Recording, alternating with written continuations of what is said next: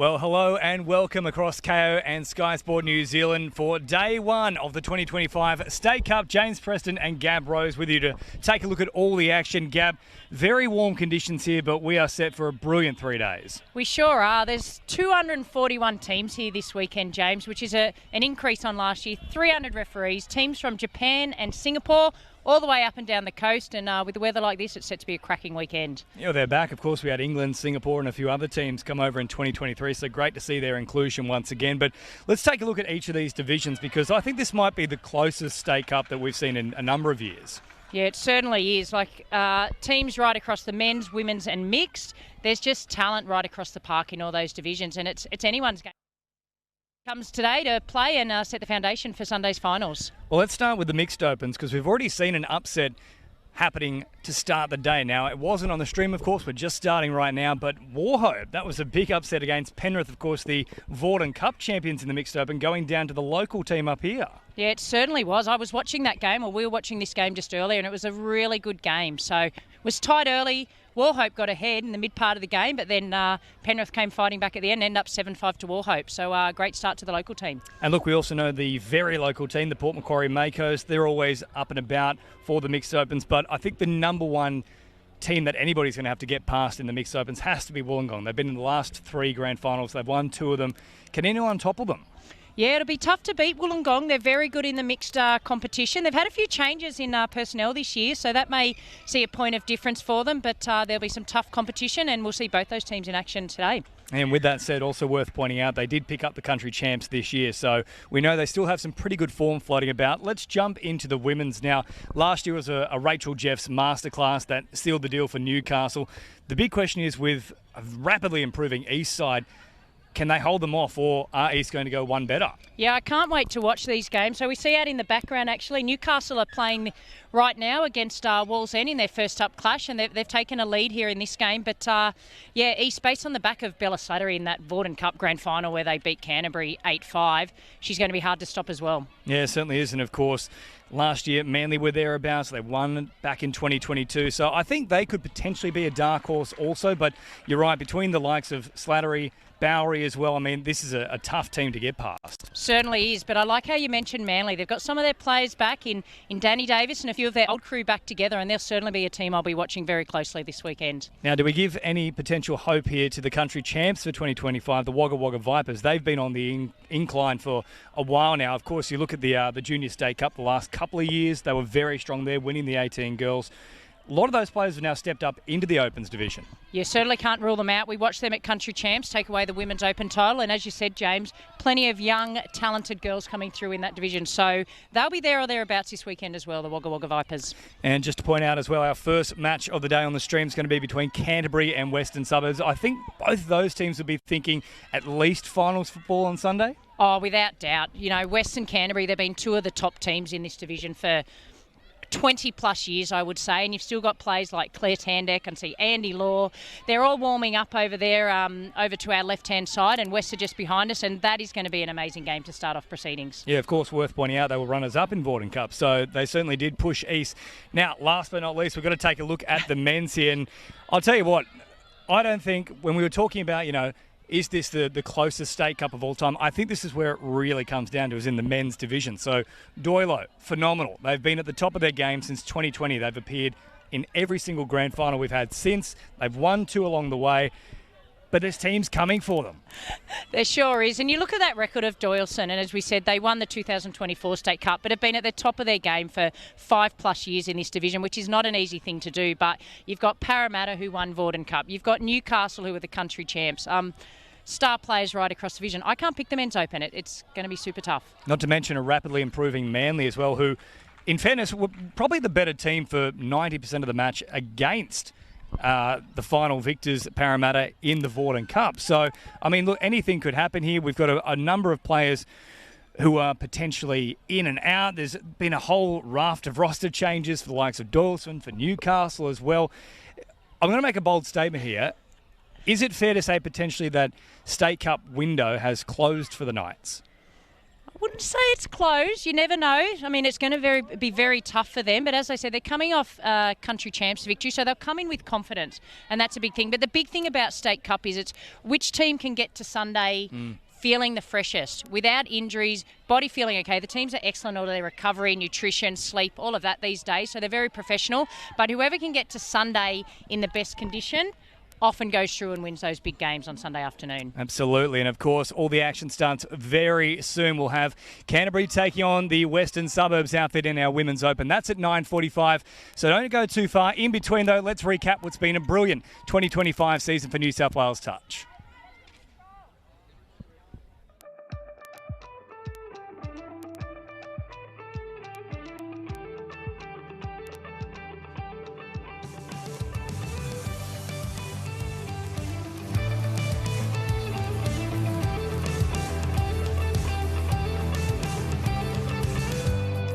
I think it's very important to have these nights, bring all the good work, all the volunteers together, what they mean to the community, and you represent your club, all the players at every affiliate. I think it's a wonderful night. It's just great to be amongst the social scene. That's why we play touch mostly. It's not about the sport, it's about getting together with friends, and tonight's a good night for it. It's our celebration and it's our night off. We don't expect awards. It's not about that, but it's so good to catch up. As a former player, there's so many familiar faces.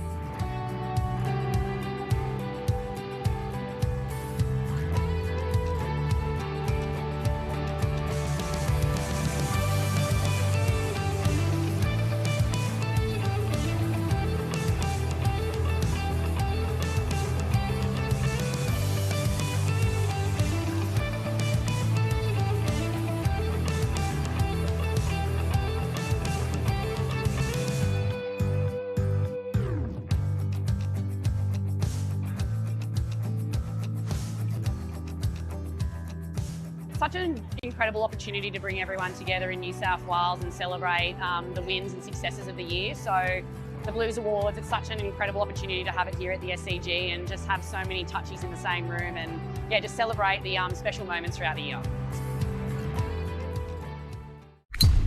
New South Wales would have to win every remaining division.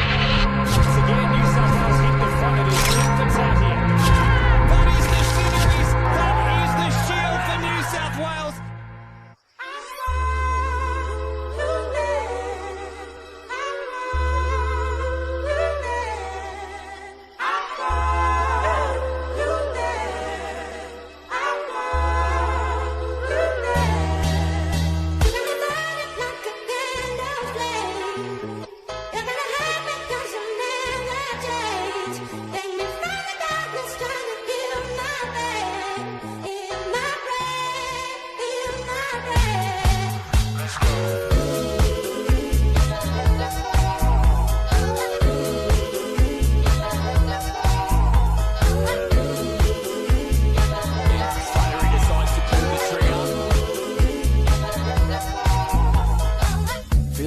First time I made time in a minute. Rock with it, I'm in attendance. How could we pair feelings aside? I gotta match the fires to the flame. The feeling just got attached. I got the days fall, the straight fall away small. The waist started dancing on me. Had to take it back home. Time moving slowly, fast forward.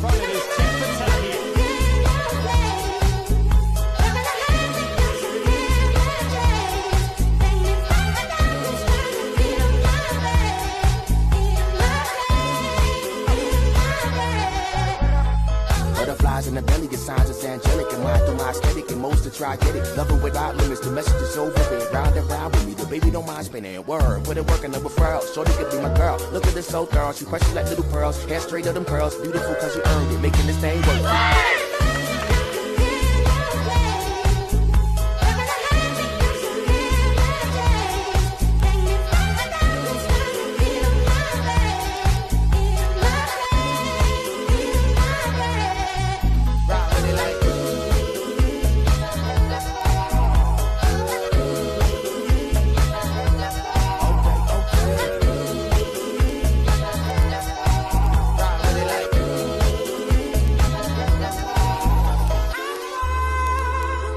After that, of course, New South Wales would have to win every remaining division.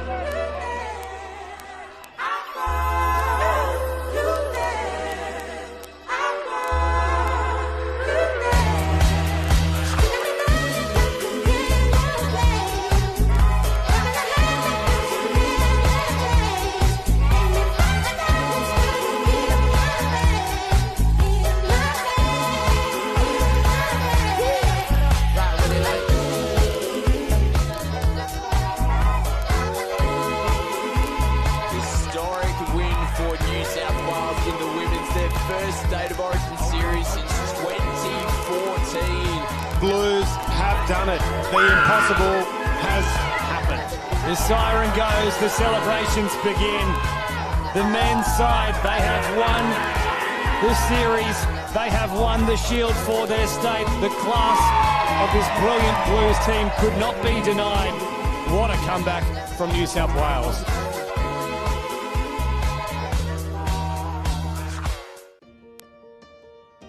Touch football has given us so much, and it's time for us to give a little back. Now more than ever, we need to come together as a team. This summer, get your family, your friends, or even people you don't know together. It's time to play, laugh, and connect to your community. It's time to run, step, pass, and dive. So come and lace up your boots and get your game face on. It's time to play touch football. Touch football is back. Our sport is back. It's time for us all to come back together.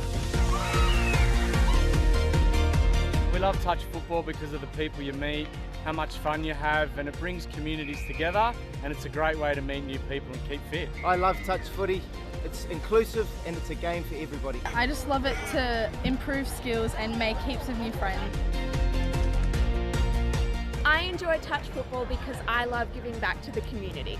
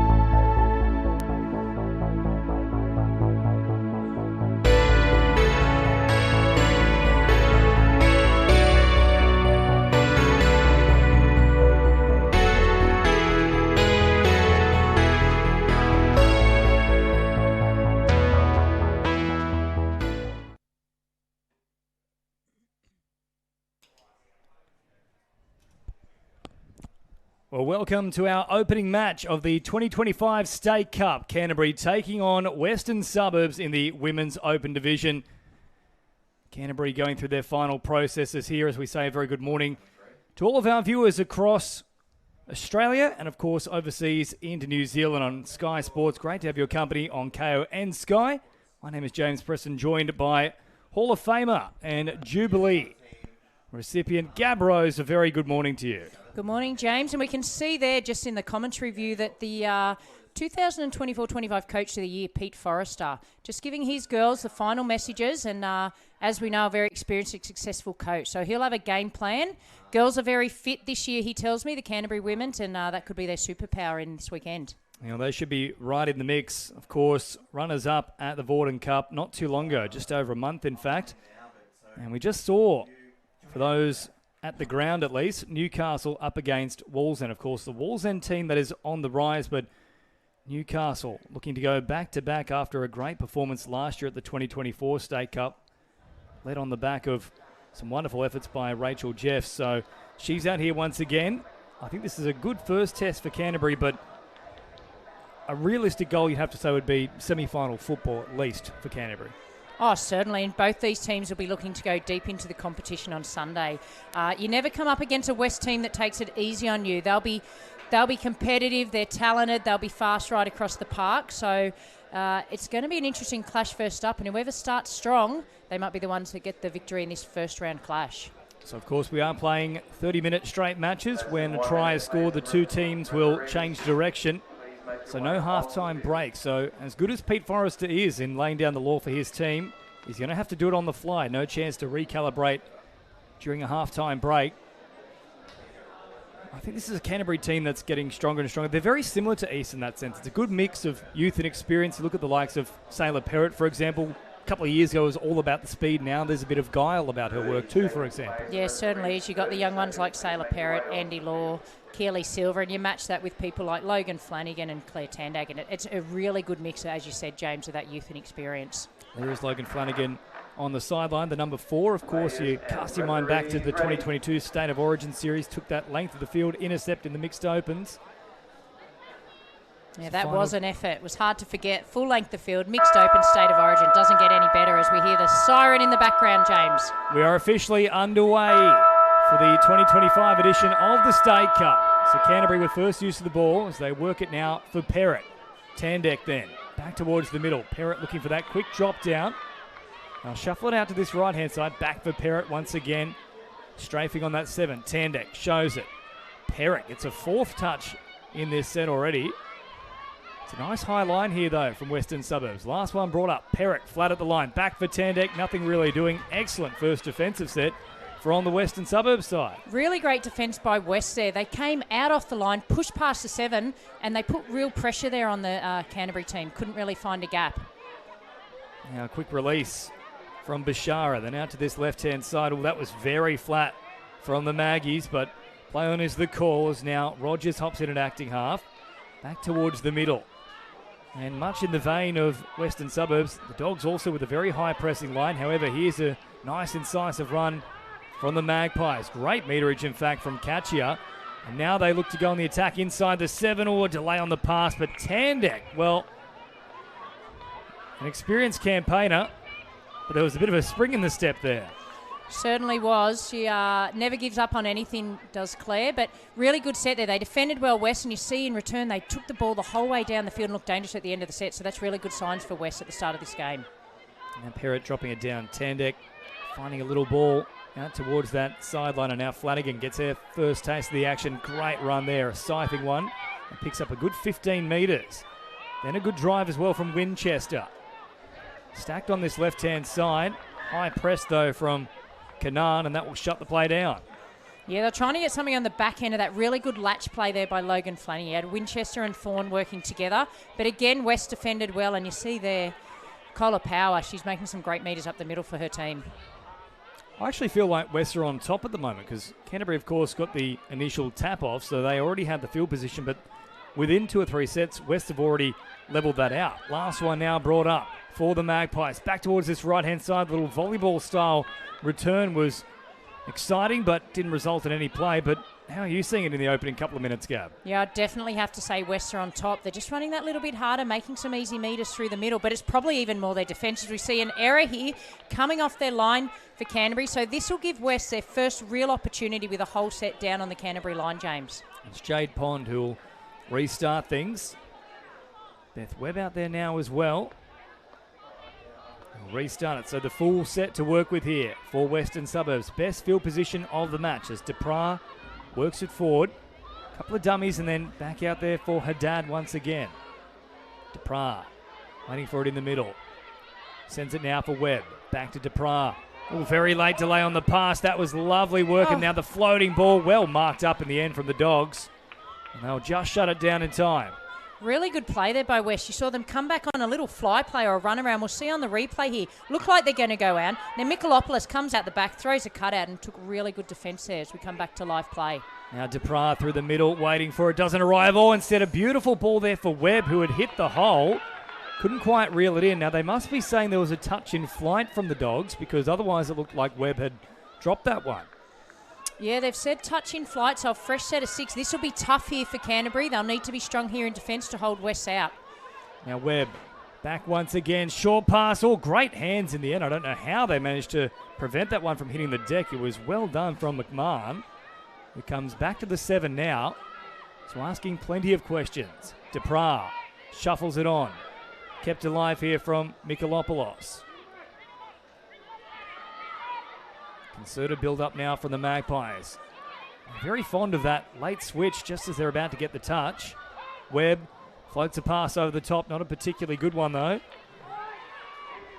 It's a little bit too deep for the run. Last one now brought up. That's well done from the Dogs, but I'm liking what I see here from the Magpies. There's a lot of variation in the attack. Certainly is. There's some little plays that they're liking, and don't be surprised if they come back and then try a different option on that play. They've run that play, same play with that little sweep coming around late, like a little fly play. They might have a couple of options off that at the back end of this match. But well defended there by Canterbury. They needed to defend strong, and they did just that. Nice little charge there from Austin. Now Fraser getting involved. Straightening up is Lenny Tandek. Up into enemy territory is now Claire takes off. And she kept going on that left-hand side. There was a genuine opportunity for Tandek, but turned away from it. And perfect example, I love our sport of touch footy.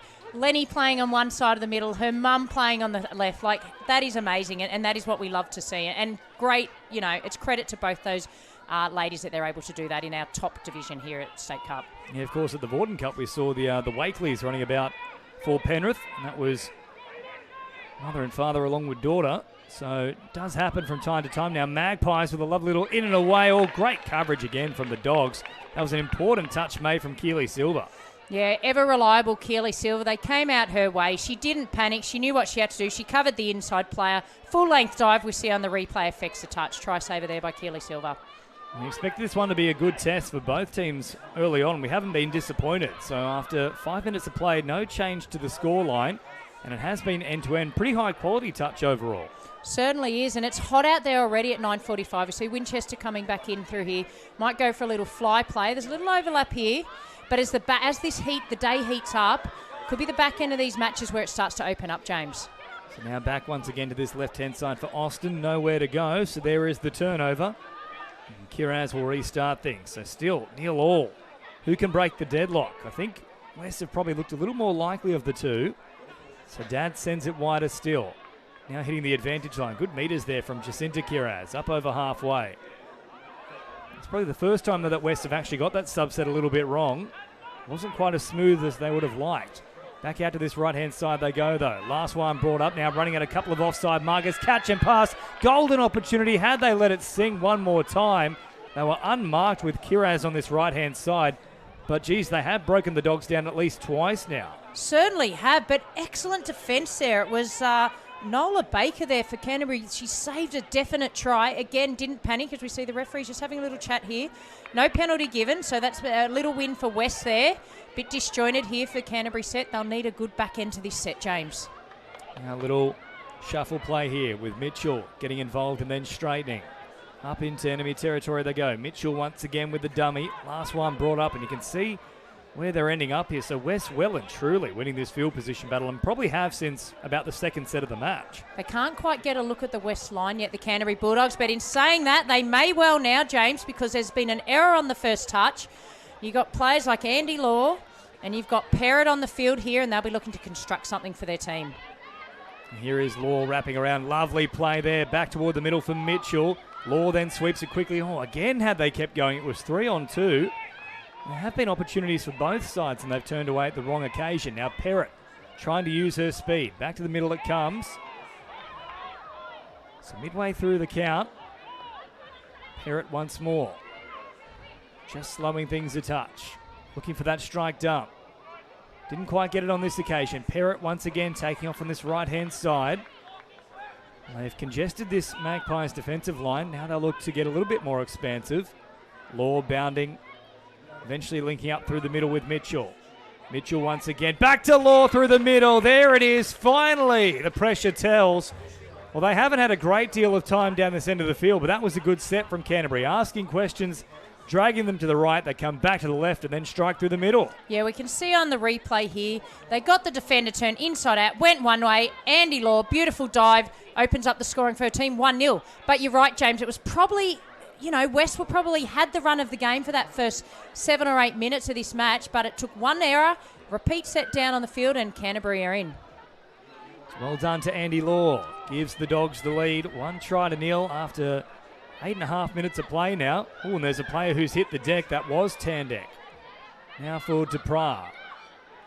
Back towards this right-hand side. Dupras with a quick scoop. Good chance on this left-hand edge. Not a great delivery. In fairness to Canterbury, they were very aggressive defensively, and I think they just shut down the time and space for Dupras. Yeah, Dupras looking light on her feet there and looking likely for West, and that's the one they'll be looking for all weekend.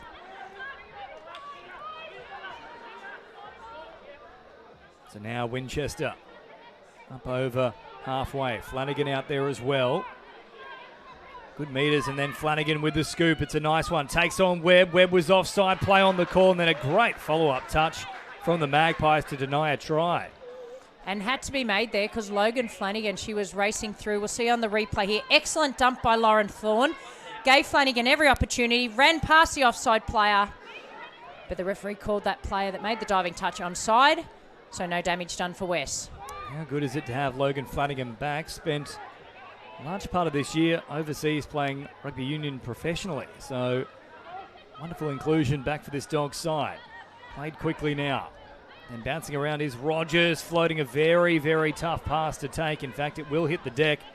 Really a play that didn't need to be achieved there from Rogers. No, and again, Mia Rogers, another young star on the rise, and they'll be looking to her this weekend. But you speak about Logan Flanagan playing rugby union overseas, and you talk about a lot of these, the males and females come from various other sports and use touch as their platform, James, as they go ahead and play professionally in other sports as well. It's great to see.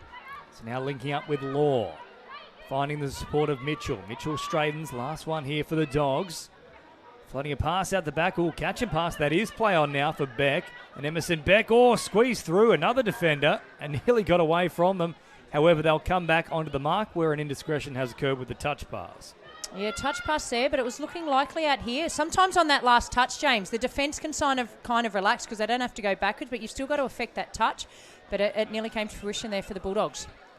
Third of the way through this match, I'd say probably the first 7 minutes was all the Magpies, but it really has turned in a big way. Dogs have finally clicked into gear, and now the Maggies are struggling a touch. However, this is a better looking set as Haddad works it forward. Now links up with a run here from Kiraz. There is the turnover once again. So just as they started to get things right, the Magpies, they've released all that pressure. Yeah, that drop ball there by Wes earlier on that led to the Canterbury try, it really was a game changer in the mid part of this match. So Canterbury have gained confidence. We see there Andy Law stepping away to the halfway line as Baker comes on and they're doing it. This is a really good set by Canterbury, James. Gee, she's fleet-footed. Andy Law is now Tandek waiting for the chance, won't get it because Perrett's far too quick. Now Tandek takes off, has Perrett with her. Perrett then looking long. What a pass from Perrett that was. Shut down very quickly. Last one brought up here for Canterbury. Back to the middle. Catch and pass from Tandek. Finds Perrett. Little wraparound play. Tandek once again had to make a play. It did McMahon, who saves a try. Old school touch. We've see the old catch pass. Tandek on the fly around this right-hand side. It's worth a look at the replay. Last touch. Nothing to lose. Comes out the back. She hits that beautiful line there, does Perrett, and it earns her team a fresh set of 6. The wraparound, I still maintain it's the most underrated move you can do in touch football. It doesn't happen too often, but just about every time it gets pulled out, there's an issue for the defensive line. So now Tandek takes off directly through the middle. Shut down well there by Odette Kanan.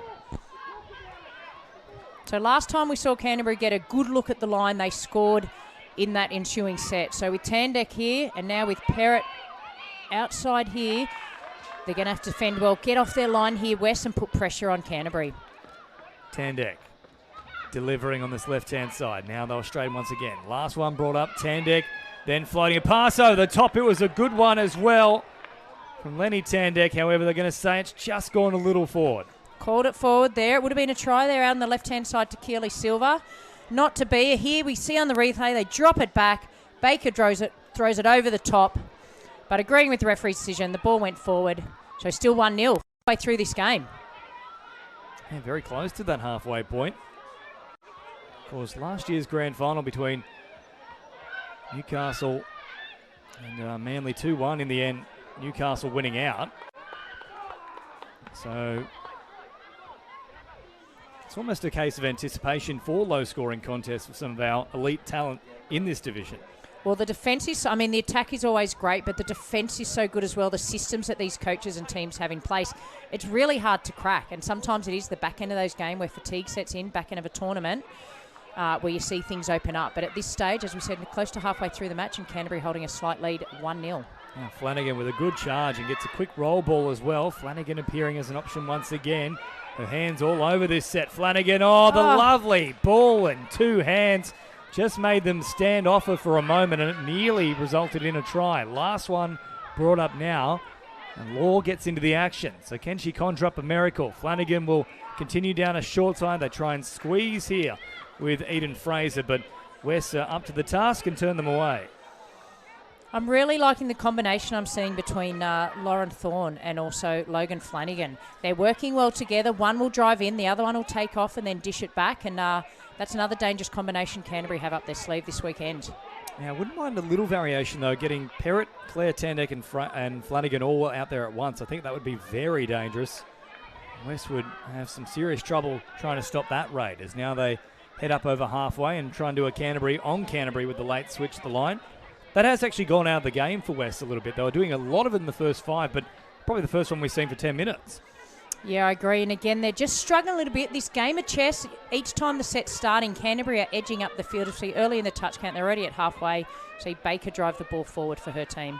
Now Tandek onto Lenny Tandek and then Sailor Perrott. Claire wraps around to this left-hand side, takes them on and then links up with her daughter back through the middle. Last one brought up. Perrott now with a bit of speed, linking up with Claire. Good touches made, and there's the turnover. So it's really only been the one chink of the armour for Western Suburbs. Yeah, and again, it's in a little bit of grind at the moment. I still feel Canterbury have got the edge in this field position. They're dropping the ball each time at the end of the set, right down on West line. That's a better run from Mia Rogers and take her team direct. And you can see already going straight up the field, James. Yeah, this is a brilliant couple of plays here from the Magpies. And they'll still get a look at the line by the end of it, you'd imagine. Last one brought up just outside the 7, floating a pass over the top. Oh, had they hit Rogers, there was oodles of space in that link hole. Instead, it remains 1-0 with about 14 to go. She started the set well there, Mia Rogers, and she almost ended with a try. So they could have got her the ball there hitting that hole. Could have been 1-1, but not to be as Canterbury go driving up the field again. Their sets here are working well, James, up the field, getting their fresh legs on. Speaking of fresh legs, there's Flanagan again, finding plenty of room, but of course she enacted the contact there with the Western Suburbs defender. So even if you are offside, if the attacking player intentionally runs into you, that will be called as a touch. Last one brought up now. Nothing really doing through the middle. Rogers doesn't make a play at it, and there is the turnover. No, there wasn't much else there Steph Winchester could do, and it's a tournament back here for Steph Winchester. Not long recently, the birth of her 3rd child. So as we said, there's stories right across this game, right across the weekend in all the fields, and it's great to see all these people coming out in these beautiful conditions playing for their clubs that they love. Flanagan up very quickly there to make the touch. So deep into the count now. They'll keep it alive on this right-hand side. Last one now brought up for the Magpies, and off they go through Kanan. Kanan trying to squeeze. In fact, she will squeeze. Now a chance to link up, find support, and it's Mikalopoulos who goes in for Western Suburbs. Well, that opened up like Sydney Heads. That came from nothing. It'll be interesting to watch the replay here, but obviously great listening by the referee there, Kanan. She went straight through a little dummy. Players were supporting, and Mikalopoulos right on the spot there, takes it to 1-1, but came from nothing. I'm assuming the referee might have the Bulldogs player offside, wait patiently. Good, great, Mikalopoulos, 1-0. Didn't see that one coming. Very strange one there. It was Thorne who, look, you must be right, must have been called offside. Mind you, from that angle, it wasn't even clear there was a touch anyway, so a strange one, but Magpies will take it. They're now locked up at 1 try apiece. And then we just see an error there for Canterbury off their tap. So West, they've scored a try, they've defended, only to defend a couple of touch. Now they're going to get the majority of the set down at Canterbury's line. So they're over halfway early in this touch count. So again, the tide has turned a little bit, James. Yeah, their backs are up at the moment, the Magpies. There's another good charge. Then floated back to the middle from Collar Power. Webb's out there once again. Hops in at acting half.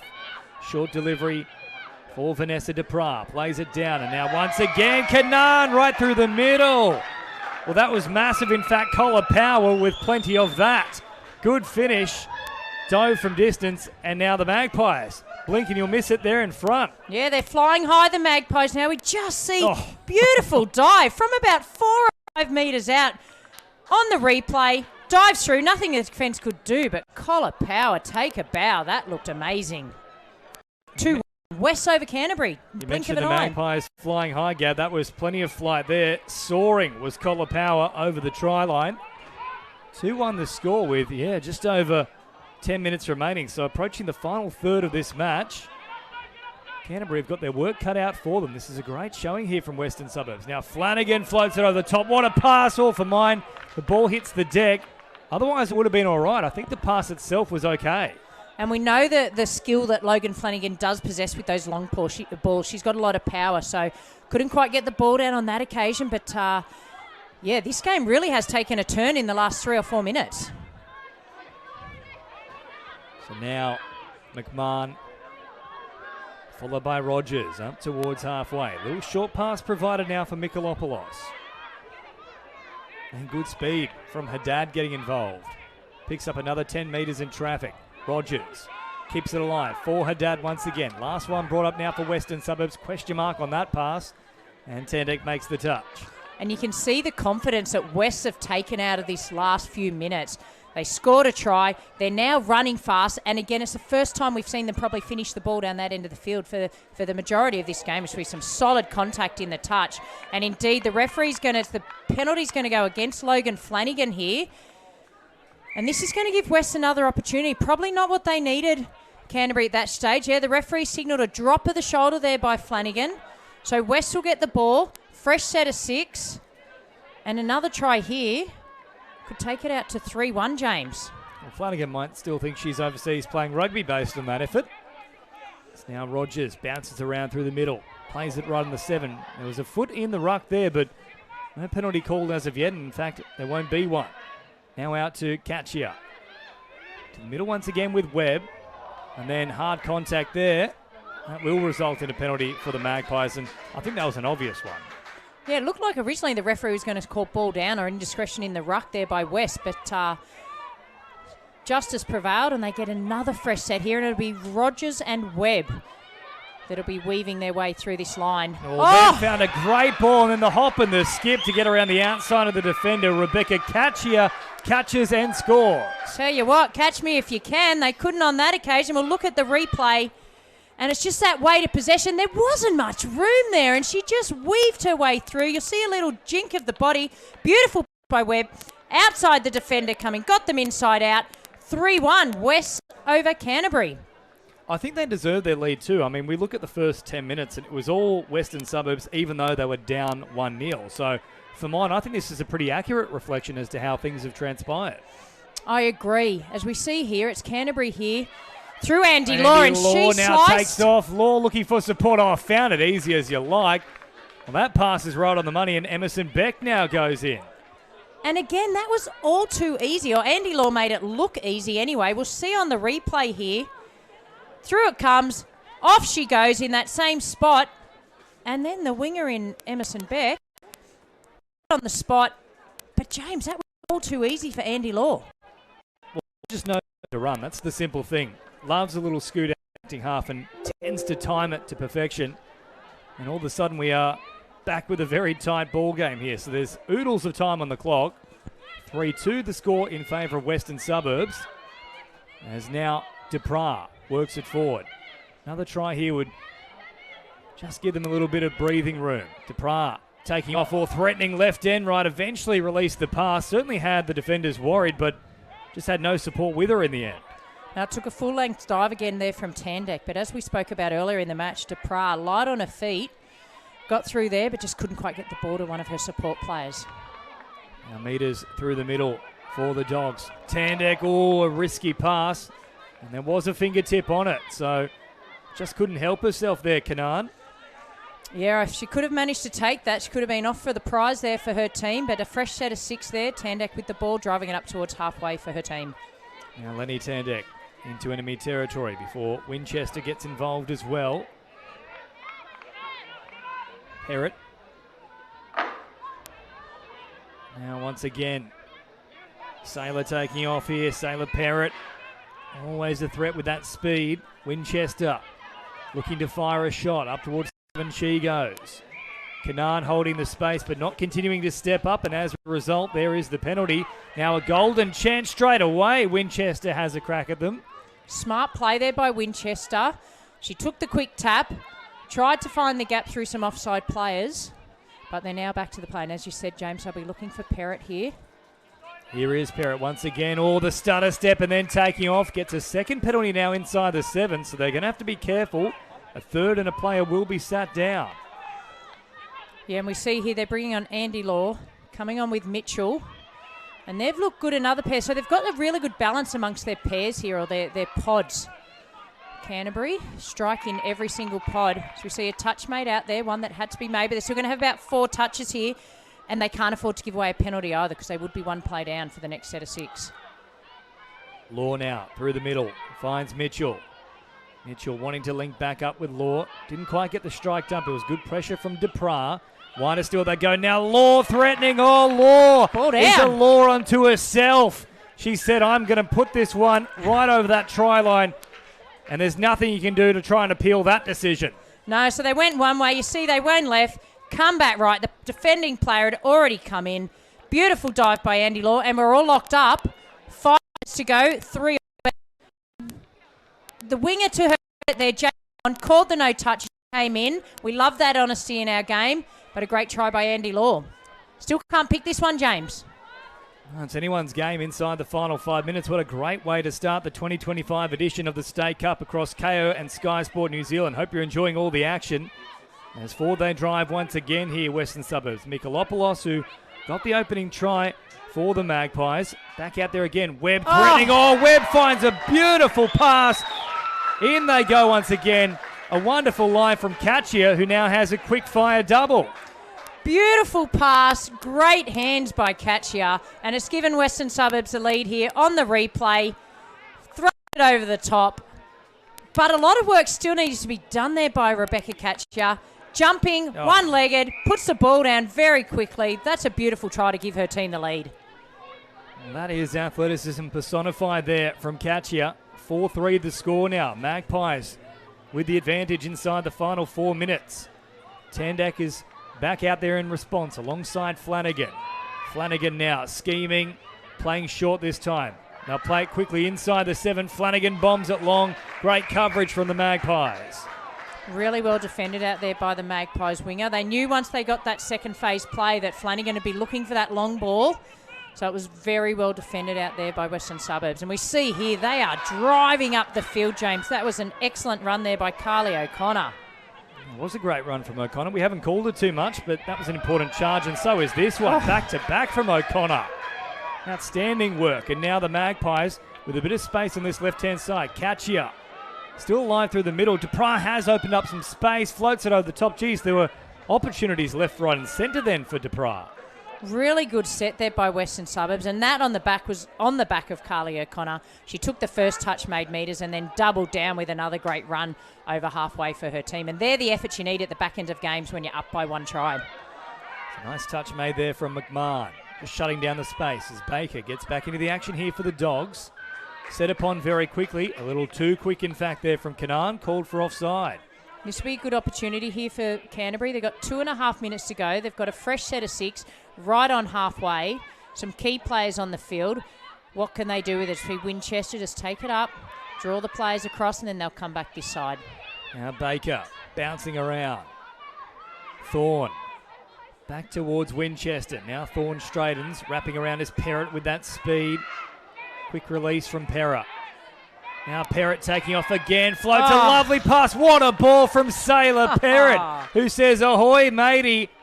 You can put this one over, and Emerson Beck now gets a double. That is just poetry in motion. She set them up. Perrott went one way, came back the other. Beautiful right to left pass. Well done, Emerson Beck. I love seeing tries like that. The game is all drawn up, 4-4 with 1:40 to go. And that's the addition that we've seen over the past 18 months to Sailor Perrott's game, is the ability to throw that long ball. Previously, it was all the speed and the footwork, but now she really can turn it on with the fingertips. So 90 seconds to go. 4 tries apiece. Good chance here for the Magpies to steal it late. Out to this left-hand side. Mikolopoulos floats a pass. It's a good one as well, but is there to stop the try, having just scored one. Yeah, there's been an indiscretion back at the start of that touch, so it's a penalty here to Canterbury, so they'll get one more chance. I'm going to sit on the fence and say a draw would be a great result for this match. Maybe not if you're in Canterbury or West Camps, but it's been an excellent first up encounter here on KO Sports. I tend to agree, Gab. I don't think either side deserves to lose this one. The Magpies, maybe if I had to do a points decision, 51-49, so to speak, in favour of them, but I'd certainly take a draw. As now Perrott comes charging for good metres once again. Andy Law's out there. Links up with Tandek. Off the left foot now. Last one brought up. Danger signs for the Magpies. Law was looking for support. All Rogers stepped in the way of the pass. 30 seconds now and a full set for the Dogs. And they've got some strike power on the field. Are we going to see a fairy tale finish here for Canterbury in round one? You've got about 20 seconds to go. Law with the ball, throws it wide to Silva. You've got a couple of touches up their sleeve. 13 seconds to go. Law, Tandek and Perrott. That's the golden combination. Oh, Law couldn't help herself. Tried to link up. Last play coming up now. 3 seconds on the clock. Tandek works it forward. There's the touch. In fact, they'll get one more. Law was trying to quickly feed Perrott, but couldn't quite find the fingertips. Both teams out on their feet. What a great way to start the 2025 edition of the State Cup on KO and Sky Sport New Zealand. It's Canterbury and West locked up at full time. I'll tell you what, if that's the quality of matches we're getting over the next 3 days, do not go anywhere at home, because that was an amazing start to this weekend. 4-all, superstars right across the park from both teams in a game that went like a seesaw, went from end to end, and you couldn't pick it. But I think both teams will be happy coming away with 1 point, James. Yeah, and I think there's plenty to work on for both teams in terms of, well, they would have enjoyed the foundations they've set in this first game. Now it's about just fine-tuning them. So, terrific start to the action across KO and Sky Sport New Zealand. Don't go too far. Up next now, 10:20 slot. We move to the Mixed Opens division. Port Macquarie, the home team, up against the Australian Defence Force. Please make their way to the fields for the commencement of the next games. Thank you.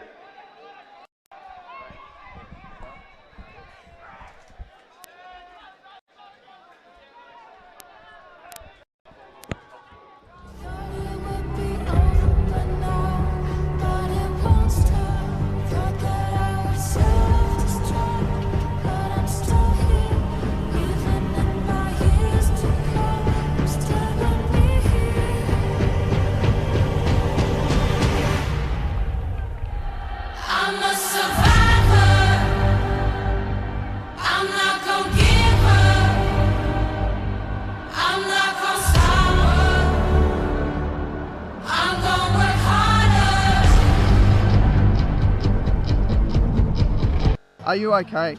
If you feel like something isn't okay with a friend or a teammate, ask the question, are you okay? The people in your world don't always tell you there's something that's troubling them. So it's important that you make asking, are you okay, part of your everyday conversation. You start by saying, how are you travelling? Listen, if they don't want to talk, just let them know that you'll be there for them when they're ready. Check in. It could be a simple text message or a call, just to say, hey, how are you? As coaches, we also need to create a supportive environment with words of encouragement. As a sporting community, we need to ensure everyone feels invested in the culture we are building as a group and as individuals. As a team, we always start with a random conversation question. Like, if you could have a superpower, what would it be? Asking isn't always easy, but it could change your life. So please ask someone today, what are you waiting for? Are you okay?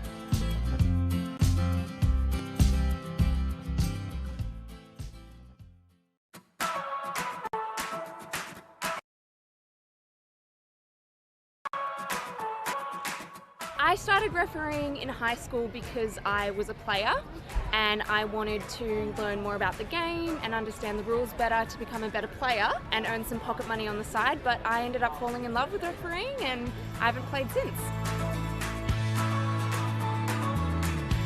I became a referee, my son was playing and I wanted to give back to the sport, and now my youngest son's refereeing. We're both having a great time, and if someone had told me how much fun I was going to have, I would have got into it far earlier. I got into refereeing because my dad was a high-profile referee and I always knew that I wanted to follow in his footsteps, and now I get to referee with my family. I became a referee as I started playing the game. Wasn't really good at the game. I wanted to still stay involved in it. And I thought, give refereeing a go. I started enjoying it. I started challenging at the top end, and it's one of the best decisions I've ever made.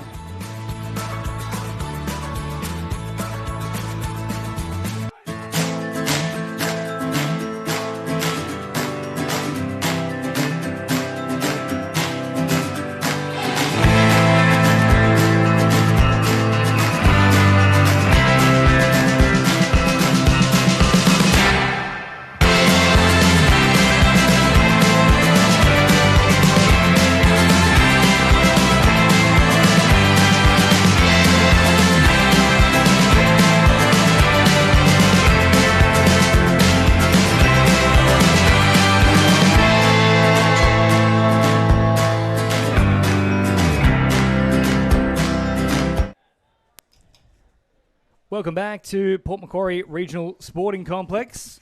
The home side taking to our stadium field up against the Australian Defence Force. Great to have your company across KO and Sky Sport New Zealand. Will be the home team, Port Macquarie Makos, with first use of the ball. As they charge forward now. A little dummy coming out there from Cody Fisher. Then scooped up from Lorga. Lorga hopping in and acting half once again. Fisher back to Lorga. Port Macquarie expected to do some pretty good things in this particular division. Of course, they played in the grand final. Here goes Fisher now with a giant dummy, then floating a pass. It was well taken, but also well covered from the Australian Defence Force. Well, if there's one team that knows defence, it's those who protect the borders. It certainly is, James, and we love watching the mix. We'll see on the replay here. He snuck his way through, touch, threw it over the top. Couldn't quite find it in Bianca Green. But as we know, James, Port Macquarie, synonymous with excellent mixed open teams. And of course, in 2022, they featured in that grand final against Wollongong. That produced one of the all-time great tries in a grand final. I believe that final clip has 1.5 million views on it. With our Sargent and Springfield with that little flick pass and then the ball over the top. I think Matthew Tope might have taken it in the end, as now Defence Force takes off and then floats a pass, but into the arms of Port Macquarie. Oh, but hang on. There will be a penalty here for offside as the initial indiscretion. Yeah, so the referees have ruled there, even though the pass was forward or ended up in the Port Macquarie hand, they were offside. So Defence Force will get a really good look here at the Port Macquarie line. We'll see what they've got up their sleeves. Some handy players in this side too, especially this one with the ball, Drew Price, who takes off now, hits the deck. Raina Badior as well, another player who's been around for a long time and done some great things in the world of touch. Price had the chance to go quickly on that left-hand side, and they did have the numbers, but opted against it. Here's Price once again, though. White wrapping around to that left-hand side. Price begging for that penalty, not forthcoming at the moment. Lorga up to meet him. Now back to Price once again. Good footwork. Price back on the inside. Lorga once again, though, shuts him down. Two big defensive plays in a row. Yeah, there's a beautiful step there by Drew Price. He came around on the sweep, stopped on a dime on his left foot, but equally well defended there by Port Macquarie Makos. Now Lorga, who's been very impressive in the opening 3 minutes here, takes it forward. Linking up with Garland. Then floated on from Lewis. Lewis again taking off. Trying to step inside the work of Price, who is there to meet him, makes the touch, and that's the turnover. Probably a disappointing end to that set. Yeah, they'll certainly be disappointed with the end of that set. They got some good drive through the middle part of the set, and speaking of good drives, the Defence Force here, they're taking it up right through the middle of the field. They're coming back across, but beautiful effort there by their females coming on the field there as well, James. Yeah, nice charge as well. Into the action they go with Matthew Sullivan, and then hitting the deck off the back of the contact. We'll get a penalty in another set to work with as Diesel Richter prepares to set up a raid. Richter works it forward. Quick release once again. Back to Richter, collapsing quickly. Geez, that was sharp work. Sure was there by Richter. So he looks like he's going to be one to watch here. He's working here with Sullivan. So it's Richter and Sullivan through the middle of the field. Richter now out to this right-hand side. Thompson trying to step on the inside of one defender in the form of Lewis and then stretch out and plant it down. The Australian Defence Force are on the board.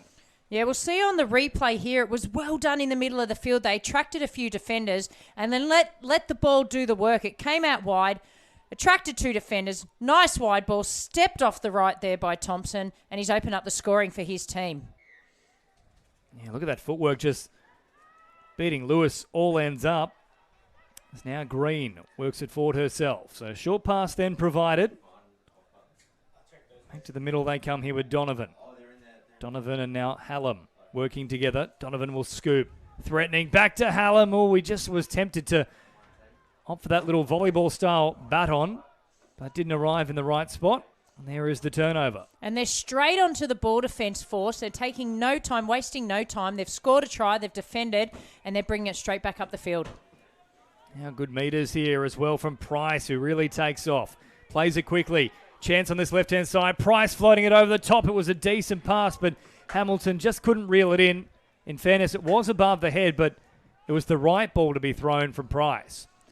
Yeah, Price is doing a really good job here for his team. They're taking the ball forward. You'll see on the replay, he creates an overlap. throws it over the top, but it was still rising as it came to Hamilton. She couldn't do much with that, but a really good set there. And we're going to see she's managed to juggle and hold on to it there, Bianca Green. Stay inside, but they're struggling to get out of their own half in this set, James. Well, apparently the circus has rolled into town here in Port Macquarie. Typically it stops in Foster first, but it's made a detour.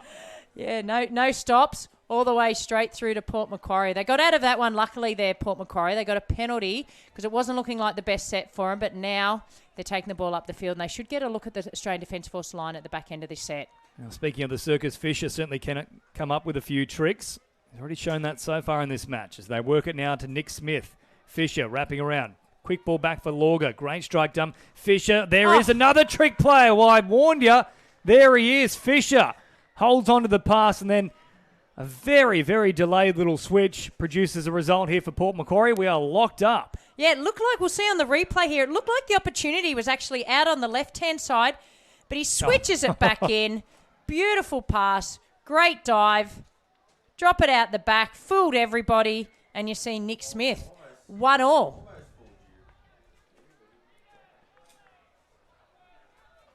Didn't fool our cameraman though, James. No, he was ready for it. Knows the tricks of Fisher. There's Benjamin White now. Gets involved once again. Richter over the top. That's a lovely floating pass for mine. It's gone backwards as well. Diesel Richter. Plenty of fuel about that ball. Yeah, they're not showing much excitement, the Australian Defence Force, but they've got a try out there in the corner. Beautiful pass, right to left. And the winger there caught it and dived. 2-1 Australian Defence Force. That's one of those ones I think floats forward, but I believe that the wrists are still angled backwards. Yeah, it was Nina Sherlock, the young lady out there on the wing that scored the try for Australian Defence Force. So it's 2-1, 7 minutes into this match. So a fair bit of difference between this one and our opening game across KO and Sky Sports New Zealand. The Women's Open between Canterbury and the Magpies finished 4 tries apiece. Of course, mixed opens tends to be quite high scoring. Another raid here close to the line, and they got within inches of getting a second try here, Port Macquarie, but Howard is denied, and there is the turnover. And that's the beauty of mixed touch. We do often see a lot of tries scored. So plenty of skill on show.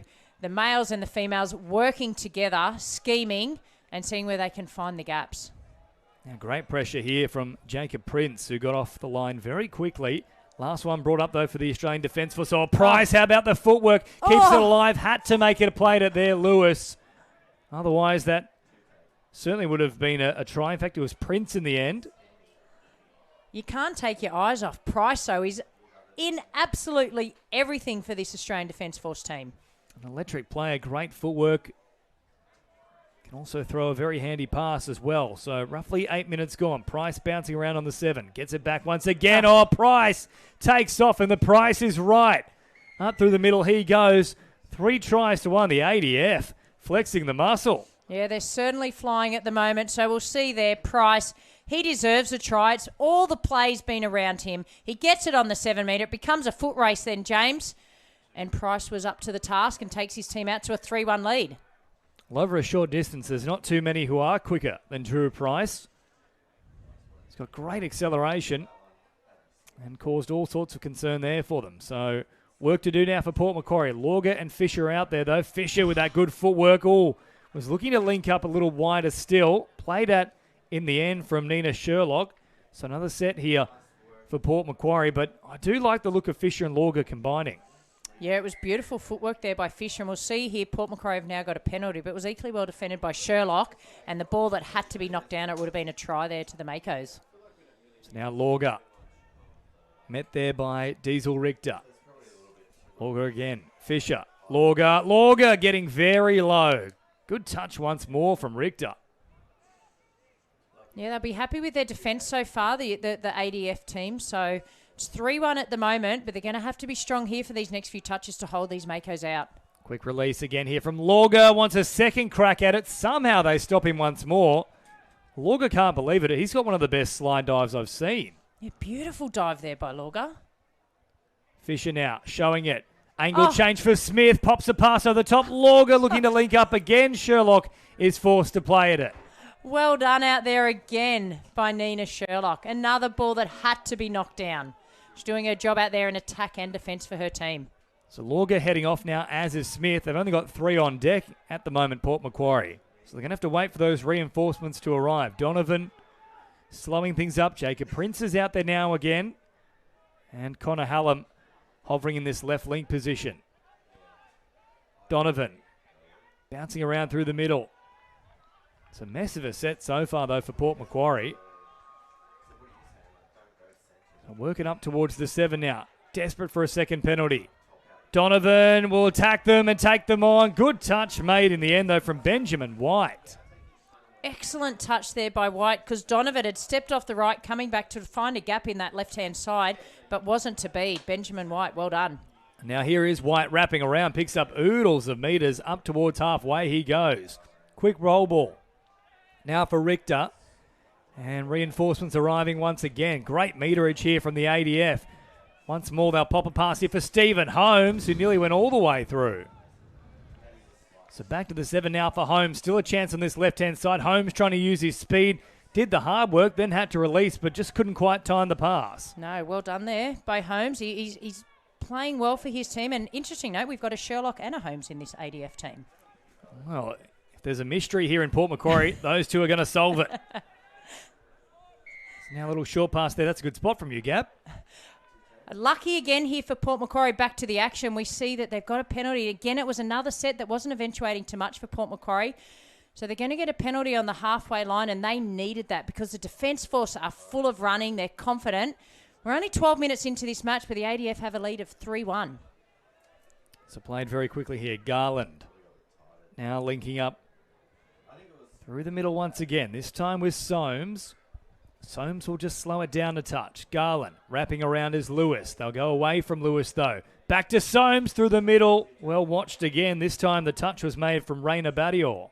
Came from a long way there, Raina Badior, and it had to be made. He saw the danger. He came sliding through. We'll see on the replay here. So they dropped it back inside where the gap was, but Raina Badior did a really good job for his team. Yeah, great awareness. Saw there on the replay the moment that run had begun there from Soames. So too did Raina Badior defensively. Now a nice draw and pass there from Thompson, who does have a try so far. Sherlock has been in the wars. Maybe we'll need Holmes after that one. Up towards halfway they go. Good pressure on this occasion from Port Macquarie. Now Price once again, carting it forward. Hop and a skip, off they go. Zachary Green. Oh. Green links up with Benjamin White, and it's the attack of the colours here. Green to White. And a 4th try on the board. ADF now really marching forward. We'll see on the replay here. It came on the back end of a really good dump by Price off to White. And as you said, then Green scores down this right-hand side. It was greener pastures here as he went through. Beautiful try. Takes their lead out to 4-1, James.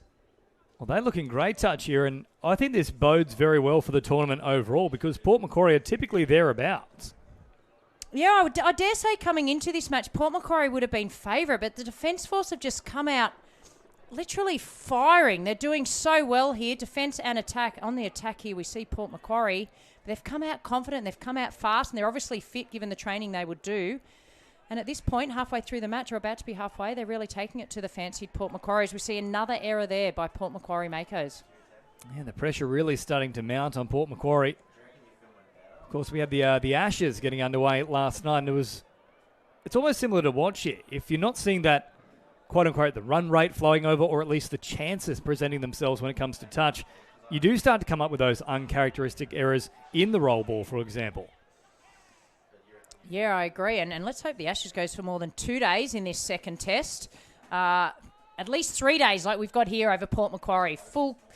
Full views here on KO Sports here for the whole 3 days. We see a little contact there in the touch, but it's play on by the referee. And again, James, Makos are going to get a penalty. That's the 3rd time coming out of their half. They've been struggling to come out, but they've come away with a penalty. Now good meters off the back of it too. It was Jacob Prince who worked it forward, and now Donovan out there once again. Heads out to this right-hand side. Prince back to Donovan, then through the middle. It's all in slow motion at the moment, though, for Port Macquarie. Hallam never got out of second gear. Here he is now, strafing across to that left-hand side, kept alive by Donovan. Some hot potato touch footy. Last one brought up now. Donovan still alive. Oh, that's beautifully worked. Jacob Prince with a king of a play.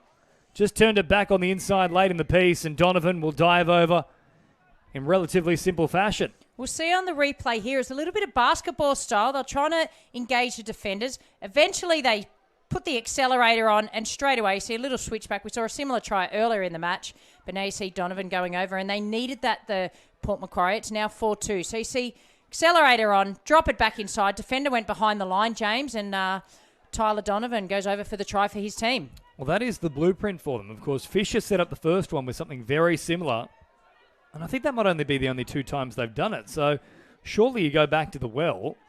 The ADF haven't really marked up on that particular play. Excellent defence there. Bianca Green, she's going to give away a penalty for her team. Referee's actually, I thought she was calling her out there, but one of the young superstars here in the Port Macquarie team is the number 1 Bianca Green, but they're going to have to defend well here because ADF are on the charge. Raina Badior and Holmes out there now. Holmes trying to use his speed. Raina Badior has that guile. Holmes played short, but there was an unmarked winger on that left-hand side. If only they could have switched roles there, Holmes and Raina Badior, because Raina Badior's got that big pass in his artillery. Yeah, so they will get a fresh set of 6 here, though, and that's 2 penalties to note against Port Macquarie. So another one, and they'll have a defender sitting on the sideline for the next set of 6. Now White finds Price. Price shows it.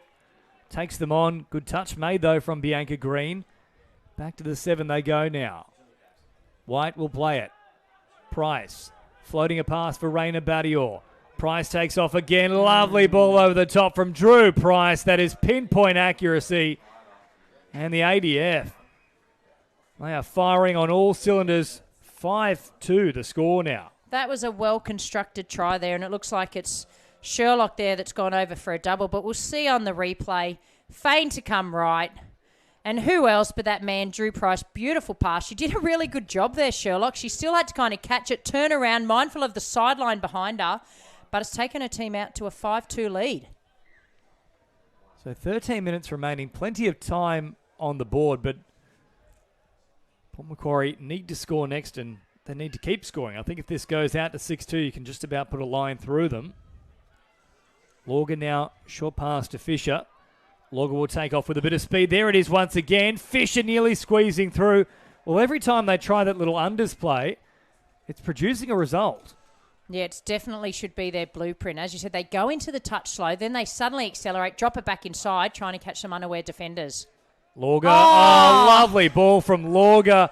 Fisher goes in acres of space.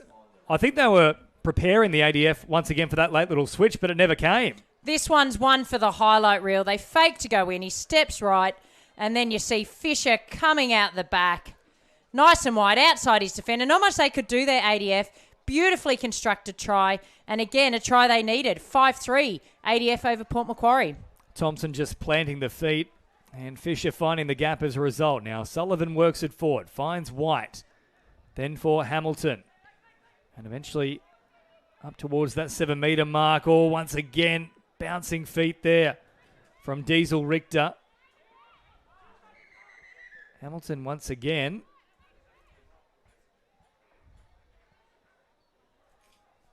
So the referees are just having a little bit of a discussion here. I think it's whether the touch was actually affected. Looked like she definitely made the touch there, the Port Macquarie winger, so I'm not sure what the confusion was about, but suffice to say, we're back with live play.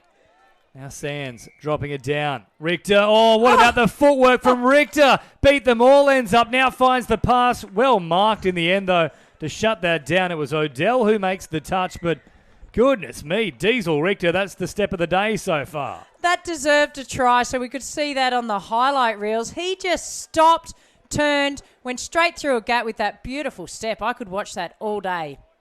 Well, that was prime Benji Marshall just then. That was the hop and the skip, the whole shebang. There's now Corey Lewis, who I believe just last weekend won a Shield Trophy in the Nines Premier League tournament, playing for the North Coast Titans. So a very busy schedule for him. So they drive it forward now through Theo Garland. Last one brought up. Nothing really doing. Now floater pass out wide. But Hamilton is all over it and makes the touch. So it remains at 5-3 Oh, and then a rushed pass there. Probably didn't need to be thrown for Sullivan. No, it was good hands by Sullivan in the end. But we're 2/3 the way through this game. 5-3 ADF over Port Macquarie. As we see an error there, and that might keep the door slightly ajar there for Port Macquarie. They'd love to score here and claw that back into one try difference, James. Certainly would. They've got a golden opportunity now. Full set inside enemy territory. Little dummy comes out. Lewis is still on the field. Finds Garland, who was looking to head to the subs box, but instead will take it forward. Now relinquishes his role. Lauger back into the action, along with Fisher. So that has been the most dangerous combination so far. Smith up to the 7. Lauger scoops it. Lauger finds a pass for Fisher, but Holmes just got back in time and then makes the touch. That was a better set there by Port Macquarie. They ran a little bit harder at the defence. Nearly got through there on the inside play. But as we see here, they're very good at their processes. They're obviously well structured, very disciplined, this ADF team. They come flying onto the ball with who other than Price? Geez, you'd like to think they're well disciplined. They are the ADF after all, Gab. I would hope so. If any team's disciplined in this competition, it would have to be them, as we see Price again on a dime. What can he create? Oh, Price with the speed now gets around Lauger. No, they've just claimed the touch in the end, and the referee will agree. I wasn't so convinced, and as you can see there on the face of Price, nor was he. Just a great back end of the set. They just drove the ball forward and laid the platform perfectly for a player like Drew Price to try and slice through the gap. Now good meters on offer. Lauger. Then for Fisher. Hamilton kept a high line, made the touch, and now Prince can start to take off. What about the speed from Prince? Nearly went all the way. Eventually shut down by Green. Port Macquarie, this is a nice little 5-minute period for them. Oh, thought they might have got the rub of the green with that call because there was a knee as the touch was affected. It was one of those 50-50 calls. The play the ball kind of went behind the defender's leg, so that might have played in the advantage there of ADF.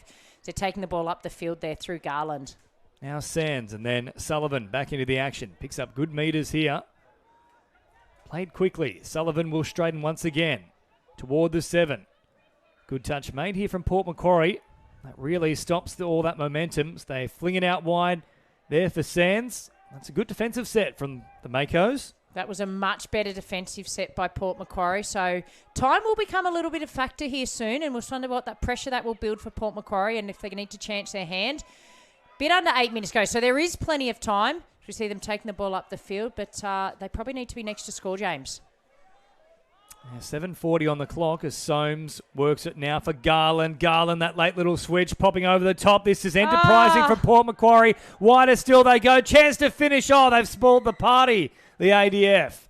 Well shut down from Richter once again. Geez, hasn't he had a big game? Sure has. We'll see on the replay here. Great hands there. That last pass went forward, but an excellent chasing cover by Richter nonetheless.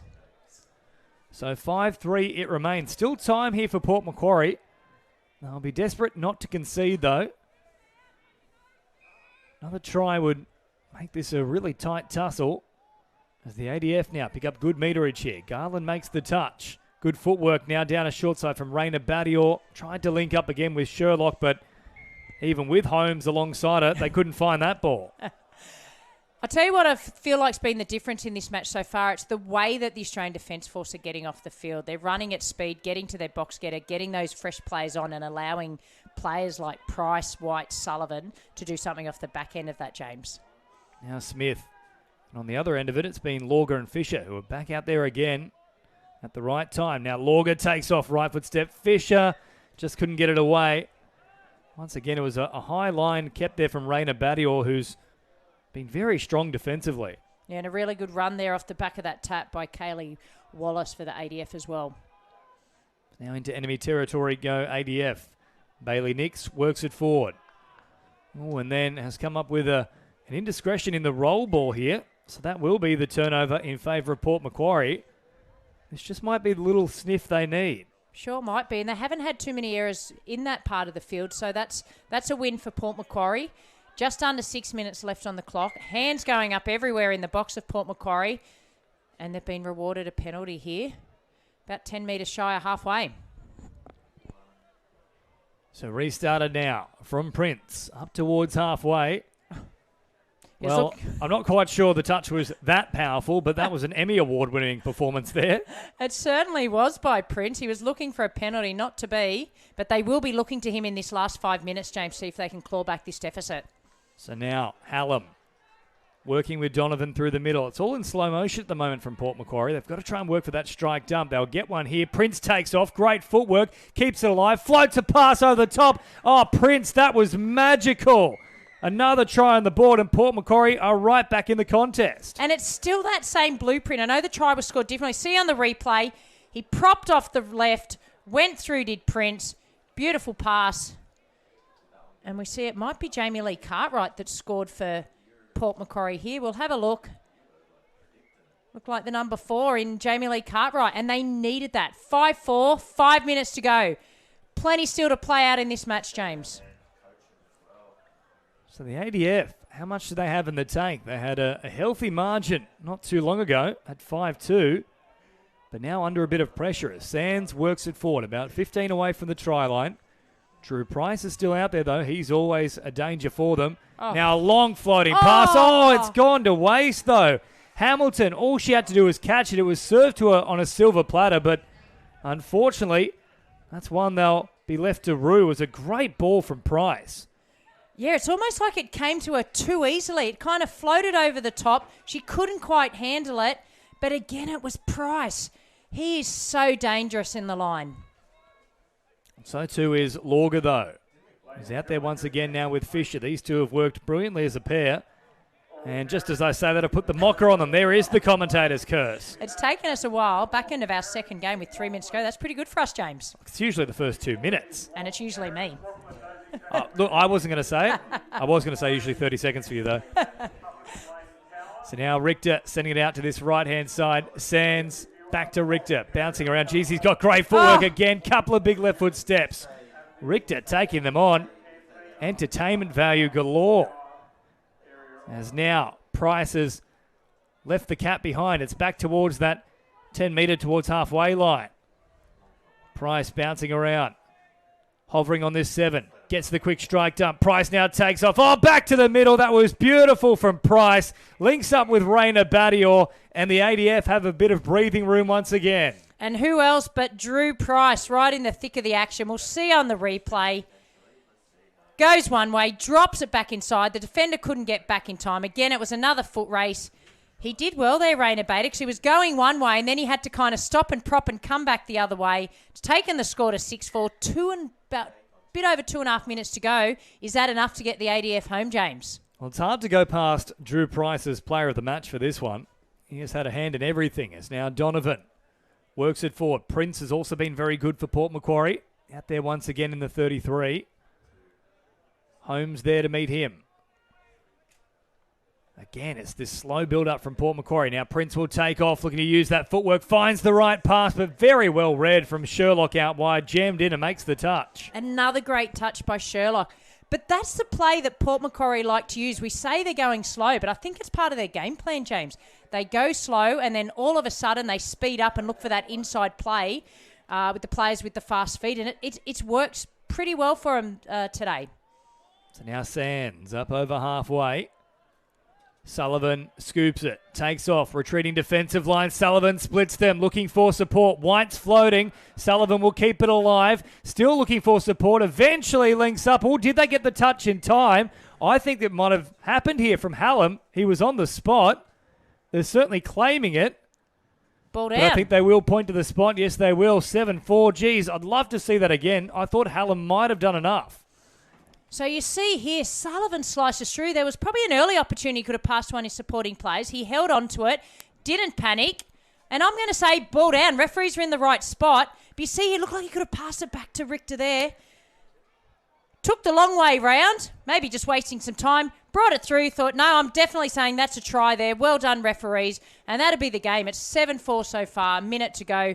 Australian Defence Force. Great first up game by your team. Unfortunately, Diesel had enough of his name in the tank because he had to keep running for an eternity there before the ball was eventually passed to him. So 7-4 the score with about 50 seconds on the clock. This game now a foregone conclusion, and that will only rubber stamp the results. So there's the turnover. And there'll be no rush to get to the ball for this set, Australian Defence Force. They can play it out, 40 seconds to go. As always, we see with the mixed open division, entertainment the whole way. So Zach Green with a nice little charge forward. Price follows suit. Now White up over halfway. Good pressure, though, from Port Macquarie. Even with the result beyond doubt, they're certainly not resting on their laurels now. Last one brought up Pricewell, card it forward, good footwork again, floats a pass over the top, and then just panicking there was Green. He had time to take it, could have set up a picnic and then passed it. Could have been a little bit of time wasting there as well there by Green. Nothing to lose. It was the last touch. Throw the ball over the sideline. So we hear the hooter in the background. Another entertaining game here in the Mixed Open, but I would have to say, James, probably a surprising result, 7-4 ADF over Port Macquarie. Yeah, well, they've certainly put the rest of the competition on notice because, of course, Port Macquarie are one of the heavyweights in the Mixed Opens division. Wollongong, of course, that's who everybody will be trying to pick off in this particular 2025 edition. They were the country champions a little earlier this year and, of course, won the State Cup last year. We won't see Wollongong for a little bit of time, but up next it is the Sharks up against Penrith.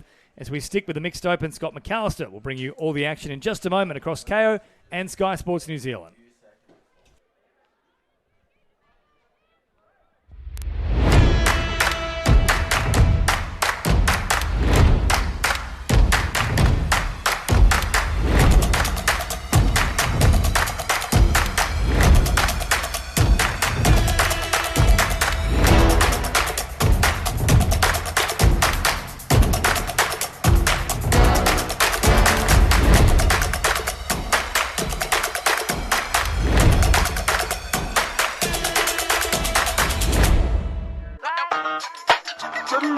Hey, used to have a silver tooth when I was just a pup, yeah. Now I got some killers who got shotties with the pumps. I don't wanna catch the feelings, I be trying to see what's up. Got a shorty clean the fitness, I'm a diamond and to run it back. Used to have a silver tooth when I was just a pup. Now I got some killers who got shotties with the I don't wanna catch the feelings, I be trying to see what's up. I let shorty clean the fitness, I'm a diamond and to run it back. First order of biz, no snitch, and I try to keep it silent, but the kids don't listen. The birthday got another hit, no flinch, and until I'm sent a watch that I can fit both.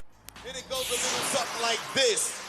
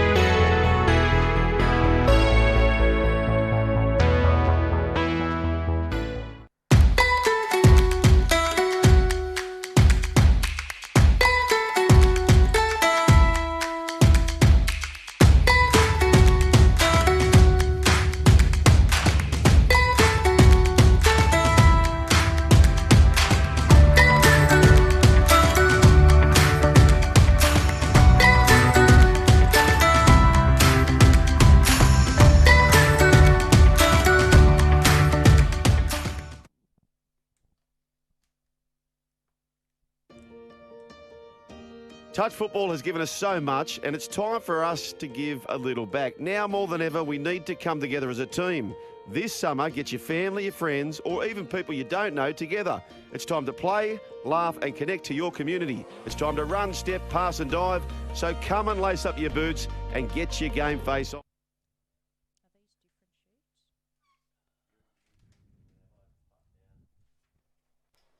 Welcome back to the New South Wales State Cup. We stick with mixed open action. Sharks taking on Penrith. This is a round 2 fixture. Both teams already having one game earlier on this morning.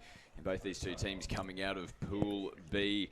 Now, results from round one. Sharks went down 7 tries to 8 over Wallsend, and Penrith down 6 tries to 8 over Warhope. So, Gab, both these two teams will be looking to kickstart their campaign with a victory here in this match. They certainly will, Scott. And they're two of the heavyweights here. We see a beautiful step off the left foot there by Maddox Wright. But the Sharks have got a few of the players that came from that winning Wollongong mixed team in the country champs this year. So, some have come back to their home club here in the Sharks, and they'll be looking for a second-round victory against the highly fancied Panthers as well. Here's the Sharkies with the first touch of the footy, and they've created some space and a few little dummies, and they'll cross over. Great way to start this match with Leah Ayoub scoring there first for the Sharks. She'll be happy with that, Leah Ayoub. I've been friends with Leah for many years, so she's out here on the right-hand link. A little switch play back.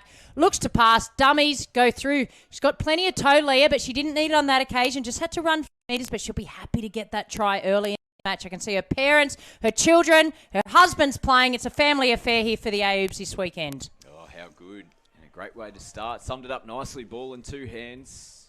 Through the dummy. Sharkies score first. Penrith now, their first touch of the footy. They to go to the sweep, and again, Penrith on the outside. They're deciding to step back in. Might have had a chance with some wheels out to the corner. They come into the last now. They show and go. Now looking for support and popping in around the back, and just that last minute change and gets them into free space. Penrith hit straight back. Yeah, 1-1, and it was Reed there that scored for the Panthers. It looked like he could have scored a touch or two earlier had he taken the defence on. But we'll see on the replay. They go left, come back right. He slices through, pushes away from the defender, and that's a try there, 1-1. In 2 minutes, less than 2 minutes, Scott. So if that's any indication, it's going to be a high-scoring affair here. Oh, it's got a mixed open game written all over this one. Early doors, that's for sure. Points starting to flow nice and early. Street. We'll get the footy back here through the middle. Still dancing. No one pushing forward at this point in time. They come to Rangi, who rips early. Nice defence on the line from Nia Hutchings. And they'll be looking here, the Sharks. They'll be looking for Jai Ayoub. They've got Rangi. They've got Sean Street. Very experienced campaigners. Excellent mixed players. Super fit. So they'll be what everything will come off the back of for this Sharks team. And here's Rangi again. This time loops it over the top. And a lovely take. Had a bit of time before the ball got across there to Chamberlain. And a lovely ball back from the inside again. Like you mentioned, Kane Rangi with his fingerprints on this one. Yeah, you'll see it on the replay. He goes one way. Beautiful pass over the top. Cut you like was Chamberlain. She gets the ball down. Big right step off Rangi. 20 to 25 metre pass. Beautiful put down. 2-1. Sharks over Panthers. Another try. Early doors. 3 already. Here within the first 3 minutes. Penrith looking to respond. Of course, champions at this year's Vorden Cup. They're looking to punch deep in here at the New South Wales State Cup this year as well. We saw a great game with Defence getting a victory over Port Macquarie in our previous match. So some great results. They come up with points this time, looking to play out the back. Yeah, it was Wakely there, Manu Wakely, another very experienced campaigner whose wife and daughter is also playing in this Panthers team. So 2 generations. We've already seen that this morning in the Women's Open with the Tandek family. We're seeing it here again. And again, one of the great things I love about our sport of touch, Scotty. How amazing is that you can be playing at an elite level here with your parents? I know. Unbelievable. It is such one, as I said, one of the many benefits of our game. There's second, third generation playing where their grandparents played, their parents have played. But to play in a mixed open or women's open division with your parents, for me, that's next level. How do you think some of the dynamic will go outfield? Say if dad's not passing it to daughter and Dad. Yeah, there might be plenty of conversations over the dinner table. I know what my kids would be saying to me. They'd be saying, just pass it, Mum. Yeah. You're too old to run. Just give me the ball. Let me do the work. I've got the wheels. As Penrith will head back out to the 7. Last touch on the line there from Donahue. Last touch of the set here from Penrith as well. Do they chance their hand? And they look to shift. They'll finish it on their side of the field. So work to do here for the Sharks. Yeah, they'll be looking to get it out of their end as we're going to go better than that. He's straight down the middle, the Sharks player. He is flying. that was just too easy. Harley Donahue, it looked like he was on a Harley Davidson there. Straight through, Scotty. Oh, what happened through the midfield there for Penrith? Harley again. Good intent, though, as they shifted it towards the middle and he looked to truck it forward and there was just no Panthers jerseys in front. We'll see on the replay here, it was a simple two-up. The player on the inside didn't cover across and Harley thought, well, I'm not sure what he thought. He probably thought, I've got to run 55 metres to get this try. Hat came off. Don't worry about that. I'll put my team 2 tries ahead, 3-1 to Sharks. But that was just all easy.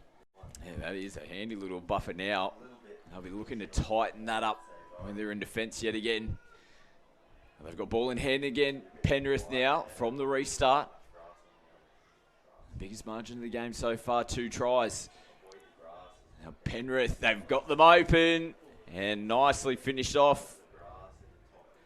Wakely, one of the many Wakeleys here in Kirsty there, scoring that try, gets him back in. Yeah, certainly was. Wakely to Wakely. And as we said, Kirsty's a very experienced mixed campaigner, playing at all levels, top of the game. And if we'll see on the replay here in a moment, puts Penrith back in the game, but that was all too easy for the... Here's the replay. Stops, looks to go in, Manu, very experienced there, looked to go in, came back out, passed it to Kirsty, and then 3-2. But still, Sharks hold a slender lead. Now sweeping round ball on the ground. So Penrith hold out defensively after coming up with their second try. Here's Wakely again across field.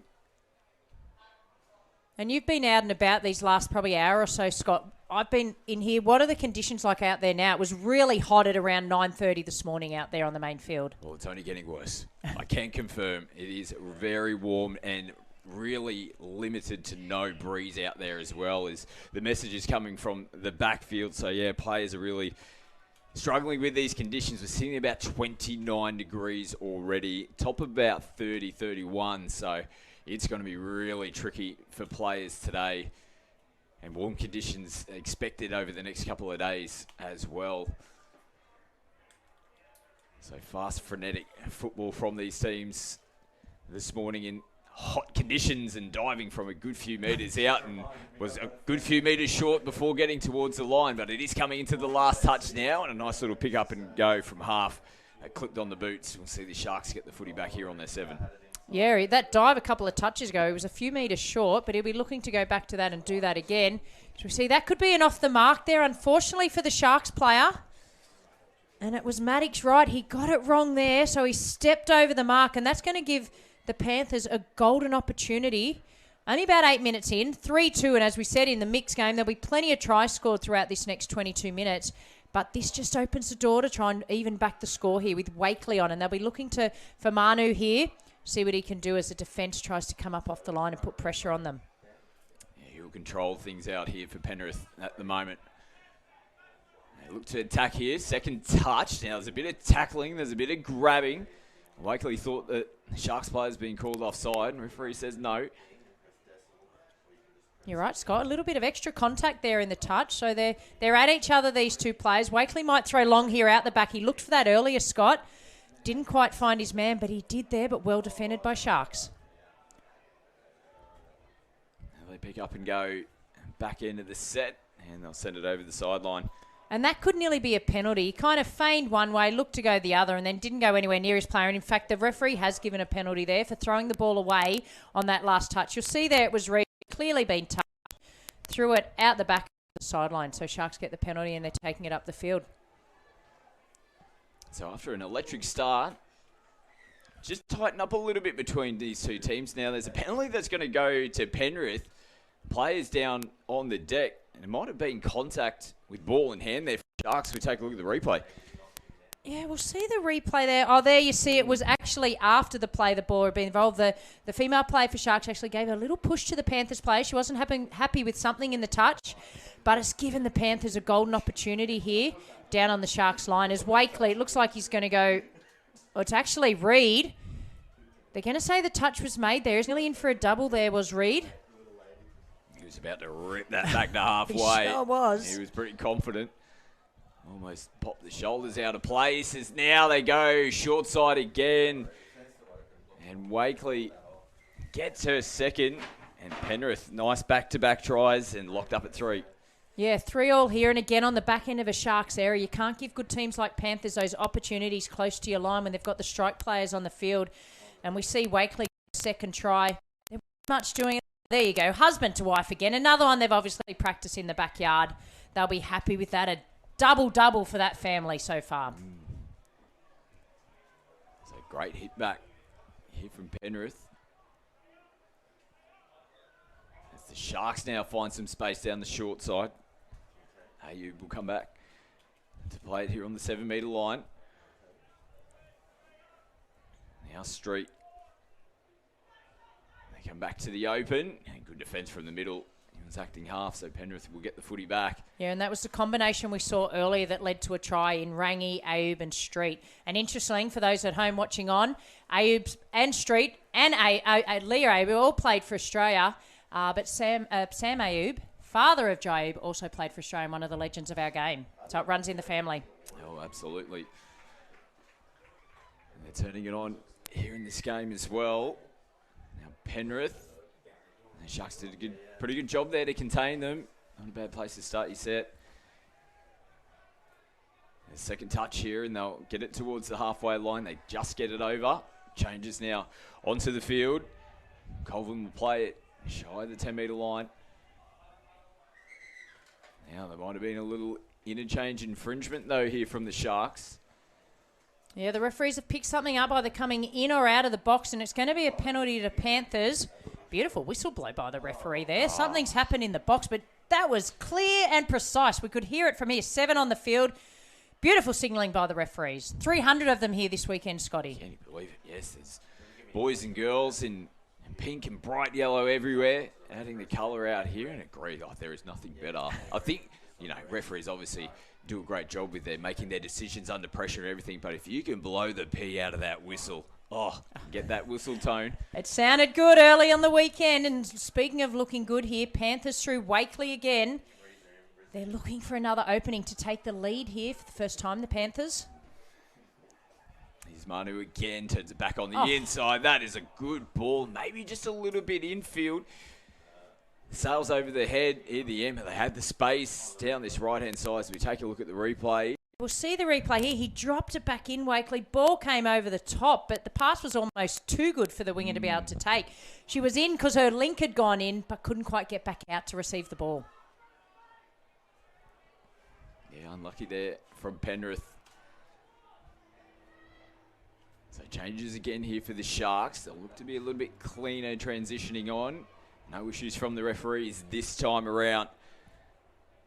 Donahue gets it down. And good defence. Pretty comfortable in the end. Josh Windsor making that touch for Penrith. It was a really good touch by Windsor there because they'd stopped and propped and gone back the other way, the Sharks, but Windsor was up to the task. Changes for Penrith. Oh, put the mock on as well. So it looks like the Sharkies made the change. It's an interchange infringement now from Penrith. So 15 all. Yeah, and you see young Corey Brown there for the Sharks. It's his first. He plays Junior State Cup for the Sharks. He's come up, stepped up for this occasion and playing his first mixed open tournament on the main field. So I know his dad's in the crowd and he'll be super proud of young Corey. Taylor holds it up. They come back down that short side. The contact was made sharp off the feet. Back in field to Donahue. He'll get it down. They're about 10 metres outside of the line. Looping ball over the top, well covered in defence there from Penrith. Forced a mistake, contact made as the pass was thrown. Really good defence there again by Panthers. There was no way through for the Sharks. They tried to go one way, come back the other, but the defence was all over them. Interesting game this, isn't it? The way that it started, electric, both teams scoring, and now it's starting to tighten up a little bit. No doubt fatigue will start to set in. Yeah, it's the second game of the day. It's halfway through the match. It's 3-3. Both are desperate for a win and to get on the table in this competition and get through to the quarterfinals on Sunday. Now, this is a better set. It's Reid there. He's going through. He's all the way through, finding his partner in crime, and that'll be in try, and that breaks the deadlock for the Panthers. 4-3 ahead. And in front for the first time in the game as well. Yeah, nice work, Reid. He's definitely looking electric here for this Penrith team. And great support off the left shoulder. Yeah, Toby James Krusek on that occasion, and a beautiful kick back to halfway as well. Toe pointed. Looked like AFL style there. It's like he could have been playing for GWS. But 4-3, halfway through this match. There's plenty more tries to roll out in this match. But as you said, Scotty, the game is was it a little bit of a stalemate up to that try just then? Again, the Sharkies, I was just going to say, spark back here. Little error from the restart. Now Penrith roll down their sideline. And this might be a chance for the Sharks to put a bit of pressure on. They're doing exactly that. They're still making changes and getting into position here, Panthers. Halfway line, they just roll over. Wakely, they've steadied this ship pretty nicely on the back end of this set. They've got numbers out here on the left as well. As Manu tries to flick it back on the inside. That one's going forward. It was an unusual set, that one. It started not so well. The middle part of it was good, and then obviously the last touch, there was no way through. They just threw the ball out in hope more than anything. But given the front end of that set, they won't be too disappointed with that, the Panthers.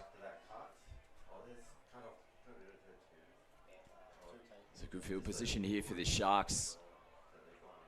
They're just happy to roll downfield at the moment. And they can't pick it up cleanly from half. No, it was right there in the bright pink boots. The platform had been laid for him. He couldn't quite get the ball because there was an opportunity out here on the right-hand side if he could have gotten through. Penrith roll and restart. Good meters there on the first. This will give them a little bit more of a leg up than they had last set of 6. This will be third touch and they're over the halfway line. Great start to this set here for Penrith. Can they get another one on the board? It's been a complete turnaround for them. And sharp off the feet, but great defence again. Harrison Reid almost getting in. He was the man that set up their last try. Yeah, he's looking likely, Reid. It was a nice little step there. Had to be well defended by Sharks because he was on his way through to find a support player for a try. But Penrith, that last set definitely was better. The way they went into their box and then came straight back out of it and gave themselves an opportunity at the back end of the set. Now the Sharks playing through the middle again. Taylor gets it down, working with Donahue. Now they chance their hand. Good defence coming from outside in. Interesting call. They're going to say repeat set. Oh, I didn't see it live, but there must have been a little hand in play there, a deflection, because it's given Sharks another set of 6 here. And it looks like it'll be Jimmy Taylor. He looks like he's going to be the conductor in this set of 6. Here he goes. Back on the inside to Donahue. Called it perfectly, Gab Rose. It was that young man, Jimmy Taylor. Took him on nice and early. Good intent. Donahue's there in support. Yeah, fast on his feet. They got the repeat set there, the Sharks. As well. Playing with the defence. And Taylor off the left. No look pass. Back inside. He knew he was going to be there. And it's now 4-all. 11.5 minutes. Oh, the ebbs and flows continue. Here in this game, Sharks hitting back. And both teams will be desperate, Scotty. As you mentioned earlier, they both had a first-up loss. They are two of the probably more favoured teams in this competition, and they'll be both desperate to get a win in this match. It's important, isn't it? Go into round 3. You know, if you're down with 2 losses, then you really feel like you need to start chasing that big win and then go on a run. Oh. Yeah, she was nearly in for the hat-trick there, was Wakely. Couldn't quite get the ball. And defender had come in off her wing anyway to affect the touch. But, yeah, you don't want to be scrambling to try and find a way into the finals and have to, rely on for and against or other people losing. You want to make it on your own merits and kind of secure your place at the end of day 1. Yeah, every game's so important. 2 pools of 5, 10 teams in total in the mixed Open A division. And final placings coming into finals day is where you need to be as high up as possible when you start to cross over pools. Penrith hold out, defending their line. They're going to get a little leg up as well downfield. There's a bit of a question. One of the Sharks players coming up and trying to have a chat with our referee, but it's a bit day. He's still trying to have a chat here. It'd be quick tapping. Yeah, that's Jai. He's having a chat to the referee, and whether it was gamesmanship, just trying to slow the play down a little bit. Suffice to say, he was lucky they didn't take a quick tap, but it has given Penrith an opportunity to get some fresh players on the field without having to go to their box. So I dare say here they might play a direct straight and try and go straight through the middle here of the Sharks. And after a couple of false starts there, Penrith get sent back to the mark. We tap and get back underway now. This game on a knife edge. Scores locked up. 4 tries apiece. Round 2 here in the mixed open division. Penrith ball in hand. Reid from half again. Picks up skips as a player. Down on the deck here for Penrith. And they will get the penalty as a result. Yeah, the penalty's going back to probably what happened as we see Jai speaking to the referee again, just questioning the ruling there. Reid's got a little smile on his face. You know, he's got his team a fresh set of 6 here. 4 all, 9 minutes to go. And they've got some of their key players back on the field and they'll be looking to edge ahead in this game. Just making some positional changes as well. Hutchins goes over to the left link. Now, Penrith dancing. They get sent back. They come back to Reid. They look to come down this short side. No, opposite way. Great hand sliding in to take it. And we'll give her team one more chance, but do they chance their hand and have a crack? No, it was great defence coming up out of the line there from Sean Street. Yeah, he's as fit as any player in this competition, Sean Street. He does a lot of running and work on his game, and they actually went backwards there in that last touch, the Panthers did. But they're not going backwards here, the Sharks. They're going straight forward through Street. 8 minutes to go. And this set's not great, but they've been lucky here to get out of that with a penalty. He's looking for a quick tap, is Taylor. Referee's going to make him wait till he gets in position. I'm not sure what that penalty was for, Scott. I didn't quite see the referee's signal. Potentially offside? Yeah, it was interesting because the play the ball was actually rolling through the ruck, but it didn't look like it took a foot from anybody. Yeah, interesting. It might have been something unrelated to the play the ball. Regardless, Sharks get the penalty and they've rolled down field already. Short side might be on, but they pick up and come back down the left-hand edge, just looking for someone to pop open and become available. And that's exactly what happens. Sharks, they do hit back and they're in front again. And it was Leah Ayoub. She's got a double. And as I said, if she was happy with her first one, she's going to be ecstatic with her second. But we see there, right, he just strolls over, waits patiently. Leah gets away from her defender, puts the ball over the line, turned in a backward position, but her team's taken the lead. 5-4, 7 minutes to go. Again, back end of a penalty. We saw a penalty there that Panthers gave away. Sharks got an opportunity and they come down and score. The attacking prowess of all these teams in this competition, you just cannot afford to give away sets on your own line, Scotty. Yeah, 100%. It was a good little leg up for the Sharks to get downfield. They had the class to put the polish on the back end of it. Penrith continue to trade punches with the Sharks team throughout this game, but they look to thread the needle. They will get the penalty, though. Oh, that is very lucky for Penrith, and not a great penalty to give away there for the Sharks because they forced that mistake from them, but now they're going to have to defend another set of 6. Yeah, so the referee's given a penalty here to Panthers. It was at Windsor. He couldn't take that ball. It was down at his boots. But his team's got a fresh set of 6. They're taking their time. They'll be planning something out here again. We'll see the 3 Wakeleys here on the left-hand side. Dad, mum and daughter seeing what they can create out here. And Kirsty comes back to Manu. He's just going to put the brakes on momentarily. Didn't like the look as they come back in field. Reid will play it. Manu Wakeley takes them on. Nice hands. Kirsty now sending it out. Takes a deflection there from the Sharks, having to come in and play at the ball. The winger had no option there. What would have been probably a better play by Panthers was a cutout over the top. So unfortunately for Kirsty, she didn't have much opportunity to get the ball over the top. Luckily, they got a fresh set of 6. 6 to go. Ball down, knocked down by Sharks. And it'll be Manu and Reid working their magic here. Here's Manu again. They pretty much go the exact same play. This time they send it over the top. Almost worked for them last time around. They come back to the well, and Penrith will lock us back up. And it had to be that. That was the play they needed last time. Potentially conditioning. We see that in our game a lot. And you see here, before last play, he went to Kirsty and this time over the top. I'll cut you out, Mum. I'll give it to your daughter. And Shah Wakely, you've evened up the score for your team. 5-all, 5 minutes to go. Round 2 clash in the mixed open. Ooh, here we go. This is a big last 5 minutes from these two teams. As we mentioned, desperate for a win, get their campaigns underway. Sharks send it, and the ball will go over the sideline. Yeah, they still had a couple of touches up their sleeve there, Sharks. They had their time again. They might have gone for a second phase or take the ball, take the defence over and come back. But well defended there by Panthers, and they are striding up the field now. You can see fatigue starting to get in, Scott. As we said, conditions are hot. It's nudging that 30 degrees back end of the second game. It's hot out there. Oh, it's hot. Reed copped a shot on the previous one. He pops back up to his feet now to go from half. He's looking for someone to be offside. The referees don't make the call as he hands the footy back to the Sharks. It's still a bit of finger pointing and a little bit of chat from a couple of these young bucks out there in this game. Inattention, bit of feeling.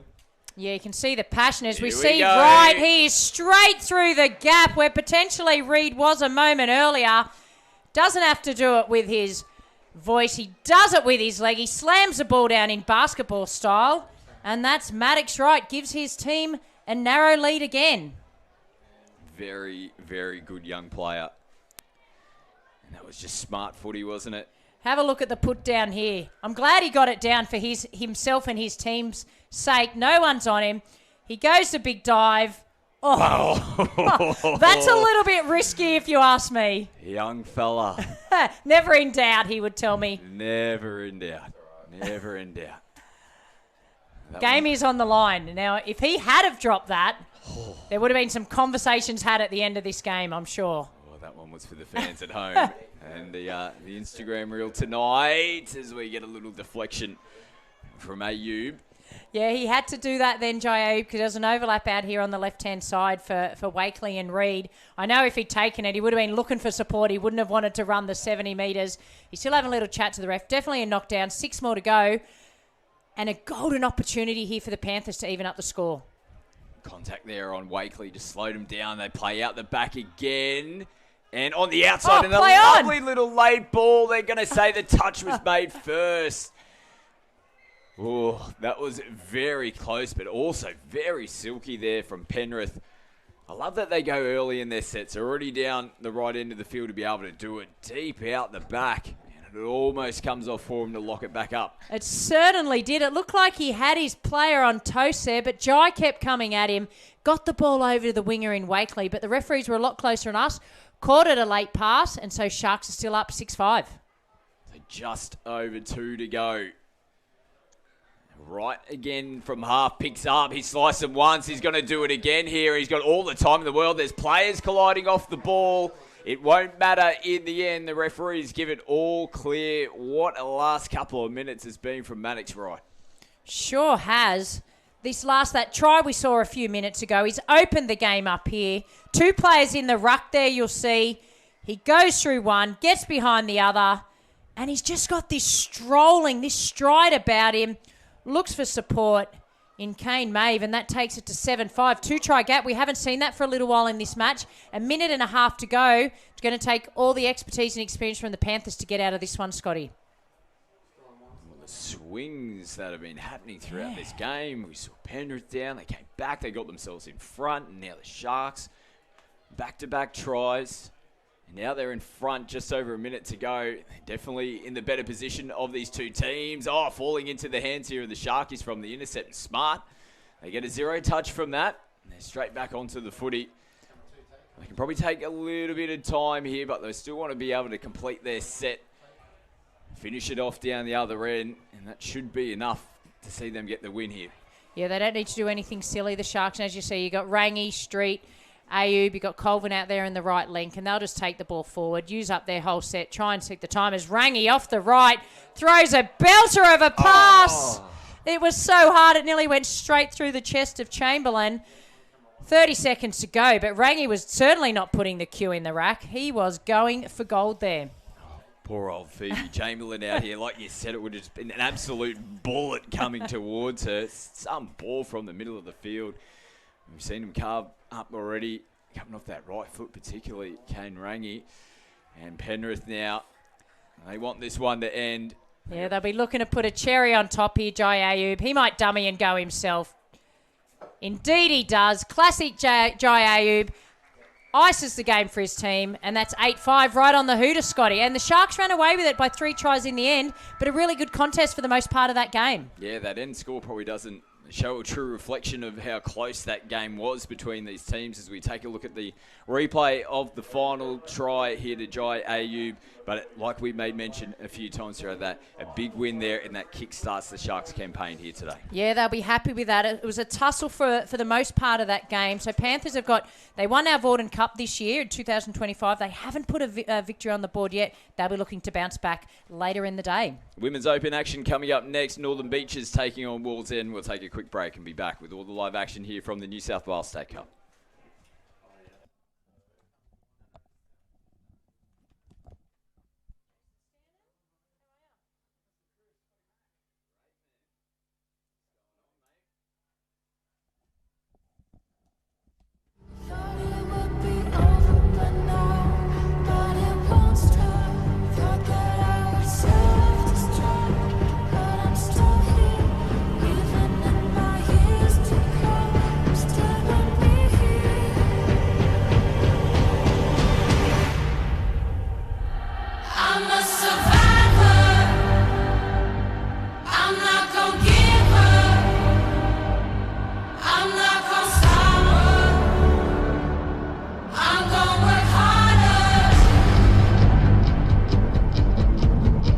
Are you okay? If you feel like something isn't okay with a friend Or a teammate, ask the question, are you okay? The people in your world don't always tell you there's something that's troubling them. So it's important that you make asking, are you okay, part of your everyday conversation. You start by saying, how are you travelling? Listen, if they don't want to talk, just let them know that you'll be there for them when they're ready. Check in. It could be a simple text message or a call just to say, hey, how are you? As coaches, we also need to create a supportive environment with words of encouragement. As a sporting community, we need to ensure everyone feels invested in the culture we are building as a group and as individuals. As a team, we always start with a random conversation question. Like, if you could have a superpower, what would it be? Asking isn't always easy, but it could change your life. So please ask someone today, what are you waiting for? Are you okay?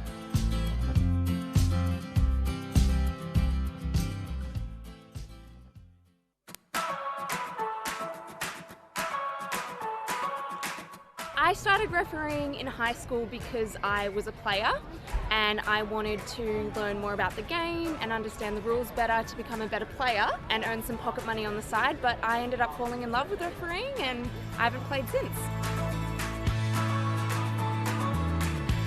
I became a referee, my son was playing and I wanted to give back to the sport, and now my youngest son's refereeing. We're both having a great time. And if someone had told me how much fun I was going to have, I would have got into it far earlier. I got into refereeing because my dad was a high profile referee and I always knew that I wanted to follow in his footsteps, and now I get to referee with my family. I became a referee as I started playing the game. I wasn't really good at the game. I wanted to still stay involved in it, and I thought, give refereeing a go. I started enjoying it. I started challenging at the top end, and it's one of the best decisions I've ever made.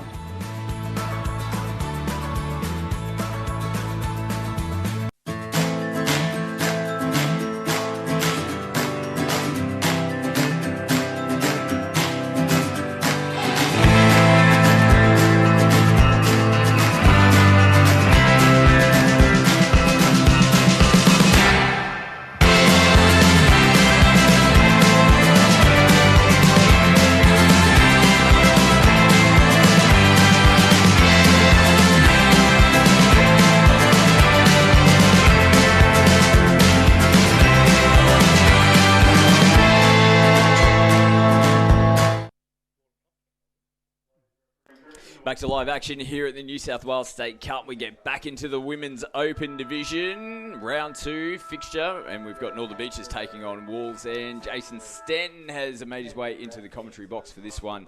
I'm hearing it's pretty warm out there, Stanto. It's nice and warm. Pleasure to be joining you here, Scotty Mac. It's nice and warm out there. And I heard you're going toe-to-toe this weekend with James Preston for the Voice of Touch. Oh, mate, I'm happy just to be a bit player, you know. He's got the title. Well, you got my vote. I'm going to go off early. I want to get a bite out of James. But this is an interesting one, Scotty, because there's been a lot of talk about, Eastern Canterbury in this division. But teams like Wallsend and Northern Beaches, both these are the ones that could cause an upset. A bit of a smoky. Plenty of talent in both these outfits. Great start to this set here for Wallsend. They've gone the away nice and early and picked up some big meters down the sideline now. Look at the little show and go. So it's a pretty good first touch of the footy for them. Let's see if they can put a bit of polish on the back end. They're making a couple of changes now. And they will get into position as Chippendale looks at options. Holds it up momentarily, decides to go herself. Chippendale, ball in 2 hands and links up nicely down the right edge. What a set there. First chance with the footy in hand. They go coast to coast and get the points on the end. It was a pretty good finish too. I was about to give you a nudge and say, where's Zali? Because she's normally the one to watch for Wallsend. And just like that, you just got to take your eye off her only for a moment. And the speed is exceptional. Really got to be watching her. The number 11 for Wallsend, Zali Chippendale. Definitely one of the better players up here this weekend in the competition. And Tyler Brown scores the try for Wallsend to kickstart this round 2 match. Bringing the results from their round 1 matches after this set finishes up. And all the Beaches about 10 metres out from the line. They look to get within the 7 now, and they go phase, quick play the ball, looping ball over the top, and that just allowed this Wallsend team to get across in defence and make the touch. Yeah, both these teams have got a lot of speed. The Renegades are a little bit hard to get a read on sometimes, Scotty, because they've got lots of youth coming through, and often it's hard to get a bit of a read of how strong the roster is. They tend to be a bit up and down with each year. So let's see what they bring for us in this tournament. Coming into the last. Finish it off down the sideline. Brown decides to kick out and have a crack. Why not? Just lightning quick. And the penalty given. So both teams without a win in their round 1 match. Wallsend taking on Newcastle, going down 8-3. We saw that match a little bit earlier on this morning out here on the stadium field. Wallsend pretty competitive for a good chunk of that game. Newcastle running away with it late. Northern Beaches going down 4-2 over Penrith. So we made mention in the previous game, those two teams had lost their round 1 match. Getting a win here and kickstarting your campaign, really important here in round 2. Yeah, we don't hand out any trophies on Friday, but certainly you don't want to be going 2 losses into Saturday and start looking at the crossovers, trying to work out whether you can get through to finals day. So certainly both teams will be very desperate in this one. And that is the case. Just the 2 games in the Women's Opens. These teams are flirting with some of these passes. And coming in from the ruck, they get into round 3 tomorrow, 9-10. Will be their opening match on day 2 at the State Cup. So they'll get plenty of chances, both these 2 teams, as Wallsend again come out to Brown. And they get across and make the touch. Last game of the day here, they get to recover all afternoon. So yeah, it's an important fixture between these teams.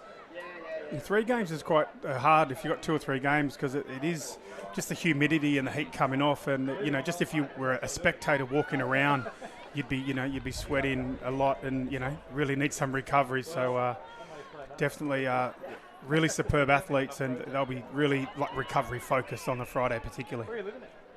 So 13 teams in total contesting the Women's Open this year. These 2 teams coming out of Pool A, 6 teams in Pool A. It's a little bit different from the men's comp, isn't it, Scotty? Like the men's is there's probably 8 or 9 teams, any of them can win it. The women's is a bit of a case of where East have set the standard, and it's a bit of a catch the leader scenario. So definitely lots of interesting touch to tune in on over the next 3 days. Then back in attack. Yeah, they were very happy. Obviously got a couple of... Just holding off at the moment. They'll play it now. There's been no contact made. They decide to take off and go. And why not? They're in 6s and 7s there, the Northern Beaches. And Walls End, they make them pay. Yeah, the lateral speed is so quick, and this is almost a carbon copy of the first try where the Renegades are guilty, just taking their eye off the player with the ball. And just like that, the speed is just... It really hurts you, making them pay now. 2 tries, but really off no moves, really. Just taking the opportunity. Nice early start here for Walls End. 2 tries within the first 5. The Beaches need a little spark. Lovely ball out in front. And the referees do say ball down. So taken cleanly there. Might have been the chance to get them into this game. Probably the first set play that we've seen from either team, and it looked really nice. Nice polish. The winger probably, again, a little bit guilty, a bit too deep. Probably had to get a bit up flatter because that pass was good enough. So a bit of a missed opportunity there for the Renegades. Forster plays it, Chippendale from half. Jinking, Doyson gets in between them now, looks for support and finds a Northern Beaches. And defender there who plucks it out of the air. Chippendale again, dangerous there from half. Very sharp on the feet. Yeah, pretty good defence there. I think it was Randell. I think it's the number 76. So it's hard to get the numbers. But when Zali went through, she actually was the neighbouring defender, and she matched up on an attacker and saved the try. So pretty good work there, Randell. She's the one that threw the long ball earlier too. This is a great set here from the Northern Beaches, and another chance slips through their fingertips. Like after we saw them take the intercept down the in goal, we'll take a look at the replay here. They went all the way down the other end of the field. A lovely little pickup from half, and that is a big chance. Yeah, a couple of missed opportunities here on that bottom right of your screen there. Isabel Martin, hopefully she grabs the next one, gets a bit of confidence, because certainly could have easily been 2-2 in a blink. And I think the Renegades will get some confidence from that. They've run a couple set plays, and they've hurt them both times. So some good signs there for the Northern Beaches with a good chance to get back in this one. Solid contact coming in towards the back end of the set. Now see Walls End get another 6 touches to work with. So another big defensive set needed from Northern Beaches, and sharp off the left foot. Getting in, Estelle Nicholas, they made them pay nice and early after the back of that penalty.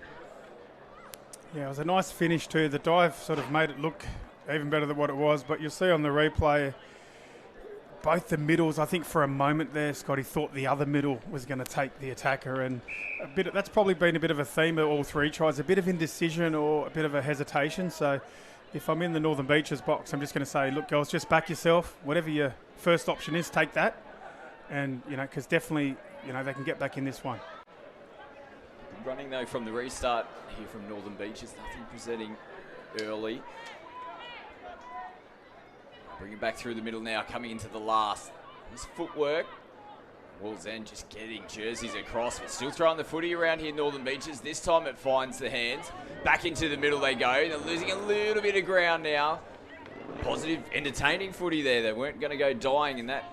I don't mind that. Yeah, that was entertaining, and that'll give them a bit of confidence too. You look at how crisp the hands were in the passing, and you can't help but thinking, well, if we had that on 2 or 3 of those opportunities, there would have been 2 tries, because definitely the catch pass was top shelf there. Now they go down the sideline with Chippendale, and they've caught them napping. And it's unfortunate for Northern Beaches after a positive set with ball in hand. This little sneaky play down the short side, down the sideline, and that's probably the young lady who you want to find streak away down the sideline. It surprises me. She's just so elusive. It just surprises me that I don't sort of watch her a bit more. It seems like she just seems to pop up. She's got really good footy IQ, Scotty, and she just tends to pop up when you don't think there's much on. Like that was just a player taking a drive or a one-up, and Zali's supported on the inside and got the try. So you really can't afford to take your eyes off Zali Chippendale. She'll make you pay every time. It's been a strong start from her. It's a bit clunky here in the ruck. Going to try and slow things down early on in the touch count. Does give the penalty away. Bulls then get back to work. This press switch picks up good meters. The kick away again. Steadies the ship. Gets the ball down on the net. Nice running play here and a clean play. The ball again. There's alarm bells ringing. Oh, the inside ball. A little questionable. They play on. Last touch. Northern Beaches are holding on. This is pretty close though. Referees are just going to have a quick chat. Did they make the line? Did they make the touch? They'll give the penalty away. I wasn't quite sure what that call was because if they didn't hit the line, it's a try, and if they hit the line, it's a touch. So that was a bit of a puzzling one. But Wallsend with a good chance to. You'd almost think if they get up by 5, it's a long way back. Defence again, holding out in the early stages. Beckett comes back to play it. And press switch, dancing. We'll get it down now as Beckett feeds it back to her from half. Nice read from outside in. And it's the last touch of the set. Bulls then come back down the left. Just dancing away from defenders when it looked like it's going to close out. The Beaches recover in the end. Yeah, I think Wallsend looked their best when they're like that rolling game, Scotty. I think, probably not as strong, I guess, with that lateral play. But when they get on the back of that roll, I feel like they're a lot stronger.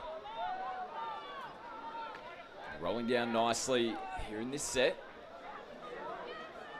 And we'll pick up and go from half and pretty comfortable in the end to make the touch. A set completed from Northern Beaches. Not a bad effort there with the ball in hand. Now Wallsend thread the pass and they're making changes. There's a bit of space available down the left here for Northern Beaches. They head in that direction straight away. Berryman now sends it back across again, flat back on the inside. Golden opportunity where they're looking for points here. You don't want to give it away by throwing a forward pass back in field. Berryman again. It's forced to come back out. Marnick in the middle. Just a little bit flat here, Northern Beaches. Not much running coming into the line, but they will get another set of 6, not moving forward. Their Wallsend defending on their line. Yeah, it's interesting with the Renegades. They're showing little patches of really quality play. So it's clearly a bit of a development type, a younger team. But they have that ability because you see little moments of like brilliance. And that was pretty smart too. Just taking a few steps back and getting the penalty for the defence not moving forward. They look to go short side. And the ball out in front. Trying to get defence to come in and bite. Brown again defending out there on the right. As we take a look at the replay. Pretty comfortable in the end. It's good wing defence there from Tyler Brown. Chippendale again. Just looks at options again. Dangerous. Almost getting in between defenders. And not going back to the mark. Now, I like this from the referee. How often do you see when a player gets touched and the referee says go back and get on the mark and they just play it exactly where they are? Great work from our refs. Well, we're cheeky players, aren't we? Touch players are cheeky players, but the referee right on that. Best. Right, I like to consider myself the 4th referee, Scotty. I try and help him out. But no, it was a really good call, wasn't it, from the referee there? And I think when we are really disciplined in our game around the ruck, and it's clean, I think it's a better product. Opens the game up, cleaner plays. So it's good to see. Hopefully, we see a lot more of that quality refereeing over the next couple of days. They get another penalty here, so they've had a couple of good opportunities down this end of the field. Northern Beaches over the last couple of sets, still chasing their first try of the game. And one right here, definitely get them back in. It's not going to come.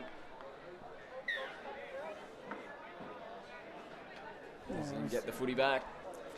Probably need a replay on that. I'm not sure if he was off the mark or a no touch, but definitely an infringement in the ruck there. And Renegades probably wish they had that one again, try and use the whole set and run some better structured plays at this Wallsend defence that hasn't been cracked as yet. Now a mistake from Wallsend.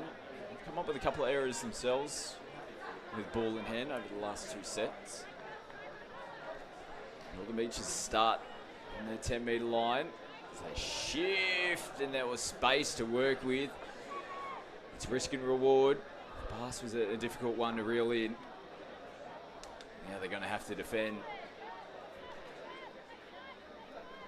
Forster will play it. Prestwich directing in the middle here for Wallsend at the moment. It's Forster holds them up yet again. Prestwich from half. It's back to Ava and over the top off the fingertips.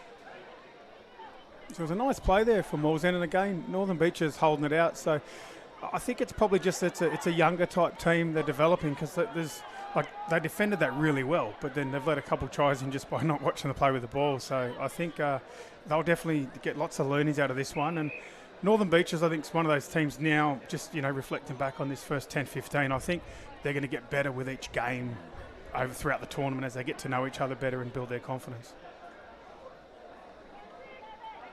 Again, they give the footy back to Wallsend.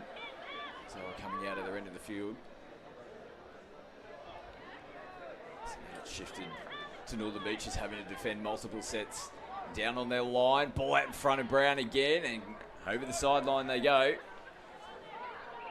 And probably not a bad idea. You've got the comfort of the scoreboard at the moment, 4 tries. It was early in the touch count, but they saw something down this right edge. Just ran out of room in the end. One thing in this women's division, to try and challenge East, you really got to be playing a complete game. You've got to be completing your sets. You've got to be throwing a lot at them. You've got to be talking it quite tight in D.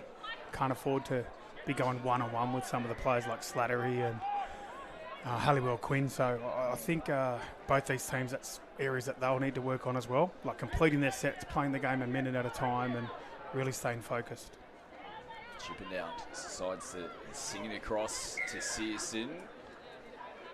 Repeat set coming. Searson taps. Look to strike early off the back of penalties down this end. Good defence there from Hinwood, defending in the middle for Northern Beaches.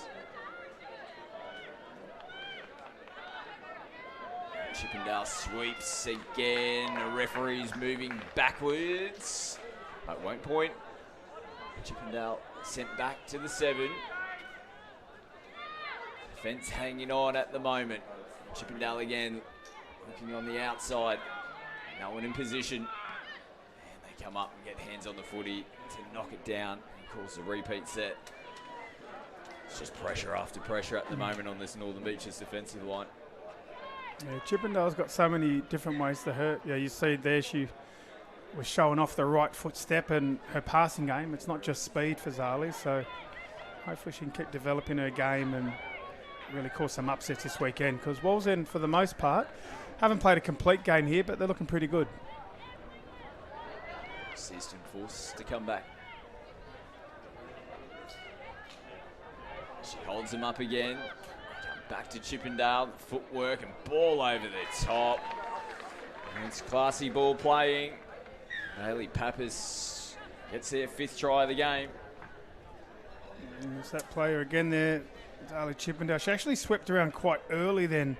It was a little bit bizarre that Northern Beaches didn't shift their line to the right. You'll see on the replay, it wasn't a sweep as the dump was happening. She got around the corner very early and just said, I'm here. You got to adjust. They didn't adjust, so it was an easy 3-on-2. You can't give her that much time with the ball, and Wallsend just like that, out by 5. Good intent here from the restart. Plenty of energy here from Northern Beaches. Stubbs gets it down. And they pick up and go, taking it as James. Very quick player. Played for New South Wales in the women's 20s. And he just graduated as well from grade 12. Been a couple of weeks for that young lady, now representing Northern Beaches here at the State Cup this year. As well as back to the mark. They're making changes around the halfway line. Chippendale just holds it up. Player's not in position, hasn't yet. Same play. Yep, they come back to her now on the sweep, who just skips away and finds Brown again. We mentioned before you can't give her that much time. She has all the time in the world, it seems like, isn't it? But the good players always seem to. Yeah, quality play here. Again, it was that little right foot step. But actually, two things are happening here. One thing is that the Renegades are sort of like not making that adjustment. Like Zali's clearly probably best on the field at the moment, and she's able to hover to the left side of the ruck, the right side of the ruck, and they're not moving their line. So that's one thing. They've got to be a bit more like conscious of that. I'll come back to that maybe, a bit of space. Yeah, and the other thing is that the Wallsend are just able to dump wherever they want. You know, there's no real pressure. So Renegades will get some learnings out of this today. There's players down on the deck, one from each team. The Renegades look to take advantage straight away. No half in place. The young lady that played it was going to go and pick it up herself. They come back in now. Attacking it in the line, and it is Esme Sergi. They're on the last touch. She'll come up and make the first here in defence. Gets good contact there as well. Wilson coming out of their end, shifting the footy. Teams now really love throwing the footy around on first, don't they? They don't mind shifting nice and early to try and get across to the box. Searston picks up on the last. Defence in the middle, and good intent here from Northern Beaches. They get the football back and they get straight back into work. Yeah, that's what we were talking about earlier. They're showing little moments, like really good defensive set, straight on the ball, as you mentioned. It's a really good sign for them, but certainly a developing type. Scott, it almost looks like they look more confident when they're just throwing it around. Yeah. Ad lib, more so than the structured stuff. Get the penalty on the halfway line as well. Still chasing their first try of the game. Can they get it here in this set? There's still plenty of time left on the clock as well. Just over 8 minutes to go. We'll show and go. Half a second there, there was play on calls. Kelsey Berryman will come back and play it. It's Berryman again. Another touch, back on the inside. They sing it. Good job to hold it. Now if they can let it rip and it comes out of the hands backwards, that will be it. It was a flat ball along the line. They got one. But they do get across the paint and get their first try of the game. Yeah, again, you've seen it. They ran the quickie. I think it was through Berryman, and then they've thrown it back. And again, that's that ad-lib type footy. One of the things they do really well at Renegades in their whole program is that they teach really good eyes-up footy and, you know, really getting the girls moving the ball. And I feel like that's come through in this game where they've looked better with almost unstructured eyes up, and they'll have to learn a bit more of that structured as they develop their games. Yeah, Holly Ruff throwing that final pass, and she's definitely one that will be leading this team. Played for New South Wales in the Women's Open State of Origin series. She put the polish on that final pass to get Northern Beaches on the board. It's Chippendale, ball out in front, forces the mistake. So Northern Beaches defend after coming up with points in their last set of 6. Can they get themselves downfield? Sand getting up real early there, but nice little exchange of passing until that point. Yeah, I was about to say, see, they're going good when they ad-lib and then they turn it over. But definitely some good signs, and it's clearly a very young, developing Renegades team. So they're doing well out there at the Northern Beaches, but Wallsend's certainly getting it done here on field 1. Zali did pull over a little bit. She pulled up a little bit tight. Hopefully there's no injury there because they'll need her throughout this next couple of days. It's been a big 2025 for her, representing the Australian Emus at the Asia Pacific Youth Touch Cup earlier in the year. Origin in the 20s. Northern Beaches again. Defence on their line. Send them back. There is a penalty given though. Nice play there for Wallsend. So this team, if you just sort of reflect on the last few years, they definitely can put together a good game. It's just they're going to have to, string a lot more of those moments together, to get in, to try and be at the pointy end of the tournament. A flat ball from half, and it probably hasn't been the cleanest last 5 or so minutes for Wallsend. Back in, again, they've got the comfort of the scoreboard there. We're in the middle of the day, hot conditions, 30 degrees at the moment. Second match of the day as well. testing out there for both these two teams. Northern Beaches, nice little fly, pop out, and then play the ball, but no half in place coming into the last. Good lead up until that point. And they'll finish it off in the corner. Again, just a little bit of ad-lib. Yeah, they look pretty good there. I think it was Berryman, is it, the number 8, Kelsey? But she might be one to watch. One of the younger girls coming through. She's had some good moments. And Northern Beaches, like, if they can get that blend as they develop this team, if they can get that mix of, you know, the eyes up, unstructured type play with a few set plays and a bit more, you know, being connected in defence, and they could be a team over the next couple of years that, you know, really challenge the top teams. Holly Raff back out onto the park here for the Renegades. Set up their one and only try of the game so far. Ball in hand, they come back to her now. Comes off that right foot. Good defensive read from Presswich, who was onside to make the touch. Raff again. This time they split through. Ooh, just couldn't quite get a good run of it. Yeah, timing was a bit out for that splitter, wasn't it? Get marched downfield as well. Ball not returned to the mark. Ball's then back to work. Stick with Women's Open. East taking on Canberra next. Searston takes a shot. You know, she was trying to get the ball down. Yeah, she was trying to navigate the offside players there, so probably a bit unlucky not to get the penalty. But pretty good drive from Wallsend. They definitely want more of that coming into tomorrow. Short ball and good defence. Close it out. So just over 3 to go. The Beaches will be looking for some positives to finish off this game. Coming into their next one, like we said, round 3 will be tomorrow. All the Beaches will take on Manly. It's going to be another tough task for them. Wallsend taking on Norse in round 3. These matches at 9:10 tomorrow morning. The Renegades into the last, taking it right to the line. And the contact made just as the pass was being thrown.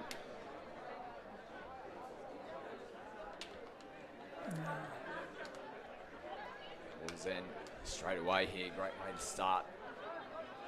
Just a simple little inside ball, and all of a sudden you get an extra 5 to 10 metres off the back of it.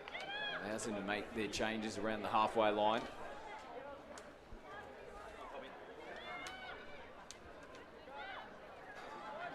Again, a little bit of contact off the ball. And there's some space down the right. They decide to sing it early, and with a clear line in front, the groans from the crowd will tell you everything. Yeah, missed opportunity, but again we're seeing with Wallsend when they're playing that rolling, you know, dump, scoop, dump again, you know, on the back of the drive. That's when they definitely look strongest. So hopefully they can capture more of that, bring more of that into their game coming into tomorrow. The Renegades making a couple of changes of their own. Raff getting them forward again, this time a bit more direct running through the middle, coming into the last. Getting some positive signs. Yeah, I think that was Randall again. She's had a strong game. Certainly one of the stronger players coming through the Northern Beaches program. Now, again, Chippendale just popping up down this sideline yet again. We've already seen her score one in similar fashion. And a nice, easy cruise to the try line yet again.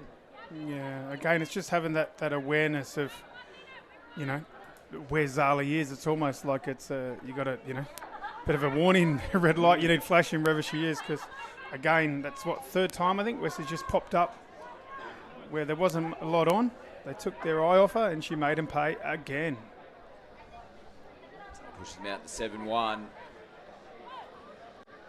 Pretty comfortable win in the end here for Wallsend to kickstart their campaign. Can Northern Beaches get one to finish off with here? Points have been pretty tough to come by here in this game.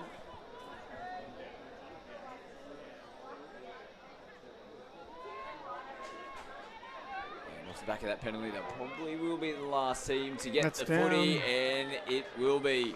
And there you go. Another try, their second try of the game. And a nice way to finish this one off here for the Renegades. Yeah, good reward for Berryman there. She's had a strong game, and she's had asked a few questions of the defence without really getting rewarded, but she got it on that occasion. So strong win for the Wall's End Wolves. Yeah, nice win in the end. Final score 7-2. We'll stick with the Women's Open as mentioned. Last year's runners-up East, this year's Vorden Cup champions will be taking on Canberra. Stay with us. That match will be coming up very shortly.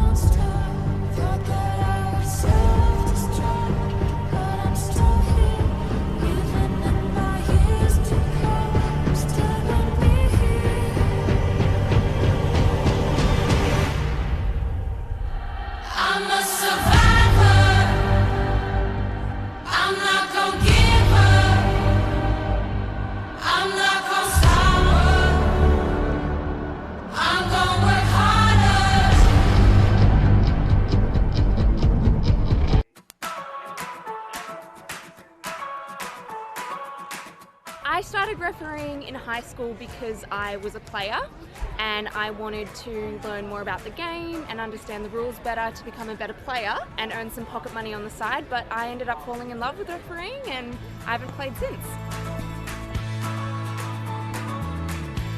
I became a referee, my son was playing and I wanted to give back to the sport, and now my youngest son's refereeing. We're both having a great time, and if someone had told me how much fun I was going to have, I would have got into it far earlier.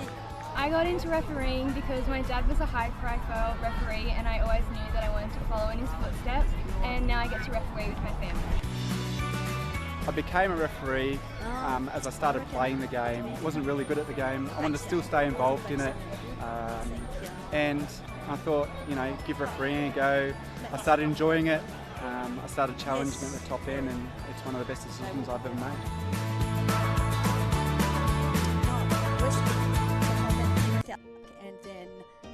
Touch football has given us so much, and it's time for us to give a little back. Now more than ever, we need to come together as a team. This summer, get your family, your friends, or even people you don't know together. It's time to play, laugh, and connect to your community. It's time to run, step, pass, and dive. So come and lace up your boots and get your game face on. It's time to play touch football. Touch football is back. Our sport is back. It's time for us all to come back together. We love touch football because of the people you meet, how much fun you have, and it brings communities together, and it's a great way to meet new people and keep fit. I love touch footy. It's inclusive and it's a game for everybody. I just love it to improve skills and make heaps of new friends. I enjoy touch football because I love giving back to the community. Yeah, Keisha. She's a decent player. She's been in the New South Wales women's squad. And it goes a little something like this.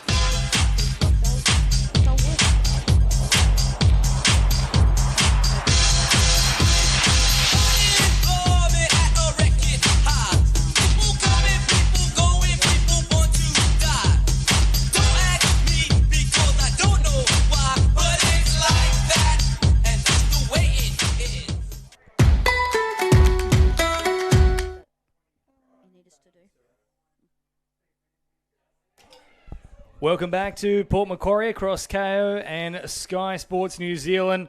The girls from Canberra are here, the Brindis on deck, and they're taking off against potentially the front runners of this tournament, Eastern Suburbs, who have been in red-hot form, including claiming the Vorden Cup just over a month ago. It's going to be a tough first test here for Canberra. James Preston with you alongside one of the greats of the game, the coach of the Doyson Dragons men's team, Carly Banks. A very good morning to you. In fact, good afternoon now, I should say. Yeah, great to be here with you, James, and what a cracking game I think we have lined up here. And there's Bella Slattery already threatening very early on in the opening exchanges of this one. And of course, player of the final in that Vorden Cup match. Has been an immense talent over the past couple of years. Now straight away, East on the attack, but turned away on that occasion, so Brindis seeing off their first assignment. Yeah, and they'll be a really gritty team, this group from Canberra. They've had some form over the last few years, like going to country championships, always here at State Cup, and they will play some really good structured touch, and it'll be interesting to see how they go against the might of this Eastern Suburbs outfit. Well, they would be desperate to score first just to try and give themselves that little confidence boost, as now Daisy Craig turns it back to the middle. Off they go once again, this time through Kelly. Kelly taking off, good speed, but well shut down in the end from Sophie Davis. So now a chance to carry here from Tomasiu. Davis on the follow-up towards halfway. So once again, good meterage here from the Chooks. Chance to catch and pass from mine. That was actually a touch pass. The ball hit the deck anyway, and so far so good from the Brindis. Yeah, they started the game pretty well, and as I said, they'll be really consistent, James. They'll be looking to play out their sets. They'll make sure they're really consistent. Really good structured touch, some nice flow created. Let's see what they do with this back end. So they've got a couple of plays up their sleeves, and now the last one is brought up. They'll try and straighten, linking up wider still with McDonald. Nothing really doing. Easy pickings as a result for Harborne. So probably need a little bit more variation as they're getting towards that 7. Yeah, definitely. But it's a first couple of set completions, isn't it, James? And against East, you'd sort of take that as you settled into the game. An uncharacteristic error from our Vorden Cup premiers there. And we saw, of course, in the first match of the day between Canterbury and the Western Suburbs side, Canterbury probably coming into that one as the favourites, but it was that completion rate and the constant pressure defensively from West that really kept them in the contest and had them probably the better of the two teams in that first 10-minute period and ultimately running out with a 4-4 draw. So if Brindis can emulate that kind of style, they'll have every chance here. And now they squeeze through. There was a golden opportunity. Almost finding the right ball there for Arnold, who just couldn't reel it back in. Yeah, really, really impressive attack there from the Brindis. And, they're asking some really good questions here in the opening exchanges. So now Fountas in an acting half. Turns it out to this left-hand side. High press from the Brindis to meet them. So about 3 minutes gone, and we're seeing another uncharacteristic error here. They seem a little bit rattled, Banksy. Yeah, in the first 3 sets that East have had, like they've turned it over before touch 3, James, and that's not high percentage sort of touch. So it wouldn't be pleasing the coaching box over there with the Roosters. But early days, I'm sure they'll settle in and they'll get themselves going. But let's see if the Brindis can make them pay for this lacklustre start. So good field position once again for the girls from Canberra. Working up towards the 7. No touch on this occasion. Davis comes the second time. Last one now brought up as Smith looks for an option, tries to link up with Kelly, but the pass well and truly off the mark. That one hits the deck, but so far so good in the opening 3.5. Yeah. I can see down in the Brindis coaching box, you've got Chris Tarlington, who's a member of the... Slattery, though, gets away from them. Sorry, Banksy, and up over halfway she goes. So good chance now for the Roosters. Now play it very quickly, and Slattery, of course, just a constant threat from every single spot on the field. Yeah, she's a weapon and a half, isn't she, James? Certainly is, as now Bowery, the other exceptional youngster in this outfit, takes off. Yeah, and a great piece of play there. She was looking for that penalty for the offside, and she got it. And she's a great player. I mean, that sort of two-pronged attack between those two has just been irresistible, hasn't it, over the last 12 months? So here they are once again. This time out to Halliwell Quinn, and Halliwell Quinn assesses the situation perfectly and links up out wide with Maddie Studden. Yeah, and there's a name, isn't it? Good to see Maddie Studden back playing some touch. Has been a decorated rugby league player, and but always been, an East girl. And it's good to see Maddie out there plying a trade again with the Roosters. Interesting one too. out there on the wing. Typically used to being that focal point back towards the centre of the field, but if they're going to feed her like that, I'm sure she'll take it all day.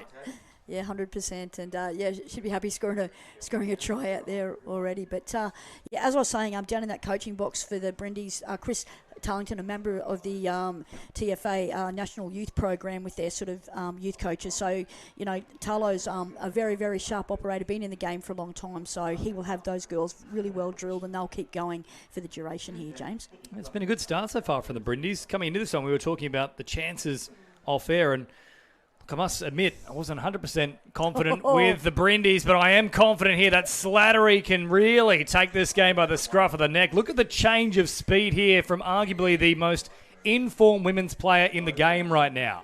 Yeah, she just seems to glide around opposition players like they're witches' hats. No disrespect to the Brindis players there, but just this change of speed, as you alluded to, James, and she just said, turns on the jets, and see you later.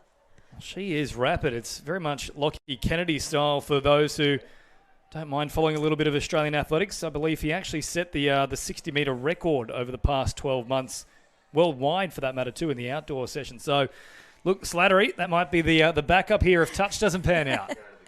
I think she can turn her hand to many things. She's a very talented young lady. So 2 tries to nil.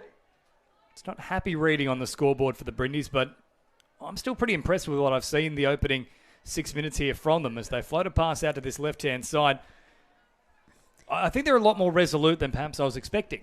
Yeah, no. And the trick here is just to maintain, you know, connection with your game plan. Because even though now, you know, East have starting to find their stride, they're starting to get, you know, the field position that they want. It's really important that the Brindis continue to go with them, particularly in this midfield battle, James, because if the strike dump's happening about 20 out, you're an opportunity. But as we speak, commentators curse, it didn't take me long, and penalty.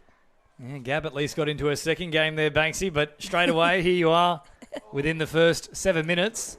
There's another turnover, though, so Roosters will once more give possession here to the Brindis, and they're a little bit guilty of that in the opening couple of minutes. They had probably 2 of their first 3 sets resulted in errors. Yeah, definitely, and this is where like a really good settling set would be great for the Brindis. Get down the other end, leave the ball in the corner, and then, you know, man up defensively and try and limit the juggernaut that is the Eastern Suburbs. Oh, here they go, straight through. It's Keisha Kapia looking for some support. There's space out wide, finds the pass, and the Brindis are in. Brilliant work from Canberra. No, they've called it back here. Are they suggesting the pass was forward? I think that she ran out at the end. Let's have another look here on the replay. So Kapia comes all the way through.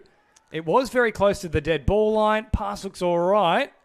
Oh, yeah, I think that's down inside the dead ball line, though. Yeah, it's 50-50. They're there, aren't they? The referees are on the spot, so we'll sort of run with that. But I mentioned off air that Kapia would be the key player for the Brindis. You know, she's a very experienced player. She's been involved in a couple of New South Wales Women's Open and Mixed Open squads over the last few campaigns.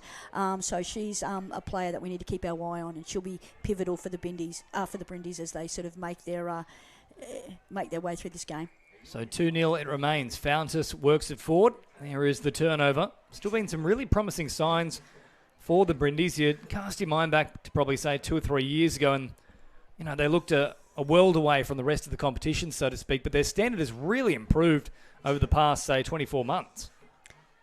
Yeah, they're working hard here, and East, they're just keeping East honest, and unfortunately a little over the mark penalty there, and this is the type of thing that Tarlo wouldn't be wanting down in that sub box, because if they can get down the other end, they can at least hold their own. But giving East prime real estate in perfect, you know, conditions like this is definitely spilling a bit of blood in the water, I'm thinking, James. So Davis back out there now, looking to take full advantage of this good field position. Tomasiu, slown down here. And now watch out once again. Here is Slattery. The danger woman takes off once more. Rapid movement out for Tomasiu, and then still some space. Oh, well dealt with in the end. Little hop and skip back on the inside from Halliwell Quinn. And in they go. That's a third try. And again, everything happening from Slattery. Yeah, it's that combination of players, isn't it? It's Slattery with the footwork, just summing things up really, really nicely, and Bowery again and Summer Halliwell Quinn. That combination has been absolutely lethal for East, and they're worth their weight in gold. And it's really lovely to watch those girls, you know, put their combinations together, James. And lovely there from Halliwell Quinn, not panicking in the situation. Nice little hop back on the inside and then squeezing over for the try. So 3-0 the score after about 10 minutes. And now a little bit of space here for Kapia once again, who's been impressive so far for the Brindis. Guest, then linking up with Cochrane. Brindis operating through the middle. Guest once again. Cochrane now cutting her out. Goes wider still to Kapia. High pressing line once again though from East. Kapia floats a pass. Tough one to reel in. And that ball hits the deck. And if you're down in that Brindis sub-box, you'd probably like the girls to keep the flow, to keep running. So they're stopping and they're trying to engage defenders, but they're not running, so they need to engage defenders. So best thing they can do is just keep the feet moving, keep the hands up and keep looking, to recycle the footy, but keep running because, when you're playing against East, you really have to make sure you match the tempo. Now here is Bowery taking off once again. Big right foot jink, floating a pass over the top. Had she hit the wing, would have been another try, but had the eyes on her link instead, so Leo can't capitalise on this one. Brindis still working hard here. If they could get one back, might just stem the flow because all the momentum at the moment with East. Yeah, that's a nice away set. They got themselves, away from the sub-box, came back, but it's just this on touch 2, touch 3. They're just being held up a little bit because they're not getting the ball down clean, as we see again. And this messes with your ability to create momentum and create back-end flow, and that's really what they need at this stage of the game. It's now Edgeworth being told to simply card it forward there by Daisy Craig, who now scoops, takes off, late little switch there to Smith, finds a lovely pass, and now Edgeworth goes through. They can't take this one off them. That was beautifully done from the Brindis. Terrific work from Edgeworth, Craig and Smith. And it came out of nothing, James. They didn't create a lot of momentum, but it was that late switch. What it is Easter a little bit man on at the back end of the set and a nice little late switch. It's a great way to break up, a man on defence. And basically they were late to the shut and a beautiful, nice gap hit there by Edgeworth. And, great to see the Brindis get on the board here. I've been really impressed with Dimna Smith so far. Her movement is exceptional. It's actually quite reminiscent of Zali Chippendale, who was out there on our previous game. The way she sort of glides across the field, and there's always a jink with every single step. So East now on the attack once again, this time with Squadrito. Drops it down, now playing right at the advantage line for Cable. Cable coming back to this right-hand side. There's the attempted late little switch, but touch pass will be called. Yeah, we're seeing a lot more of that in the sort of women's game at the moment because a lot of the teams appear to be a little bit sort of man-on defending. So expect to see that a lot more this weekend, James. Now a little short pass and then taking the metres on offer is Kelly. Quinn drops a little pass in there and then Cochrane was on to the run, but they'll turn it over once again here. And, of course, you can't afford to do that against such a classy outfit like East. Yeah, definitely. And it's pretty warm out there, James, too. Like already the temperature is sort of fairly hot out there, and you just don't want to be turning over the ball, again in this type of field position and giving teams like East the opportunity to do what they do. And here goes Slattery. Slattery once again, Studden looking for a double and will get it. Geez, every single time that there's a threat, it's in and around that woman, Isabella Slattery. Studden just showing the camera, yes, it is indeed me. I've picked up a double. But here it is again on the replay. Slattery just takes off once more, nothing doing, but it's not just the speed, it's the footwork as well. Yeah, just that change of speed, isn't it? The strength and that ability with her feet to be able to change direction on a dime, and just the power. Her speed is quite exceptional in the sort of women's game, and she's definitely the player of the moment in our sport in the women's game. Yeah, we talk about some of those dominant performances on the men's side of the draw. It's Chris Lennon, who's just been in phenomenal touch now for probably the same period, around that 18-month period. As now Smith has been very good for the Brindis. Turns it back toward the middle. Craig stays alive. No touch called.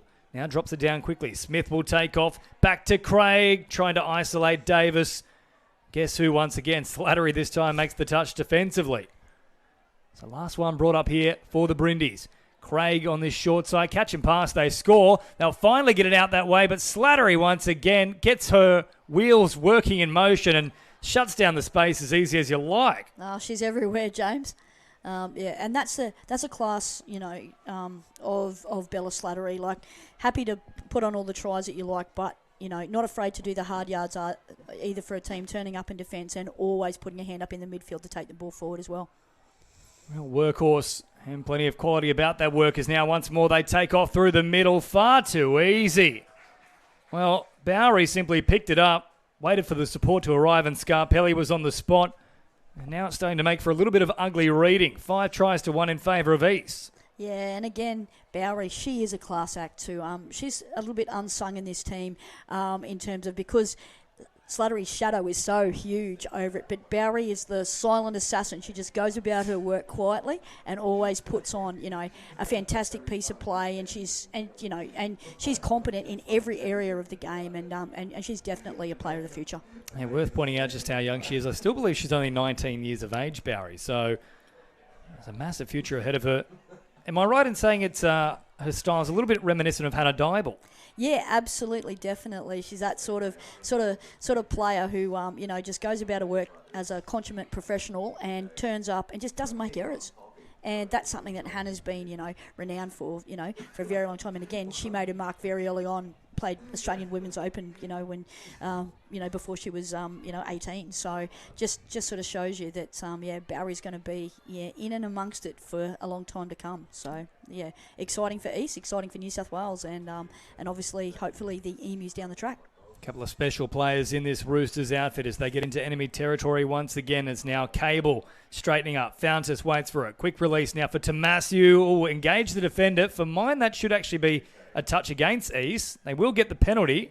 But Tomasiu certainly was the one to enact the contact. Yeah, and it was smart, though, because she didn't put a hand out at all. If she had put a hand out, that would have been counted as a touch. So actually smart play from her and to procure the penalty as well. Yep, fantastic piece of play. So now Squadrito just inside the 7. Then Fountas. Bouncing around here is Cable. Cable, quick release. Fountas wrapping around space once again. Hallowell Quinn, as easy as you like. Puts it down. In fact, this time I think it's Abby Bonich out there. Yes, it is. Just fresh onto the field. Puts it down, and that's 6-1. And it just shows how well drilled this Eastern Suburbs team is. As soon as the Link stepped up to get involved to try and take some pressure off the middles, they punished the Link, ran short side and played the numbers. And, that's a sign of a really well-drilled team that sort of, is very automated in terms of their processes. And they're going to be really, really tough to beat this tournament, James. Yeah, they look pretty sharp from game 1 here. Brindis have certainly thrown a fair bit at them as now Kapia takes off once again, but they've had all the answers defensively and they've torn them apart time and time again in this opening 16 minutes. Now a little pass back towards the middle once more here as Guest straightens up and now taking off his Cochrane. Cochrane nearly squeezing, but again Davis, who's done plenty of good defensive work in this game, makes the touch. Yeah, she has been impressive. She's been one of their best, hasn't she, James? She's toiled, and you can sort of forget. People can forget those types of efforts when you're looking at this performance, from East. But she's tried so hard for the Brindis, and been a big reason why they've been able to keep it to the scoreline that it is. And people probably look at that and go 6-1. That's a lot, but you're dealing with one of the great teams. I think. Of this sort of modern era. I mean, this East team is so young, and they've got every potential to be able to build this over the next few years, and there's going to have to be some, pretty decent teams to be able to beat them. There's a real chance to set up a dynasty, of course. They're going to try and do what Newcastle did last year in claiming the State Cup. I feel like there hasn't been a great deal of talk about Newcastle, though, just based on how dominant East have been throughout 2025. There's a player that's hit the deck. Bowery, as a result, will take full advantage of it. Now waiting for support, throws it over the top, links up with Squadrito. Well, that was bizarre. Yeah, she just sort of lost a footing down there, and Bowery, it was an early Christmas present she picked up, and away she went through from half, and the little netball pass to finish it off. So it's all happening out there. We might get a chance to get a different shot of this there, because speaking of shots, it was like the sniper had struck. All of a sudden, there was a defender down. It just opened up big time. Didn't it? But talking about Newcastle Newcastle, they've been sort of, building their performance at the Hunter Hornets Regional Championships recently was very, very good, James. They were comprehensive in the final against Wallsend, and, they've got the same composition of players. There's, Chelsea Hindmarsh's had a wonderful, 12 months. Rachel Jess Potts, the list goes on and on and on in terms of, the strength, and it's their structure under Jay Miller. They're a really well-drilled outfit, and, they'll take some beating as well. If you had to pick an early top four, of course, we've only seen a few matches so far. Would it be fair to say, based on that first game, Canterbury and West will certainly be thereabouts? We know East are going to be, well, they'll probably be there, let's be real. And then, obviously, Newcastle winning it last year. Is that your likely top four? Or are you thinking maybe a Manly or a Wallsend can also sneak in? Manly or the Wolves, I think, have the potential to be able to get through. Nat Little's done a great job with that Wallsend team over the last 12 months. Depends on them, pulling their game together in the crunch moments. They've been there and thereabouts over the last few years. So they may be, still 12 months off it, I'm thinking, James, but I still think they will be in and amongst it when, the whips are cracking. So, yeah, I think you've pretty much nailed it in terms of the contenders. So now Kapia works it forward inside the final 10 minutes of this match. Kapia has been dangerous, takes off on this left-hand side. Great footwork from Kapia, who goes kapow. They're in for a second here, the Brindis. That was wonderful. An individual effort, that was brilliant. Yeah, she has some talent and class. We mentioned her earlier in the call, and just the footwork and the acceleration and speed and nice evasiveness there, and great for Kapia to get one for the Brindis and just give them a little bit of confidence and sort of heart going into this last 9 minutes of the contest, James. So 7-2 the score. I think it's a performance where they certainly haven't been, I don't want to use the word embarrassed, but I think the Brindis would be reasonably pleased with this result here, knowing full well that East are arguably the team to beat in this competition. Yeah, 100%. And when you don't get a lot of top-level touch on a consistent level like the East team do get, it's great that, teams from Canberra, our country regions, can sort of, really rip in and compete with the big dogs. And the more you play these types of games under these types of circumstances on the big stadiums, the better it is. And here's Kapia again. Once more, puts the foot down. Kapia, way too quick. Oh, they're claiming the touch. And the referees will agree that's a great try saver from Tomasiu. Wow, what a piece of play. I'd love to see this this touch on the replay because she looked in for all money, didn't she, James? And then this last gasp dive, what a touch. Well called as well from the referees. As now Smith tries to keep it alive. You can see in the background as well the Manly boys warming up. They'll take on the Australian Defence Force in the mixed open. Now, they were very impressive against Port Macquarie, of course, traditionally one of the strongest teams in the mixed open, and they were humbled. Yeah, that ADF team, Drewy Price, is in that group, and he's just come off the back of Queensland State Cup and Metro Cup with wins with the Redlands Muddies, and he's a jack in the box and one of the best young players in the sport. So I love watching Drewy play. So he'll be at the heart of everything for the ADF, and be really good to see how they go. And he certainly was against Port Macquarie. Great footwork and even better pass on him too. So a real weapon no matter what way you look at him. As Fountas takes off here, was looking to link up, and I think there was a stray little arm there from Smith. And they will get another set. So penalty called. The initial indiscretion was offside. So that's one. Of course, if they get three, a player will be sat down. Chance to really work them over now, East. Short pass for Sylvester, taking them on. Sylvester trying to squeeze, but Smith is there to make the touch. I reckon you would have been one of those players who would have been sat down a few times, James, if in your heyday. Yeah, look, soccer was my main forte. I only got sent off the twice. That's all right. That's not too bad in a 15-year career. That's right. And you did do your knee 3 times, didn't you, mate? Four. Four. Even worse. Who's counting? 3 left, 1 on the right, me. It's my broken dreams, Banksy. As now they drop it down quickly inside the 7 on the last. Still having an attack here, a Squadrito. Ooh, catch and pass there. Bonich would have had a decent chance, but just couldn't reel it in. Little shake of the head. Here it is again on the replay. They certainly had worked the numbers on that side. The Bonich was also a little bit flat-footed, though, so it would have been a tough one to finish off. Yeah, absolutely. And with 6 minutes to go, it's really important here for the Brindis that they just keep working hard. And unfortunately, a forward pass there well picked up by the referee.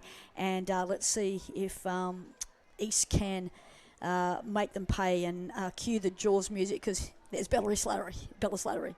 That means danger is indeed looming. Fountas finds Slattery. And even though they've only got 4 on the field right now, Slattery could probably take on the entire team herself. Keeps it alive and sends it here for Sylvester, who floats about, then back to the middle. Davis completing the complement now. She's out there once again. Short pass provided this time to Halliwell Quinn. Slattery threatening, takes off, draw and pass. Oh, brilliant again from Slattery. Links up with Sylvester and then wider still they go. But every time she touches it, it's like those emergency sirens start sounding. There it is. And just that little change of speed and just a nice little catch and pass as well. Sylvester, again, she's had a great game for East as well, and she's been the link that's been able to get that quick catch and pass away on numerous occasions, capitalising on the great lead-up work from Slattery. And, yeah, boy, this East team's looking very impressive very early on. Don't want to go off too soon, James, but they've come out and they've made a statement that, they want to go, and they want to go and do the double Vorden and State Cup in 2025. Look very sharp indeed. So 8-2 the score. Tyler Leo getting over for that one. Brindis would love to get a third on the board here. Just keep working away at their processes and policies. There's been some good signs. Kapia is definitely one of those. Stays alive in the play now. Drops it down quickly. Not quite the strike dump, but still trying to conjure up something. But if there's one player you don't want to take on, it is Slattery, who makes easy work of that touch. Definitely, and I'm really liking the way that this East team just, is sort of seamless in sort of how they play. It's been a while since they've had an out-and-out superstar women's team. Like, we had an era where there was Maddie Studden and Ash Quinlan and a few of those girls, but before that, the Judd twins and, Kristen Boss, and it was, Melissa Pitfield and that sort of crew that sort of, were State Cup specialists. So it's really exciting for, the East faithful to once again have a team that, is going to be right up there, when...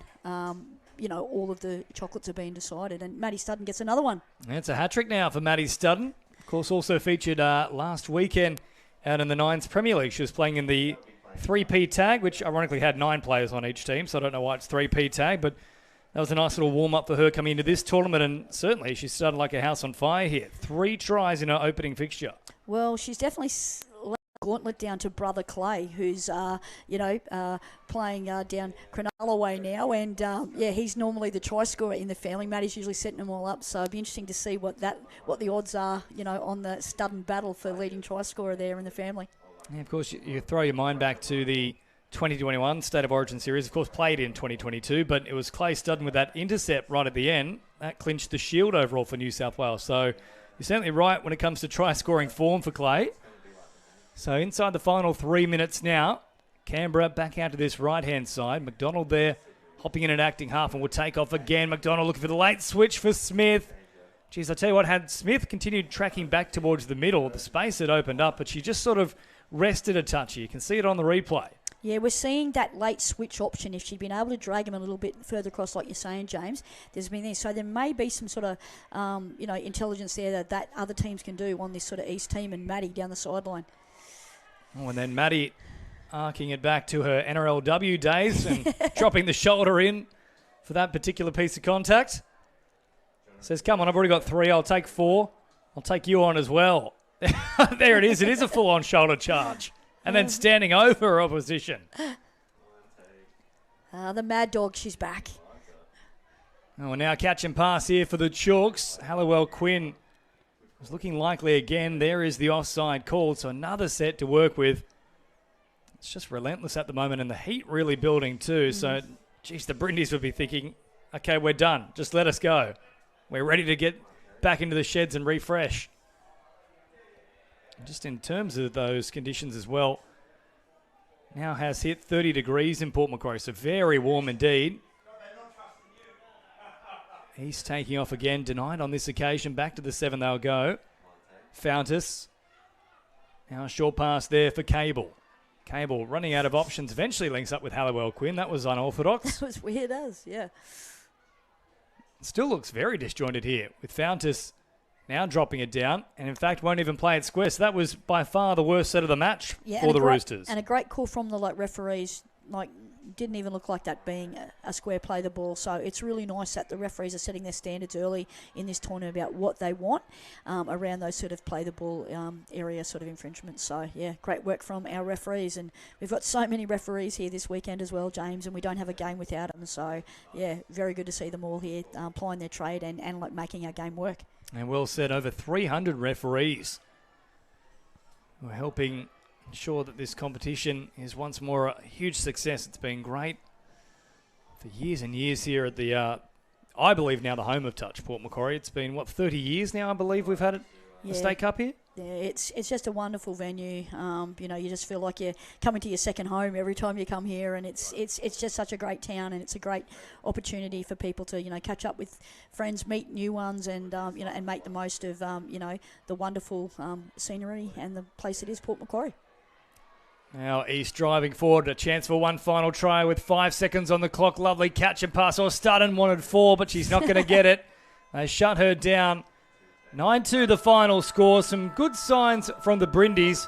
And you'd have to say, even with a bit of a blowout here for the Roosters, they looked very sharp. But I think the Brindis, if they were to say, 2 or 3 years ago, compared to what we've just seen here, they'd be ecstatic with the development of this particular area. Yeah, definitely. And remember, it's early stages in this event, so they're going to get better.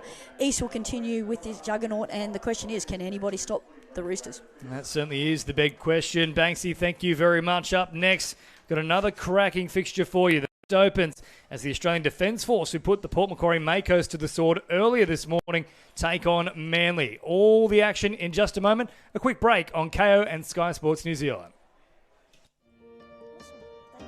Touch football has given us so much, and it's time for us to give a little back. Now more than ever, we need to come together as a team. This summer, get your family, your friends, or even people you don't know together. It's time to play, laugh, and connect to your community. It's time to run, step, pass, and dive. So come and lace up your boots and get your game face on. It's time to play touch football. Touch football is back. Our sport is back.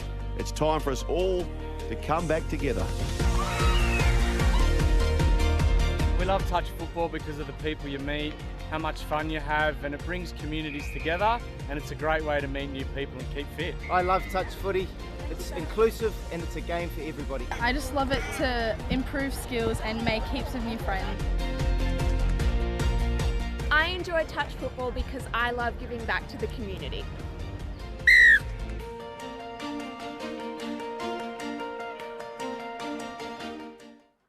And it goes a little something like this.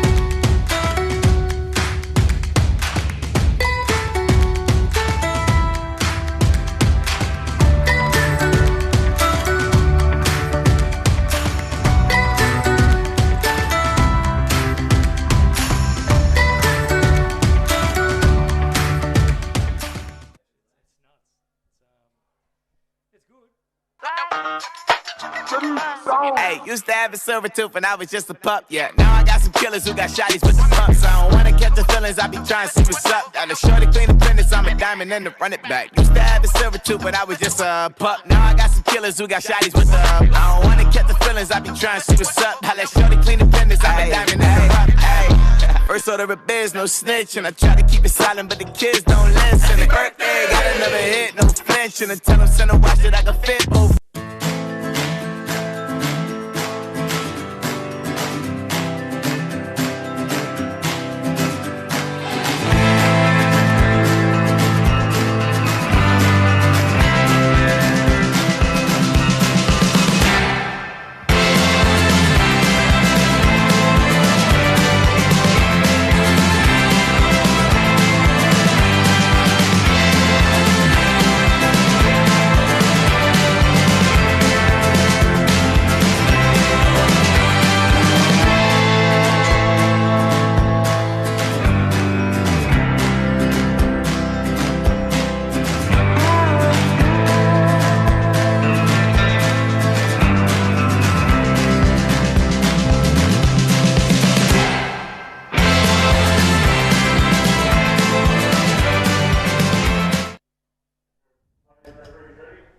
Welcome back to Port Macquarie. Mixed open action between the Australian Defence Force and Manly. The ADF will get first use of the ball. That man with it, Drew Price, was electric in his first taste of the action today.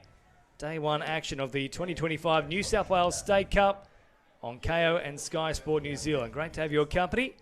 James Preston alongside Balmain Men's Bees coach Mitch Walkerton, and straight away the ADF have got the guns out and they are firing. Through the middle they go. It's Zach Green who scores. Thank you, James. Yeah, that's a very nice start for the ADF. A little bit too easy, if I'm going to say. Something that the Manly coaching staff will certainly want to have a look at. Clever play, eyes up. Unfortunately, the link didn't move. So the ADF will play from in front. And Drew Price was so strong in that opening encounter up against Port Macquarie. And, of course, we know just how strong Port Macquarie are in this mixed opens division, but they were well and truly humbled by the ADF. Always a strong team. Good defence there too. Lovely touch made there in the end. Raina Badior was the man that stepped up nice and quickly. Last one brought up now for Manly. Threatening. What a pass that was. Daniel Chitty found a beautiful ball, but they're going to call it forward. No, touch pass it is in the end. Bad luck. That looked great, Presto. That looked like a really nice move. It was a big double pump. Whack. There wasn't a lot in that. So the refs were closer than us, though. It was Raina Badior once again who was the man to stop it. So that was two potential tries that he stopped in the one set.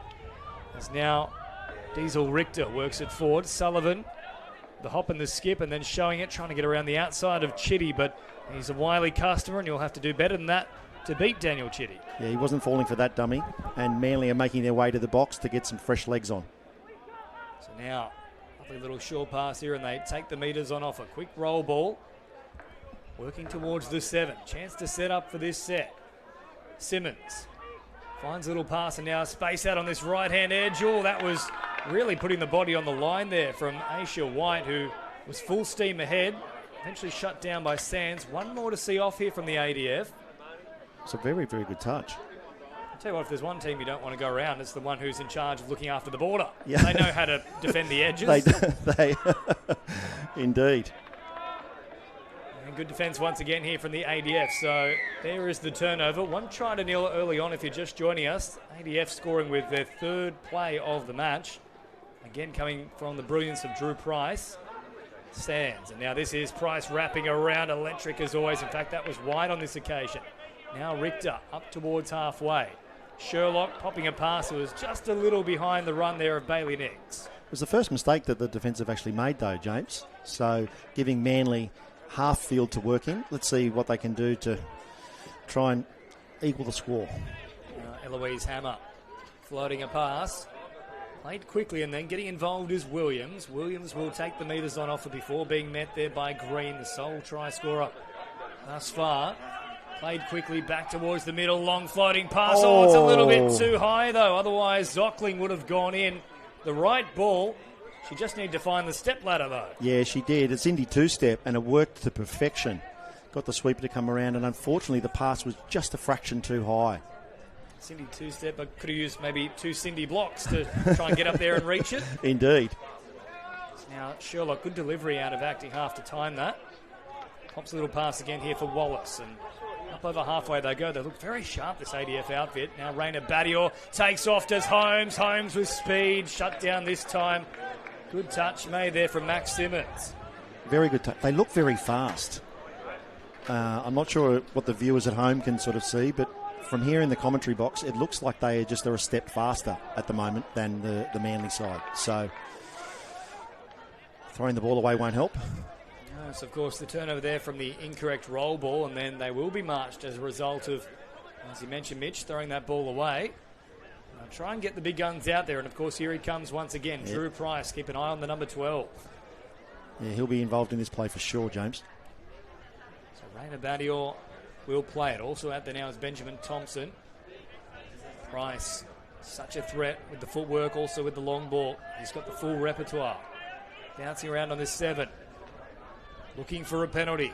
Manly still shifting forward though, so no penalty called. Now back to Price. Price with the dancing feet. Throws a pass over the top. That was delicious from Drew Price. Into the arms it goes of Nina Sherlock, who can find a try, but Drew Price. That was better. That's better than Lego. Better than Lego.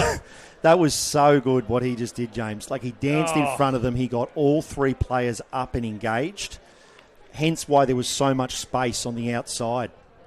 Obviously, he's the danger man, but that was just, that is so good to watch. 2 tries. I was going to say it was better movement than Fred Astaire, but I like better than Lego. Quote the great Matty Johns. Daniel Chitty comes forward. There's a man ruled out of that contact, and then Chitty hitting the deck in an Emmy Award-winning fashion as now they take off with a change of speed. Simmons nearly squeezed through. Good touch made in the end. So on the 7 they play it. Simmons back to Chitty once again. Quick release and now looking for that strike dump. Chitty will take off. Threatening. Pops a pass over the top. Batted on volleyball style, but nothing really doing there for Manly. There was no real build-up coming into that final play. James, you're right. There wasn't. Not sure what they were working towards. 4-on-3 wasn't really on. Good defence from Drew Price again coming up and taking the time. They'll have to go back to the drawing board there. So played quickly here now for Sherlock once again. Richter, easy meters. Now there's that big left foot step again. It's been the best step we've seen thus far in the action on our stadium field as now Sullivan takes off with some speed. Simmons chasing, but Sullivan's got plenty of wheels. Floats a pass for Richter. But he's actually ended up... Yes, he has. He's got it down. I thought he actually ended up back in the field of play. What about that from Sullivan, the speculator, and Diesel? Richter got on a bike. He just took off at 1,000,000 miles an hour, throws the speculator. Oh, look at that. Contorted his body, caught the ball, and planted the ball all in one moment. Well, one movement, James. Wow. It's a pity we don't have a camera from that other end of the ground. Indeed. Because I'm confused as to how he was even able to put that one on the deck.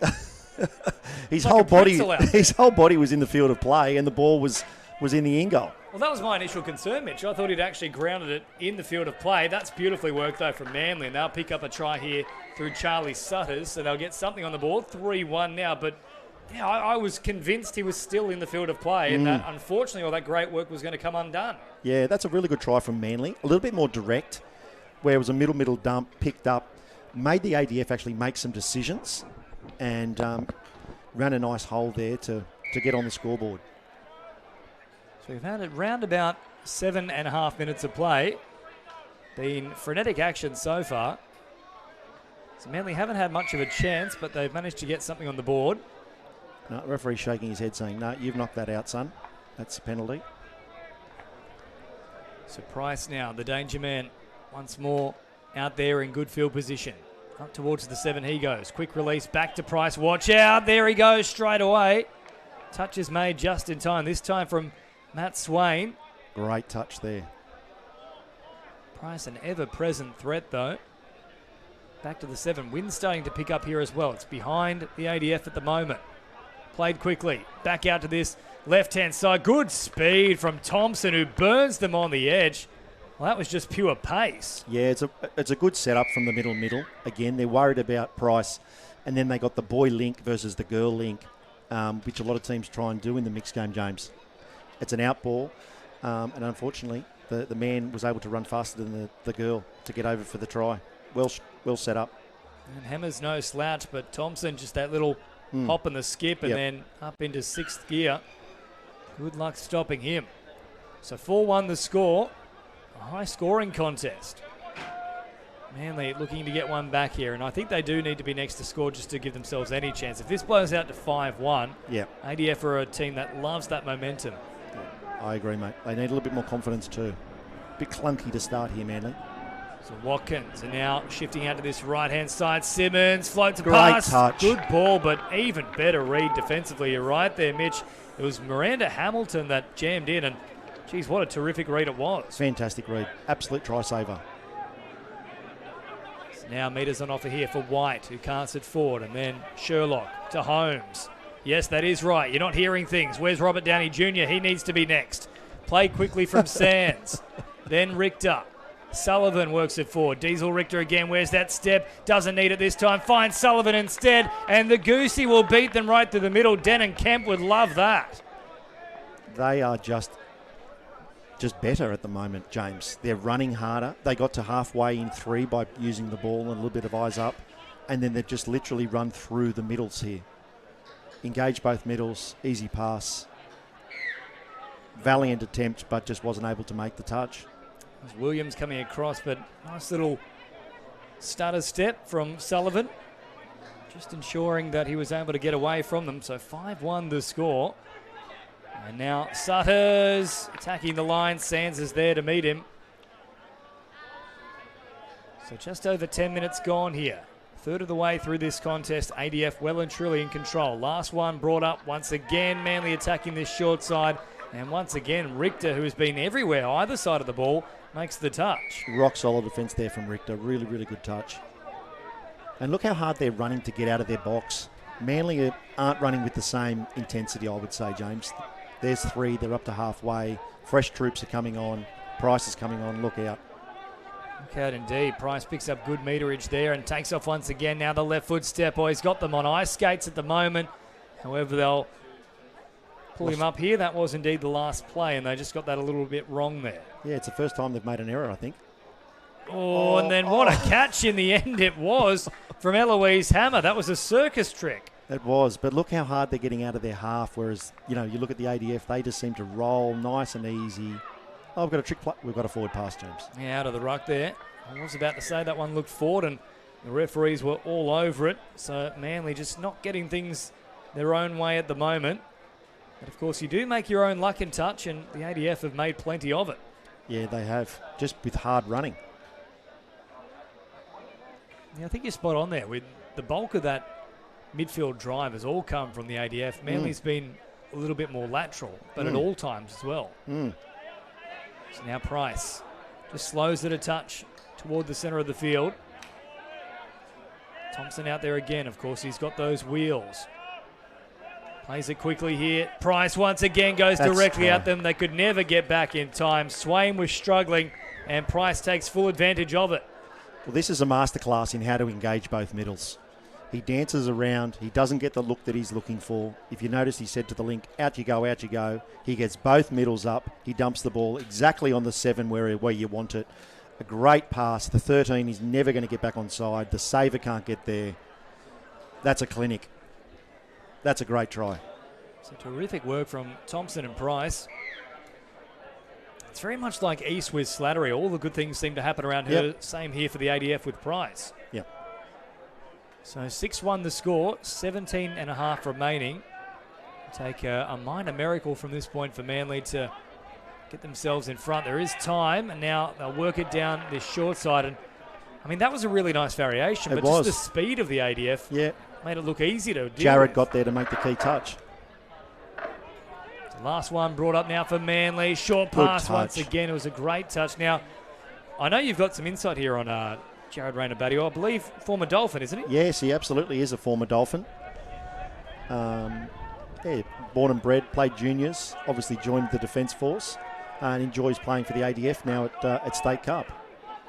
Some very handy players, of course. I believe he was part of that 2023 Men's Open winning team for the Dolphins too, Jared Rayner-Badio. You're testing my memory. His brother definitely was. I believe he might have been. There's definitely a Rayner-Badio in there, and now Diesel Richter once again burns them through the middle, then floats a pass out wide. Geez, they're toying with Manly at the moment. 7-1. Yeah, they are, and we're only halfway through the game, James. This could end up anything if Manly don't sort of lift their socks, so to speak. You talk about the speed that they're playing with. I suppose one advantage the ADF, in theory, have over every other team here is the fitness. I mean, they're constantly working on that as part of their job. Yeah, no, you're right. They do look fit and fast and seem to be in the right positions. So, not to mention it's very warm out there too. 30 degrees is now wrapped up as Thompson Sutters. Sutters back towards the middle here with brother Charlie. Thompson finding a beautiful ball. It was indeed a nice pass right into the arms of Emma Williams. And there finally is a bit of variation for Manly. Yeah, it's been a little while since they've scored a try, but that's a really nice... Again, they played the direct though there, James. Picked up, it was a middle dump. Engaged. And it's a really nice hole there from Williams to get their second try. So 7-2 the score as we hit the halfway point in this match. Of course, if you're just joining us across KO and Sky Sport New Zealand, there is no halftime break. It's a case of the two teams changing direction after a try is scored. ADF have been in hot touch, not just in this match, but also a little earlier this morning when they defeated Port Macquarie Makos, who are typically thereabouts, at least making the semi-finals. They've made a couple of grand finals in the last few years as well. Yeah, I think a lot of teams will be on notice after these two performances, James. Yeah, certainly is. Now Holmes brings it forward, then finds a great pass. Or Sherlock with lots of work to do, but well snuffed out from Bridget Zockling. Yeah, lovely. I think they've said forward pass. There seems to be plenty of confusion here. The referee hasn't moved, No, so I don't they'll think have to go back on the spot. I'm not sure he's tapped it on the mark. That's what he's looking for, I believe. Well, in the end, they'll completely forget about the mark and just go to the middle. Well, if it's not working, I suppose, just mix it up. Yeah, that's right. Well, that was bizarre. It was. It's now Manly from right to left. Williams feeding a nice little pass there. And now Hammer back into the action. Now Swain works it forward. But the ADF just smothering them. They really can't get any forward momentum here. Chitty will try and create something, but that high pressing line means there is no roll on at all for Manly. Yeah, pardon the pun. The defence has been great. It's been really, really good. From the line and also from the midfield. Now Sands and then Richter, who's been ultra impressive in this match. Sullivan carts it forward. Richter once again. Chance to bounce, won't need to instead. Slips a little pass here for Sullivan through the middle. And it's Moses parting the Red Seas. And I'll tell you what, they might need, Moses. They need some sort of miracle here, Manly. Divine intervention. It's 8-2. Yeah, they need all the help they can get, James. Again, that's just good night hard running. The Rooster play picks up, and yeah, everyone just runs down their line, gets the defence to bite. Swain knows that he made the wrong decision there, so another try on the board. Well, I think Swain was preempting that big left foot step from Diesel Richter. You can see there, he's set up for it. Swain plants the feet as a result, trying to cover that space, and then Sullivan just bursting through. So when you've got so many different weapons as Diesel Richter does, it's hard to deal with. But now Thompson Sutters will come up with a try here for Manly. So that's a nice little hit back. Yeah, it was a nice little hit back. I think the referee played the right advantage too. It was the quickie play. He steps off his left. The man who made the touch, Sullivan, I don't think was on side. Getting back on side. Does the right thing. Dives, gets the ball down. The referee was right on the spot. Couldn't have been in a better position to see that. Richter was close, but as you mentioned, the referee well positioned. So 8-3 the score now with just over 12 minutes remaining. Quick release again from Thompson, and then out for Green. Price is out there once again, bouncing around towards that 7-metre mark. Price scoops once more, looking long, finds Sherlock. Great take, and then look to link up back towards the middle. Slapped down there by Manly. Good defence indeed, but they'll have to do more of it. Another set coming up. Yeah, they have to try and hold out here, James. They're just for a little win for their confidence to try and get a stop here. So a full set to try and see off, though. It's going to be a tough task for Manly as Green receives it now. Thompson back to Green, straightening. Big dummy, took them on. Turned away, though. Good defence from Manly. So 11:20 on the clock, 8-3 the score. Price now with it once again, plays it quickly. Price now shuffling it on, or was building again for the ADF. Been Bailey Nix going in for a try, but it was a nice slide from Manly. Yeah, it was. They did handle that well. So that's a small win in the context of the game. And at 8-3, I mean, that's what you need to focus on, winning each individual battle. Yeah, that's right. So now Manly with a decent field position on this occasion. That one was well and truly forward. And unfortunately for Manly, it was directly in front of the referee and also the camera position, so there was no hiding from it. No, there wasn't. It was a bad forward pass. The small thing is Drew Price is probably one of the best players out in the field, and they're trying to scoop on him. Try and scoop on somebody else, maybe. The coach could tell the team, maybe. That's the inside of the coach for the Balmain men's B team. I think you're pretty much spot on the money with that too. There's players you don't want to try and take on. He's certainly one of them. As now White works it forward, all bounces on the inside, but well covered in the end from Charlie Sutters. And I mean, look, we talk about those little wins. This is now 3 straight sets where Manly have turned the ADF away. Yeah, but they've got to try and get down the other line, down on the ADF try line. Turn the ball over there, get a bit more pressure. They're still having problems coming out of there. Oh, that penalty will definitely help them, James.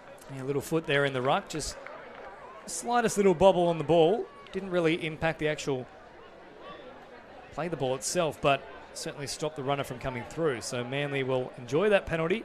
2 players down now into enemy territory. Chitty is back out there once again, playing it quickly. So midway through the count, Chitty straightening now.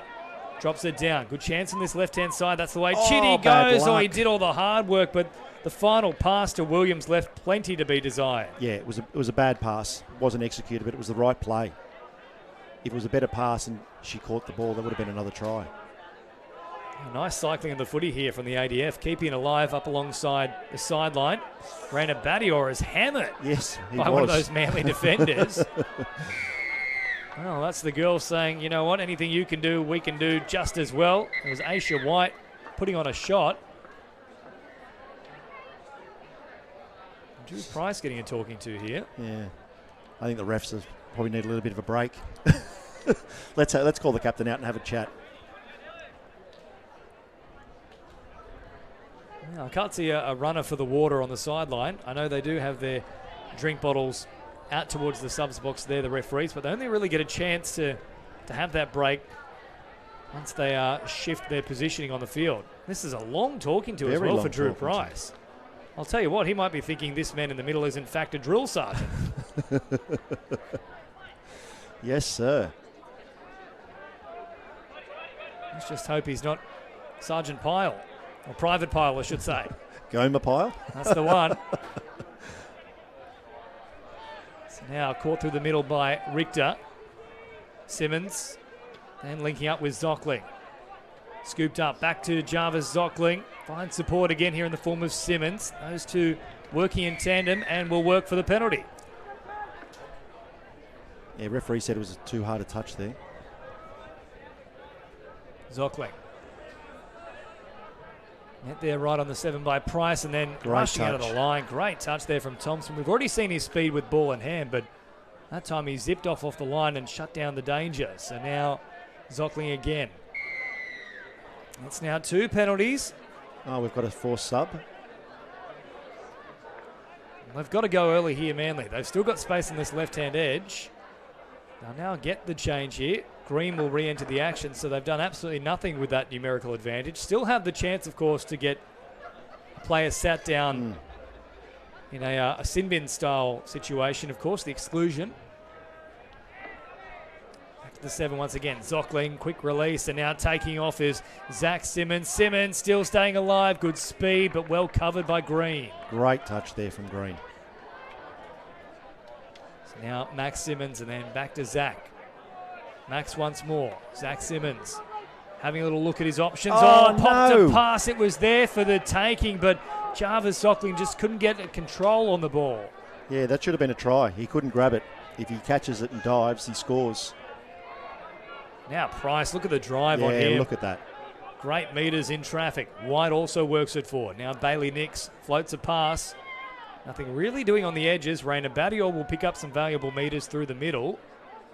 Holmes, short pass, and then White still goes here for Wallace. Back toward the middle they come with Holmes. Plays it quickly. A good play the ball too. Now White, catch and pass. Raina Badior wanted the bat on, but unfortunately he only succeeded in knocking his own hat off. Yeah, he wasn't clean. He'll have to practice that one, Jared. Not one of his best. So 6 to go. What does a... Look, the win is beyond a possibility here for Manly. So what is a good result for the boys and girls from the Northern Beaches from this point onwards? Yeah, look, I think they just have to try and keep playing for confidence. They just don't seem as fluent with regards to their moves, their rucking. You know, just try and work on the next 5 minutes, just being clean, getting out of our half and being a bit more clinical when we're trying to score tries on the line. I think that's what the key focus needs to be. And ADF, he ripped it out. I think ADF, they've put their foot off the pedal a little bit. You know, you hit 8-2 or 8-3. Drew will want to try and put one on here, I reckon, with a quickie. We've got the cattle out there to do so, including this man, Diesel Richter, who for mine has it's got to be a penalty. Probably actually been better than Drew Price in this particular game. Yeah, I think he he's has. been electric. Here is Richter going once again. Jeez, he's so sharp. Got to ground very quickly. They only just got him in time. Got the ball down so quickly, like a cobra. Let's see if he can strike again. Price out on this right-hand side. Now Sullivan back to Price. He's lost the hat. He'll keep marching forward, though. He's crunched in the end on the line. A little bit worse for wear off the back of it too, Drew Price.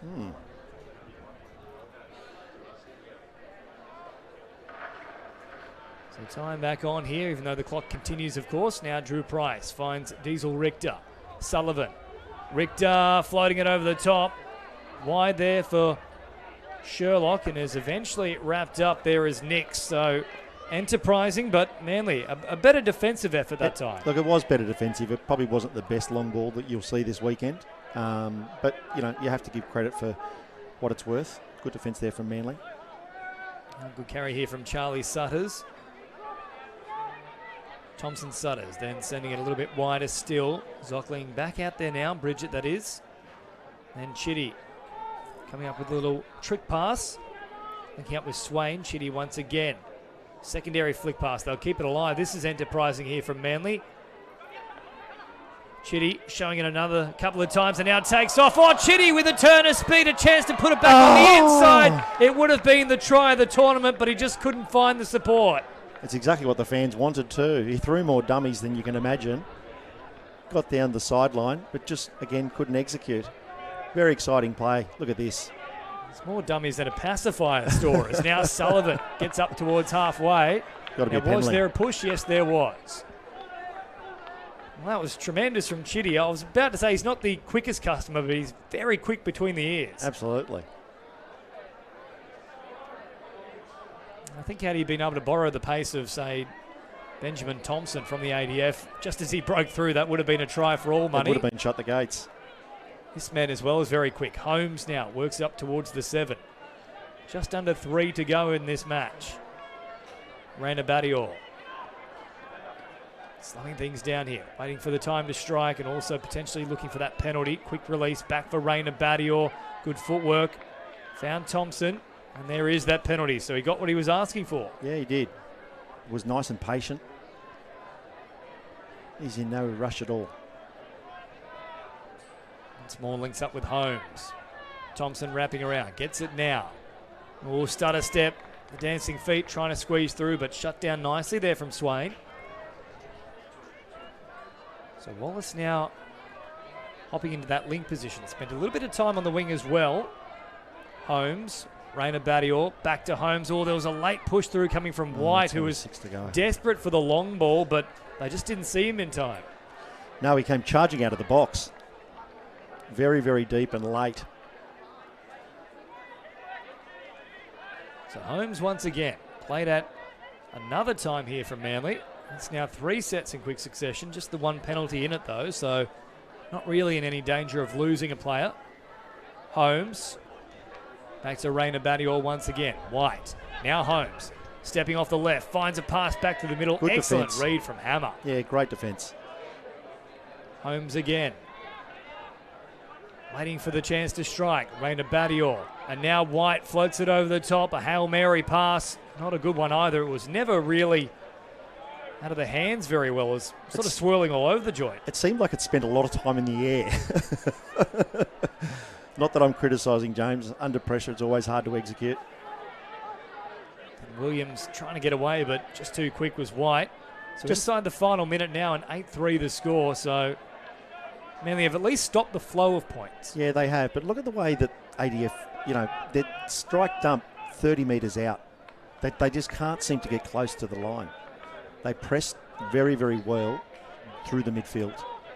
I think based on what we've seen so far, Mitch, I'd almost be suggesting it's an ADF v Wollongong final. I know it's very early on day 1, but I've been very impressed with ADF, and of course we already know what Wollongong bring to the table. Absolutely.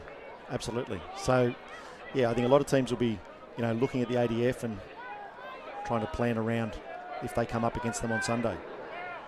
That's my bold prediction midway through day one as Manly inside the final 10 seconds now. Work it forward. Zach Simmons back to this right-hand side. Scooped up here now from Max Simmons. Floating a pass over the top. What a ball from Maxie Simmons into the arms of Jess Fowler, and there's nothing foul about that. That's a nice finish. Nice finish to the game, but ADF were very, very good. Here it is again. Simmons scoops it up, identifies the situation, and just rifles a pass that beats everybody. Fowler, though, was waiting for it, latched onto it, and as you mentioned, Mitch Walkerton, a great way to finish for Manly. Yep, really, really good finish. Good game. Good game from both teams. End-to-end stuff, and of course, up next, we've got more mixed open action. Newcastle City Knights up against Wallsend. So the two Hunter rivals will do battle. That game getting underway at 1:15 across KO for Australian Eastern Daylight Savings Time, and also for our Sky Sports New Zealand viewers, it's just around the corner.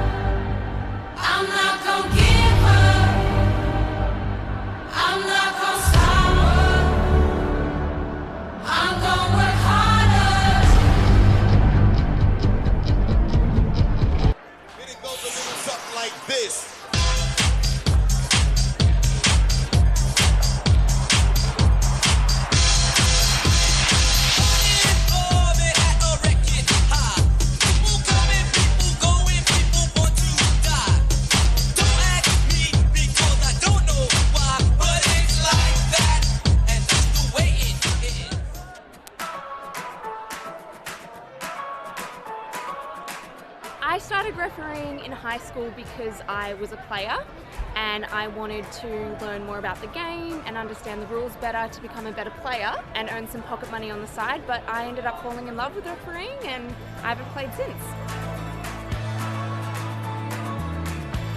I became a referee, my son was playing and I wanted to give back to the sport, and now my youngest son's refereeing. We're both having a great time, and if someone had told me how much fun I was going to have, I would have got into it far earlier.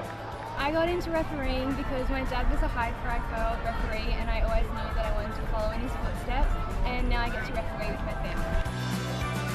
I became a referee as I started playing the game. Wasn't really good at the game. I wanted to still stay involved in it. And I thought, give refereeing a go. I started enjoying it. I started challenging at the top end, and it's one of the best decisions I've ever made.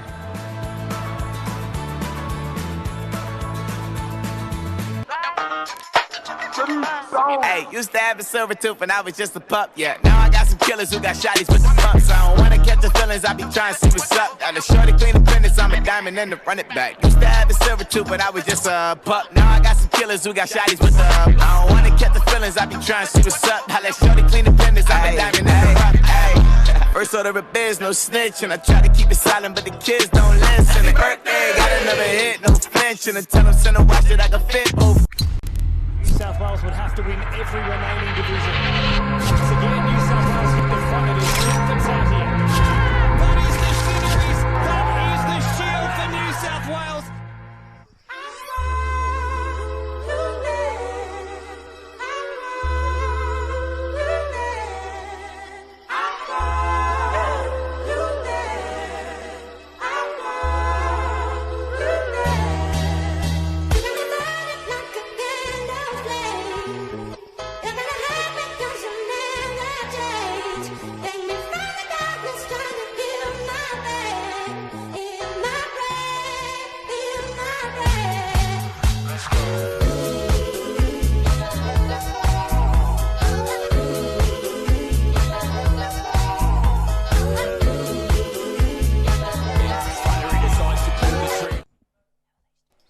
Back to live action here at the New South Wales State Cup and into the mixed open again. We've got a little local derby here. Newcastle taking on Wallsend. Gabro's with me in commentary for this one. Always good to see when we've got a couple of close local rivals coming up against each other here, Gab. Sure is, Scotty. It's a local derby a few hours up the road from both their hometowns.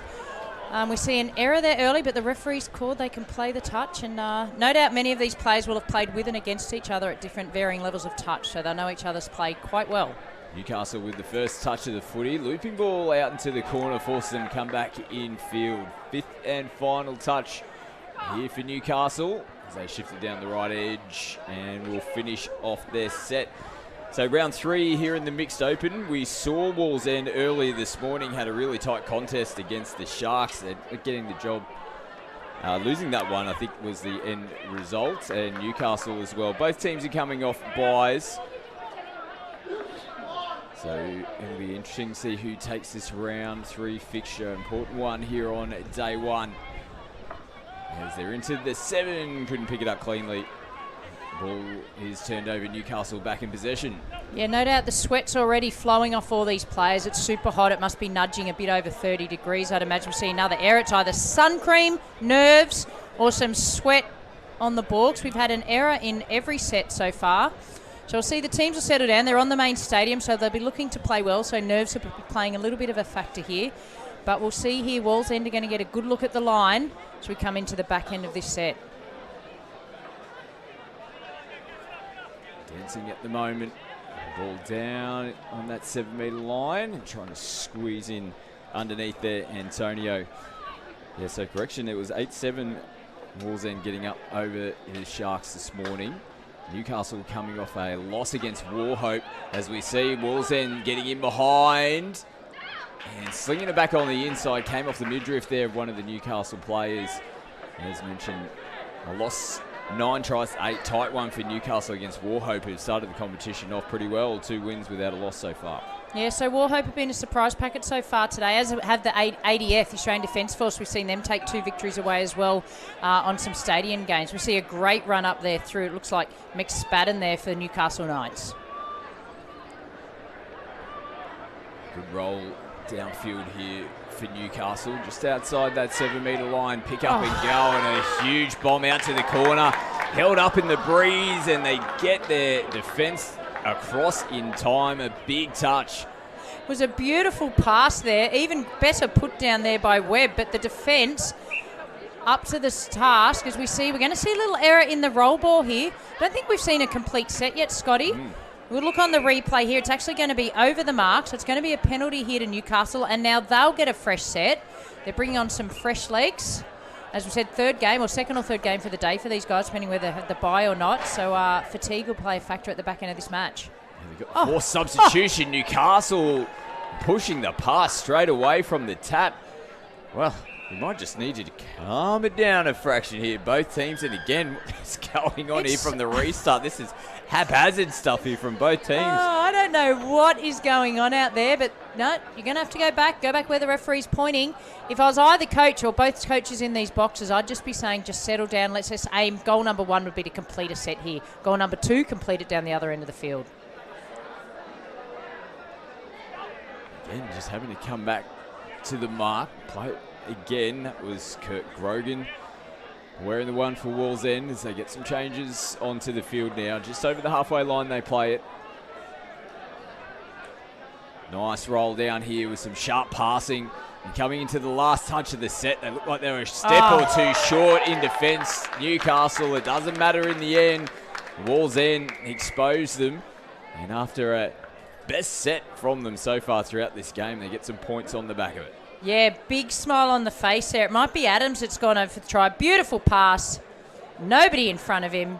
Turns around, plants the ball down, and it's 1-0. It was beautiful work there by Todd Edmond. Out there to Adams, and it's 1-0. 5 minutes into this match, Wallsend take an early lead. Yeah, you could see that defender shooting up nice and early, and caught Edmond in the corner of the eye, shifted down the left, and they found the space to work with to score first here in this mixed open game. Newcastle now through Maitland. We'll just have to slow things up momentarily.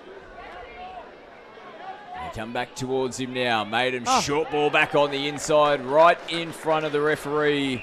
And Carter Lovell locks us back up. Yeah, it didn't take long for a right of reply there for Newcastle, so they were peppering them there. They went one way, came back the other. The gap was just a little bit too large. As we'll see here on the replay, pops it back in. It was a good effort there by the Wallsend defender, but couldn't quite get there in time, and Carter Lovell evens up the score. Could be one of those games, Scott, as we see in mix. You talked about a few of the other score. We had an 8-4 just before. There's been a 9-8 and 8-7. Traditionally, high scoring and great attacking contest the mixed open is.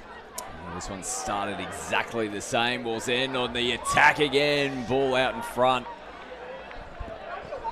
They're seeing space. I like the positive style of footy from both these two teams there. They're not afraid to chance their hand early. No, we'll see on the replay here. Look to go down, pop it back down the short side. Pass probably wasn't on, but as you said, in this game, it looks like there's going to be tries aplenty, and they're not going to worry about holding the ball. They're just going to play what they see. Newcastle now nice exchange of passing back through the middle. Last as they come down the short side, just running out of room. Looking to get on the outside and get that defence biting in. There's Bailey Caruso. Yeah, it was the two Caruso. Contact here. Yeah, big contact, heavy contact. We'll see what the referee does here. Hopefully the player that's down is okay. Yeah, she's coming back to the mark now. She might have got a little knock on the mouth. Just checking all her teeth are in. And she's back on the wing and straight back into the play, so that's good to see as well. And the referee just said play on. No offence. Keep playing, ladies and gents. Yeah, it's good sportsmanship from Moody, who was involved. He went straight across to her. Didn't worry about the play that was happening. Making sure she was okay. Wallsend continue on. Within the 7, there was space and just hoiking it out. Sideline referee is having a chat, and it's to confirm that there is another try here to Wallsend. There wasn't really much on there. We'll see on the replay here. Drops it back in. Looks like there's nothing happening, but the Wallsend player could see something different, so he drops it back in. Beautiful pass over the top, and it's Georgia Stewart gives her Wallsend team a lead 2-1. Just catch and just release straight away, wasn't it? And hoping that they were in position, and they exactly were just that. So Wallsend back in front. Made him again. All shape out on this right-hand side of the field. They come that direction now. Ball out in front, and Wallsend just held position nicely. Yeah, they probably just didn't quite have enough space there, Newcastle. They had the players, but Wallsend were able to man up to a beautiful little offload there, Scott. Got their team an extra 10 metres. It was a lovely ball. Again, pressure coming from Newcastle. As soon as it hit the hands, it was sent out the side door, and Wallsend will get the penalty as well. So a good attacking opportunity here for Wallsend. Yeah, and it comes on the back end of that little pass back inside, so the defence was never able to recover, and it resulted in a penalty for Wallsend. They'll be looking to convert here. And they're stacked down the left, and play-on's going to be the call. They're retrieving there to try and make it back to the line. Newcastle couldn't quite get there in the end. Great awareness, though, from Wallsend, attacking those offside players. Yeah, you see here Antonio again on the back end of a repeat set from that set of 6 off their line. Plays the ball on the 7. Great listening to the referee. Dives over. Referee calls play through. 3-1, just like that. Early advantage here to Wallsend. We've seen in some of the mixed open games that we've covered so far, though, teams have jumped to an early start, and there's just a grindy period through the middle of the game, and then it becomes a bit topsy-turvy. Newcastle will be hoping that's the case here in this game as well. Bit of space on the outside and a nice diving touch made there on Owen Winkley. Tried the little goosey Winkley there, but up to the task was the Wallsend defender. Good pressure in the middle, but Wallsend again with their ball passing and getting themselves out of trouble. So they're happy to take that one shooter up out of the line. And a nice pass again, just the final one. Rodham are not quite in position to take that next one, but they're backing themselves again. That was on, though, there. You saw with Rodimer. So they did the little fly play, but then they actually doubled down and tried another one out the back, and there was definitely an overlap opportunity out there on that left-hand side for Wallsend.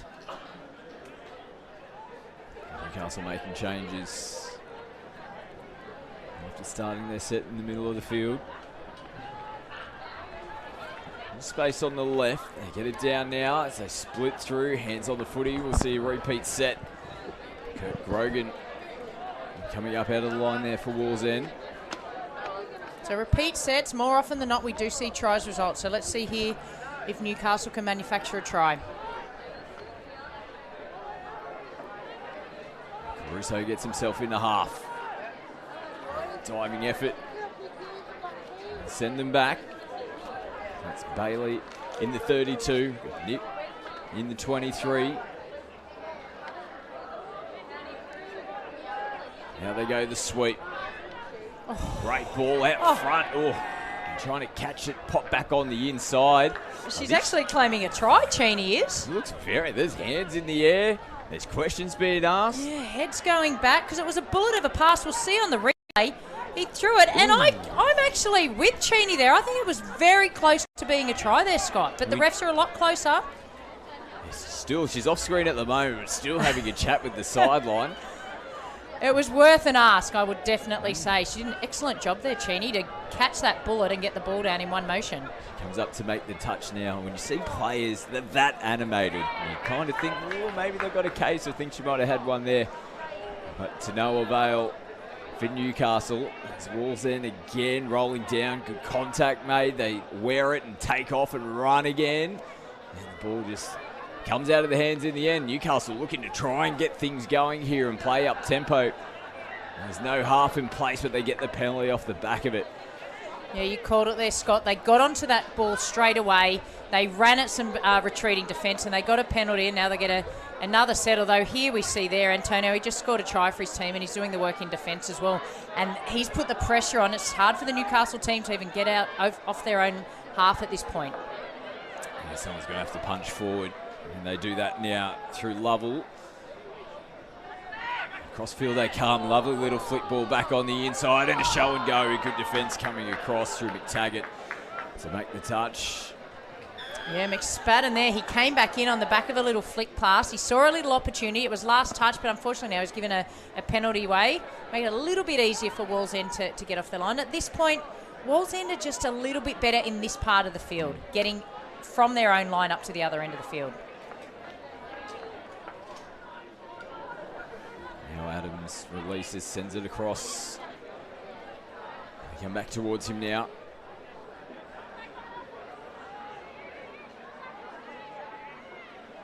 Now, great little play there from Wallsend.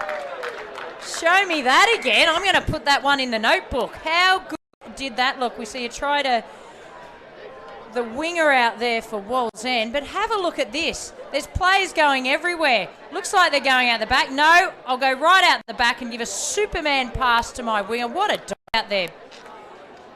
That is a stellar performance by the Wallsend winger to get that ball down. It'd be interesting to know, and it'd be great to catch up with their coaching staff to see if that was a planned play or not. It just looked like players were just running into space. There was one sweeping around the back. There was one chopping in outside in line. We got the winger just holding out there on the left edge.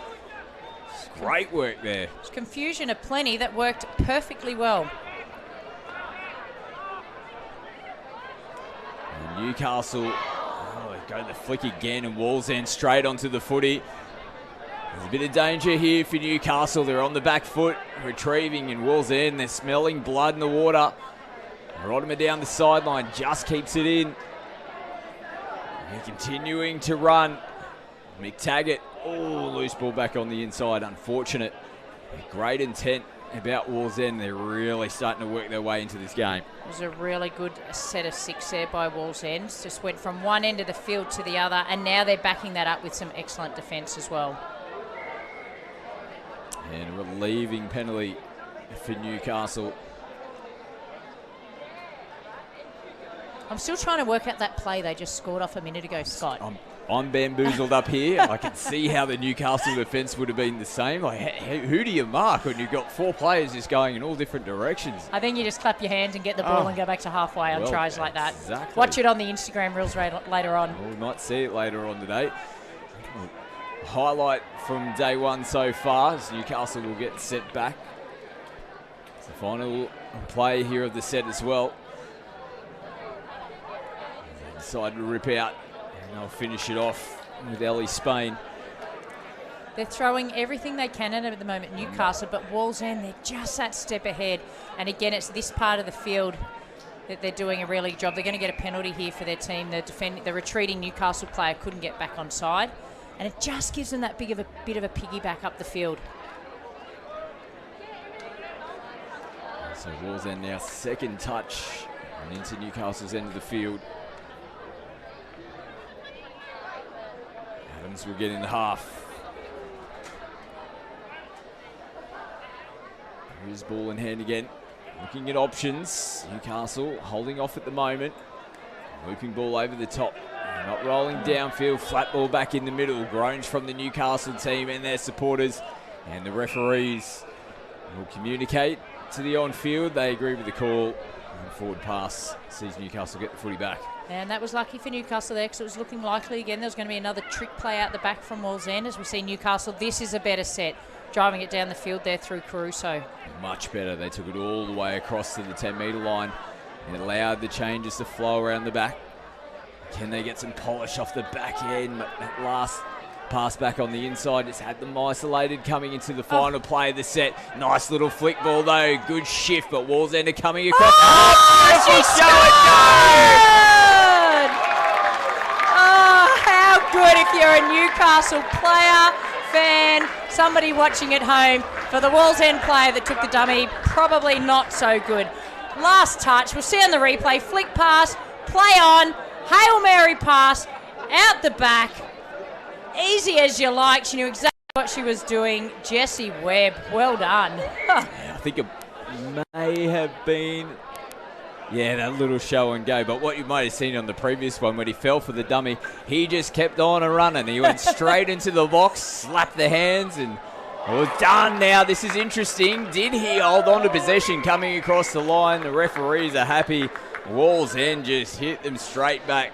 And it was that young man, I think, who may have fallen for the dummy. He gets one back for his team. Anything you can do, I can do better. Beautiful pass. He had to get back on side, actually, to get the ball back.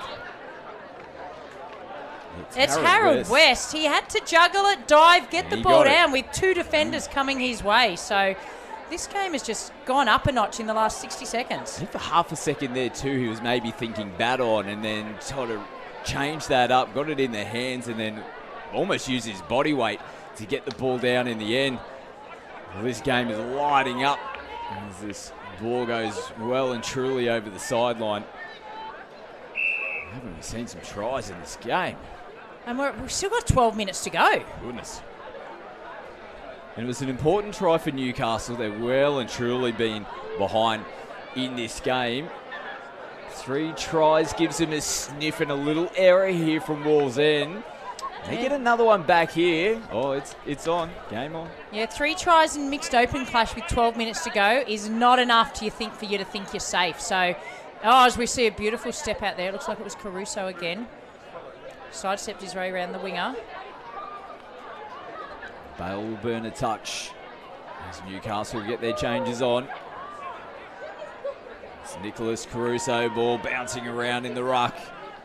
Newcastle can't convince the referee and give them the penalty. Good push defence here by Newcastle. You can see all the effort they're putting in to try and keep Wallsend, and it's one of the better sets and the not so good sets for Wallsend because they've been very good at getting off their own line. And you can see there's going to be a drop ball or perhaps even an error for off the mark. And that was not on the back end of Wallsend bad attack. It was the great defence by Newcastle. Yeah, absolutely. So back-to-back sets as Newcastle get the footy. Nice one to take a touch away from them, Claire Spain. And coming up to make the touch and holding. And Newcastle there on the first. And they get those replacements on. Spadden throwing the footy around. Working with Maitland again. Spadden gets them going forward. They've got all their numbers out here on the right. They bomb long, great hands, good footwork. She's done it again! Oh! What else has she got in her toolkit? Jessie Webb, I thought they'd gone the wrong pass. I thought it should have gone to Ellie Spain. They knew a lot better than me. I'll catch it. I'll step around you and I'll get it down before the defender comes across. Well, she had one highlight before. That's certainly a second, Scott. Absolute spiders. Has she got spiders on her? Well, they can't get hands on. They don't want to. Nope. Jessie Webb, tell ya, there's certainly spiders on her. Goodness. What a last couple of tries for that young lady. She's turning it on and she's keeping this team in this game. Newcastle now down by 2. They need another big defensive stop here as Wallsend look to isolate. Maitland makes the touch. Antonio will play it, gets it again, and they'll contain them. So great job again for Newcastle. They've certainly come back, Newcastle. If you just came and you didn't know the score or anything about the game, you're just watching for the last minute or two, you would assume Newcastle were probably in the lead. But Wallsend at this stage still hold a 2-try lead with 5-3 on the scoreboard. Now Newcastle rolling over the halfway line. Good punch downfield. Harvey plays it. Get it back coming into the last. And that is a changeover now to Wallsend. It's one of those occasions where you've just got to be aware of the touch count. I get it's last, it's the back end of the game. Fatigue will be setting in, but you've got to take every opportunity you can down the other end of the field. Antonio play it just shy of the halfway line. Wallsend now just starting to look a little bit flat. They bring it back through the middle. Now clean pick up from half. And another good defensive play there from Jack Smith. So they're holding them out, which is positive signs in defence as well from Newcastle. They'll certainly want to be next to score, Newcastle. They won't want the lead to go to 3 again, as we might nearly see. It's one of those one that potentially could have gone either way, either off the mark or offside or through the ruck, but it's gone Newcastle's way. So they're getting a little bit of the rub of the green and things are starting to turn, Scott. Can they get another one on the board? On the run, they decide to release and go early this time. A tough one to take. I mean, I'd be throwing it over there to Webb as well, given what she's produced the last 5 minutes. And we see an error here. Here we go. Oh, I can see the wheels are just starting to turn. 7.5 minutes. Time pressure not there just yet. There's still a quarter of the game to go. But they'll certainly want to try and get a try here. Do they go early? Nice snot coming from the left wing. Todd Edmond shutting that down nice and early. Now they go the sweep and another good one. Link's working hard in defence. Step or two too early. Yeah, she's been pinched for probably just leaving a little bit too early there. A good touch and one that had to be made. It's resulted in a penalty for Newcastle. Now they come open side. Now might be in a little bit of trouble. Wallsend player up out of the line. And now this is interesting. The referee is confirming whether a touch has been made. I think the on-field. Oh, we've got a period of time being given here. So one was claiming the try. One was claiming the touch. The referee said no touch. So it's going to be ball over the line. And unfortunately for Wallsend, Adams is going to be given time. In amongst all that, Newcastle have scored, and it's back to 5-4. So referee must have clearly seen that there was no contact made. It was right in front of him. We'll see the replay here. It was second phase play. There was all short of numbers. He's caught it straight away. The attacking player in Caruso has looked up as if to say that's a try. End result, 6v5, 5-4 in the score. So golden opportunity here for Newcastle with 6 minutes to go, Scott. Oh, all the momentum is with them and it's carrying on now. Wallsend have got a couple of sets to complete with the player down at the moment. So this is a real big opportunity for Newcastle. You've got to take these opportunities when you get them presented. And wow, that was risky.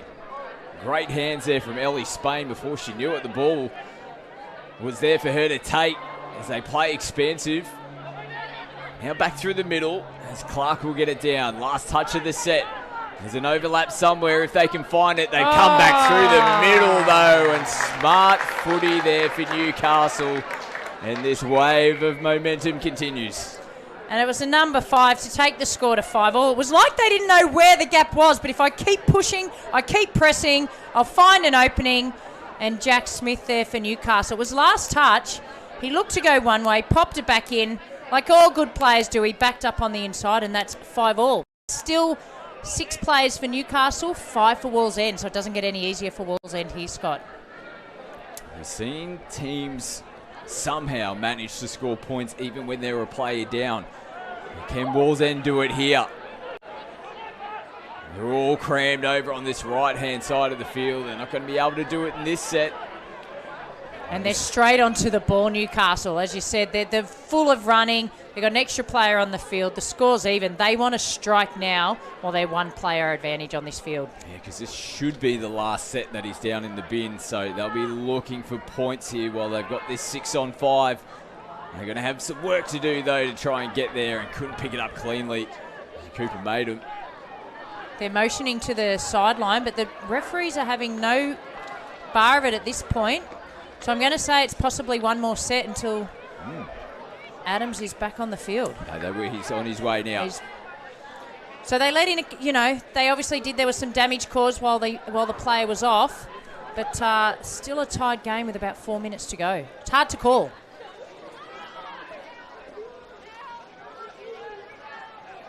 They need a hit back here, Wallsend. It's been all against them for a while now. Rodimer gets a nice passage coming through and plays it out the back nicely. And Kurt Grogan is there to pick up the crumbs, and we said it, they needed a little bit of a spark and a hit back, and they've done exactly that. That is going to look beautiful on the replay as well. So it looks like he's playing short, plays out the back. Grogan knew exactly what was going on. He plants the ball down and gives his team the lead. That is just a beautiful pass by Rodimer. Something we've come to expect from him, but you still got to deliver it in those key moments, Scott. Oh, yeah. What a player he is, what a career he's had. He stands up when his team needed it most then.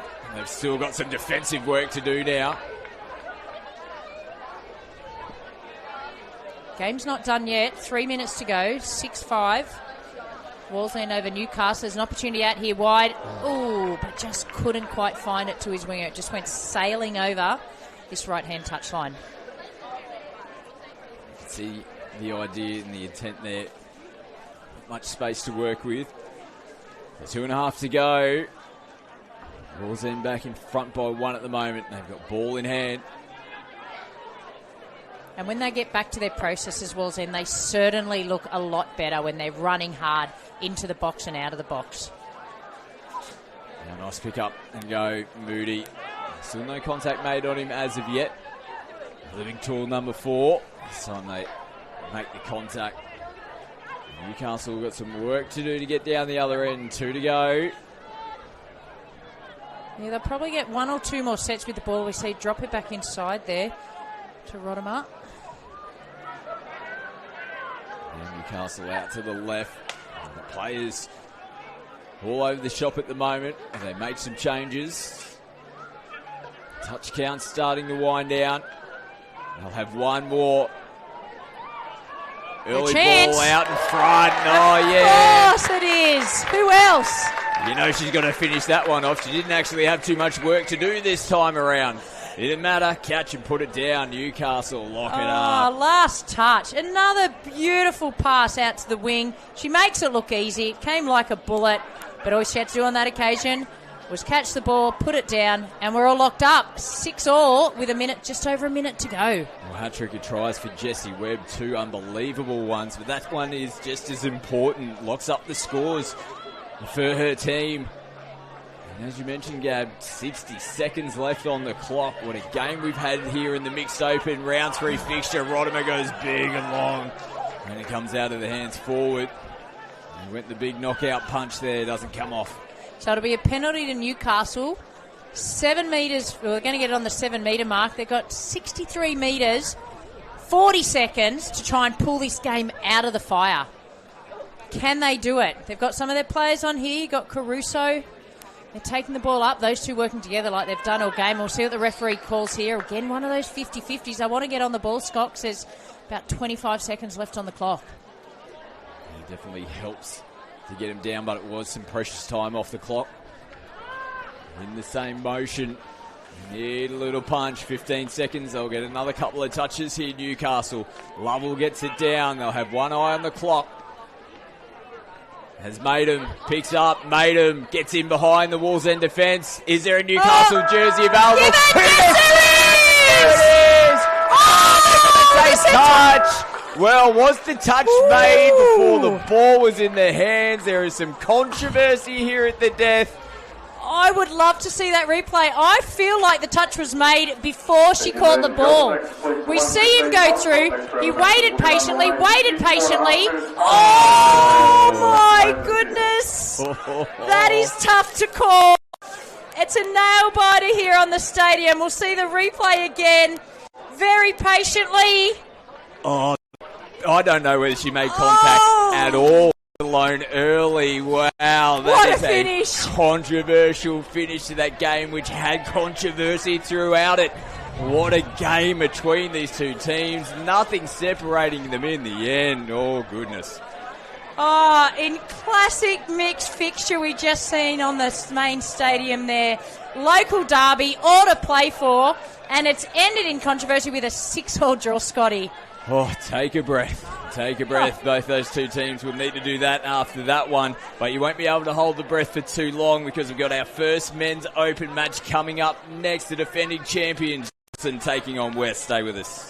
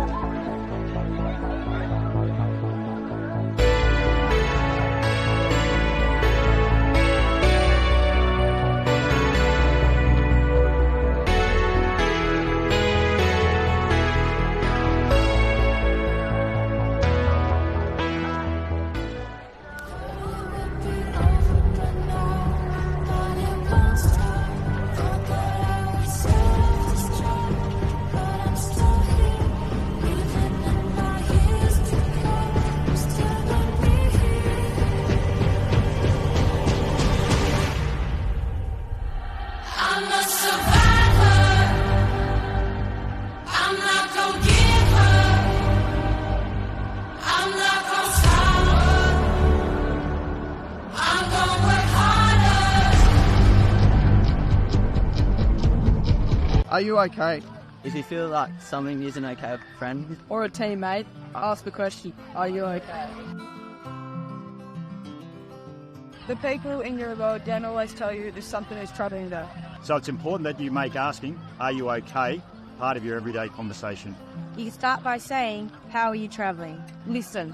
If they don't want to talk, just let...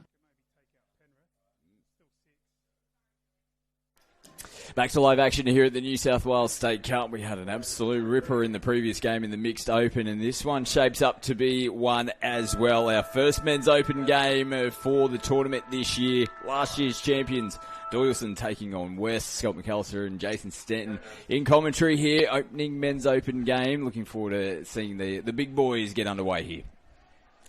Very exciting match. The Men's Open, absolutely cracking division. I think there's 7 or 8 teams. Any of them can easily win it, and this is the first of the matchups. It's actually interesting because Doylo would have one eye on Sunday, but West probably wouldn't be rated in the top 5 or 6 teams, but upsets are plenty. They're all very evenly matched.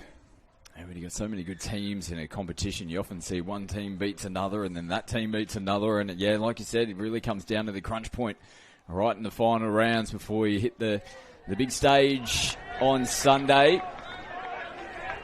So wins in the early rounds are important to come by. And both these two teams looking to kickstart their campaign off here in this opening fixture. Now Doyleson play out the back, had a good look at it there. And popping up out of the line, couldn't take it cleanly. Repeat set here for the Dragons. Yeah, lots of early defence for the Magpies. I hope I don't put the mock on them, but they have started very well. These starting 6 here look very connected indeed. They're talking, they're able to shut down most of the players. So it's been a good start for the Magpies in defence, but I think this is their 3rd set, so it's going to take some stopping for the Dragons. A little wisely bringing it back out. Looking for phase, but it doesn't matter in the end. Nice little play there, getting on the outside edge. Sees Dawson strike first. Yeah, good try. Just sustained pressure. You'll see here on the replay, probably needed the link to take a step forward. He was sort of waiting for the middle, but had made the touch and was struggling to get back. So a bit unfortunate for the Magpies because they were defending really well. Dawson, good start. That'll settle them down. Coach Carly Banks, she's coming in hopeful. Dawson have been the dominant over the last, 5-10 years. They've been setting the standard. It started well here in this game. As Catalano comes across, the brothers combining. There's Junior in the middle playing it now as JP looks to burrow in from a couple of metres out. Slings back, contact confirmed. Yeah, nice touch there from Wilton. Now West shift it across the face and finish it in the corner. Now they'll be looking to get up and put some pressure on in defence. Yeah, we mentioned Coach Banks on the other side of the top of your screen. The other side's, of course, Tony Trad, one of the greatest coaches of all time over there for the Magpies. So there'll be a bit of a coaching battle too. Trad versus Banks. Yes, very tactical. Coming out of both boxes. Two of the absolute best to do it. Have you got a favourite, Scotty, for the men's division? Ooh, like I think you said, it's too hard to call when you got that many quality teams lining up. It shapes up to be a great competition. Usually is in the Men's Open, but too close to call at the moment. Yeah, well, Bankstown strong, Para, Manly. Of course, Newcastle won the country champs against Dawson. Lots of strong teams, and then you've got those teams like Renegades and Western that can easily cause an upset. Here's trouble. Great ball, and a nice one back on the inside as well. It's down. Super try. Yeah, Joseph Matter supporting nicely there. Great lead-up work, wasn't it, in the middle here from West? Yeah, you'll see this on the replay. You got the Catalano brothers there, I think. Junior's taking the right option by hitting long, and just that inside ball there. Absolutely superb. I think it was Joey Matter on the inside there, Scott, and just like that, West showing they're not going to go down easily here this afternoon. Yeah, they're up for it. Nice ball out in front, little juggle. And the touch has been claimed. They're going to point to the spot, though. Are they? On-field was happy. Sideline is just confirming. They're going to say touch. I think you'll see on the replay it was the right call. We should give a bit of a rap to the refs too. Sanderson Baggio, Cheesley, they're three of our better refs. Baggio, of course, one of the best all time. So they won't get much past them. The refs have started the game well as well. It was Baggio on the sideline signalling with the touch on the boot. We had the vision of it. I Yeah. don't think Cheesley had vision of that. It was a great spot. They come back out this side to Jenkins again. Bit of a confidence boost, I think, for the Maggies there. Absolutely. Particularly after scoring and then to defend your line like that and put the body on the line and scramble to make a big touch in the corner. Nice work from West. This is where Doyson are just so strong. Look at the midfield here. They're just shooting up, making it really hard for the Magpies. Oh, now West. They got the result too. Great work, Dragons. Yeah, I like the confidence from them, though, that they were throwing the footy around, but like first, second touch, someone's got to tuck it under and get that ball down on the deck. Now they've got a bit of defence to do, and of course that man comes on, the champion, the legend, Dylan Thompson. What a player he is, and how many big moments has he had at this tournament. Does he have another one here in 2025? No, I thought they were going to go to him then. Within the 7, there's going to be another penalty given away. Second one within the 7-metre zone here for West. Need to be on their toes. Yeah, pretty good refereeing here from Charlie Cheesley, because I like that he's not letting the play go too long. If they're not moving forward or they're not listening to the calls, blow the whistle, keep the game going. So good work there, Cheesley. Now stepping in off the left foot, and it was right in front of that referee. Mr. Cheesley points to the spot. He's camped down their line for too long, West. They couldn't hold on. Both the tries coming from sustained pressure. You'll see the quick dump there, stepping back on the inside. It's getting a little bit technical. I think it's Shabo Azzi there. He's reaching to make the touch with the left hand. The right hand's closer. I know that's probably a bit technical, but he's reaching across his body. You give yourself up almost a metre. So I think if he had that one again, he would have dived with the right hand, Scotty, and saved the try. So bit of a technical error there, maybe, for the Magpies. Let's see if they can hit back. Mitch Wilton, the try scorer, and that was a good look. Very close. Very close. Lagos will come back and play it. He's happy to send it across the sideline. Yeah, I'd like to see him up. You would have commentated up in Queensland. Yes. I'd like to see them actually running a play on the last instead of throwing it over. Is that happening up there as well? It's happening across the sport, I think, at the moment. Yeah, we make mention of it so often. It's easy for us being up here in the commentary box, of course, but you still got one more play. You can score. A lot of tries on the last, or 6 again, or a penalty. 100%. The teams just seem to want to back their defence and pin other teams into the corner, but now we're seeing it as well. When they get it into the corner, teams are just shifting it straight away and they make it straight over to their box anyway on the first play. So it is interesting to see how teams are tactically handling that at the moment, as we see West now turn it over in the midfield. Yeah, Doyson, if any team's to beat Doyson this weekend, they're going to have to really get a handle of their midfield, because they're active in D, Scotty. You mentioned that before. They're getting up, and their drive through the middle is really good. So Coach Banks would be really happy with the Dragons' start to the tournament. Wilton from half sends it. Came off the body there, a catch not played at. Now West with some space down the left and shaping to come back on the inside. Look at this, JP picking up a lot of metres. Where's the shot and gets the penalty as well. Yeah, he might. That's a professional foul. Let's see how Cheesley handles it. It was an obvious one. Trying to slow down the play, but great work from West. Some good signs, hey? Not bad. They're moving the ball. They're matching it with the Dragons. This is a good start for the Maggies as well. Good opportunity here in this set. As now they come out to Abood, who plays it. And they'll be sent back through Blackwood. And they come back to Blackwood now, who plays it. They split through and just holding off there. Looking to try and thread it in behind the defensive line. Yeah, I think that was Bashara there for the Magpies. He's one of the young guns coming through the Magpie system. Langbridge getting solid contact as he made his way to the box, and a little bit too much. It's the penalty come. Reward, isn't it? It's a bit of risk reward. You can sort of try and take it to Doylo in that midfield, but that's where they're strong. So, if you give away a penalty, you've just given them a nice piggyback down the field. And now we see Katia heading over for a forced substitution. get the replacement player on, so back to 6 on 6.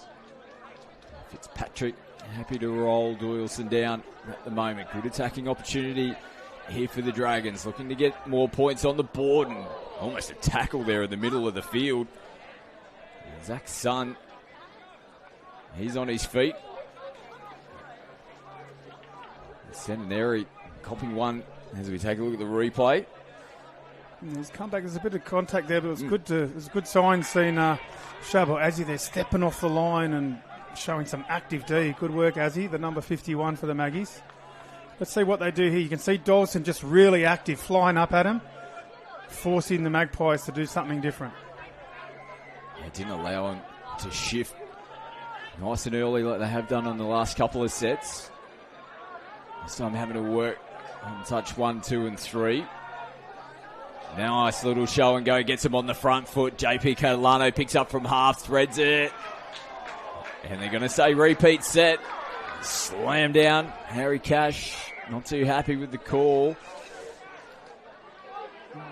Now he's going to get a forced substitution. There's players being sent to the sideline, left, right and centre. Yeah, Western need a quick tap here, 6 on 5 for about 15 seconds if they're good enough. Replacement player still making his way onto the field and only just getting into position now. Probably wasn't the right play. Yeah, they probably should have come to bottom of the screen there, 6 on 5. And now they've turned it over, so not a good 30 seconds for the Magpies, unfortunately. Wilson back in possession. See, that's the thing again. Yeah. It's the second touch. It's on that first touch. A lot of teams are shooting, and the second touch, you've really got to be checking in with the ref before you shoot. And then we've seen that both teams have been guilty of that. Not really asking the ref, am I on, and going up, resulting in a penalty. And now Dragons getting good ball again. Oh, that one looked flat near us, and by flat I mean forward. And our referees agree. So Doyleson just still feeling themselves into this game as well. They haven't been without error on their side of the field either. Whichever one of these two teams can start controlling this game, completing sets, reducing errors, and put them on the right foot to take this victory here in this opening round. JP looks pretty sharp. Comes back, good intent. We'll play it straight away, nice and quickly.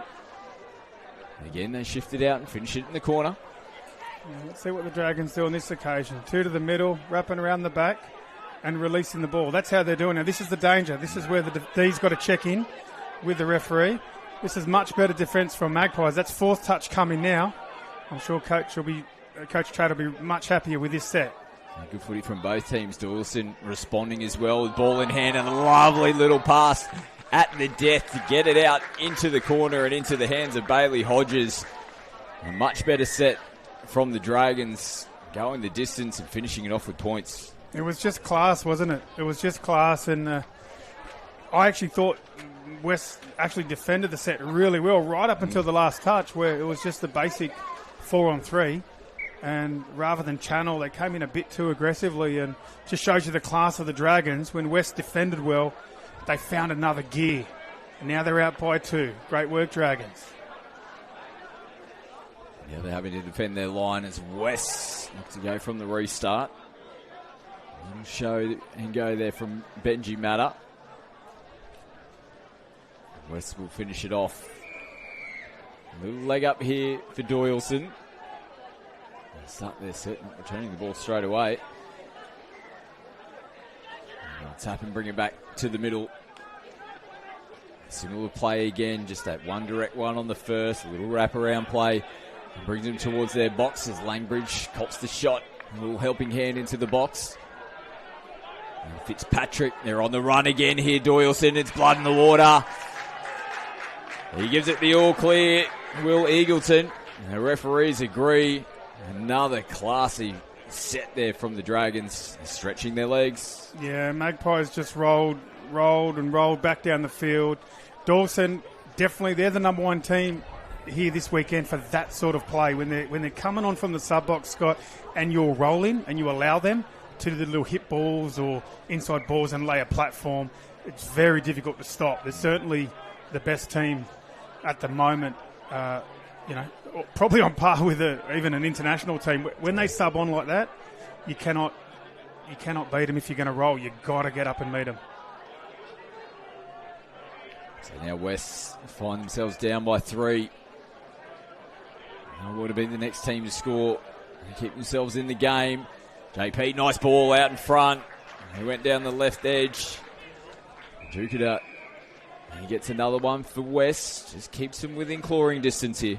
And that try there that the Magpies scored, that's going to be the concern for Coach Banks, because this Dragons team have everything they need to be the champs this weekend, but they've got to get rid of these little lapses in concentration. We saw this at Country Champs, Scott. A lot of games, rather than icing them and putting them away, they allowed teams to just stick with them a bit. So let's see whether they can kick here again at 4-2 up and get the next couple tries. Thompson directing the traffic out there at the moment. Didn't get a good look straight away. What about the baton into the corner? Great desperation defence coming across, and they do make the touch. Joseph Matta has been very active for West. Hasn't he been super? He scored one. It was a good try as well, and he saves one there for his team. Superb. Often when we're talking about the young Lebanese internationals, we're talking about the Catalano brothers or the Azzi boys or the Bakos boys, but I think we're going to be starting hearing a lot more about Joey Matta in the international scene. He's having a great game so far. There he is, taking one forward for his team. Nice little offload to Blackwood, who heads over for a breather himself. He's going to have to come back to the mark, though, and slow things down.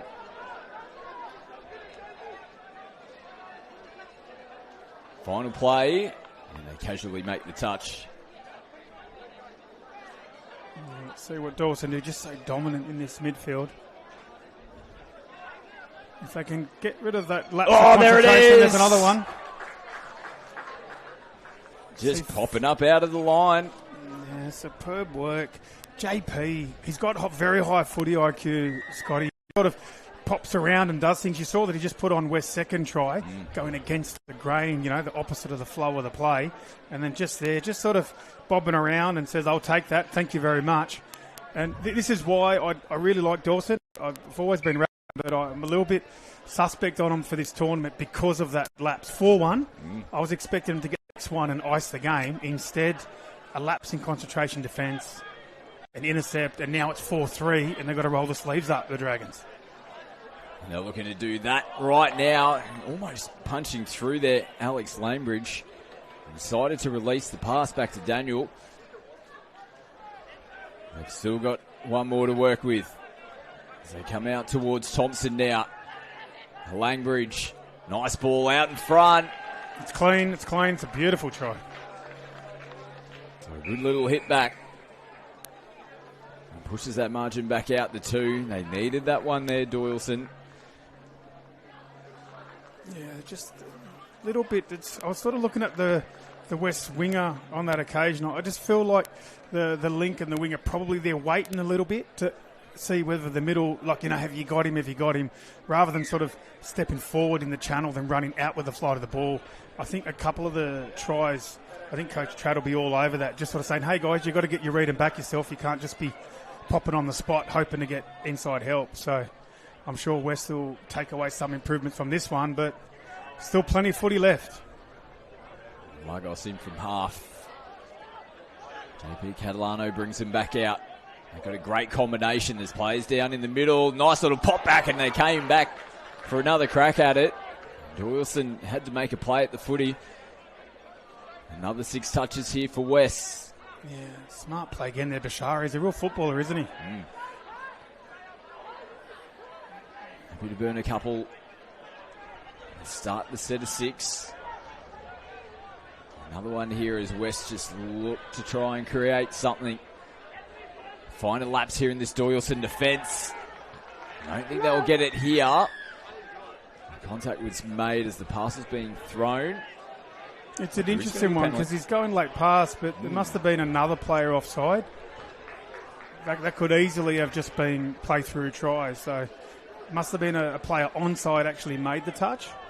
Otherwise, that would have been play on. So Doyleson hanging on for the moment. West looking for that fight back. Oh, they're going to say ball down. As Alex Lambridge came up out of the line, they threw it straight into his bread basket. Not played at was the call, and I think there might be a little bit of frustration as a result here for West. I'd like to see I've been rapping the referees. I'd like to see them just let that go a little bit, because there was a couple 50-50s against West. And, if you get an odd comment, I get it, but the players are a bit frustrated. There was definitely a few close ones that went against the Maggies there. Good roll downfield yet again, and player down on the deck. They can't capitalise, though. They're going to get the penalty. That'll be the same thing again, yeah. Would have been passed towards the end, but they'll go back to the first infringement. So this is where Doyle can maybe not ice the game, but this is where we'll be looking for them to get that try and show their dominance here. 5-3. There's Riley Jones working with Lincoln Little, who plays it. And that was sharp work. Rico Ehlers. And they put the knife in. Doyleson after getting the leg up, rolling downfield from the penalty from West. The class comes through. Great work from the Dragons. That's what we expect to see. Just a nice quick ball. Not getting back. West have got to be better than that. They've got to be better than that. There wasn't a lot there, so kudos to the Dragons for taking the opportunity. Again, every time West are half a step off, Scotty, Dragons are making them pay. 6-3. I think Carly Banks will be a bit happier now with the last 5 minutes or so from the Dragons. That's a good point you make. West were just clawing their way back into the game, and then those two back-to-back tries from Doyleson changes the context of the game again. Through the legs, and they find it! Wow. Entertaining way to come up with a try there for West. Not so structured footy, but they still get the points in the end. Look at this. Wow, through the legs cut out. I don't recall seeing many of them. Look at that. Not so many of those back in your day. I think I've thrown a couple through the legs, never through the leg cut out. And that's Joey Matter again. We've been giving him a few raps, haven't we? He's coming of age, hasn't he? Really, he's been a bit of a fringe type Premier League player, Scotty, in the Sydney comp. But he's just stepping up now, and he's showing that he belongs on the big stage. Absolutely, and he's doing it against one of the heavyweights. So margin back down to 2. Still a good chunk of time left on the clock. Just over 8 minutes to go as West again just getting the ball across. And a diving effort. I think it was Conti out there on the far wing. He had to grab that to hold possession to all no avail in the end. Loose rollerball from West. Going to give Doyleson the footy straight back. Yeah, Doyle, they've had success, haven't they, with the midfield? That's going to be the talk of the tournament, I think. Who can handle this Dawson Dragon team in the midfield? They're shooting, they're driving well. That's close as well. That's a little tip there as well for those watching. You'll notice that the defender's reaching across his body to make the touch. If you're the right middle and they're diving on your right hand, it's actually a right hand touch. So you lose a metre if you choose the wrong hand. So it's a bit of a tip for those watching at home. Last touch of the set. Did you know that one, Scotty, when you played the... Oh, mate, I was just happy to get any sort of contact on. You're happy with any hand. You weren't worrying about... Absolutely, man. Hands, knees, arms, legs, everything? whatever we could do to slow it down. Yeah, I wasn't... Well, it's at this level, it's actually a big difference because someone's diving away from you very low. The arm that's closest to them is a good metre. You're giving up if you touch the wrong hand. So West have been guilty of that a couple times. I'm sure they'll make some corrections coming into the next game. But 6-4. Throwing the footy around again. Here, ball back on the bootlaces. Look at this. There's a few heads down here for West, and Doyleson just get that football straight back. Allows them to shift it straight across to the sideline. First touch. And changes will roll on the field here for the Dragons. Langbridge gets it down. It's Alex. They're trying to muscle up now. He's giving himself the 4 substitution. All on his own. I think Charlie wants to talk to him first. He goes, I'll tell you to go. You don't go when I... Now you can go. I like that from the referees. I'll burn you an extra couple of metres. But it's interesting, though. We've seen a lot of players being forced sub across on both sides of the field. I wonder how long before we may see one in the bin. West are just half putting the cue in the rack here. Not moving forward. Yeah, it's getting away from him now. Scoreboard comes into play now as well, Scott. A little plays out the back, and Almost took an extra step in front, so he had to shoot it out the back. Might have lost vision as he was looking to connect up down the left, but clunky there from Doyson. I think our referee coaches will be happy with this because Baggio's known as obviously one of the best of all time, but here we've got Sanderson and Cheesley having great games as well. And then you got, obviously you got the likes of Skelly and Calabria, Amanda Sheikey. We've got other referees that we haven't seen yet. So this is, I think, referee-wise, at the top end, we're looking really strong in our sport. West have a good opportunity here. Just over 5 minutes to go. They're down by 2 at the moment. Next team to score as Doyson. They're pulling out in the run and they're going to give the penalty away. So this is a must-score situation for the Maggies if they're going to take this down to the wire. Only 2 down, 4 minutes to go this time if they're good enough. Lagos from half. JP Catalano has a nice look close. early. He's asking him. It was close. There's a big question there from JP, who gets it again. This time comes out to Blackwood, who... Oh, lovely ball. No, good touch. I love that little sneaky outside in line from the wingers. They chance their hand there, Wes. It's a nice play. So let's see what West can do. That's a good set. Now, Doyson, as we said, the kings of the midfield. Let's see what West can do. And they've allowed them to get to their box in 1.5 touches. They'll get the result. But it just shows you how strong Doyson are. Get into the sub-box before the second touch even, Scott. Very dominant. I'm sure all the Premier League teams will be looking at that. They've got to come up with a way to stop it. Another big opportunity for West. Clock starting to be a bit of a factor. If they're going to score, you feel like it's got to be in this set. They're just letting touches go by the wayside at the moment in the early stages. Now it's Junior. Nice feed from half. Great hands. And the last touch to Wilson. They knew that was a big set for them indeed. And they respond nicely to get the footy back here. Yeah, so for the Dragons, for the most part, it's been a good standard game. West have shown that with a few corrections they can match it with anyone. And the Dragons have been always just keeping their nose in front, doing what's needed. I was a bit worried about the Dragons early for this one because I thought they might have one eye on their next couple games. I think they've got Para on the KO live stream later today. But they've been doing enough so far. And here we go. West are going to get it done. So just under 3 minutes to go. And now they're down by 1.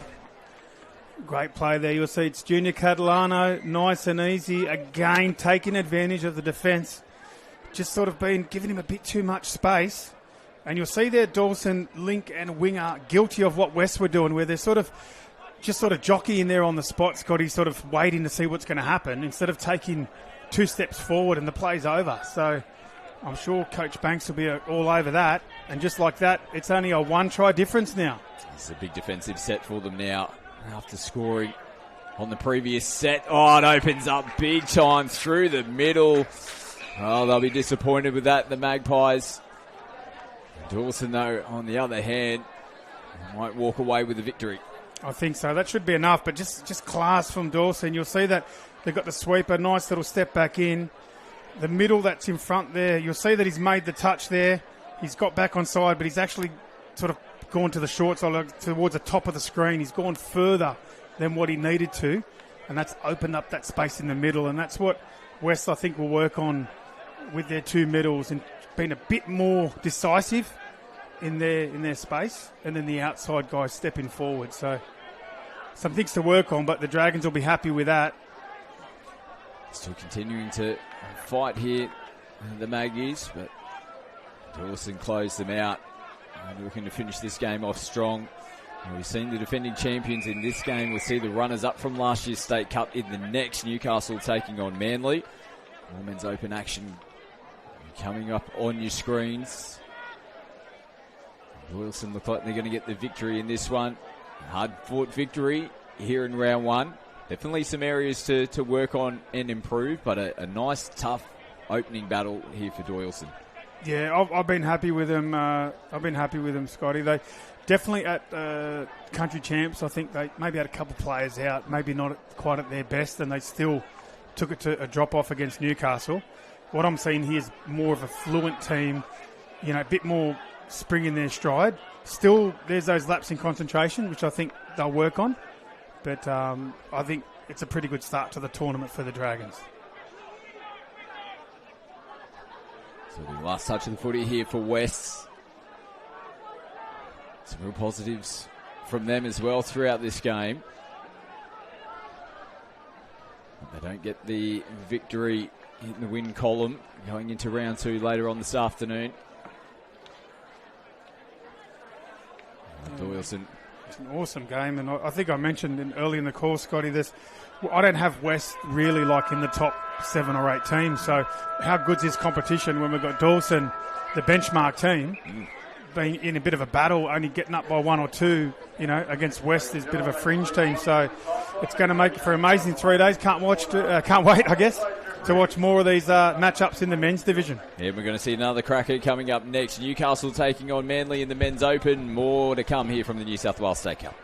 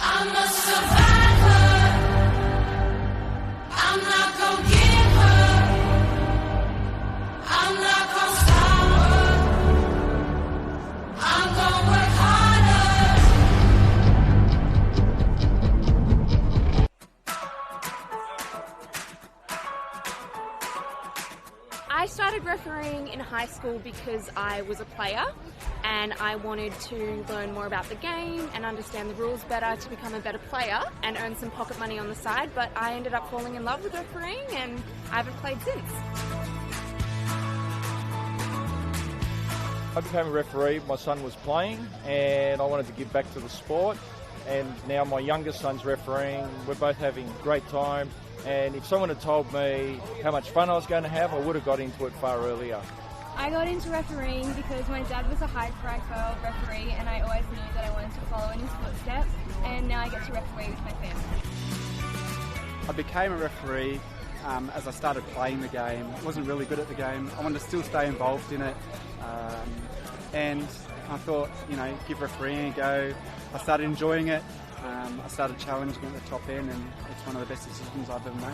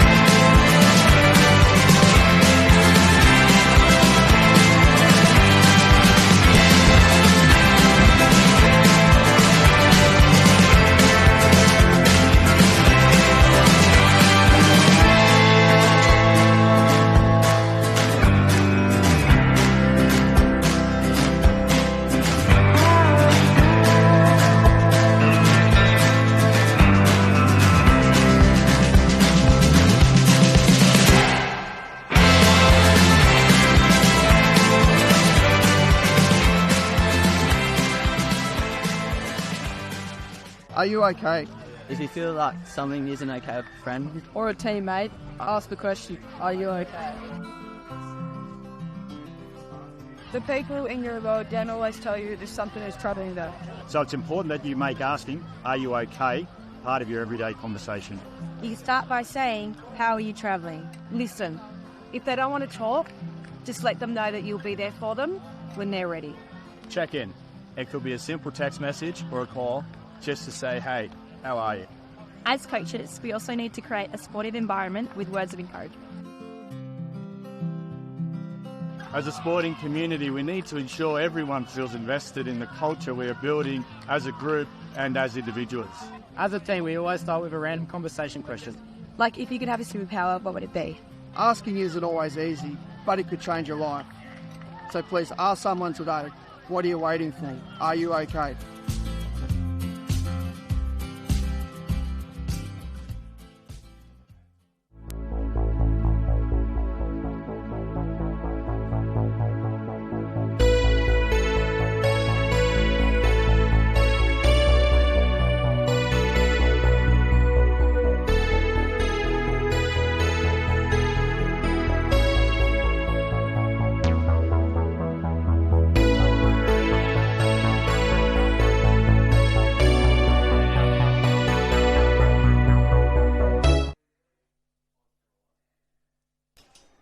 Welcome back here to Port Macquarie on KO and Sky Sport New Zealand. Men's Open action. Manly taking on Newcastle, of course, last year's runners-up, this year's country champions.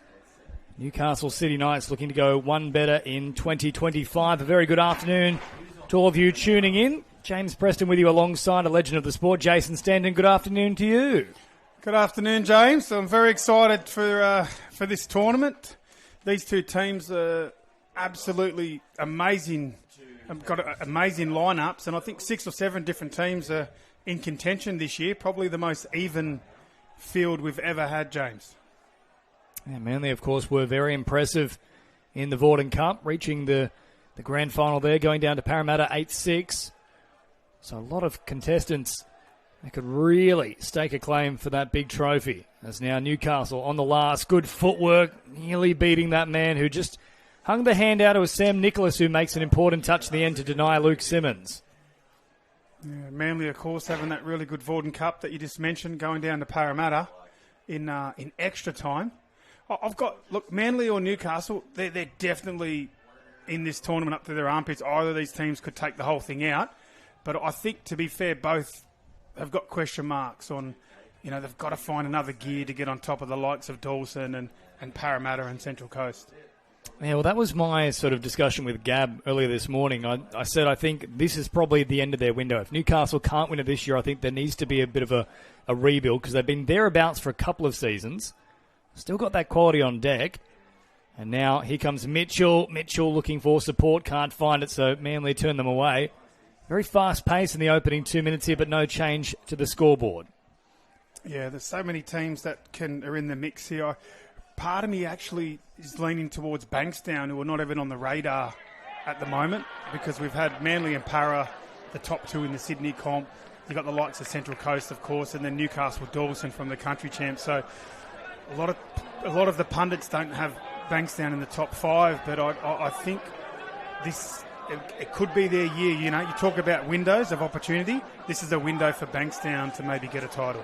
Here's a window right now for Manly. They're trying to just get it ajar and get something over the try line. Medved will shift it on here for Simon Lang. Medved again playing it. Now quickly goes Peter Norman. Norman floating a pass over the top. Well read out wide from Hugh Doherty.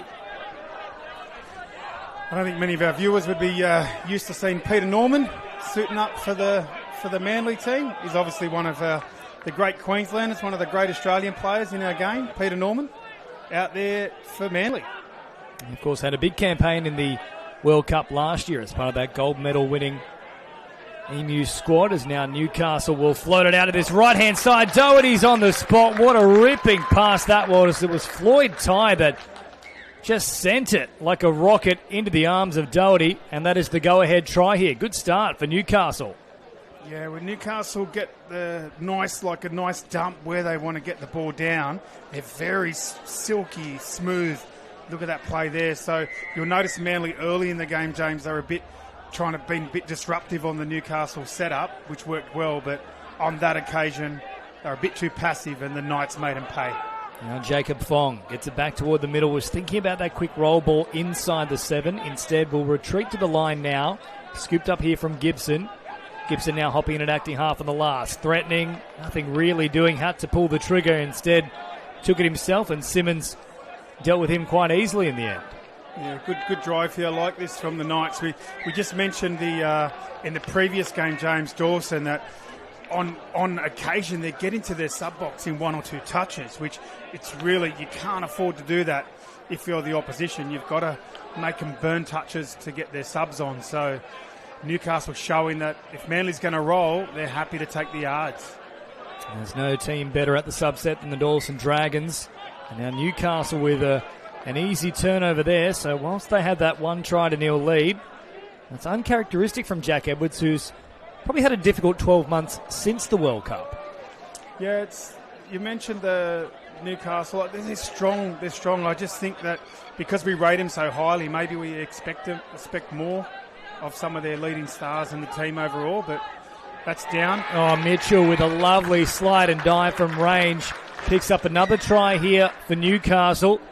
And they're just saying, well, look, yes, it is still a window for us. We're not closing it just yet. We're putting our best foot forward and we're going to be there on Sunday. Good start here from the Knights. Yeah, Newcastle just moving the ball around. Dump on the 7 there. A step back and dive. That's a link diving inside the middle, James. You'll see it on the replay here.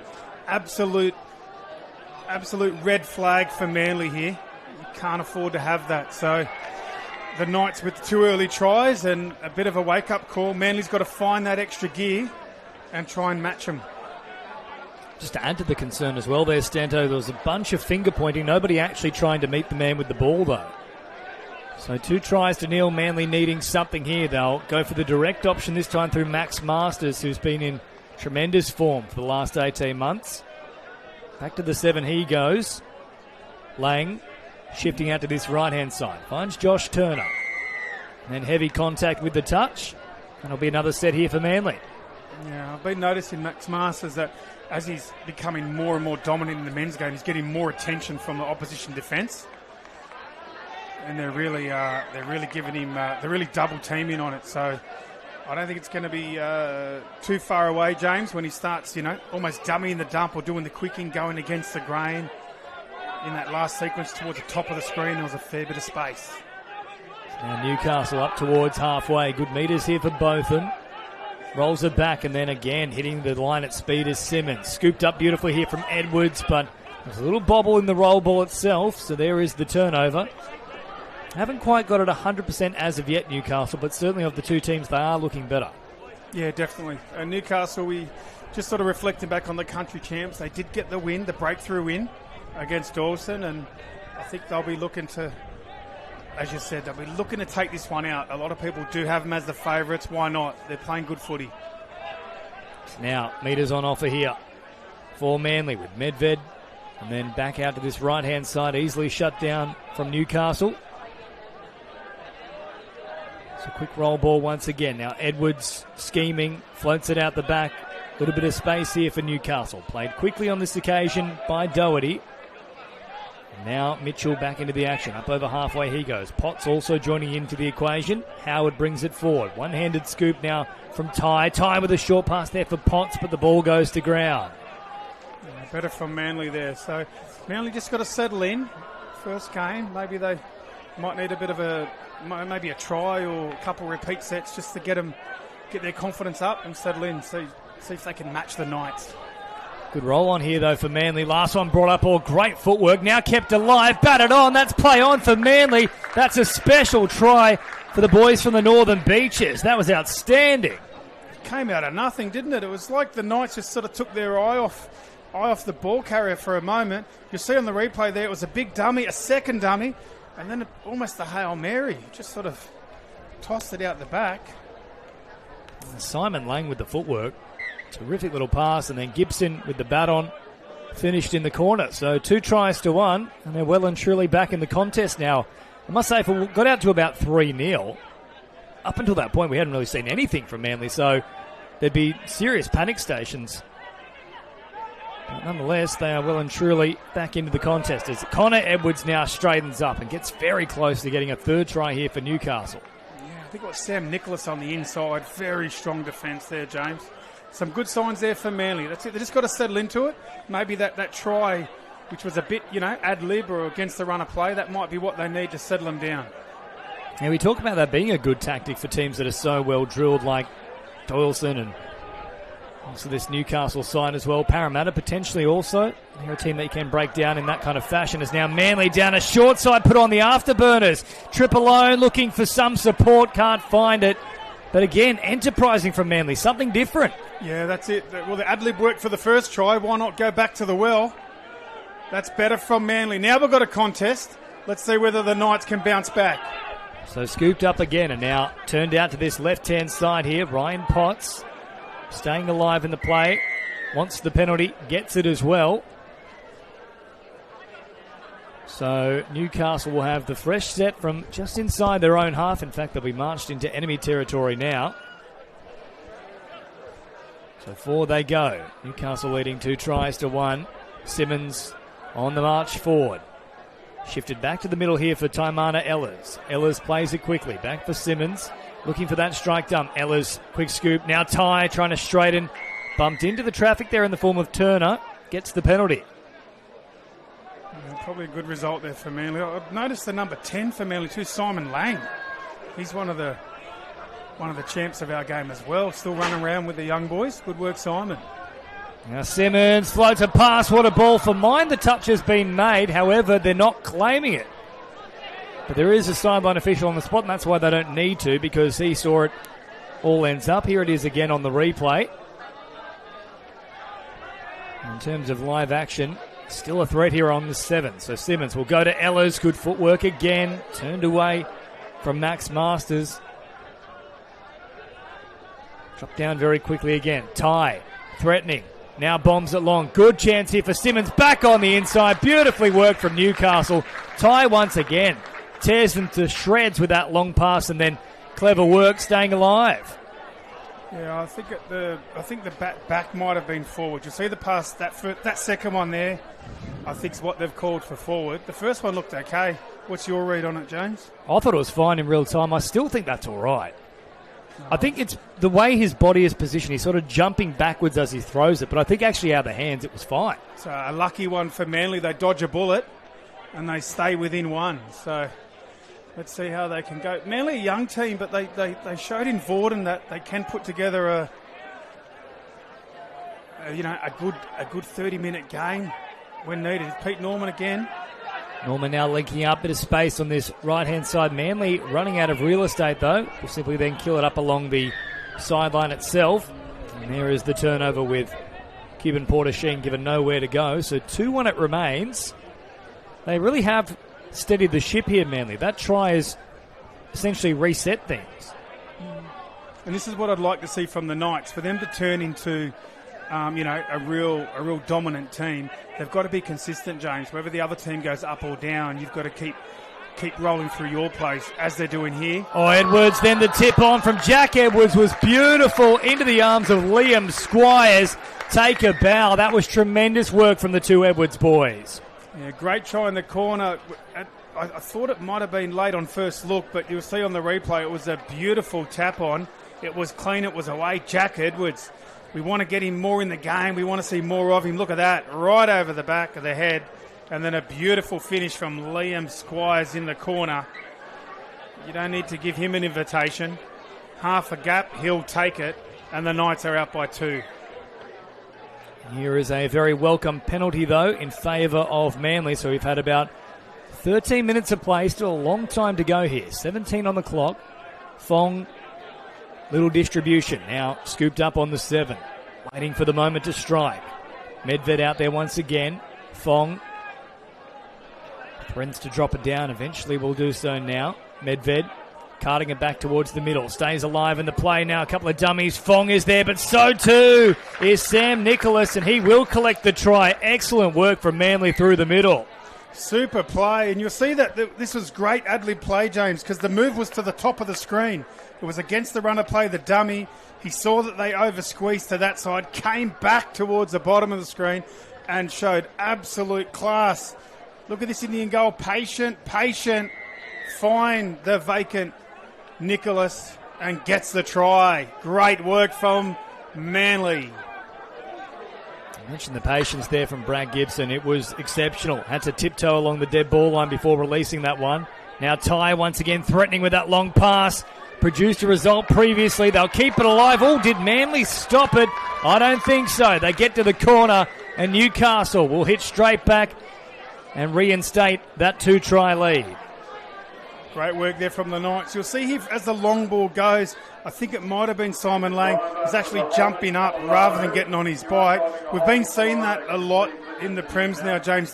The really strong teams, when the long ball is thrown, the middle and the link just get on their bike. They start flying out to help the winger, and sometimes they get caught jumping, trying to knock the pass down.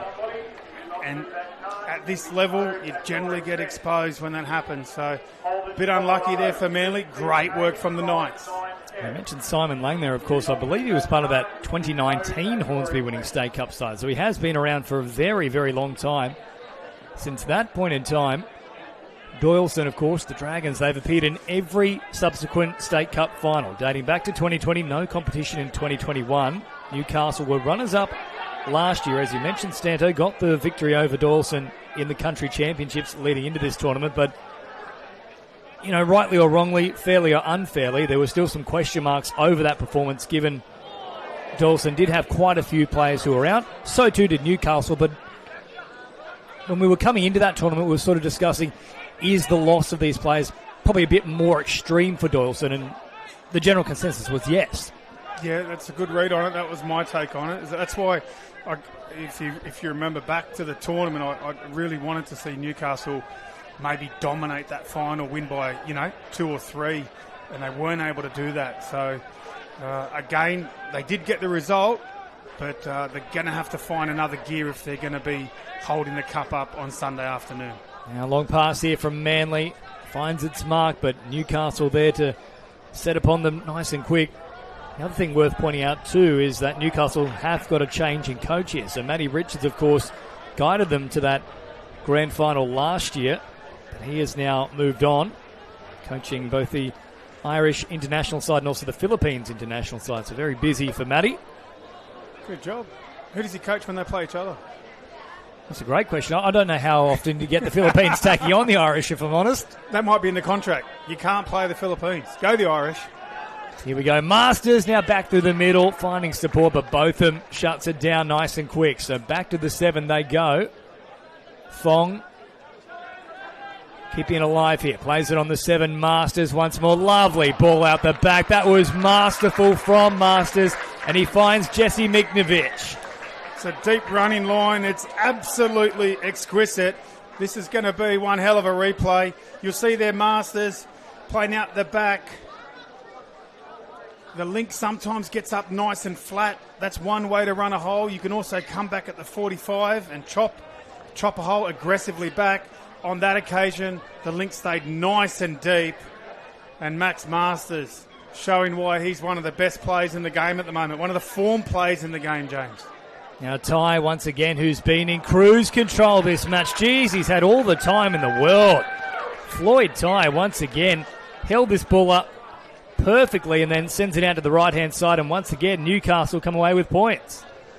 Yeah, it's almost similar to what we saw in the previous game with Doyson Dragons, where they just kept finding an extra try there. You see they've dummied and gone against the grain.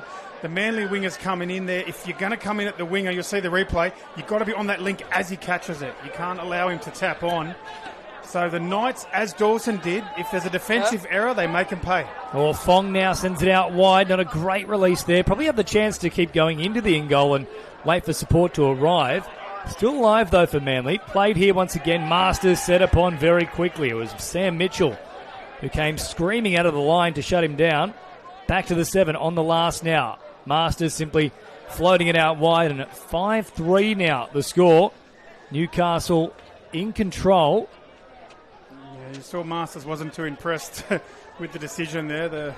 I think the Knights were a little bit lucky there, either retreating to the line a bit early or getting a bit of a head start on the defence, but they got away with it.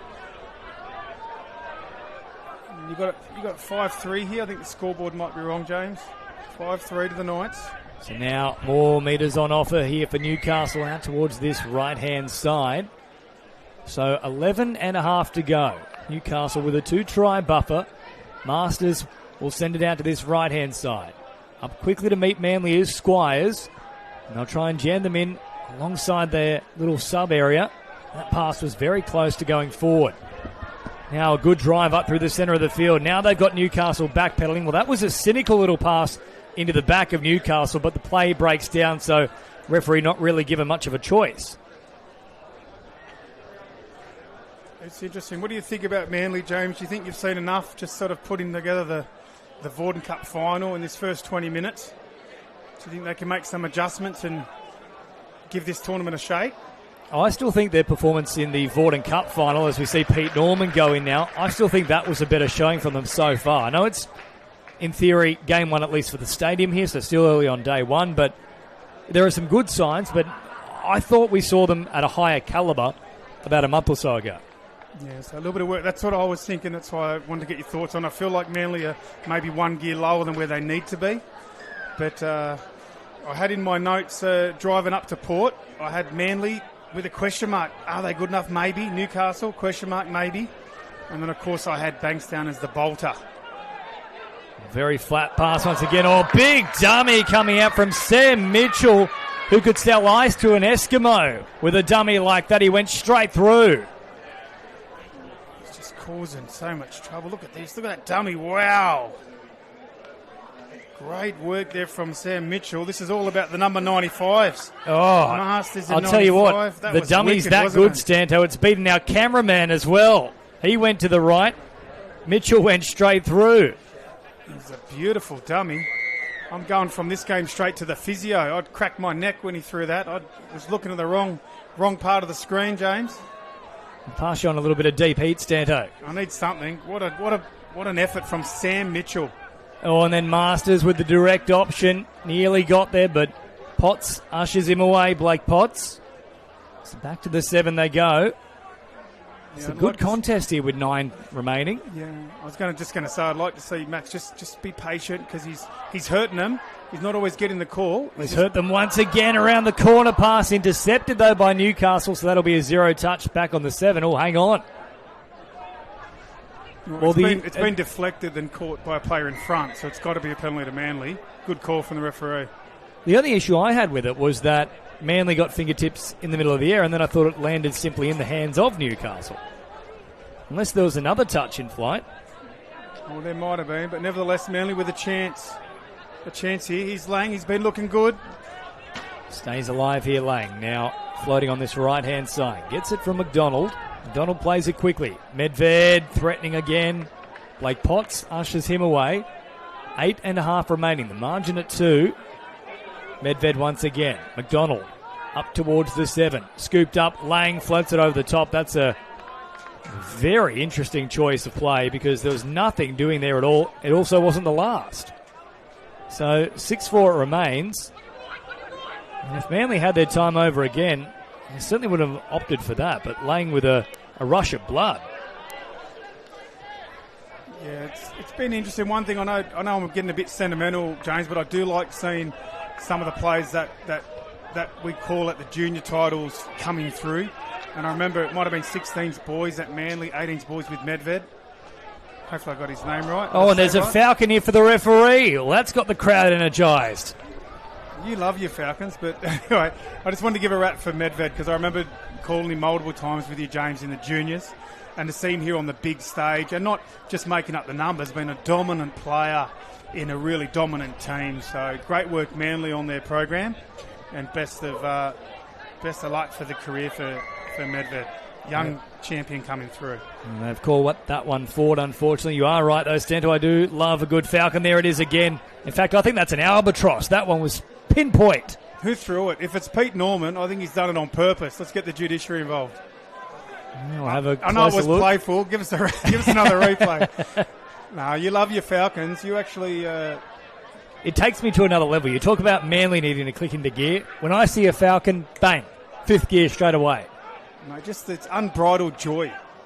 James Preston, the voice of touch, loves Falcons. Simmons waiting for it on this right-hand side. Oh, Ty found him once again. Geez, that was a good touch on the line, though, from Manly. It was Charlie Nicholas who made it. Try saver as now Masters sends it out to Cuban Porter Sheen. And they'll come up with a penalty as well. But what a touch there from Nicholas.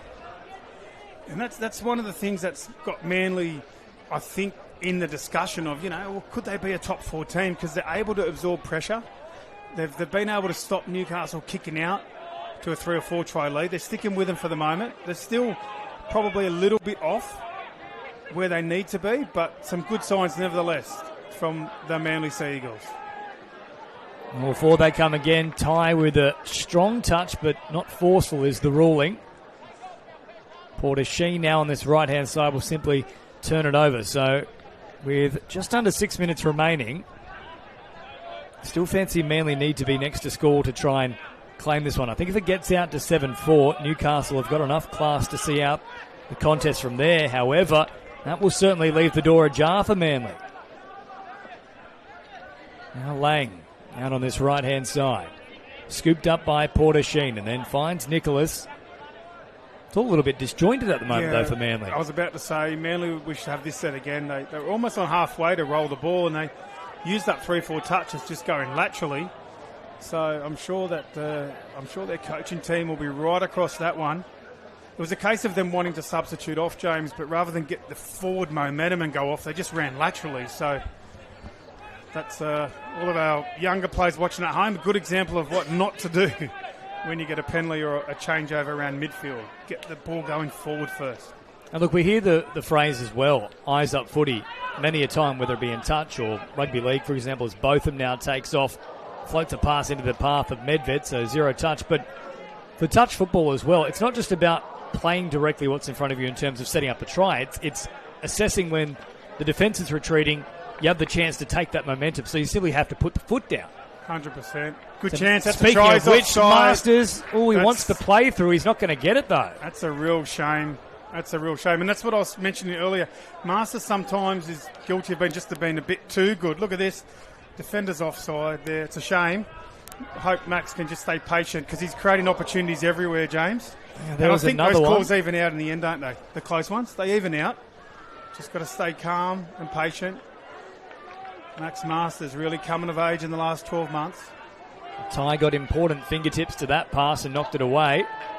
I'll tell you what, Stando, I don't think there's actually been a better player on the field than Floyd Ty in this game. Very strong attack and defence. Attack and defence.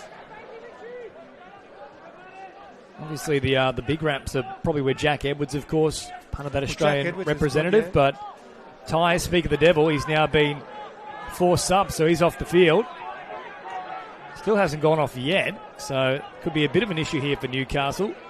Gibson tries to find an opening. Yeah, bit of an experience for Manly. Like Newcastle's got the 4 sub at 6-on-5. You've got to come to the bottom of the screen. You've got to go to where Jack Edwards is supposed to be in the line. But they went to the top of the screen and a missed opportunity. They'll learn from that, no doubt. Masters catch and pass for Fong. Now they should certainly score. They'll dive in the end through Sam Kelly. And a nice little hit back here from Manly. So with 3 to go, 6-5. Well, this is well placed for a grandstand finish. Yeah, beautiful quick hands there. I think it was Fong, was it? Beautiful tap on. You mentioned Jack Edwards has been good. I think as the tournament rolls out, I think Will Botham's going to really put his stamp on it. And I've been super impressed with Sam Mitchell in this game number 1 as well. So the Knights have got plenty of stars right across the team. That's that drive from both of them. That's a real focal point of the Newcastle attacks. Now Simmons takes off. Great touch there once again. This time from Sam Nicholas. So himself and Charlie have stopped plenty of the 2 Nicholas boys. Back on the 7 once again here. Long floating pass out for Squires. Nothing really doing. Simply just killing that away from the Manly box. So just over 2 minutes remaining. They're probably only going to get 2 more sets here, Manly. That will certainly help the cause, though, and that was one of those 50-50s that favoured the Seagulls on this occasion. Yeah, well, it is only game 1, but we saw in earlier with Doyson and here again with Newcastle, dominating, keeping the run of the game, but not really putting it away. And there's always a danger. If you let a team like Manly hang around long enough, they can steal one and maybe snatch a draw out of it. Good meters again. Medved floating it over the top. Great take. The ball ends up coming free regardless, but there's always going to be a tough one out there for Alex Tripolone. Probably should have hit Link on that occasion, so 6-5 it remains with 90 seconds on the clock. So Newcastle, with a bit of game management, can see this one out. Manly might still get one more chance at them, though. Potts works it forward. Fong makes the touch. Edwards storms into the action, can't link up with both of them. That's a decent spot for the turnover here for the Seagulls. Yeah, and you would think this is the last throw of the dice for them. So if you think back to a couple of those early errors, they'd probably be ruining that they didn't get out of the blocks a bit better, James, because it looks likely they're going to go down by one. And like I said, a bit better focus early in the game, and this maybe they could have, even got a win. But unfortunately, just a chance for a draw. Let's see what they can throw at him in this last 30 seconds of the game. Certainly a decent chance, though. Just 2 players down, and they're only about 15 metres away from the try line. Sent back to the middle from Turner. Now dropped quickly from Masters. Turner takes off, splits them. Here's a golden chance for Manly, and he links up as well. Sam Kelly's on the spot. Another try on the board, is it? Well, he was he was touched before he caught the ball. So, again, I'd probably like to know why it's not a try. If you look here, he's pushed, he's touched him, he's holding him the whole time. That's a try, unfortunately. At the very least, he should be sent from the field. Well, it isn't a touch. If you touch him before he catches it, it's no touch. So I know that's getting a bit of technical in the rules, but it's a shame for Manly. And great scramble from the Knights. But I just wanted to highlight that just so that if viewers are watching, they know that. Like, if you've got your hand on the person when he catches it, that's not a touch.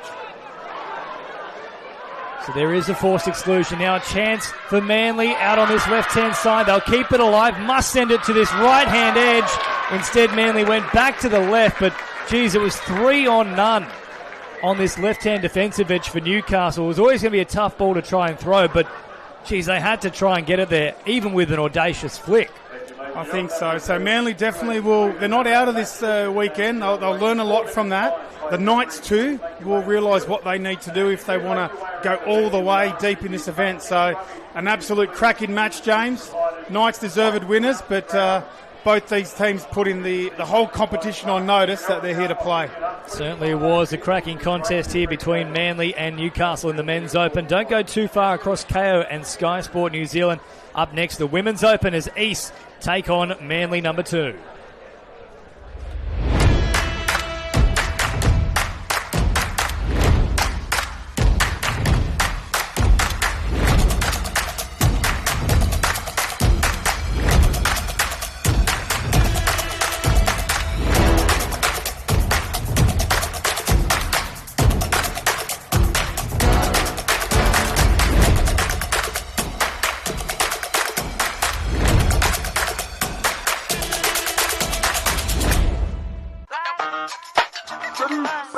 Used to have a silver tooth when I was just a pup, yeah. Now I got some killers who got shotties with the pumps. I don't wanna catch the feelings, I be trying to see what's up. Got a shorty clean the fitness, I'm a diamond and to run it back. Used to have a silver tooth when I was just a pup. Now I got some killers who got shotties with the I don't wanna catch the feelings, I be trying to see what's up. I let shorty clean the fitness, I'm a diamond and to run it back. First order of biz, no snitch, and I try to keep it silent, but the kids don't listen. The birthday got another hit, no flinch, and I tell them send a watch that I can fit both.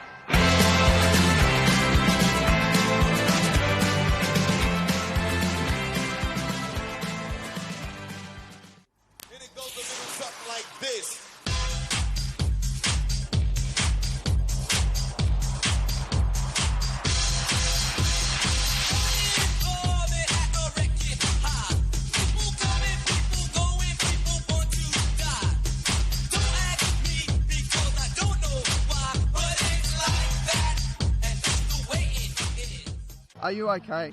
If you feel like something isn't okay with a friend or a teammate, ask the question, are you okay? The people in your world don't always tell you there's something that's troubling them. So it's important that you make asking, are you okay, part of your everyday conversation. You start by saying, how are you travelling? Listen. If they don't want to talk, just let them know that you'll be there for them when they're ready. Check in. It could be a simple text message or a call just to say, hey, how are you? As coaches, we also need to create a supportive environment with words of encouragement. As a sporting I've got one of the young superstars of the game we just saw out on the main field. I've got Sam Mitchell, a 6-5 win. How good? Yeah, it was a great win. First game today, so thought we really built into it. That's what we've been talking about for this tournament. So against Manly, they're a good young team as well. Yeah, it was a great game, and you scored a magnificent try out there, big dummy. Now, I need to ask, did you get those skills off your mum or your dad? Definitely from my mum, I think. She always carried the family genes in our touch footballing ability, so shout out to the old man, but it's definitely mum. Oh, mum, I'd have to agree with that. Now, best of luck for the rest of the tournament. I know you've got to go and do some recovery, but great game and good luck for the rest of the weekend. Thank you. Cheers. Back to you.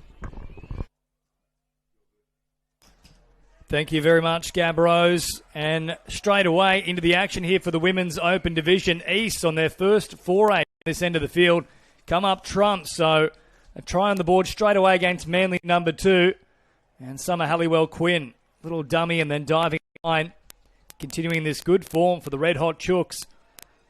1-0 after about a minute of play here. So great to have your company on KO and Sky Sports New Zealand. Gab Rose will be joining us in the commentary box shortly. There's now a little bit of space here for Grace Carpenter, but shut down very quickly in the end. Tasma Patterson then also set upon. Carpenter, Patterson, back to Carpenter once more. Bowery straightening up the line. Speaking of going straight, that was a direct option there from Charlie Evers, who dove from distance and nearly found a way through, but Eastern Suburbs resolute with their defending. As now Studden out to this right-hand side. Bowery up over halfway. And a lovely little charge coming in as well from Harborn. Continuing that emphasis is Bonich, followed up by Cable. Now Fountas on the last. Back toward the middle with Cable. And the Roosters denied on this occasion. So 2 minutes gone, 1-0 as we welcome Gab Rose into the commentary booth. Welcome, James. And just being down on the stadium, they're doing an interview, and it is hot out there. So it's I'm sweating just running back up to the commentary box. So no doubt the players will be fatigued coming into their, third game of the day. Tell you what, Gab, you still got the speed. Up those stairs in a flash as now Fountas also looks to inject a bit of pace. Hops in there very quickly. Cable, have a look at them. Oh, Cable has snapped the Manly defenders and will indeed get the try. That was far too simple in the end. That was too simple. We'll see back here on the replay. There wasn't really too much doing. She just saw a little gap. Referee says ball down, and that's a try. 2-0 to Roosters. It's probably a tough one as well to gauge in terms of where the Chooks are sitting. This is Manly's second-tier team, of course. As now they keep it alive back towards the middle. And out to this right-hand side. So a chance to wind up here with Smythe. Now carted forward from Carissa Smythe as well. So the two Smythe girls are out there. This is Chelsea. Drops it down once again. Floating over the top is Tiani Smith. That one not finding its mark though. Daniels had no chance to get a clutch on it, so 2-0 it remains. Yeah, I was speaking to a couple of the young Manly girls earlier in the day, and they've had 2 draws, so they've had 2 good games. Obviously, for some of them, this will be their first premier, Women's Open State Cup. So a couple have come off schoolies, a couple of, obviously they're in their second team here this weekend, but they're giving it their all this afternoon on the main stadium. Well, hopefully they didn't go too hard on the glitter strip. As now Bowery picks it up and finds a little bit of an opening. Lovely stutter step, then finding a late pass and now a genuine chance for Squadrito. Oh, great effort. The diving touch is made and it's done by Hannah Stacey. What a touch. Hannah Stacey.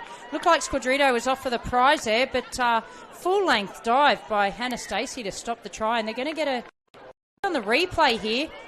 Beautiful touch there by Stacey. Good dive in attack, even better touch in defence.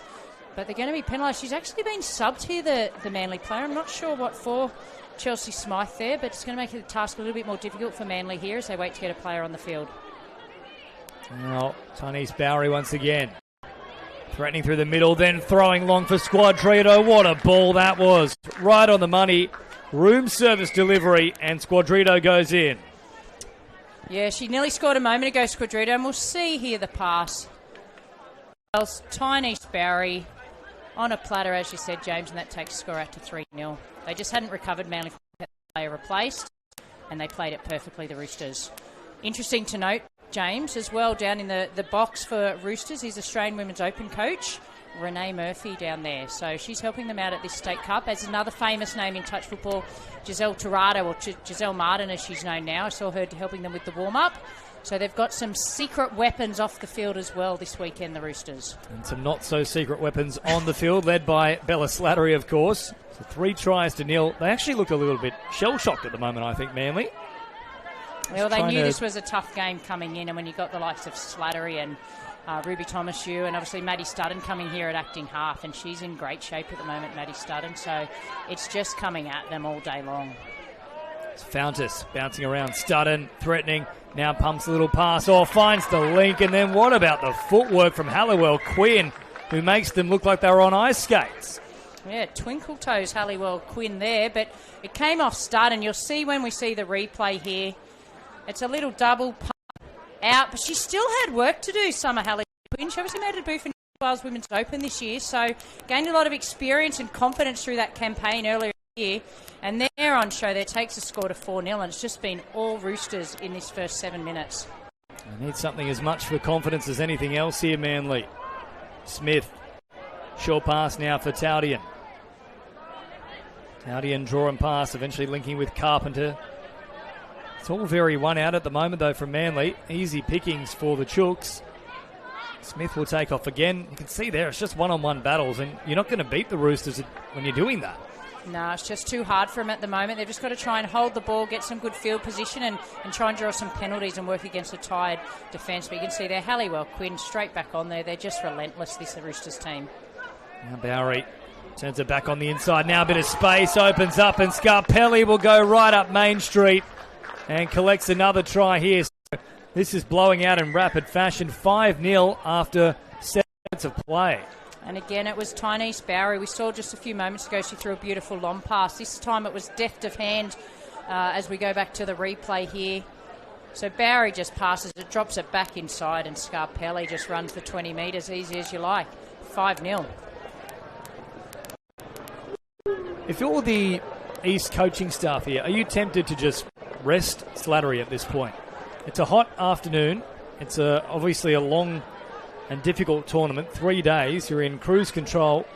There's no real need to risk her, if you will. No, potentially. I can see her standing at the back of the box here. She's got the wrap around her neck, trying to stay cool. She's super fit, Bella Slattery, and she'll want to be on that field, but you might just hold her off. The problem with it is, James, they're in these pods usually, so if you take one off, it usually means another one. It disrupts all the pods, so whether or not they let their pods skip a little bit and give them a little bit more rest, I'm not sure how this will play out, but yeah, there's certainly no need to risk her in this match.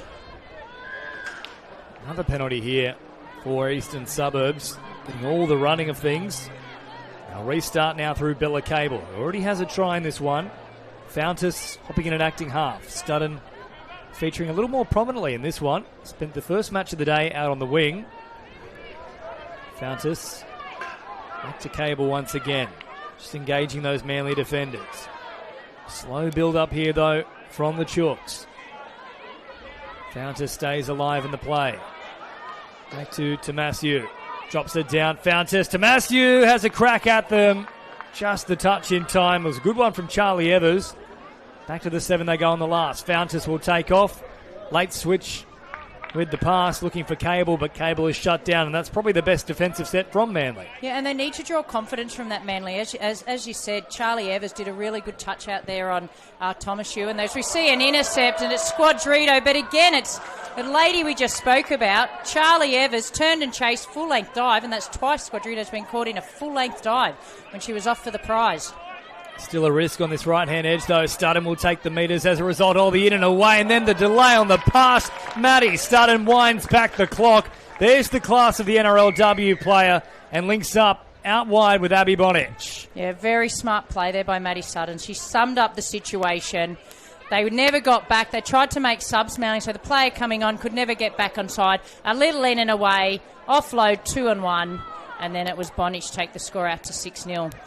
There was the intercept. Unfortunately for Manly, the player was not even on the field, so no fault of their own. They couldn't get back in position, and there you see Bonich get a nice easy try, and it's 6-0 with 10 minutes into this match. They need something, Manly. They've just got to complete their sets. If you're over in the Manly coaching box, try and complete your sets.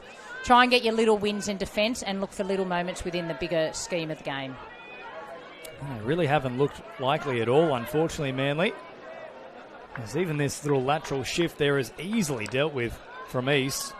Presswidge is out there now, though. She certainly can conjure something up, but that is not from the top shelf of her repertoire. I'll put the mocker on her straight away. Yeah, she'd like to have that back again, Caitlin Presswidge. We know the quality of player she is as well. But it was last touch, so there was no damage done. But again, this Roosters train just keeps rolling on. So Studden goes off and Bella Slattery comes on, so it doesn't get any easier.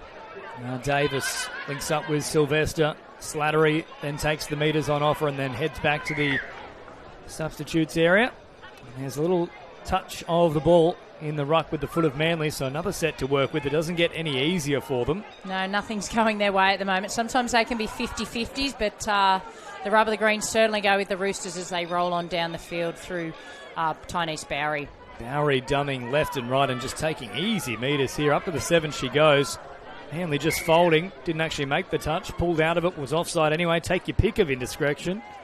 Yeah, for Layla Ritchie there, you can't pull out of the touch within the 7, so that was a penalty there, and you've got Bowery's going to be working here with Thomasu out in that right link, and Scarpelli is already a try scorer this afternoon. Bowery, quick release back for Hallowell Quinn, who's already got a double, this time shut down. So back to the 7 she goes. 18.5 remaining, and I'm sure for Manly, they can't wait for the end of this one. This is a demolition job by East. Drop down from Bowery. Again, there was a question mark about that roll ball. But there might have been a foot in the ruck from Manly. Back to the 7 they go once again. Bowery out to this right-hand side for Scarpelli, who also has a try in this game. Last one here to Matthew. Brings it forward. Oh, Bowery can conjure up some miracles, but even her expansive repertoire could do nothing about that ball. And again, it was a good defensive set by Manly, and it was led by Caitlin Presswich, who's getting up over the line, over that 7 metres, putting pressure on the Roosters' defence, and it came up trumps for her there as we see a beautiful pass out wide. That was from Ritchie to a winger, and this is a better set for Manly, James. They're popping it through, and now they've got players coming on at speed. Looks like Durdovic coming on at the ball as the latch play there, so this is looking more likely. Finally on the advantage line here and with a bit of momentum, but throwing a final pass there that was really in hope more than anything else, but I think you're right, Gab. That's one of their better sets of the match. You can also see the wind has really picked up at Port Macquarie. It's favouring Manly at the moment, so in behind them. It's now East. March forward. Sylvester with the run.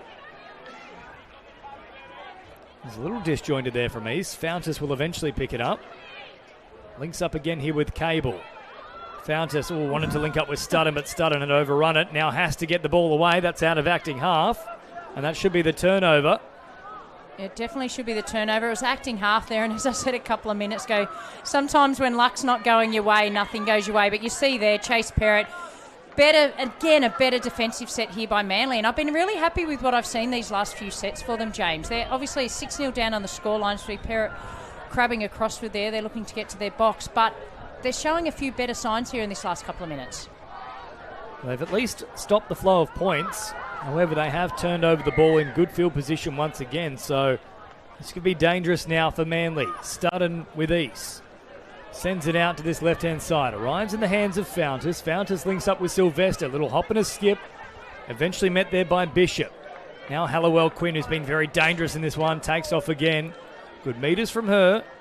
Studden, watch out because here comes Slattery. I've got plenty of big guns out there. Davis on deck too. Slattery waiting for the opportunity to strike. Back to Hallowell Quinn. She got them interested. Hallowell Quinn then delivers, and Bonich has another try. Yeah, you mentioned the big guns. You had Slattery, you had Summer Halliwell-Quinn, and then out to the wing to Abby Bonich, who's got a double already in this match, but we'll see on the replay here. It was on the back end of a bad set by Manly. They couldn't get off their line. Halliwell-Quinn does the rest, sums the situation up perfectly. 7-0 halfway through this game. And even then, it wasn't too much Slattery did, but just the sheer fact that she had the ball in her hands. Manly were trying to rush her with a 2-on-1 situation. That just created the space for Halliwell-Quinn. Yeah, she's too good for that, Slattery. You can try and rush up on her, but she just knows which play. She's got all the tools in her toolkit, and she knows which one to pull out when needed.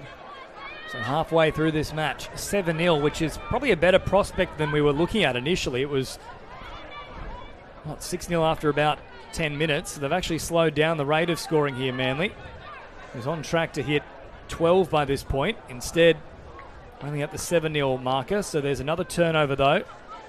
What does success look like for Manly for the rest of this game? Is there a certain scoreline you say, okay, well, if we can limit East to that, we're reasonably happy, or? Yeah, well, I would even forget about the scoreboard at this point. So, because sometimes you can be playing well and winning little things in part of a game, but the scoreboard's still going against you. Obviously 7-0 down as we see Roosters charge up the field again.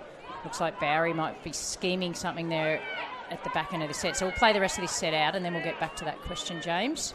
Bowery once again looking for Scarpelli. Well, Presswood was offside initially, and then Scarpelli decided to have the crack. Had they continued going at her, though, they might well have come up with a penalty at the very least. Yeah, it was looking likely there, but play on there. Manly get a little win there in defence. So if I'm Manly, I'm trying to just get my possession rate up, trying to stop the leakage of tries. And, I mean, if they could get a try on the board, I think they'd be happy with that, James, in their third game this afternoon. It was always going to be tough for them, and you can see here this pressing defence by Roosters. They just cannot get off their own line. That's a better run there by Đurđević, and that's what they need. They need to go to wreck and someone just scoop from acting half.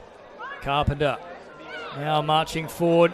Touch pass is likely to be called. Ball hits the deck anyway. So 7-0 it remains with just under 14 minutes on the clock. Bowery with a big right foot step now takes off. Oh, good stretch there from Carpenter. Wasn't ruled to have made the touch though, and now a secondary touch comes through, and it was a mess in trying to clear that ruck. So another penalty here for East. Yeah, so we'll see what they'll do here, though. We see Studden with the ball there, and she'll be scheming at this back end of this set. So they'd love to get a stop here as Studden just goes direct, straight at them. But she might be thought she was playing NRLW there. She's been, I'm going to say, a bit of a push. Oh, he's put a bit of a swing arm action there. I'm not sure about that, but suffice to say, Manly at the penalty, James. Oh, we saw it against the Brindis earlier today. She actually did drop the shoulder and knocked Edgeworth head over apex. Yeah, she's very competitive, Maddie, at all, and coaches in the Tasha Gale system now down at Steelers. So not only a great player, but also giving back to the game in coaching as well. So it's great to see.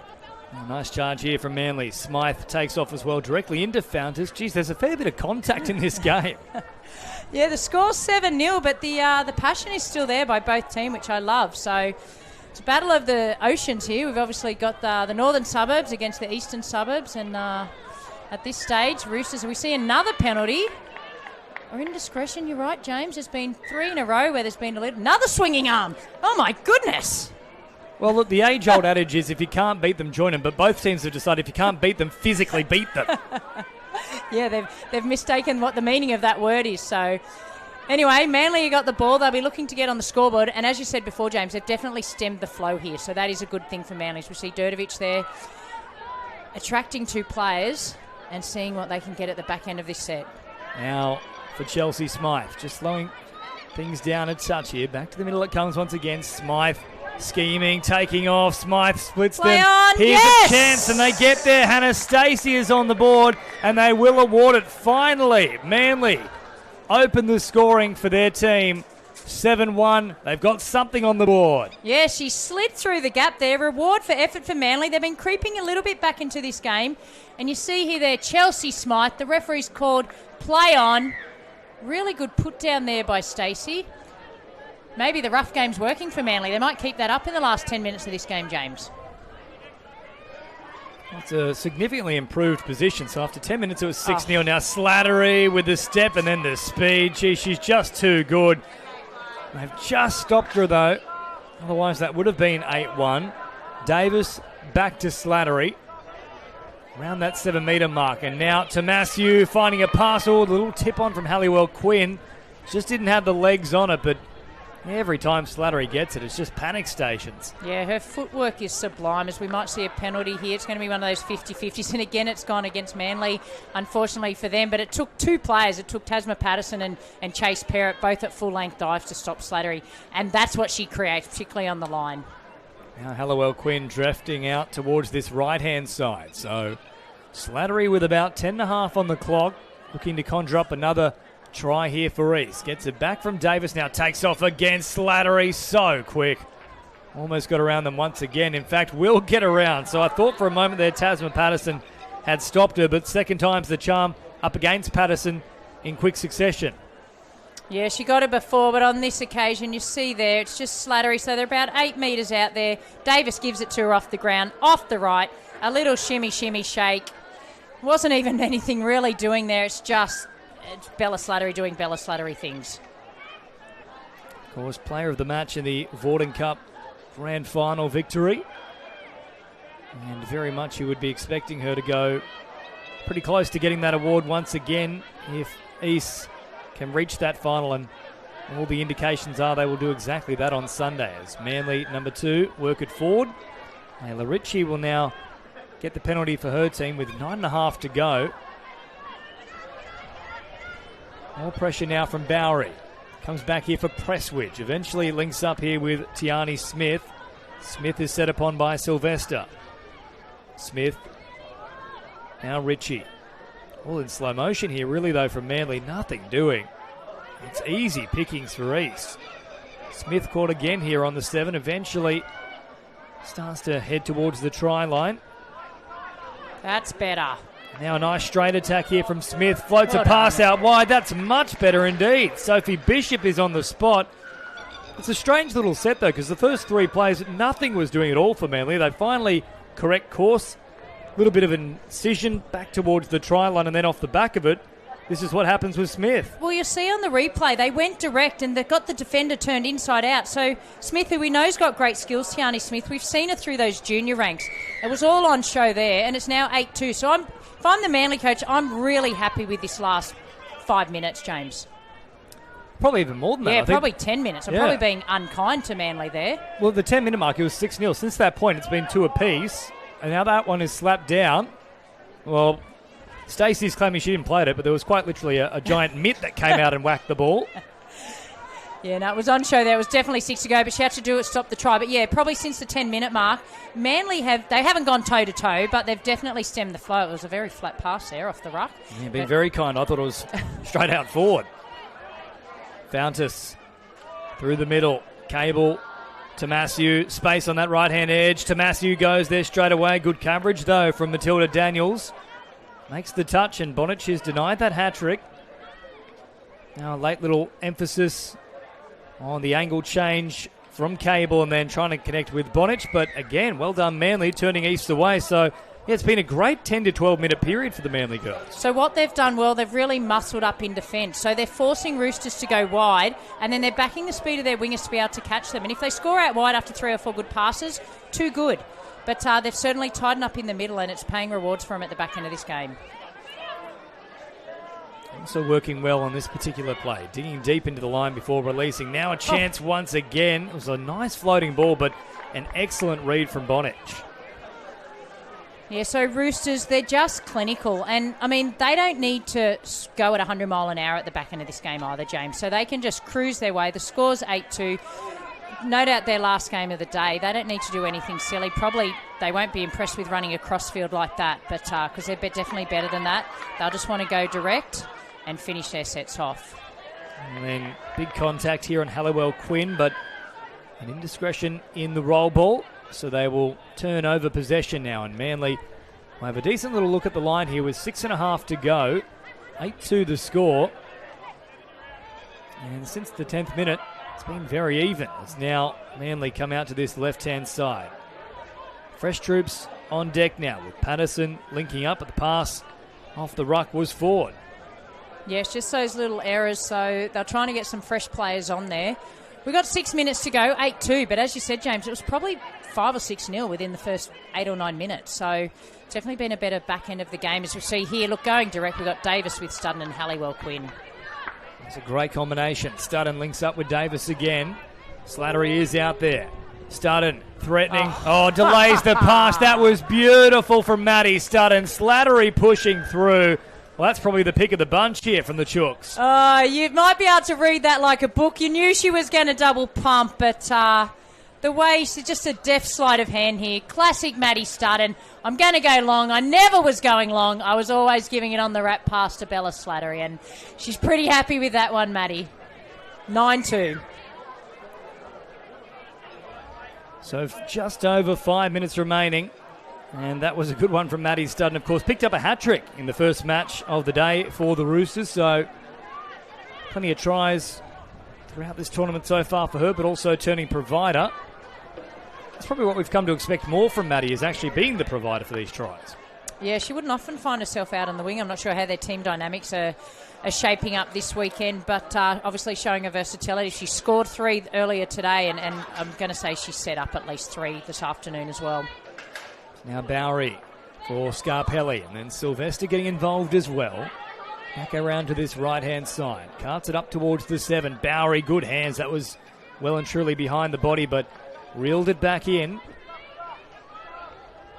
So East deep into the count now. Tomasiu on this right-hand side. Caught with the touch. Last one brought up.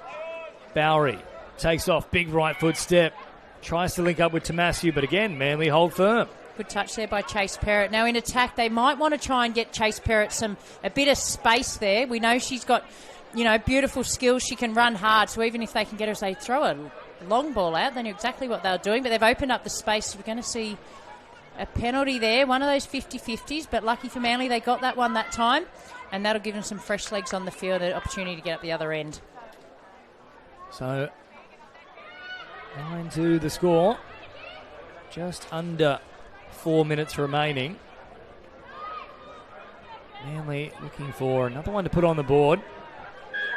Smith will cart it forward, and that will certainly help the cause as well. Another penalty here for Manly.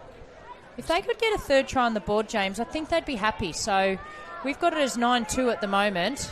There's 3 minutes to go. They've got a couple of penalties there. They've got Patterson working there with Stacey, who's already scored a try. Unfortunately, they just couldn't get the ball to the winger. But if they could get a third try against this highly fancied Roosters team, I think they'd be pretty happy with that result. So up towards halfway now, over that mark go the Roosters. Fountas out there once again. Scoop it up out of acting half now. Links up with Cable. Cable off the left foot. Fountas with Manly backpedaling, struggling to get onside. Oh, players hit the deck on that left-hand edge. Instead, the Roosters will head out to the right.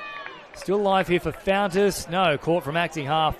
And that'll be the turnover with just under 3 remaining. You can also see in the background Central Coast warming up. Now, interesting to note here, no Moffat boys in this one. So Luke and Josh are out of this team. And I think that's probably why there hasn't been a great deal of discussion about the Central Coast Dolphins in the men's division. They're probably their 2 strike weapons in that team. Yeah, we were talking earlier with Jay Stanton, and as we see Manly make a break down the sideline, and it's Presswich, she's looking to go back on the right-hand side. Ref's called play on. It's a diving touch there by Halliwell Quinn. Oh, the sideline referee said she's put her foot out into touch, but that was enterprising play by Manly. Certainly was. Yeah, Jace was saying earlier, get back to your point, James, that he feels there's probably at least half a dozen teams in that men's open division, depending on who brings their game day on Sunday. So Central Coast, without those boys, that certainly makes a difference to their lineup.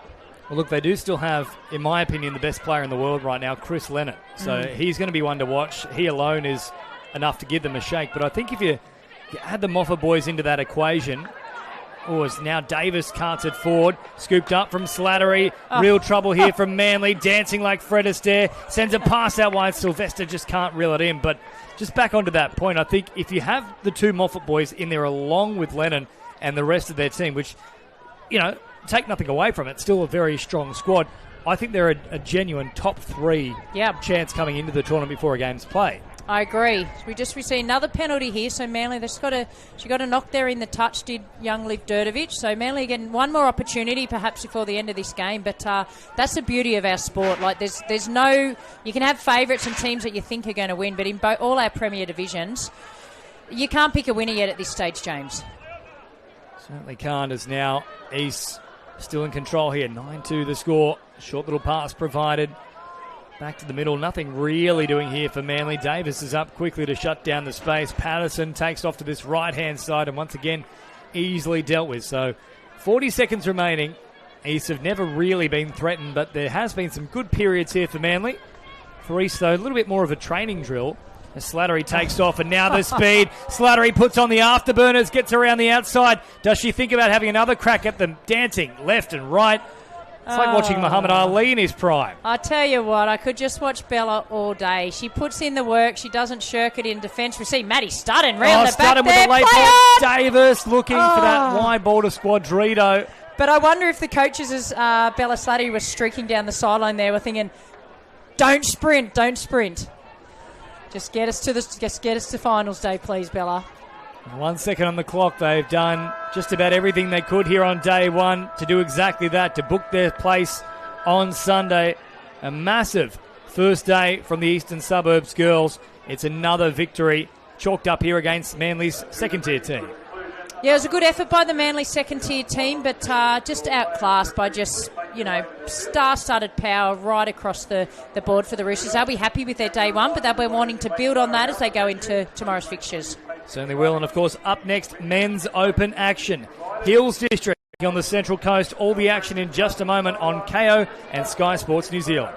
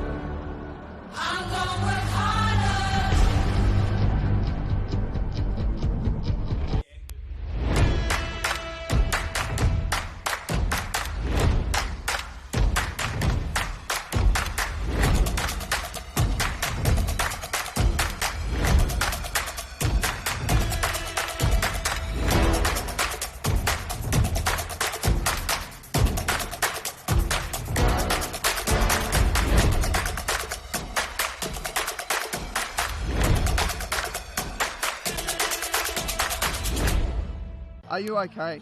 If you feel like something isn't okay with a friend or a teammate, ask the question, are you okay? The people in your road don't always tell you there's something that's troubling them. So it's important that you make asking, are you okay, part of your everyday conversation. You start by saying, how are you travelling? Listen, if they don't want to talk, just let them know that you'll be there for them when they're ready. Check in. It could be a simple text message or a call just to say, hey, how are you? As coaches, we also need to create a supportive environment with words of encouragement.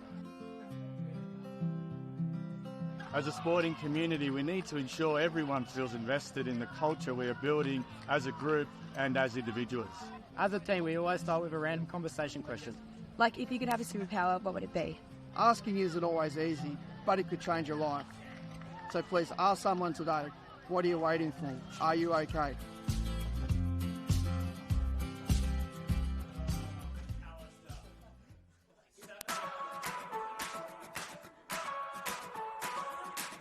I started refereeing in high school because I was a player and I wanted to learn more about the game and understand the rules better to become a better player and earn some pocket money on the side, but I ended up falling in love with refereeing and I haven't played since.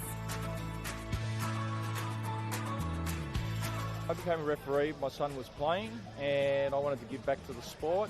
And now my youngest son's refereeing, we're both having a great time. And if someone had told me how much fun I was going to have, I would have got into it far earlier. I got into refereeing because my dad was a high profile referee and I always knew that I wanted to follow in his footsteps, and now I get to referee with my family. I became a referee as I started playing the game. I wasn't really good at the game. I wanted to still stay involved in it. And I thought, give refereeing a go. I started enjoying it. I started challenging at the top end, and it's one of the best decisions I've ever made.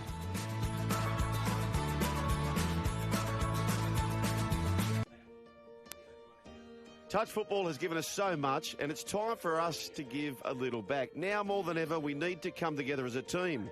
This summer, get your family, your friends, or even people you don't know together. It's time to play, laugh, and connect to your community. It's time to run, step, pass, and dive.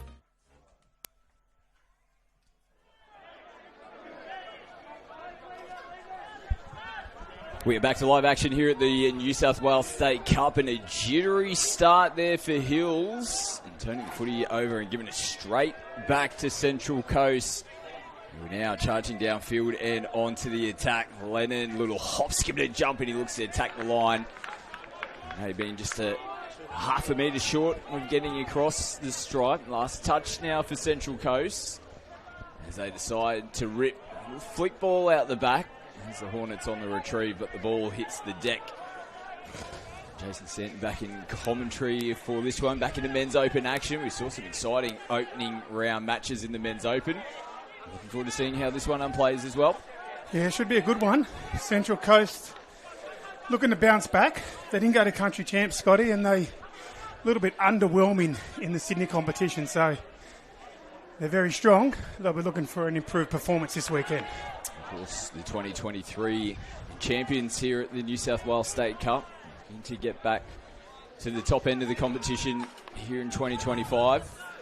Another bit of a clunky start for them here in this set as they look to get back to work now and make their way towards the halfway line, and that run will definitely help their cause. Richardson there picking up some good metres for the Dolphins. He's happy to roll downfield at the moment as Belcher will play it. Feeds it there from half was Belcher, and they will point to the spot. Central Coast, much better set for them that time around, and they come up with points. Yeah, we saw it earlier. These Central Coast teams, there's Doyson, Newcastle and Central Coast, and all three of them, if you roll back into your line when they're coming through the midfield, they're very structured and they make you pay, Scotty, and that was a perfect example of Hills not doing a lot wrong, just the Dolphins just being too sharp.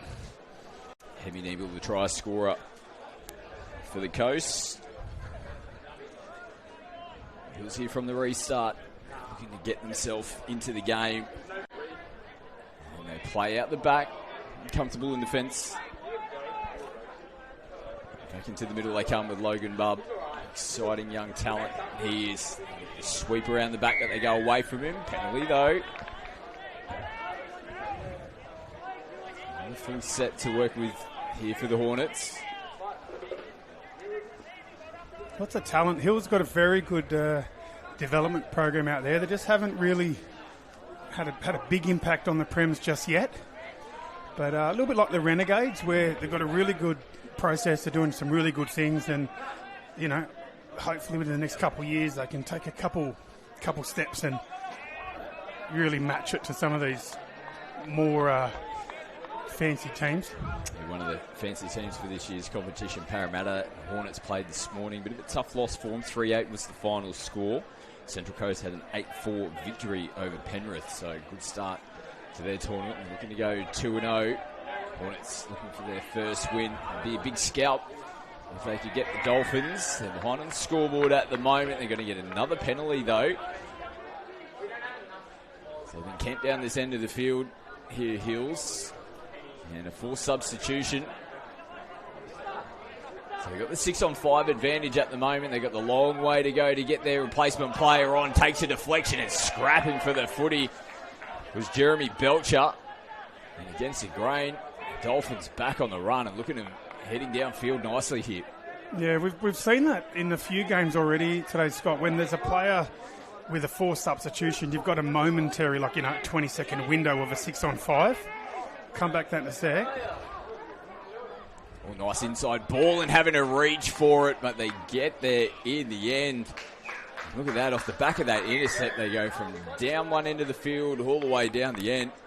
Another try, and that's the second in the game. Yeah, good work there. You'll see that they come towards the bottom of the screen. The Hills adjusted their line, squeezed the cross, and they went against the flow or against the grain towards the top, catching them napping on that occasion. But with that 6-on-5, the point I was trying to make was you've got a little 20-second period. You've got to run to where the gap is, to where that player's going to sub on.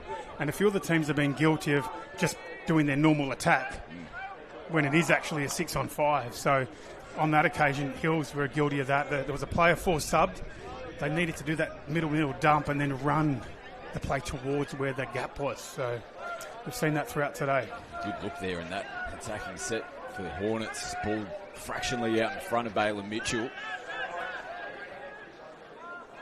Now Central Coast squeezing a pass in. There is cries from the Hornets of forward. Took a few extra seconds, but the message got out there to referee Baggio. The call comes. I think it was the correct one as well. Yeah, he's probably, three of the best referees in the world out there. We've got Baggio, certainly one of the greats. And you mentioned that he got the call. He was really patient. He waited. It was Tony Calabria here at the bottom of your screen, picked up the forward pass, relayed that through. Great work from the referees working together as a team. Now, nice little step back coming through the middle and diving. And we're going to play it down here at the moment. Might be Caelan Bray, who doesn't look like he's in a good way at the moment. Two Dolphins players clashing as well at the same time. And still on his haunches as we head back to live action. Couldn't quite see what happened. Yeah, I think they almost might have been clashing with the knee. You see that they made contact with his legs almost, but you'll have a look here. Beautiful left foot step there. A chance for the dive, and then you'll see the players converge. And they sort of contact into his legs. Yeah, so Bray's another one. He's another player. Got a rip-in long ball. One of the young guys coming through. But you saw it was 8-3 you mentioned earlier. So Hills would be looking to have an improved performance. Not necessarily go out there and, put on a clinic, but they've got to show that they can match these strong teams. Yeah, so not good signs there. We'll have a look and see how this set unfolds for them. Last touch of the set now. So Matter will go back and play it and finish it off in the corner. So Caelan Bray not looking in a good way in the in-goal area at the moment, and looking down at their box as well. Joshua Nolan has his arm in a sling. So not too sure if that was an injury picked up earlier on this morning. He's got the jersey and the kit on, or whether that's an injury that he's brought into the tournament, but they're looking a little bit light on for numbers here, Hornets. It's going to be a tough task for them, not only in this game, but for the rest of the tournament. Yeah, I think you're right. You picked up on it there. There's definitely an injury there because him with Bray, that's their 14 players. So they're down to 12 now. Good spot. A little short ball and a juggle. Really good job to hold on to it in the end. Seb placed up. The Hornets got across. Sometimes when you lose a player, it just somehow sparks you back into it. They know they're up against it in this game. They've got no other choice but to scrap and fight throughout this contest. Can they go the full distance in this 30-minute match? Coming into the last now. Nice pick-up from Curl from half. They play at the back. Good defensive read. Ollie Jones defending on the right wing here for Central Coast. Yeah, that's better from the Hills. Similar to some of the other, the developing teams, Scotty, that have the ability in spurts to match it with anyone. It's trying to string together those little, 2, 3, 5-minute segments into a 30-minute game. And you've noticed it here the last few minutes, definitely matching the Dolphins, but 2-0 down on the scoreboard. They've got to string it together. Just going to take a few completions on the trot. And footy in good field position like this, but can they come up with points? They just have to hold it up and come back to the mark. Ethan Klein will play it. He's got the ball in hand yet again. As Klein looks at options, still jinking. Nolan now feeds it. Oh, picked up out of the line with clear space in front. Hornets coming back through Nolan. Nice pass though, running away with it was worked. He's heading to the corner. Oh, and a diving effort, but gets it down in the end. Well, just as the Hornets are on the attack down the other end, the Dolphins pick it up and they go the distance. Yeah, pretty good read there. I think it was it Josh, was it? He's got the ball, great pick up and just straight through, and that was a seriously good chase from Nolan there, the number 2 from Hills, run him all the way to the corner. I think the intercept was from Richardson and then the nice little handoff. So Hills now, this next 5-minute period. Let's see how much they've improved throughout the Vorden Cup and from the game this morning. They've got to stick with the Dolphins in this next period. Pretty close to making that touch there as well. Alexander Nolan. To no avail in the end. It's Callum Spooner. Has a dive in at the line. Now Matter. Rip it across and then finish it in the corner. So the Dolphins looking good early doors here in this one. Shelley. That's a good chunk. Now space on the sideline. And an incorrect play the ball. They're trying to get up and about the Hills. Pretty vocal in the box there. A few fans in the stands as well. Trying to get behind the boys here in this one. Down by 3 early doors. Ball rolling around there in the play the ball. Referees continue. Changes onto the park. Nolan makes them going forward. Now Jones puts it down. Nice clean play the ball. Not a bad set there from Hills. I didn't mind that from Jones there. Nice and crisp, getting both the middle defenders involved in the touch. That's always a good sign if you can bring 2 defenders together to touch you. That means there's going to be a space somewhere else. Changes onto the park. The Central Coast. As Richardson cops the shot. Pick up and go, looking inside, looking outside. Not much to work with there on the final touch of the set. So this is good. So I'm really paying attention to this now, Scotty, because that's about at that 2.5 minute mark when I said I want to see how the next 5 minutes plus, 5 to 10 plays out for Hills. See what they can come up with. Just throwing the footy around at the moment, coming into the last touch of the set. Was he on? There's play on calls, and they'll pull back and take the penalty. So they're tough ones to give away, aren't they, when they were pretty much in control defensively there, Central Coast, on the last play of the set. Yeah, had to be disciplined and not put his hand out there. If the referee's calling you off and you make the touch, it's an easy call. Oh, wow. How about the ball at the end? A little bit of contact here. It was right in front of the referee, Skelly. We're going to get a player called out here, I think. Yeah, here he comes. It's the 23 there in Cole. German. We're going to get a forced substitution. This is what we spoke about earlier. So the gap that he's left is on the bottom of your screen. So you want to engage the middles in a touch now and run the play towards the bottom. They've wasted a bit of time and they got the try. Nice. So right on cue, wasn't it, Scotty? That's perfect. So everyone that's been tuning in throughout the day and they've heard me have my little whinges about how to score when it's a forced sub, you've got that 15 seconds. You can bottle that. Hill's showing how it's done. Well, that's why he's one of the best. He called for it and the Hills got it done. Nice play. And you saw just a few replays ago what the penalty was for. Just a loose arm, slowing them back. Again, he was just cruising back to the 7-metre line. Didn't really need to make contact and give the penalty away. And off the back of it, the Hills get on the board and get there first. Now Lennon, Sharp just somehow slung it out the back. Oh, wow. That is some try there from the Central Coast. Top shelf. And that's often you'll learn about the teams and it gives you a bit of a window of who's going to go deep in the tournament. When the game got back to 2-1 and you thought, what's going to happen now? Dolphins go another gear and just absolute exquisite play. You look at this, The flick pass it was good, but it was the next pass that was the money ball, and then on the inside. So Dolphins, great team play there, pushing it out to 3-1. Silky hands there from Cook on the back to get their fourth. And the Hornets having to throw it around in the middle.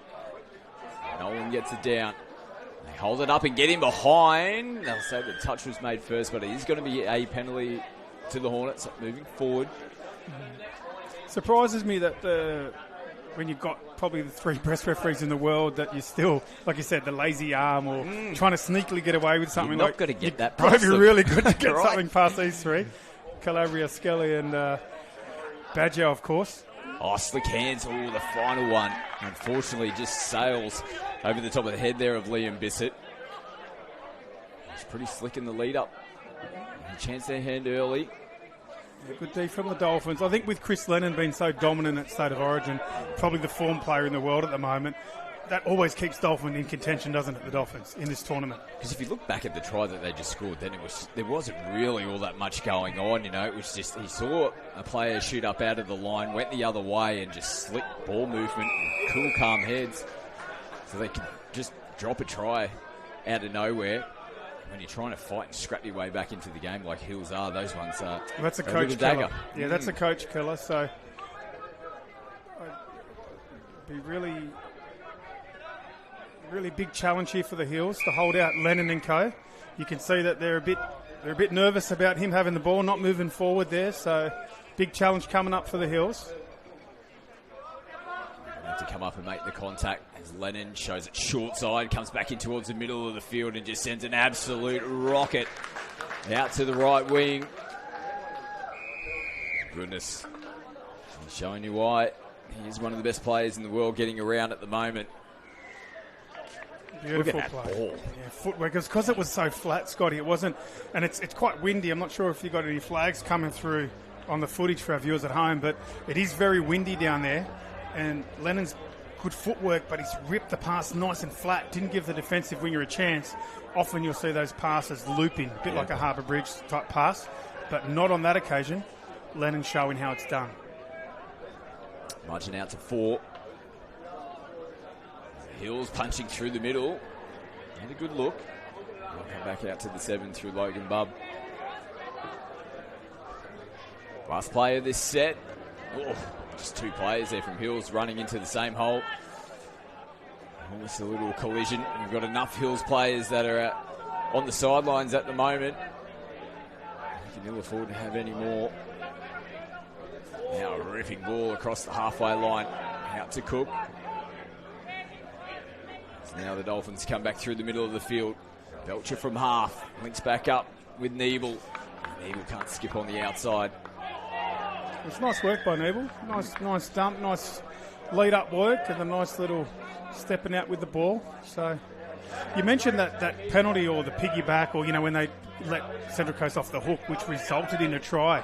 So one of the things that Coach Brad Curl and Phil McElrath might think back on is in that little 10-minute period where I said, let's see how they go, it would have been 1-1, except for that. They gave them a penalty which they didn't need to, and then in that period it's 2-1. Yeah. So without that penalty, a good 10-minute period of 1-1 against a very strong team. So I guess this is sort of reinforcing what we were talking about earlier. They can play. Yeah. They can match it, but you've got to be able to string more of these little 5-minute periods together. Yeah, definitely at this level, the top level. They're going to take so many learnings away, no doubt, from this match, as well as the rest of the tournament. Oh, goodness me. There's not many words you can use. Sublime comes to mind.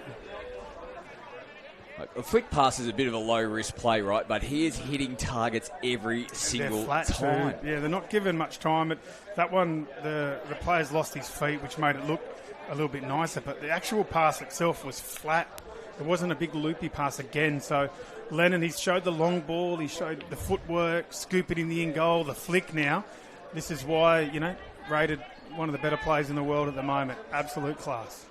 What a year he's had.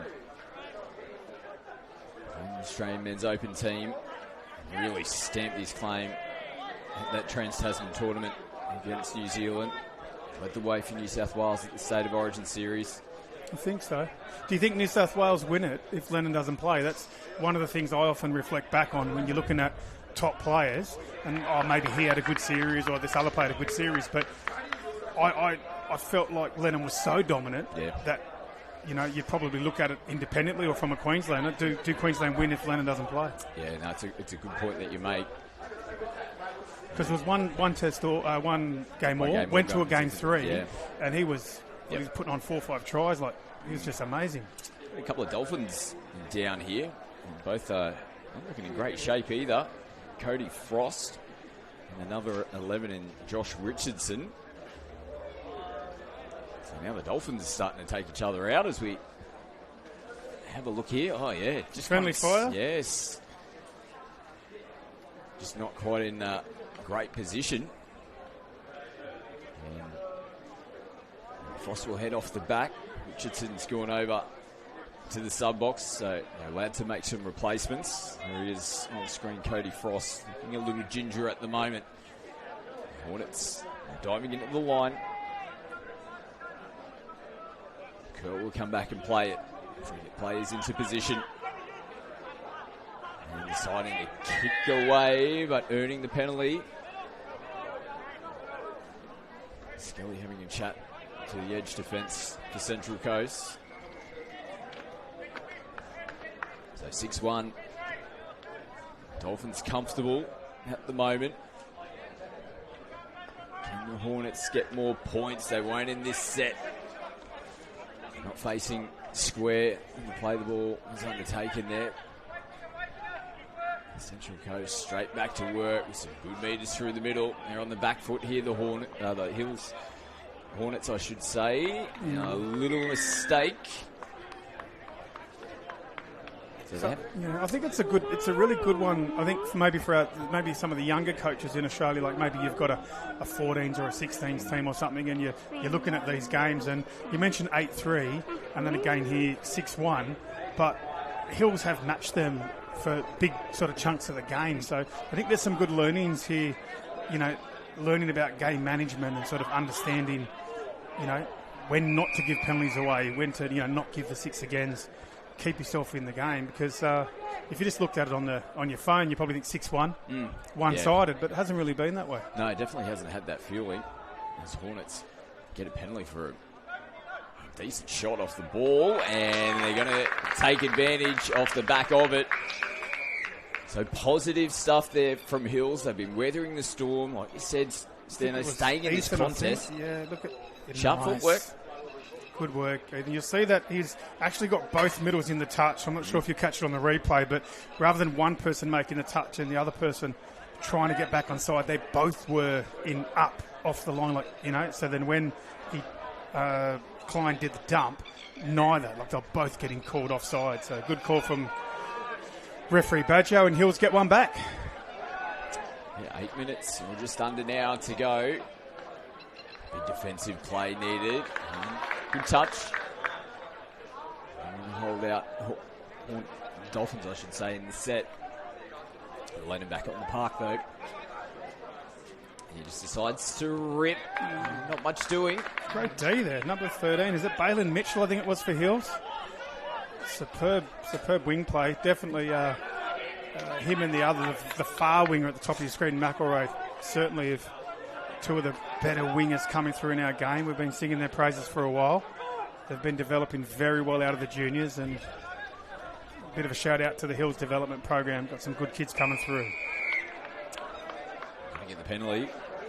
Bub just losing the ball there, coming into the play of the ball, but prior infringement, not moving forward off the line. So another 6 touches. Back-to-back tries would be very welcomed here, and that's exactly what they get. Logan Bubb has been doing everything possible to try and lead his team from the front. Well, he did exactly just that. Yeah, it was pretty classy, wasn't there, from Logan? Again, a dump right on the 7. That's 2 tries in a row now where they're actually running at the play that wasn't in the touch. Sometimes some of the language. You might say an open side quickie or breaking away from the flow. So that might be something that the Dolphins look at and go, well, why is that being scored? Or if there's opposition watching this game, they might go, hey, maybe that's a weakness, because 2 tries in a row from identical plays. They definitely got a little bit of a lift off those last 2 tries. Dolphins turning the footy over. It ended up being a collision between both of their players, which forced the ball to spill out. Now the Hornets getting themselves down. Gee whiz, another try here would be pretty handy. Still a good chunk of time left on the clock. Flattened hard at the line. Not sure if that was the play. Probably didn't need that. And then again, I know I'm nitpicking a bit here, but it's game management. So you scored 2 tries from open side quickies. You get another set. Let's go for a 4-3 Hail Mary long ball. Yeah. So these are the learnings that I really rate this Hills team. I think they've got a lot of really talented players, and just that game management, knowing when to run what play, is a thing. And that's something I think we've seen with Chris Lennon on the other side, where it just seems to be taking the right options, running the right moves. So again, lots of learnings there for the Hills team, but nice to see them bounce back with a couple tries. Central Coast there through Cook, looking to pick up and go down their sideline. Hornets held nerve, made the touch. They're rolling back downfield. They've definitely had the better of this game between these 2 teams after the last 5 or so minutes. You betcha they have. There's another try here for Ethan Klein. Wow, he's having a game, isn't he? Oh. The number 7 there, Ethan Klein. I think he's actually a Hills junior, but he has played a little bit of footy out at Penrith throughout his career. He's still a young boy, but I mean, in the seasons when maybe Hills don't have a team in the Prems, he's sort of floated between. But he's certainly one to watch, Ethan Klein. You give him chances, he'll make you pay. So you mentioned Logan, Ethan Klein. That definitely got some good footy in him at Hills. Now only down by 2. Nice little fight back this has been from Hills. Big defensive set for them here. We've got Lennon back out onto the park. Nice quick pass. Now they push that one. The penalty will come here. It was offside, being the first infringement.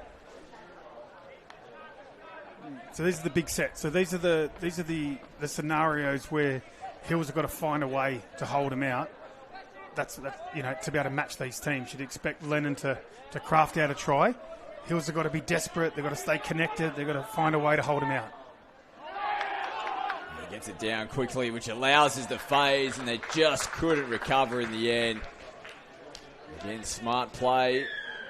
And the Dolphins, they needed some points just to push that buffer out and get a little pressure off. Yeah, again, Lennon the difference. And how smart's that? Again, just to unpack it quickly, sometimes the players are running onto the hole there. Lennon worked out very quickly that he wasn't going to score by charging onto it, so he pulled himself up, caught it and dumped in one motion. A really difficult thing to do. So, just don't have any more superlatives for Chris Lennon. What a player. Yeah, the full package. Such a difficult thing to do, what he just did then. Hills will keep playing footy. Riley Canning. It was a great take first and then had some pressure to get the ball down quickly. He did that. It was nice to run the splitter play there, coming back to the open, hitting the link, a great put down. So, again, just to circle back, Scotty, when we're talking about some of the young coaches watching, from that period, 15, 20 minutes ago when I said, let's see what happens from here, from that period, it's actually 4-all. Yeah, they've continued to match it, haven't they? So this is what I was saying, that when you're looking at things, it's not always a scoreboard. You've got to see how your team's matching up, looking for key moments. And, you take away a couple of those Chris Lennon moments of brilliance, is this game 4-all, for example? Yeah, see? So, it's a really even comp. It's a really good time to be watching, being involved with touch at the moment. So just over 2 minutes to go. Margin is 2 tries. Central Coast ball in hand. Another 6 touches to work with. Hornets get 2 players up in the touch, but they forced the mistake. They took out number 13 there in Hemi Nebel. They get the footy back. Now they're rolling downfield and they get the penalty as well. 1.5 minutes to go. It's going to take a bit of a miracle for them. Central Coast are just going to hold here, do what they need to do, try and take some seconds off this clock. Do the Hornets need to go early? They're in a position to go now. Back on the inside, a big touch. Casey Shelley coming in from the left wing. They skip over the top of Canning. And a good job defensively there from the Central Coast. They'll get the job done here and they'll get another victory.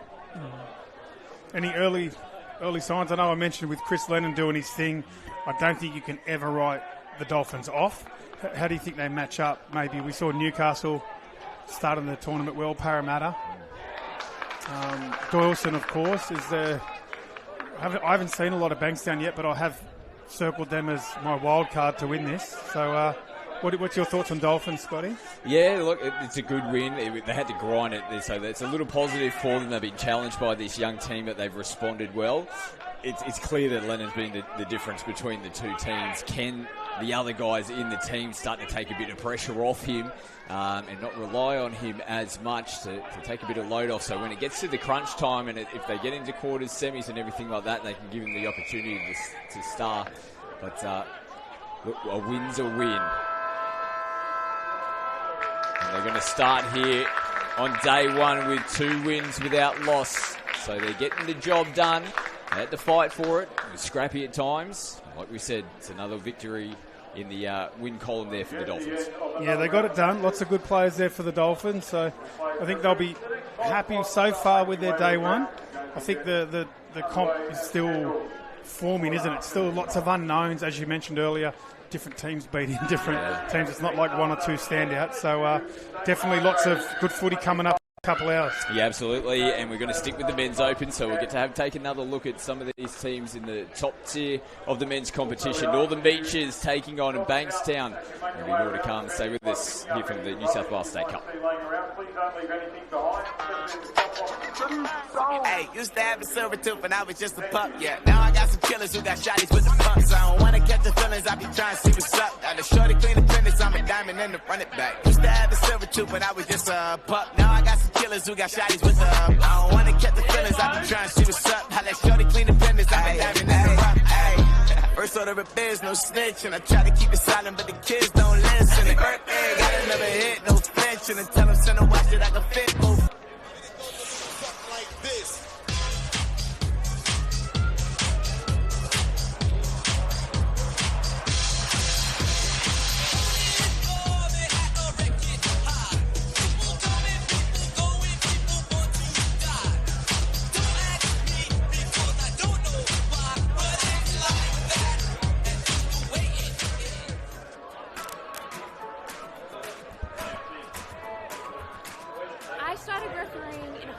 Because I was a player and I wanted to learn more about the game and understand the rules better to become a better player and earn some pocket money on the side, but I ended up falling in love with refereeing and I haven't played since.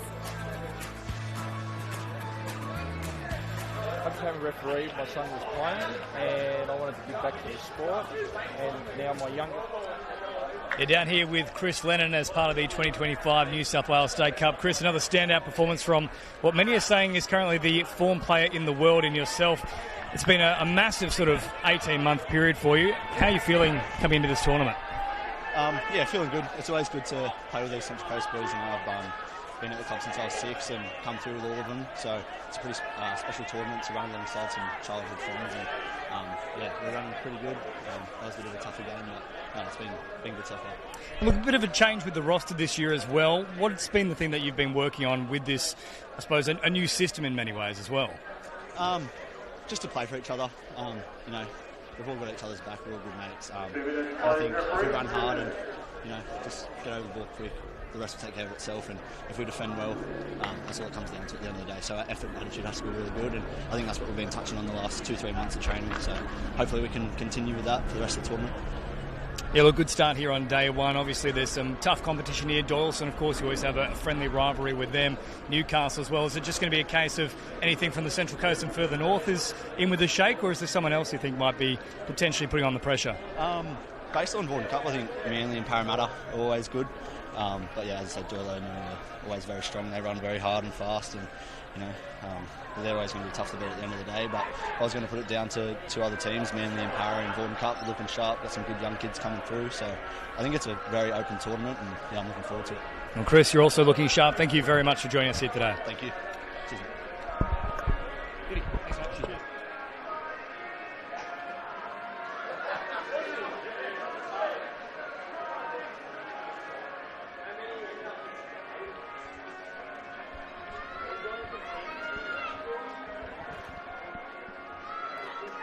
More men's open action coming up on your screens next. Northern Beaches taking on Bankstown. And Gab, both these two teams coming in off a win earlier on this morning in round one.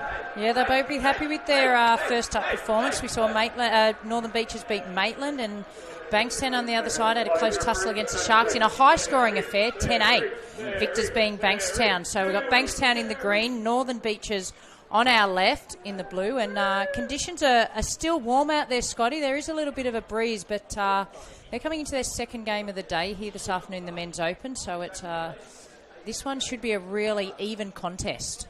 Yeah, absolutely. Like you said, definitely still warm conditions, about 29 degrees at the moment. Yeah, much welcome breeze coming across the fields here this afternoon. Hot conditions yet again here for this round two fixture in the men's open. Big match. There's Northern Beaches on the run again, and a beautiful start for them. There's not too many better ways to start a game than that. Classy try as well to finish it off. Luke Moffat, he was happy with that. First set of 6. Hands are out. Yes, you scored.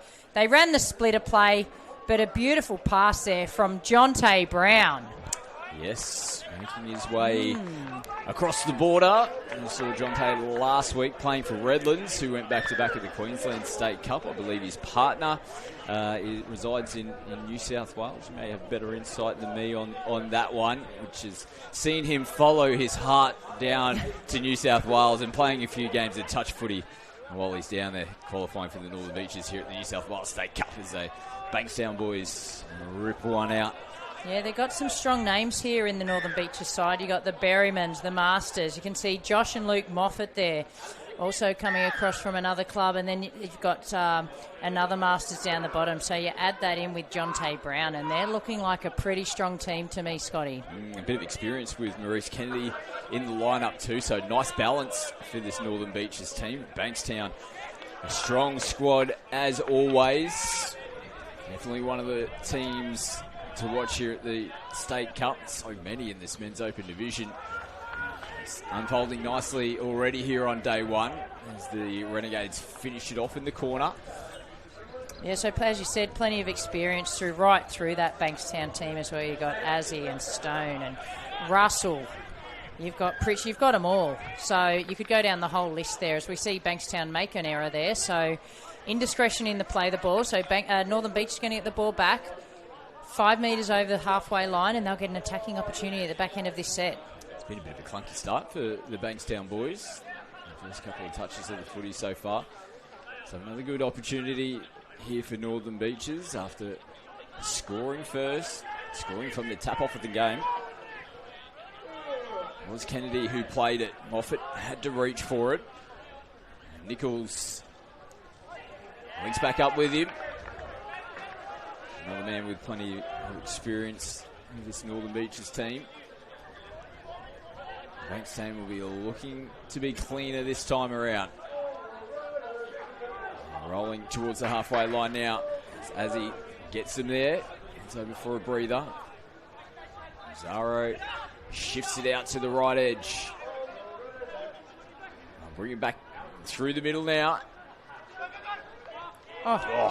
Taking it nicely and straight onto the footy, and there's a bit of a collision there as the Renegades get back underway. I'll tell you what, the Australian cricket team would have been happy with that catch in the slips there from the Northern Beaches player. He plucked that out of the air. There's been some great takes that we've seen here on day one, intercepts, and they've been those rocket balls.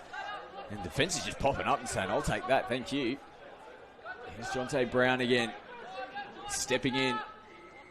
Flat and hard at the line. This one a little bit harder to reel in. Yeah, but he got a hand to it there. Was Kieran Hughes, and he's another experienced, obviously great ability there, Kieran Hughes. So that one he did have to knock down. He got up in the channel, but a fresh set of 6 for Northern Beaches. Oh, looking for that late little pop out. Early in the touch count. They're backing themselves. Northern Beaches here to start this game. And you can see here they're pushing up in defence there, Northern Beaches. They're unsettling Bankstown at the moment. You spoke about it before, Scotty. They're just a little bit disjointed at the start. There's a pop back inside there from the ever-reliable Rosario. Now the Jets looking at options. Not afraid to bring it out to this right edge. Now they'll plug it back up through the middle, coming into the last. Little bump play, took a deflection. Not played out is the call. No, it was Fender there, the defender, and he had to have his, fender benders up there because there was a little bit of contact there in that touch. There was nothing to it, but Northern Beaches get back on the ball and they're just shy of the halfway line. It's Fender again, going forward. Flowing down nicely, coming into the back end as Berryman picks up. Lovely little flick back on the inside. And it's followed up, but good. The Bankstown player had to make the touch, didn't he? He did. Well, he definitely did for his team.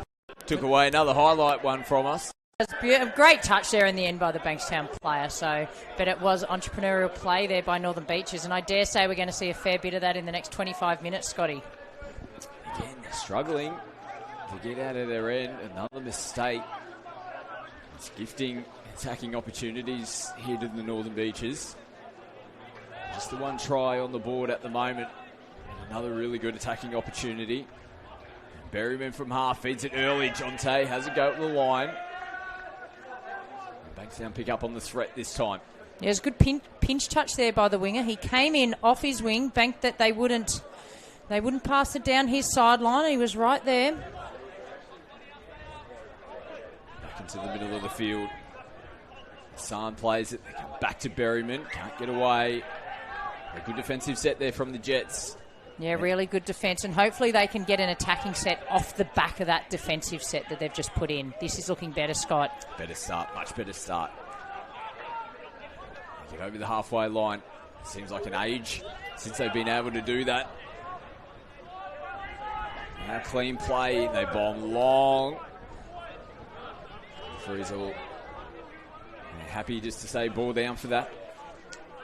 Yeah, there was nothing doing on the back end of that set, but it was definitely a better set by Bankstown than we've seen. Probably their best set of the game so far, but that's not going to help their cause because they've given away a penalty, and it's been pretty much all Northern Beaches in terms of the field position they've had and the possession, and they're going to stroll into the Bankstown half here again and get 3 or 4 touches up that end of the field. Here's Fender again. Pretty energetic to start this one. Love will just hold things up and get players into position. Put it down for Fender as Love comes off his right foot and just gets hurted. And contact is made. A good defensive set there from the Jets. A good start. They shift straight away. Head towards their sideline. Yeah, you see off that first touch, they went forward, but they still went towards their sideline, but they made a good 15, 20 metres on that first touch. We see there Rosario just slow things down and get his team back on track. And straightens them up through the middle. Attracted 2 defenders as well, and they may have been a step or 2 short in the lead up. Their on-field played on to a point. Actually looked like it might be for the contact. Yeah, they've definitely called for contact. The referee signalled a little push in the touch. So that was why they couldn't play on, because the touch had been affected, but a little bit too much contact in there. And this is a great opportunity for Bankstown here to try and even up the score. After weathering the storm down the other end of the field, they get a really good opportunity here to hit straight back. And referee is going to point to the spot. Hayden Masters claiming the touch. Referee say ball down. Big smile on the face of the try scorer there for Bankstown. Really their first opportunities. We watch on the replay. Beautiful pass, and it was out to Carl. And he's saying ball down, and isn't he happy about that? A little cheeky smile over the shoulder. Nah, shaking the head. No way, son. We're kicking this back to halfway. So great job, as mentioned, from Bankstown just to weather the storm. It's been all Northern Beaches in the early stages of this one. And all of a sudden they just hung in, kept clawing, and come up with their first try. The score's now level at 1 try apiece. Berryman, Jonte Brown almost gave himself the splits as he headed down towards the try line. He's not happy there. He thought he might have got the ball down, but you're right. He went one way, came back the other, and split the difference, tried to go through the middle. You've just always got to be watching them, don't you? Like Jonte Brown, Berryman, Masters, Moffat. Like, there's just right across the field. It feels like every pod they have is going to be a dangerous one. And Bankstown, all of a sudden they've got a little spark of energy about them. Again, another really good transition, this time coming out of the back end of the field. Rosario looks over his shoulder. Northern Beach is just sucking back, giving them the space at the moment. Berryman now comes up and makes the touch. Early ball and another sliding effort out here on the left. Now Bankstown all the way back over to the other side of the field. Pritchard finish off the set. Yeah, they were content just to leave it in on their side of the box. We had a nice little pass back there towards the Bankstown box, but Bankstown are definitely working their way into this. So we'll see that might be a penalty there. The referee said ball down. So where Northern Beach has probably had the ascendancy in the first 7 or 8 minutes of this match, I feel like the tide's starting to turn, Scotty. They're getting better in getting off their line, and they're getting a couple of looks at the Northern Beach's try line. Really back into the game and now looking to get in front for the first time in the game as well. Zaro, always a threat down this end of the field. And the Renegades have to slap at the ball. Yes, it'll be a fresh set of 6 here, and you can see there you got Rosario, and he'll be working closely there with Kieran Hughes. They'll be seeing if they can get the defence up. They'll be trying to draw another penalty if they can't slice through the gaps here. Throwing it amongst themselves at the moment. Now Zaro might have been open, and then they try to go back through that hole. Yeah, you see the head went back from Rosario in the background there. He knew, although they've been given a penalty here by the referee, so they will get a fresh set of 6 on the line. But Rosario, as soon as he threw that ball, and we might see a sneaky try down the sideline. They're going to say touch. Oh, that was close. Bakos. He was like in the night there. He thought he'd pinched one. Not to be. Went to sleep then. The Northern Beaches, the Jets almost made them pay. Will they make them pay now? You betcha. And it is that combination you made mention of. Hughes and Rosario. Hughes almost got him from the quick tap. They didn't have to wait too much longer. Yeah, you see Hughes, he went right, big step on the right foot, dropped it back inside. Off he goes. He drew in 2 defenders, and Rosario did the rest. Jonte Brown could not get there in time. And now, just like that, it's a lead to Bankstown, 2-1. And the football somehow has made it all the way down the other end of the field. A little hold up momentarily. He might make a sub now after that 50-metre run. Indeed he is. He did.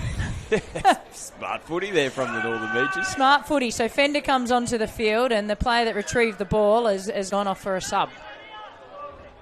Hopefully there wasn't a little hamstring tweak as he had to send that back to the centre square. No, I know those feels. Oh, yeah. And Northern Beaches, there's green jerseys everywhere down there. And there might have been a forward pass. Bit of crowd support here for the Bankstown boys as well. They're getting pretty rowdy in the stands. Yeah, they sure are. And this last 5 minutes of the match, Bankstown are definitely getting things right. As we see there, the referee's given 6 to go. It was a real pushing defence there by Masters out on that right-hand wing. It's getting a little bit messy in the roll ball here, and Bankstown will be wanting to clean it up. Get a nice strike dump at the end of this set. And Rosario back on the field. Scored the last try for the Jets. Now working with Gray. Comes back out to Hughes. Nice clean flick up there from Hughes. Goes short again. Now, this is another one of those ones. Wow, was contact made before the ball was in the hand? The referee says the touch is made. North Beaches just hang on. It was certainly close there. You saw that beautiful combination of Kieran Hughes and Rosario, and it nearly worked to perfection there. But referee was right in the spot and said Northern Beaches made the touch. 100 metres here through the middle. A little flick around the back, and Bankstown there just scrapping in defence. A little leg up. No, they're going to get sent back. Take it back. Rosario's not sure where the tap's going to be, but forward pass is what the indiscretion was. They just look calm when Rosario's on the field, don't they? Like he takes them forward, but he's also got that skill level to be able to set up or score tries. Space down the sideline. Well and truly got the momentum at the moment. Bankstown scoring the last 2 tries in this game. The Beaches need to get themselves back in. Back down. Send it out to their left edge. They bring it back into the middle now through Azzy. Plays it on the 7. They look at options. Nice ball out into the corner and sliding in on the knees. He liked the look of it there. And number 12 and Tommy Pritchard. He did a great job there, Pritchard. A tall man. He got down fast in perfect position. We'll see here on the replay. Dumped on the 7. Great pass from Stone. Nearly a HIA in there. They just managed to stay away from each other's heads there. But, yeah, that was close to a try as well there by Tommy Pritchard. Now, ball down. Northern Beaches are on the ropes at the moment, and they don't need to be. They're playing like they are, and the game's on the line. They're down by 1 try at the moment. It's just errors now that are shooting themselves in the foot. Yeah, it certainly feels like there's a bit of panic set in there by Northern Beaches, but we're only halfway through the game. We've got just under 15 minutes to go. The score's only 2-1, and they had the ascendancy early in the game. And you've got to know in these games, things are going to ebb and flow. It's not going to go your way for the whole 30 minutes. You just got to hold on when things aren't going great. Can they hold on in defence? This Bankstown team is throwing plenty of questions at the moment. Has he Hughes and Rosero? Another penalty getting tangled up in the ruck there. Yeah, so they've got another set of 6 here, and as you said, you got Azzy, Hughes, Rosario working out here, Papadopoulos. So there's plenty of strike power, and they'll be seeing what they can conjure up here at the back end of this set. They come out towards Hughes. This plays down. They get their feet back again. Rosero decides to keep it in there. Hughes did a great job to get away from the diving touch. He's into half again here. Pumps it. Rosero gets away from 1 and sends a peach of a ball out to the corner. And Daniel Russell will continue this wave of momentum here for the Jets. He's got it on a string. They were turned inside out, the defence. He was just waiting, peppering with them. Where can I find the gap? He found it perfectly. Beautiful switch back from Hughes to Rosario, and then he just sized it up and straight to Daniel Russell, and they've taken a 3-1 lead. They still don't need to panic, though, Northern Beaches. They've got the attacking capabilities to score plenty of tries in the last 13 minutes of this game. Absolutely. You just haven't been down there. We'll get a chance here from the restart. Sperryman will play it. Love. Nice ball out. They just overran it, coming back on the inside. Pop back straight into the hands. Oh, no. He nearly gave himself up there, the Bankstown player. I think he is giving himself up. 6 to go to who? There's mass confusion going on I don't here. think the refs know. The referee's going there the other way. Looked like a pendulum that you see there on the metronome on the piano. Goodness me. We get there in the end, and it was the right call as well in the end as Bankstown again down the sideline. Look at this running game. This is their best set of the game so far. They've made 30 metres, but you'll see the Northern Beaches, you mentioned it before, Scotty, they seem happy to retreat and backing themselves in line defence. But when you've got players like Rosero on the field, it could be a dangerous ploy. Yeah, I don't know. I haven't seen teams go to this tactic before. Looks like it might work for them here in this set. They're forcing Bankstown to go backwards at the moment. The last touch. Now they get some running going. Look, short ball, and they thought they might have had one more to go. Yeah, he looked long, went short, but I think if he had his time again, he probably would have thrown long. Was trying for that phase play there, was Daniel Stone. You'll see on the replay, it was last touch, unfortunately for Bankstown, but they really are playing so well in this past 8 or 9 minutes of this match. Let's start. That was a little bit clunky in that previous play, the ball. Now Moffat just picks up and goes. And there was players offside. And that's good experience there from Josh Moffat. He needed a little leg up. And they got that there through the penalty. Plays offside from Bankstown. Yeah, it certainly was. And sometimes you just need somebody to go to direct and say, give me the ball, I'll take it forward, see what we can get. And what he's got his team a repeat set here. Has a dive into the line as well. He's going to say try. You betcha. Well, he's turned that around all off his own back. Josh Moffat gets his team the penalty, and early in the touch count says, boys, give me the ball. I'm going to get this across the stripe. It was a really good put down there by Moffat. You'll see it was about 5 metres out. He ran directly at the offside player who did not get back on side, and he slid his way over the line, and I'm going to say correct call, referee. That's a try, 3-2. Great job throughout this game. Our 3 refs, very experienced referees that we do have out here in this game, as we have seen throughout all of the men's open games this afternoon. Bankstown still up by 1. Looking to get some more points. Just throwing the football around at the moment. As Hughes decides to rip. And nice smart footy from both teams there. Pritchard holds the football. You see wingers just automatically look to bat back on the inside. Gee whiz, they held off Kieran Hughes. You cannot do that when this young superstar has the footy in his hand. Oh, that's going to look great on the replay. Anything you can do, Moffat, I'm just going to do better. I'm going to run straight through 2 players. There was nothing on, but he just put the afterburners on, sliced straight through, scored the try. We're back to 4-2. Ooh, that's a try that hurts. That's a try that hurts for Northern Beaches. It's a little lapse. Hughes takes full advantage. Just when they clawed their way back into the game. Bankstown push that margin back out to 2. Still a whole stack of time left in this one as Berryman. Diving pass into the line. Look at Bankstown getting the football straight back. They're certainly running with confidence now, Bankstown, but looked like Berryman nearly could have gone himself. He chose the unselfish play, popped it out the back, but it was covered well in defence. But Bankstown are just marching up the field here.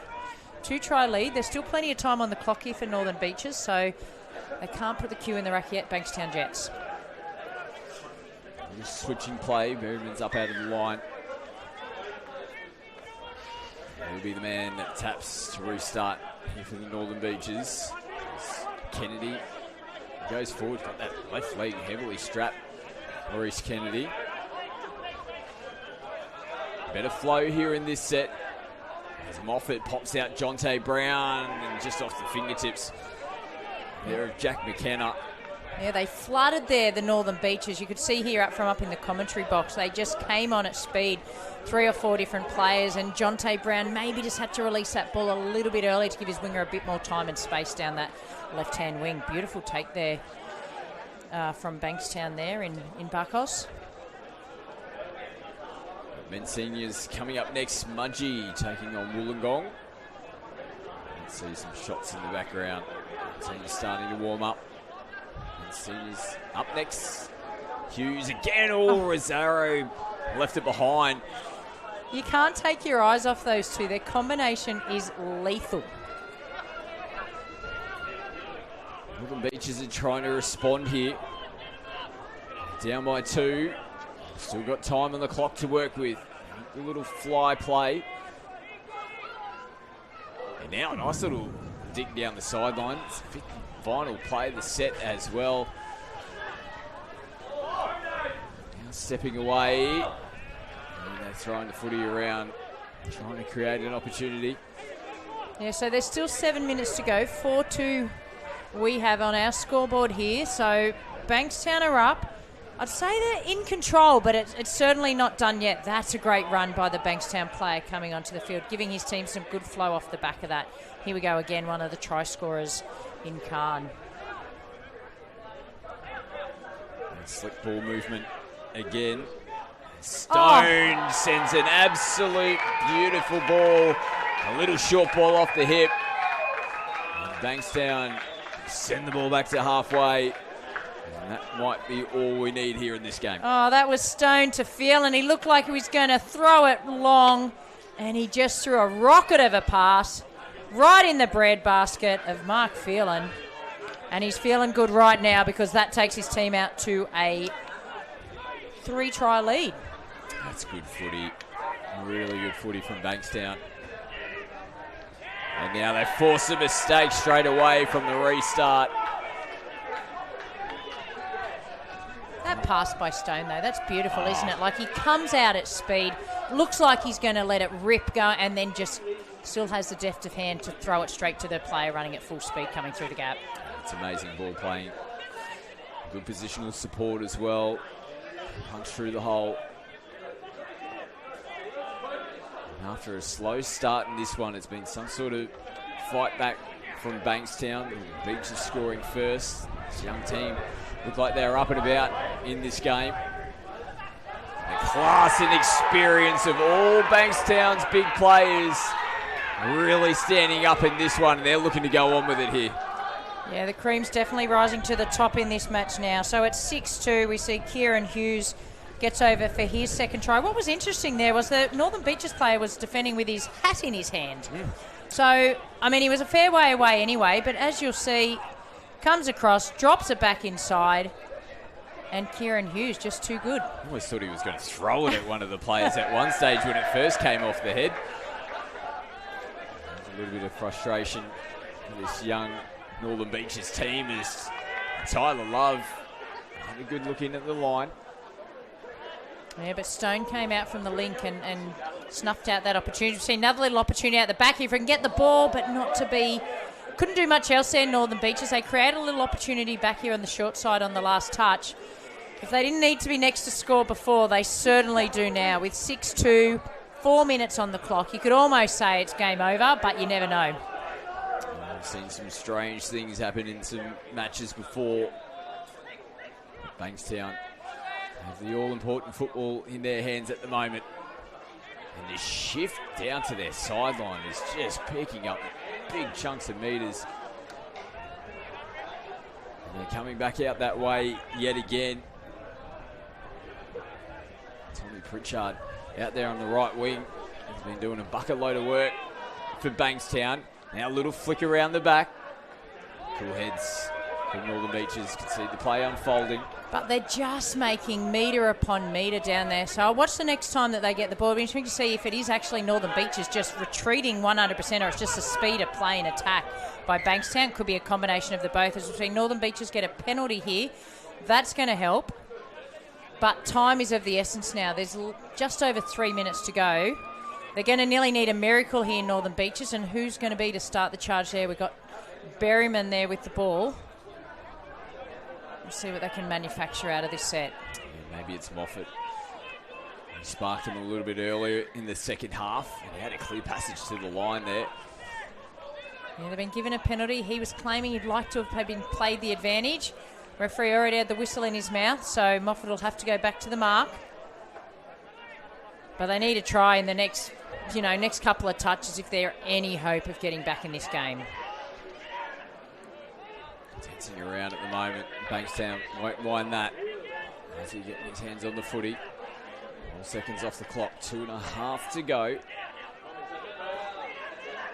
And just letting Northern Beaches dance at the moment, but probably need to be on their toes now. And we've got a player being called out here. It's Bakos. He's made a forced sub there. Again, it's probably wasted 10 or 15 seconds off the clock. Should be an easy passage to the line here for Northern Beaches. Not picked up off his bootlaces. Referee on the sideline has said ball down. And that was probably the opportunity they needed to take there, Northern Beaches. So, as it stands, it looks like Bankstown will be... It might have bounced just before it got it on the half volley. But Bankstown will be going 2-0 in today's proceedings. They had a win against the Sharks earlier on, and now to be a win against the Northern Beaches. So they'll be happy going into the game 3 today. We'll see that. He's got the hat off again. That's intentional. I saw him whip it off the head. Now he's put it back on. He's put it back on there. It's either giving him all sorts of trouble.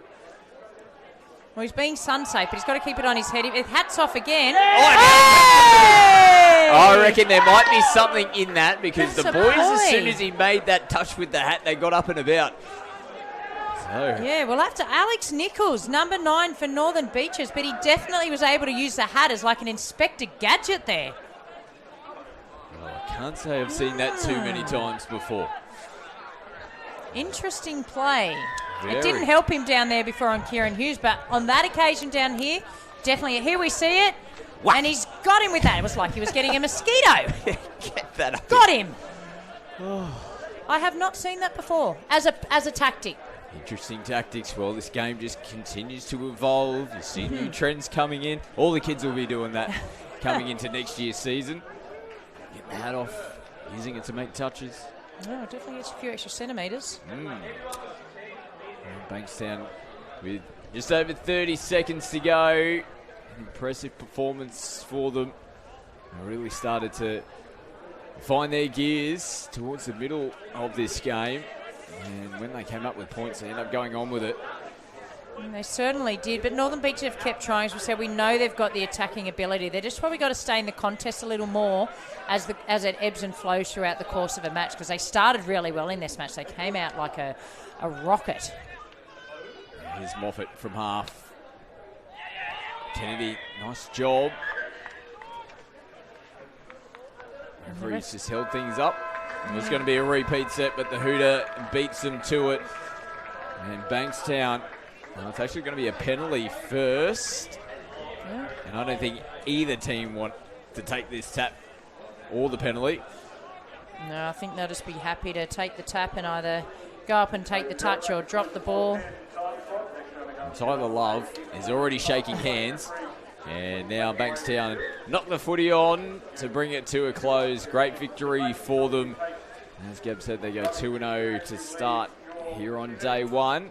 And there were some promising signs there early for Northern Beaches, but they'll take a lot of learnings away from that loss. They sure will, but on the other side for Bankstown, like Rosario and Hughes, like they were just a masterclass today. They were in and around everything and set up not all, but majority of their tries. So Bankstown 2-0, they'll be happy going into their 3rd game later on this afternoon. Men's seniors up next. We'll see Mudgee taking on Wollongong, starting to wind down here on day 1. Still a few more matches to come. Stay with us. More action on your screens very shortly.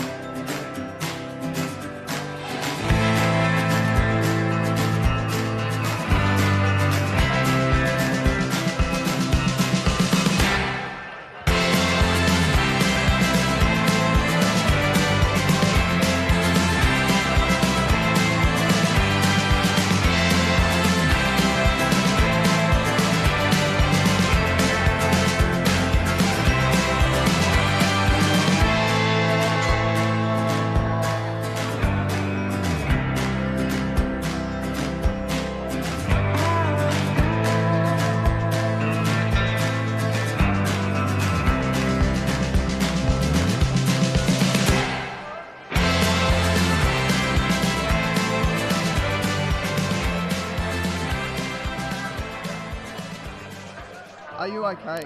If you feel like something isn't okay with a friend or a teammate, ask the question, are you okay? The people in your world don't always tell you if something is troubling them. So it's important that you make asking, are you okay, part of your everyday conversation. You start by saying, how are you travelling? Listen. If they don't want to talk, just let them know that you'll be there for them when they're ready. Check in. It could be a simple text message or a call just to say, hey, how are you? As coaches, we also need to create a supportive environment with words of encouragement. As a sporting community, we need to ensure everyone feels invested in the culture we are building as a group and as individuals. As a team, we always start with a random conversation question. Like, if you could have a superpower, what would it be? Asking isn't always easy, but it could change your life. So please ask someone today, what are you waiting for? Are you okay?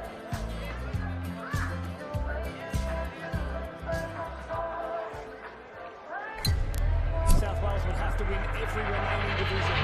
Once again, New South Wales get the front of this. Champion's out here. That is the series. That is the shield for New South Wales.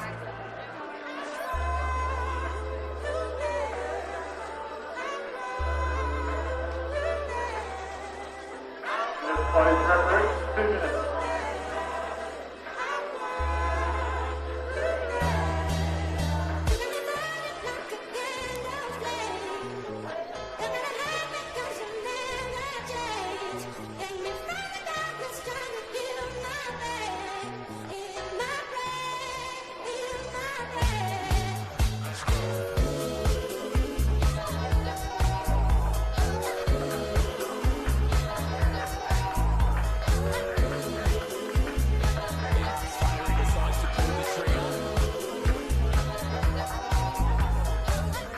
Like the first time I made time in a minute. Rock with it, I'm in attendance. How can we tear feelings aside? I got a match, the fight is to the flame. The feelings got attached. Got the days fall, the straight fall, the way small, the way started dancing on me. Had to take it back home.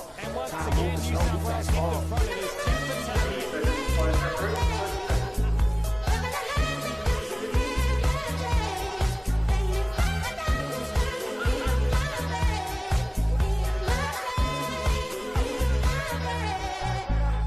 Butterflies in the belly, the signs is angelic. And mind through my aesthetic and most to try get it. Loving without limits, the message is over with. Round and round with me, the baby don't mind spinning. Word, put it work in the referral. Shorty could be my girl. Look at this so girl, she precious like little pearls. Hands straight to them girls, beautiful cause you earned it. Making this thing work.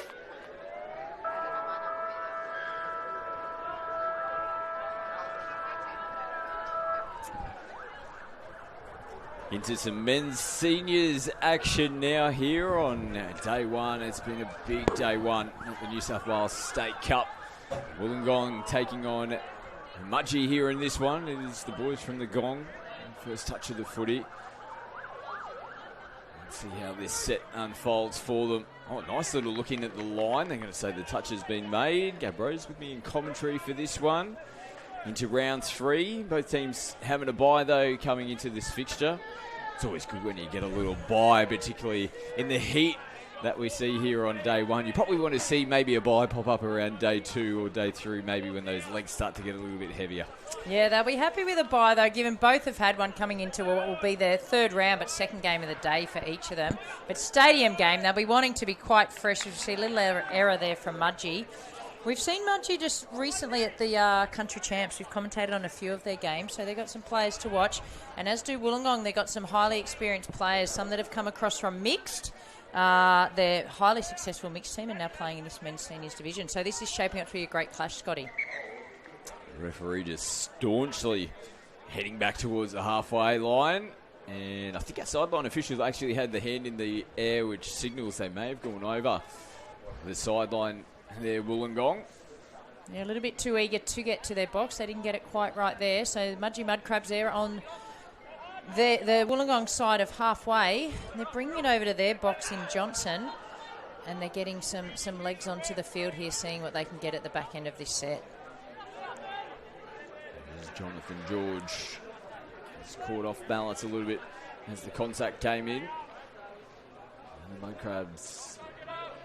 Last touch. Ooh, sharp. Right foot, left foot, taking off. Goosey gets away. I don't think he was half, was he? Doesn't matter. He's going to pass it anyway. Well, that's an entertaining way to get your first try on the board. I think you're right there. It didn't look like he was acting half, but he's unselfishly either way passed it on. A wry smile on the face of George there. Jonathan George had scored the opening try for the Mudgee Mudcrabs, and that came out of nothing, Scott. So here you see, off the right, off the left, I'll go straight through, I'll goosey through, and then I'll just pass it to my mate who can take the first try for my team. He received the ball back there from the play the ball. You know, Jonathan George must have been screaming, I'm open, I'm open. Yeah. Maybe they're getting paid per try and he just convinced him to pass the ball, because Solomon definitely could have had it for himself. But suffice to say, out of nowhere, the Mudgee team is 1-0 ahead. It doesn't matter. Point on the board. Now they're going. I'm going to hit back and just out of the fingertips there of Brendan Fittler. A bit of space in front. Now Mudgee makes some changes. Work towards the middle of the field. And they're quite content just to take it up the field here, Mudgee. They've made some good metres in this set with still a touch or two up their sleeve. But they're going deep into the Wollongong half here. Coming into the last now. Laurie. Oh, flicks a belt on the inside. Oh, through the legs. Jeepers creepers. Boys. Started with Matthew Traynor there, and it just went all the way along, and it was nearly one of those miraculous tries where you see it go through the legs. I'll throw a Hail Mary and see what comes of it. Their prayers were almost answered, but not to be. So still 1-0. Could have been 2-0. But Wollongong, they'll be looking to just settle into their processes, complete some sets, and get down the other end of the field, Scott. Yeah, they haven't had too many opportunities in the early stages of this one. Rolling downfield nicely now. There's Isdale getting it down, coming into the last. Nice little pick up and go from half. Slinging it around the back of the corner, and a great effort there. I think it might have been Mitch Porter who popped out of nowhere, and he went really close to catching this and getting it down. If we look on the replay here, he slices through, throws it back around. Oh, man. It's just one of those ones now, and that's one thing within our sport, referees, and within the rules, you have to have complete control of the football. Can't use the ground. No, it was definitely the correct decision. Watching it live myself, I thought he had got the ball down there, but not to be. Referees, again, were correct. I was wrong. So, sanity prevailed, and it's still 1-0 to Mudgee. But they're looking a bit more likely now, Wollongong. They're running with a bit more speed. And I dare say they'll be trying to run this Mudgee team off their feet. Yeah, they're starting to work themselves into this game now. No points as of yet. Had a couple of good cracks. Pretty lively with ball in hand. Just outside the 7, short side. Tough to get in underneath there. Not much room to work with. There was Luke Tonegado there for the Wollongong Devils that tried to sneak his way through, but it was well defended by George. So Brendan and Jonathan George are doing a great job for the Mudgee team in attack and defence. Working together down this left-hand side in the Lincoln wing here. They'll be going off for a well-earned sub now, Scott. See how Mudgee play it out the back. Maitland back on the inside to Doherty. Happy to roll at the moment. Oh, now just throwing it into the back of the head. You don't need that deep on day one. No, a dead set Falcon there, accidental. The guy didn't even know what was coming at him. So we'll see the replay here. Dummies long, bang. And then boom, take that. Oh, goodness. Someone get a couple of Panadol down to the far side of the field. This is a better set by Wollongong, so they're running a lot faster here. And they're going to see if they can get a little play at the end of it. Beautiful step back off the right there, off the left. Outstepped himself there. And Matthews pops back up to his feet and almost dancing in between. They make the touch in the end. Brendan Fittler, he looked like Brad Fittler there, so light on his feet. Back in the day, Brad Fittler with that goose step for the Panthers and the Roosters. And that famous left foot. Do we see Brendan follow suit at a later stage in this game? Good take there from Laurie. Gets it down cleanly. Pumping, showing. A bit of a collision off the ball. He's got good ball skills, Johnson. As I said, we watched this team at the Country Championships in Mudgee a couple of months ago. And Johnson, he gets across the ground fast and he's got beautiful ball skills, so he'll be one to watch. I've been impressed with the way Mudgee have made their way down the field. And Wollongong will need to match suit if they're going to go with this team.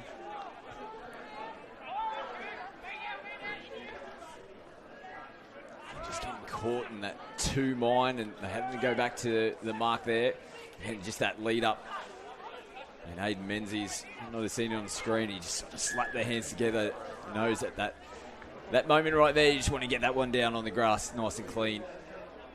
Yeah, they're looking a little bit disjointed, Wollongong, at the moment. So, as we said, they've got a lot of experience and talent across the park. They don't need to panic. It's 1-0 down, Mudgee ahead, but there's still 22 minutes left of this game. So they don't need to panic. They just need to start playing their own game, and I think playing at speed for them will be what will get them across the line this afternoon.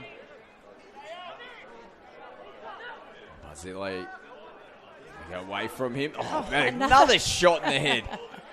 Maybe that's the game plan. What have these Wollongong blokes done to Mudgee? Oh, he cocked Oh, we it got a then, period of time here. Oh, did he say something? Well, yeah. No, it's a time. Now he's getting sent, so I think, well, he Not must only have just did he said, ref, like, why am I getting hit in the head here? Obviously not happy with the call. No, he definitely got absolutely pelted with the football in the head. Not only has he got a headache, but he's going to have time to cool off down that far end of the field because his team's only got 5 on the field for the next few sets of 6, and it's a golden opportunity for Mudgee to take a 2-0 lead. Anyway, it's not going to help Wollongong's cause to try and get back into the game, but can Mudgee make them pay? They won't. So it's one set. And they've been able to get through without leaking any points and just hanging on to the footy. They just got to get through these next 4 sets here, Wollongong. If they can get through without leaking any points, if there's some sort of way that they can actually score points, it'll be a little bit of a miracle for them. They're getting down the right end of the field to have a crack. Tonegano gets it on the outside. Oh. Where's that whistle coming from? I have no idea where that was coming from. The far side of the sideline. field. Now I wonder. Oh, he might have said something again. If our man down the other end has had something further to say. Now this could be dangerous. Captain's on. I'm going to say he's had something to say to the referee, which is a shame because his team was potentially off for a try there down this right-hand side. He's claiming he hasn't said anything. He's off. Gone. And Gone he's for not, the rest of the game. He does not want any discussion, the referee. So we won't see it on the replay here because obviously it was in back play and something must have been said by that player to the referee. If it wasn't difficult before when he had time, it's going to be extra difficult now because they're now with 5 players for the remaining 20 minutes of this match.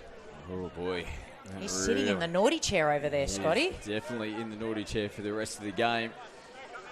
So it's a number 12, Simon Maslanka. He'll just have to sit back there and cool his heels a little bit and not say anything else from the sideline over there. But it's going to be very difficult for the Wollongong team now. Sometimes we see teams respond and they spark, but it's so hard to defend when you've got an extra player out on the field. They managed to do it there in the first set. There is so much time left on the clock, 19 minutes. As we said, it's hot. Oh. 19 minutes to go, second game of the day, men's seniors. And his team's going to have to do it the hard way now. And I definitely wouldn't say they're out of it, though, because we do know that they do have some experience, a lot of talent in their team, but they're going to have to do it the hard way here. And for Mudgee, they've got to not try and score off every play. The overlaps will come, the legs will fatigue through Wollongong. They've got to just try and play their normal game and just see where the gaps eventuate. Wollongong back in possession off the back of the penalty. Oh, nice dive, and they were standing in the in-goal area. Almost lost where the line was there, Mudgee. Take a look at the replay. Wollongong have scored. It was 5 Will players Matthews. On the field. So we'll see here. 5 on the field. Drops it back inside. The touch is effective. Gets it straight back off the roll ball. Sneaks in underneath them. Players went behind the line. And that can happen when you've got 6 defenders on 5 because sometimes you think, well, you've got it. We've got an extra player here. And it's tempting to just be off your game a little bit. So well done, Wollongong. 1-1. But it would be a big effort with 5 players for 20 minutes of the match to be able to run out eventual winners of the game. Can we see a miracle? It's a little early for a Christmas miracle. It is. Still a couple of weeks out from Christmas. Is there a Wollongong miracle here? Devil might be in the house. Oh, there's definitely a devil hanging over the shoulder of one of their players. During one period of that game, now they push the pass. Penalty given. And that'll be what will have to happen for Wollongong. Unfortunately, because they're one player down, it's going to be even harder to find the gap. So they're going to have to manufacture things that wouldn't normally exist because they're one player down, and their subs will be affected, the way they play the game, the different moves they run, their defensive policy. Everything changes now for this last 17 minutes.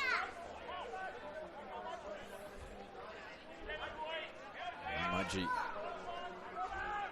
Can they find the numbers and the space? There it is. A lovely ball out to the left-hand side of the field. And you can just see in that set there, that numbers advantage really at the forefront. It certainly does. And they're just having a little chat there, the two opposing players. So, again, the Wollongong defender is well behind the line. Beautiful pass there. And it was Jared Robinson that threw the pass. But you'll see the Wollongong defender is a few metres behind the line. And an easy try there for Jacob Pazzo. I don't think he'll get an easier try than that. Oh, we've seen both teams now getting caught up. Not too sure what's throwing them off at the moment. I mean, maybe it's... I can see the line from here, and my eyes aren't the best unless it's an invisible line to those down there. As we're going to see another... Ooh, good touch there. But there's certainly going to be a fair few more tries in the second half of this game. It's a penalty here to Wollongong. They weren't onside there, Mudgee. And it'll just be interesting to see how Mudgee decide to defend. Are they leaving the far winger? Are they just going to... I mean, if they're coming off the field, they could nearly play with a fullback. So they're still even numbers. So it'll be interesting to see how they line up. Well, both teams kind of have been playing with the fullback, how deep they're standing in the in-goal area. So interesting to see. Yeah, you're right there. But that gives Wollongong 4 if they play with a fullback. So that would not be my game plan. Tonegado out to Rosini. Oh, yeah, that was the hole. It was there. It was just going on the outline. Yeah, you could see the gap there, Tonegado, but his supporting player couldn't quite get there. So, play on. That was a Mudgee mud crab. Oh, look at that. Crawling his way into the box, but it was just that late pull out in the touch. But he ended up holding onto the footy, but losing his feet in the same way and ended up trying to flick it back on the inside to save himself. It was a fair effort in the end because it was the pull out of that touch, and then he just lost his footing, tried to throw the ball back, and that looks like that was nearly our third Falcon of the day, game. Is this deliberate out here? Are we deliberately trying to knock each other's blocks off with the footy? Well, we saw Hatgate just in the last game where we were making touches with the hat. Now we're knocking players out with the ball. Falcons are plenty. This game, just as you said, continues to evolve. We see everything. Craftsmanship from some of our senior players. Talking about craftsmanship. Gee whiz. That was great ball playing and only a forward pass stopping Wollongong from scoring another try. Down a player at the moment. Tonegado, that was silky. That was beautiful play. He went one way, came back the other, fooled everybody, and a referee ruled a forward pass. Otherwise, it was going to be a try for Wollongong. All their numbers out here in the left. Show and go. Put it back on the inside. And it didn't look like there was hands in there. They're actually going to bring it back anyway for the penalty for the touch and pass. That's going to be penalty there, and it'll be Thompson that'll take possession for Wollongong. But they're going to have to start looking for phase play, Mudgee, because they're going to get them on numbers, but they don't need to throw the extra pass. If they can get the half overlap, get the ball down and play off the back of that, they're going to end up with at least one, probably 2 player overlap. Space to work with again.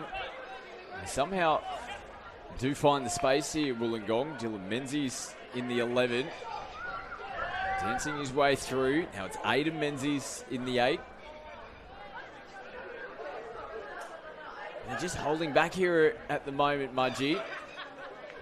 They're happy to let Wollongong play within that 7-metre zone. This is the last touch of the set. Send it down the left. Menzies again. Still playing.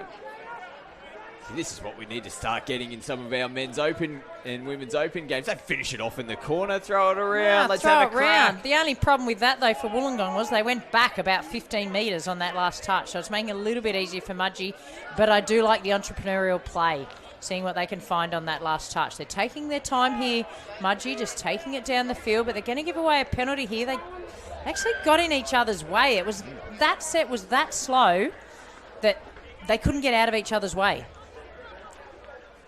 Just leaving this door open for Wollongong. Only the one try separating the two teams at the moment.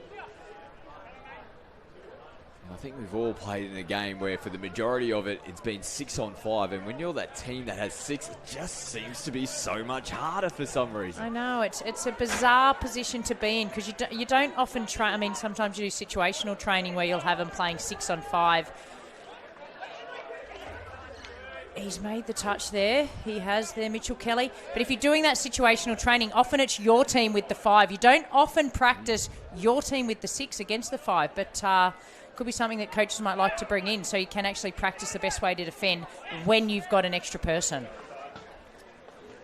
only happens very rarely. But it does happen. It's happening here in this game. Wollongong continuing to scrap. If they could somehow get some sort of result out of this game, even if it's a draw, they'll look back on it and go, right over. That really set us up for the tournament. And again, there's still so much time left in this game. They're down by 1 at the moment. They've got one more touch to make here in this set. Both teams, it is a genuine tactic, I think. I feel like they're just absolutely rocketing it into each other on the last touch. He's pleading with him, Luke Tonegato there, but they got the ref in hook, line and sinker. They've got an extra set of 6 here, and it's Johnson here, and he'll be working with Laurie. And that's where they need the phase plays. Come out and made the pinch touch. They're going to get a penalty for it. And they won't want to give away many more penalties because then it will be a 6-on-4 situation, and that would be disastrous for Wollongong. They would be in big trouble if that occurred. So they need to be disciplined here defending their line. Can they hang on? Oh, left foot. Nice, and a great recovery. And there is another penalty. And that's 2.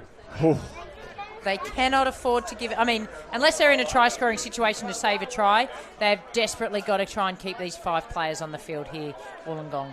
Can they hang in? Burn the touch to start with. And Mudgee need to spread the ball. They need to spread this defence. They've got the extra number. Don't play through the middle. See how they keep dropping back into the middle there, Scott? They need to kind of take them one way. If they're going to do it back in the middle, get the ball down and then go wide. Can they go into that play now? This time they go with That's the sweeping better. play. Players running onto the ball, creating the space, forcing defence to bite in. Much better there as Mudgee now go up by 2. Yeah, we see the try there by the Mudgee winger, but it was Matthew Traynor, that came around on the sweep and created more than one extra player. And simple maths equation at 6v5.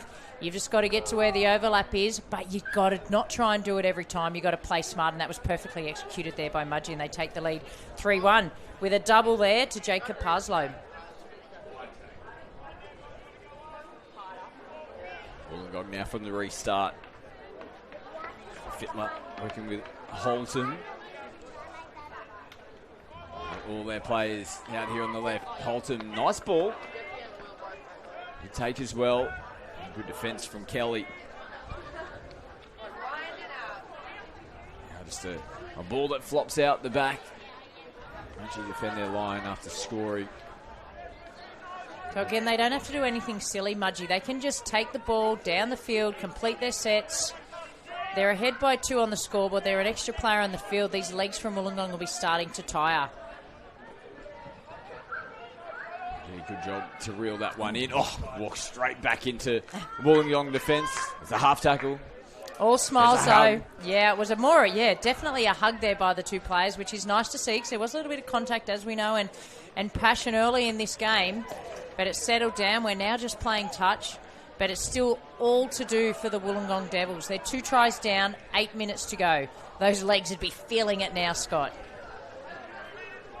They're rolling downfield nicely. Oh, yes. Great ball back on the inside. Jake Isdale linking up there with Dylan Menzies. Look at that ball. Beautiful pass back on the inside we just saw on the replay. And that was, they just ran straight and hard there. And that's still what Wollongong need to do. They've definitely got more speed across the park than Mudgee, but it's just so they got that one less player. But if they just run direct, try and go straight through them on the back end of some sets, we could see they're coming home with a wet sail in this match. 3-2. Well, they are hanging in there at the moment. defensive set needed from these 5 players. Johnson from half. And Tonicato, he's been everywhere for this team. Sure has, and it was a touch that had to be made because Trainer is light on his feet as well. So, and he's the one who'll be working with Johnson here and Laurie and see where they can find that extra gap. You see here Trainer come around on the sweep. Johnson goes wide, gives it to George. That's a beautiful put down, and they're going to say that's a try there. And they just ran fast, found that gap. It was a beautiful pass by Johnson, but Brendan George, we saw Jonathan score one earlier, but that one looked the goods as well. Yeah, good wingers finish there, getting down nice and low. As soon as it was there, straight down on the ground. They just can't quite claw it back, can they, Wollongong? They can get back to that 1-try deficit. There's still 6.5 minutes on the clock. It's still possible, but they'll definitely want to be next to score, Scotty. Thompson gets it down. Oh! And taken. Do they have the legs to go the whole way? The big pump from Mitchell Kelly smartly puts it down. There is nobody at home here for Wollongong. They're scrambling and come out to make the touch. Will Matthews. Oh, we love an intercept. He didn't have the legs to go all the way, but he was smart enough not to throw the ball away, and he's given his team. There's gaps galore out here. Beautiful pass, but couldn't quite get to hand. And again, they had a couple of touches up their sleeve. It was just too tempting to throw that long pass there, Scott. Oh, good desperation from Wollongong. There would be nothing worse than firstly, giving an intercept, trying to chase, then only having 5 players to get the job done. Now they'll be trying to, no doubt, make some changes here. You might see all 5 head into the box. They sure might. It might be a couple of buddies up the full field. Real old school touch to try and get some fresh legs on. It's been a valiant effort here by Wollongong, and as we said, they're not out of it yet. It's only 4-2 there to Mudgee, and there's certainly the try-scoring ability here in the Wollongong Devils team to claw this deficit back.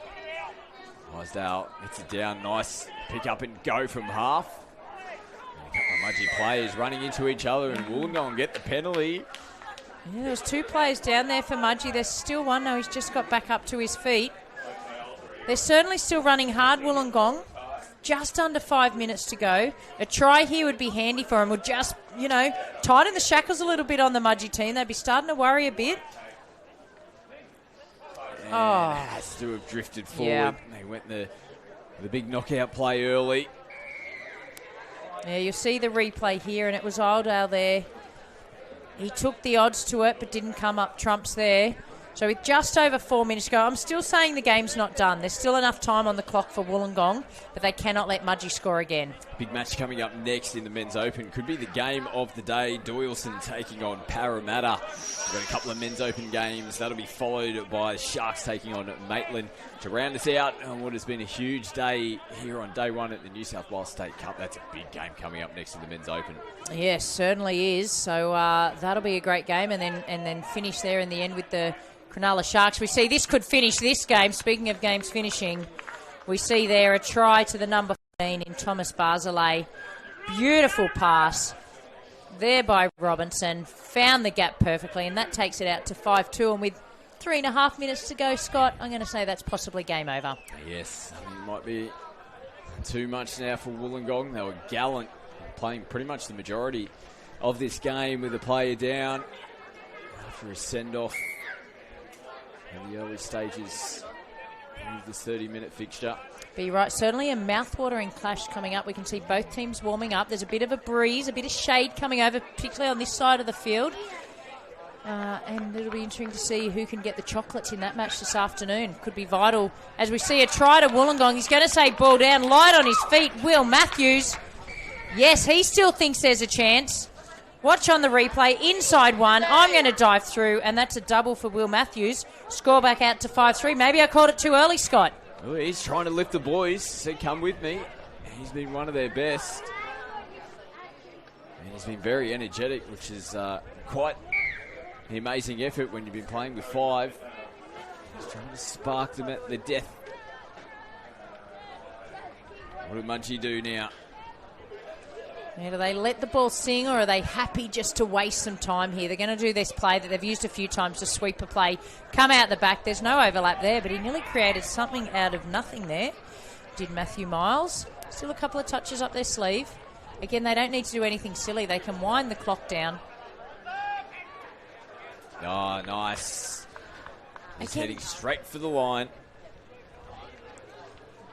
And it's another try there for Mudgee. Yeah, we'll see the replay there. It was Jeremy Doherty. Again, it looked like the Wollongong player was behind the line. He hasn't awarded the try in the end. We already had the replay up. He's hurt his hand in the process there. I'm not sure why that wasn't given a try, but it's a penalty to Wollongong. They're going to have to come back to the mark. It did waste a few more seconds on the clock, though. Touch and pass is what the referee's called. Lucky I hadn't put it on my score sheet yet. But, again, precious seconds being wasted here for Wollongong. I think I've cracked why all these players are getting caught in the in-goal area. It must be like some sort of concussion-related stuff from all the Falcons that we've seen throughout this game. It could well be, Scotty. You've nailed it. That is our first mystery of the day solved. Tick. Tick. There's been just a little bit of everything in this game, and now Wollongong somehow almost finding an overlap and some space to work with. Big windmill dummy back on the inside. Just over 60 seconds to go. Can they finish this game off with another try? Jake Isdale has been doing his very best to lift his team throughout this game. Couldn't quite get it going backwards. Last time, no! Got a great ball this time around and off the fingertips. Jeez, he can throw them. Beautiful pass. Unfortunately, look like the number 6 for Wollongong in our burgery. Chris couldn't quite get it in his hands, but they're going to get another opportunity here. They're still trying here, Wollongong. He's going to have to come back to the mark there, is Rossini. There's only 30 seconds at the clock, unless they get a 2-point try, which I don't think I've ever seen in the game of touch, Scott. No, I don't think it's Mudgee are home. going to happen for Wollongong, unfortunately. They're on the run again. Can he get one this time? No, he's trying everything. Jake Isdale. Who's about to sound? And Mudgee will get the victory. Tonegado. He liked the look, but won't get the try right at the death. And in a game where we saw everything. Players sent, Falcons. Players losing where they were on the field. But Mudgee get it done in the end. It certainly did have everything, that match. But Mudgee are the eventual 5-3 over Wollongong. But now, after the break, we already see Doyson straight on the field, and this next match is going to be a cracker, Scott. Yeah, you've got to stay with us. Go and top up the drinks. Get your snacks. This is going to be a big one. Second last game of the broadcast here on day one. We get back into the men's open action. Doyson, last year's State Cup champions, taking on this year's Vorden Cup champions. 3-time Vorden Cup champions. Parramatta coming up next.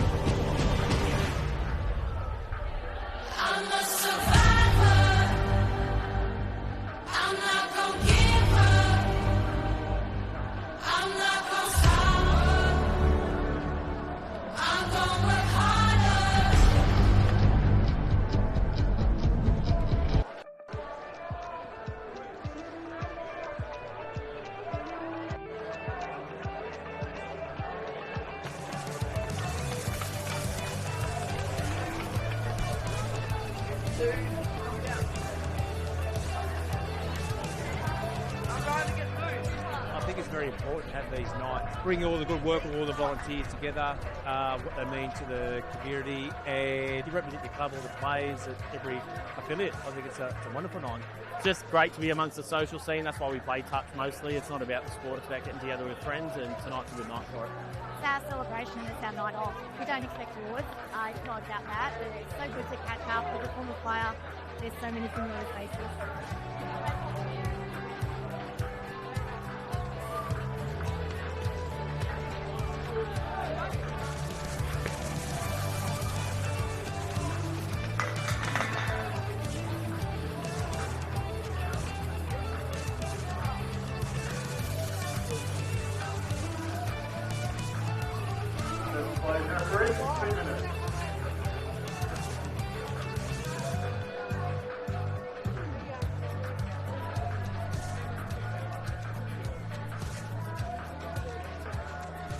Such an incredible opportunity to bring everyone together in New South Wales and celebrate the wins and successes of the year. So the Blues Awards, it's such an incredible opportunity to have it here at the SCG and just have so many touches in the same room and just celebrate the special moments.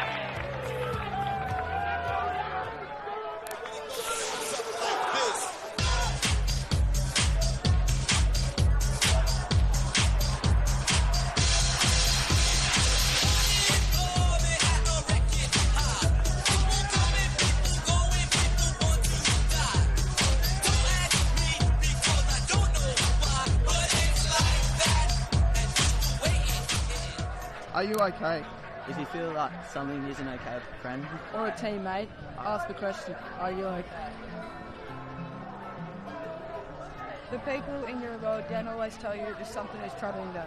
So it's important that you make asking, are you okay, part of your everyday conversation. You start by saying, how are you travelling? Listen. If they don't want to talk, just let them know that you'll be there for them when they're ready. Check in. It could be a simple text. Welcome back to Port Macquarie Regional Stadium. Two of the heavyweights of this 2025 State Cup doing battle now in the Men's Open. Doyson, of course, last year's winners up against the Vorden Cup champions Parramatta. So this should be an absolute cracking contest. James Preston and Jason Stendon to bring you all the action. So Doyson with first use of the ball. Sun will work it forward. Eagleton also floating around. Has won a man of the match in a State Cup Grand Final previously. That's a wonderful ball as well from Eagleton. Sent it out wide. Hodges then pops it back towards the middle. And Doyson, on their first foray down this end of the field, come away with points. Yeah, Doyson looked to have a higher intensity even in the warm-up, James. So I had a bit of eyebrows raised when I was walking up towards the commentary box. Hopefully Parramatta can respond and, make sure they're matching Doyson. But certainly the Dragons out of the blocks, a good warm-up and a good first set. So Jake Fitzpatrick going in for Doylo as now Parramatta send it wide, floating pass, tough to handle. Good pressure from Hodges, the ball comes free. So 1-0 it remains with about a minute played so far. Jordan Horrow out there in the 2 for Parramatta. Now good meters again here for Doyson. There's no better team in the world of touch football. And getting up towards that subset and just keeping the momentum flowing. You're seeing that again here. On the attack, catch and pass once more. And, geez, every single time they get possession, they threaten the opposition no matter where they start from on the field. Yeah, particularly in the midfield. Doyson certainly been setting the standard in men's touch for the last 5 to 10 years. And no team's been better at that midfield, subbing on and rolling straight into a play. Now, good chance here with Malachi Latalevu taking off, but nothing really coming off the back of it. You mentioned there the dominance of Doyson, of course, 4 straight New South Wales State Cup Grand Final appearances. They've won 2 of them. And of course, pipped in extra time by the Central Coast Dolphins back in 2023 and winning pretty much on the bell against the Knights last year. So they know how to win those big games and the clutch moments. So now Fitzpatrick comes forward. Hodges with a little short pass. Quick release there from Ehlers, and now coming out to this right-hand side, Sun was putting the foot down. Turned away on this occasion, so back to the 7 they go. Eagleton Shifts it now for Fitzpatrick. Eagleton once more floating it over the top. Nothing doing for Ellers. And score remains 1-0. Yeah, pretty good sets there from Doyson. They look to be a little bit calmer than what I saw earlier today. So both these teams, I think you mentioned, are on 2 wins. Parramatta probably didn't have as good a game 2 as what they would have hoped against West in the previous time slot, whereas Dragons have had 2 pretty good results so far. So it's interesting to see how this one's going to play out. Now Fitzpatrick scheming, was looking for Ellers. Couldn't find him on this occasion. It was good defence there from Hickey. Drop down once again here from Eagleton. Quick release from Fitzpatrick. Now wider still a go. Still an option. The Parramatta scramble very good at the moment. Shut down Cash before he could wind up. Now Fitzpatrick once again working toward that 7. That was a very flat pass back to Eagleton. Play on the call. Ellers now plays it back to Eagleton. Good footwork a couple of times. Great touch from Hickey. Oh, and it's flared up a touch as well. So they'll be marched for that one. Beautiful save in the end, but I like that play from the Dragons because a little bit you don't see enough of that from them. Static type play, ripping it from the ground, using a bit of foot speed. So that's a nice little bit of variance in their repertoire. So Parramatta now marching forward. Good meters, strong drive. So they'll be able to set up here on the 7. Last one now brought up. They really didn't make it count, unfortunately. There was an opportunity there for them. Nothing really doing on that occasion, though. And once more, there's a collision there. Liam Simbolan this time just grabbing onto one of the Doyson Dragons. Now good meters from Alex Langbridge. Plays it quickly. Now, for mine, there was a trailing foot in the ruck, and the referee agrees. So another penalty here for Doyson. You can't afford. We saw in a couple of the earlier games in this men's Premier League, the teams are so even. You can't afford to be giving penalties or unnecessary 6-agains. No piggybacks. You've got to make them earn the tries. So American international Lincoln Little out there now as well for Doyson in jersey 76. Here he is with ball in hand. Drops it down quickly. Langbridge scheming. Finds a good pass. Or there was a chance to just reel that one in, but Dieter wanted it in the one motion and tried to bump it over his head into the waiting arms of Cash. Unfortunately, that will be turned over to Parramatta. Yeah, sorry, James. I was just going to say, better defence from Parra. They seem a bit more settled. I think that first set, it was almost like they didn't get out of the blocks or they weren't quite focused, and now they're a lot more settled. Their drive through the midfield's improved, as you mentioned on the last set. Again, we're seeing it here. So start to settle in. It looks like it's going to be a real good game. Here's Kai Simbolan taking off again. Such a danger with ball in hand. Can't conjure up any miracles on that occasion, though, so Parramatta, it looks like they're still trying to get out of first or second gear. Doyson have hit their stride reasonably well, certainly marching up the field quite nicely, but perhaps haven't got the final polish that we come to expect from them as well inside that 7. Well, Parramatta are, of course, coming off a Vorden Cup, but that's got less significance to what it's had in previous years because the country teams are so dominant. Central Coast, a couple wins already today. Doyson, a couple wins. Newcastle, a couple wins. 3... like country-type teams. So probably the Vorden Cup, not as much significance as in other years, with the country teams being so dominant. Of course, that country championship's taken out by Newcastle this year. By the skin of their teeth against a depleted Doyson. In fairness, Newcastle also had a few absentees. Doyle, of course, they have been the standard-setting side for a number of years now. I'll turn this one over, though. They might have even put a foot into touch. So day one's been interesting. Some of the teams on the fringe there probably haven't set the world on fire just yet. Northern Beaches, Western Suburbs, probably Maitland, who are coming up next. Canterbury Hills, so Penrith as well. So we're starting to see the team sort themselves out. It's sort of looking like 4 or 5 teams rising to the top so far on day one. Latalevu hopping in at that 7-metre mark, then a long floating pass from Liam Simbolan, kept alive into the hands of Hickey, who tries to come up with a flick pass, but never a convincing one. That one hits the deck. Doyle haven't really been troubled as of yet in this game. No, they're quite settled. I like what I'm seeing. I'd certainly, I think I might have mentioned it earlier today, I didn't have Doyson circled as, favourites to win the event. So to see them in their first 3 games today, get a bit better with each game, quite settled here. That's pretty good. I think Carly Banks has got them in a good space. So they could end up proving me wrong throughout this tournament. Last one brought up now. Langbridge taking off good speed, floats a pass out wide and then just put down inside the touchline. But of course, the touch had already occurred, so touch pass is called. Parramatta come away with once again, so it remains 1-0. Latalevu links up with Hickey out to this left side as they try and get reinforcements onto the pitch now. That's a better drive from Parramatta, but unfortunately losing their footing, and now the turnover as well. So just as they were starting to get things going in the right direction, it all comes unstuck. Yeah, it's a bit unfortunate there.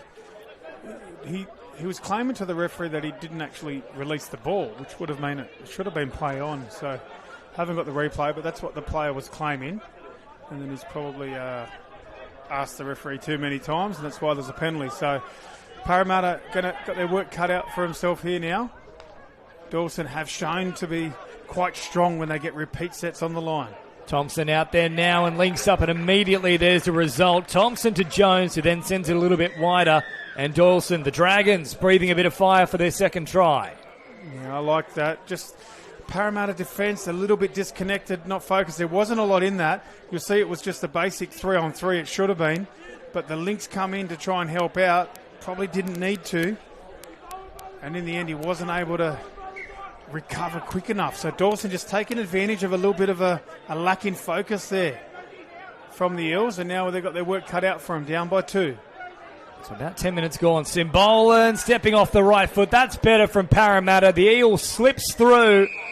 And 2 tries to 1. They're back in the contest as quick as you like. Too smart, Simbolan. Nice and direct. It's probably worked out. It's a bit hard to go around this Doyson team, so he's going straight at the offside player. Didn't get the help from the inside that he probably wanted, and just a case of just being a little bit too quick, getting the ball down just before the defender. I think it was referee Baggio right on the spot, and that'll be a good confidence booster for the Eels. They needed that hit back. Just 10 minutes in, 2-0 to Dragons.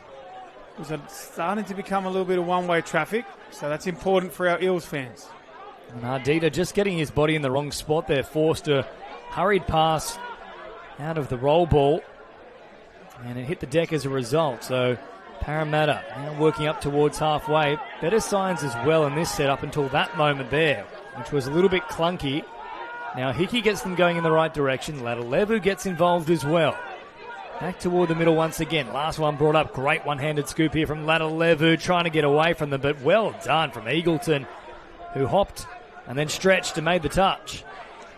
Yeah, this Dragons team generally don't leak tries from those one-on-one type areas. You've got to do something pretty special. They're quite disciplined. You've got to throw something at them. So Parramatta going to have to find some alternate plays. Langbridge now at the back, a little bit of space here. Oh, Hickey got on his bike and really shut down the situation superbly. It was nice work there from Hickey. Sort of come in to help a bit, then was able to recover. That was something that Para weren't able to do on that previous occasion, which resulted in Dragon's second try. So Hickey there showing how it's meant to be done. Lovely strike dump there, and then the scoop from Simbolan was perfection. Off he goes and nearly had them worried. I think they just needed one other play to tuck back towards the middle. Simbolan ran out of options as he was heading out towards that left-hand defensive edge, and as a result, easy turnover in the end for the Dragons. And that was a very sloppy roll ball, and they will be called for it. Yeah, so it's interesting now that Simbolan's starting to feel his way into it. I think we've got Luke Osborne out there. What a last 12 to 18 months he's having. So this will be a bit of a test for the Dragons. Parramatta, bit of a sniff maybe, bit of an invitation back into this game. Parramatta staying alive on this particular play. Still through the hands. Watkins now.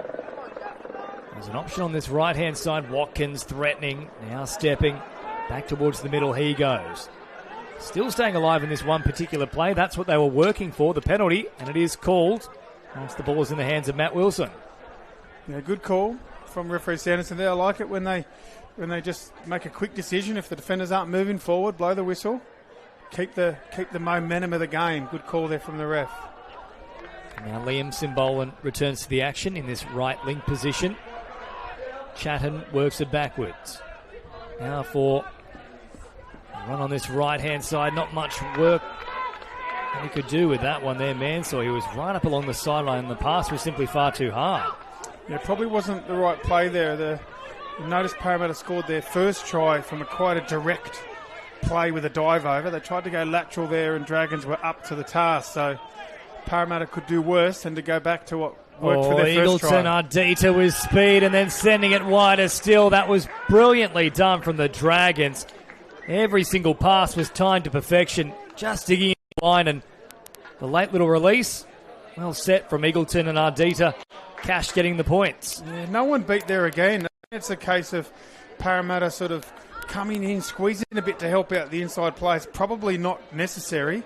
You'll probably see that in the replay. There was no real number, and then all of a sudden, the link's outside his link, drawing the winger, and just Dragons taking advantage of defensive errors there from the Eels. Now Latalevu just stopping here on the 7, assessing his options. There's Crowley with him. Latalevu once again, good footwork. Jeez, he's sharp off that left foot. Eventually caught here. Last one brought up for Parramatta. Latalevu once again bouncing, then sends it wide. Nothing really doing. And Harry Cash, who's had a big game so far with 2 tries, now comes up trumps there with that defensive read. Yeah, it was a good play there from Parramatta, but they went back to the direct like we mentioned. He's gone in a touch there, so Parra with a chance now. We're only halfway through this one. It's been a fair bit of action, end to end. Dragons at the moment have been more disciplined, and a couple Parramatta defensive errors, and the Dragons have cashed in on both occasions. So 14 and a half gone, 15 and a half to go. 3 tries to 1 here. Parramatta could well and truly get themselves back in the contest with another try here. Simbolan linking up with Luke Osborne. As now Mansour hops in an acting half. Simbolan once again drops it down. Last one brought up. Osborne over the top. Again a good read from Cash, just jamming in. Seems like Dragons are able, the outside defenders, James, are able to help a little bit and then recover when the ball goes in the air. So they're doing quite a good job against that lateral style attack. Parramatta's got to go straight. Here's a golden chance now for Parramatta. You said go straight, but out wide might be the best option on this occasion. They'll try and dive, but again it's shut down by Harry Cash. He's having a whale of a game out there on the left wing for the Dragons. Now Osborne straightening things. Liam Simbolan. Now for Kai Simbolan. Waiting for that opportunity through the middle. Kai once again floating a pass over the top. A brilliant ball from Kai Simbolan.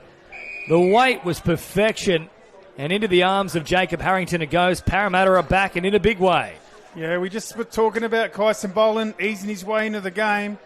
A nice little bump and run. He's come onto it like he's doing a settle. Had the wrapper around the back and a float-in pass to the link again, going through the Dragons rather than trying to run around them. So pretty smart play there for Simbolan to back up his first try.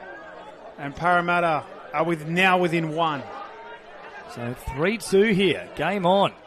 As now Doyson, the Dragons, with Langbridge charging forward, has collected Hickey there, who's a little bit worse for wear off the back of it. And a little bit ginger on that right leg at the moment, so they might well test him in just a moment. Langbridge will head back to the 7 to play it. Sun. And Langbridge once again. Big dummy. Last one brought up here. Sun sending it wide. Horo takes the intercept beautifully. That's 0 touch. And they'll get on with things quickly. He's not the quickest winger, Horo, but very well positioned on that occasion. Yeah, plenty of smarts, and he doubled down after his intercept, and he did a great drive up to the sub-box, and now they're rewarded with a penalty. So this is a much more improved effort here from Parramatta. They've definitely settled into this game, particularly the last few minutes. So chance to level things here. Latalevu. Draw and pass is a nice one. Langbridge out to meet the man. Back to Latalevu it comes now. Crowley out there, operating with Latalevu. Here he is once more, bouncing off the right foot on this occasion. Quick roll ball. They were up very quickly there, Langbridge. Thought he could have been pinged for offside, but they'll play through Parramatta. Lovely guile. The double pump coming out from Watkins, and Latalevu celebrates off the back of it. It's the 3rd try now in a row where they've chosen to go through the Dragons rather than around them. So pretty smart play there from the Eels. I'm sure Coach Banks and Dragons will be having a look at that. Parramatta certainly having success knocking down the front door, James. They're not throwing long balls trying to run around the Dragons. They're running at offside players. They're getting the defenders making decisions. So great adjustment from Para. Let's see if the Dragons can bounce back. So Jones and now Little. Floating a ball over the top is Thompson. It was a great ball, and they're claiming they didn't get the touch there, Parramatta. There was the shake of the head and the shake of the hand, and now Harry Cash has a hat-trick. Harry Cash, he's scoring those tries out wide. Not every winger's going to score them. We'll have a look here. There wasn't a lot going on here. It was almost like the Dragons weren't too sure what play was going to happen. It was just a step back, a standard 4-on-3, and wow, it's a pretty good finish because there wasn't a lot going on there. That's the class of Dylan Thompson, though. Got a slight question mark over the pass, but I can live with it being called as play on. It's now Simbolan through the middle. Speaking of passes that have gone forward, there's one right there. Not a lot of difference between that one and the one that just scored off. So anyway, they're generally even out in the end. Dawson, I think the scoreboard might be wrong here at the stadium. They're up by 1, I've got it. 4-3.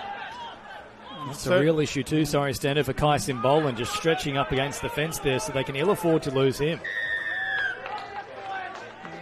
Well, sometimes sometimes these dominant teams, one of the things that they're good at is taking advantage of defensive errors. And I think the Dragons team here in 2025 certainly have shown pretty good expertise in that space. You make half a mistake in defence, you're not connected, they'll make you pay. Now cutting it forward is Daniel Langbridge, and then Thompson looking to link up. Now there was a very late pass there thrown into a man who was up in the line. That's another one of those 50-50s that could have easily been called as incidental contact, but the Dragons will get the call. Thompson once again floats a pass over the top for Cash. It's picked off here from Parramatta. Away they go, but they're going to call the touch as he was taking the intercept. That was a close one. Always good to see the replays to see whether he was touched before or after he caught the ball. Oh, geez, I'm not so convinced, Dando. I think that should be play on there for Jesse Parker. Yeah, it was a close one. Parramatta have had a couple of those close ones go against them. As we said, generally even out, so they've just got to stay patient. Again, the scoreboard's playing silly buggers with me, James. Now it's 5-3. Have we got it 4-3 Dawson? And it's 4-3 Dawson. It's the official score. As now Ardita. And Ehlers once again stepping off the left foot. Caught just outside the 7. Wrapping around. Here's another opportunity at speed. On this occasion is Jones. Jones getting very close, but Osborne and Chatton shut him down. So back to the 7 we go now. Inside the final 10 minutes.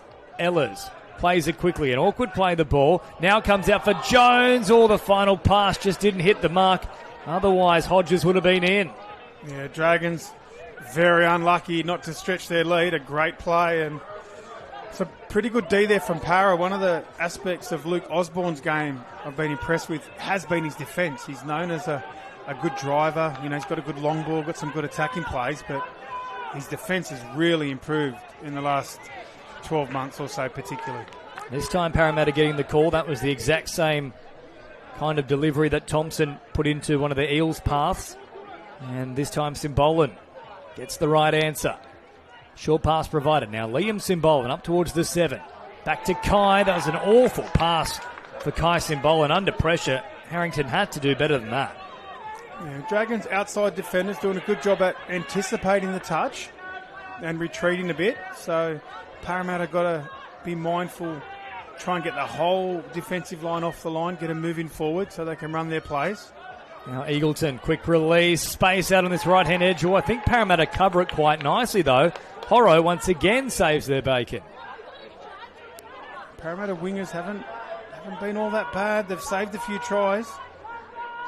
That one was a very close one, maybe a bit unlucky for the Dragons. So they're playing well, the Dragons, but Para sticking with them.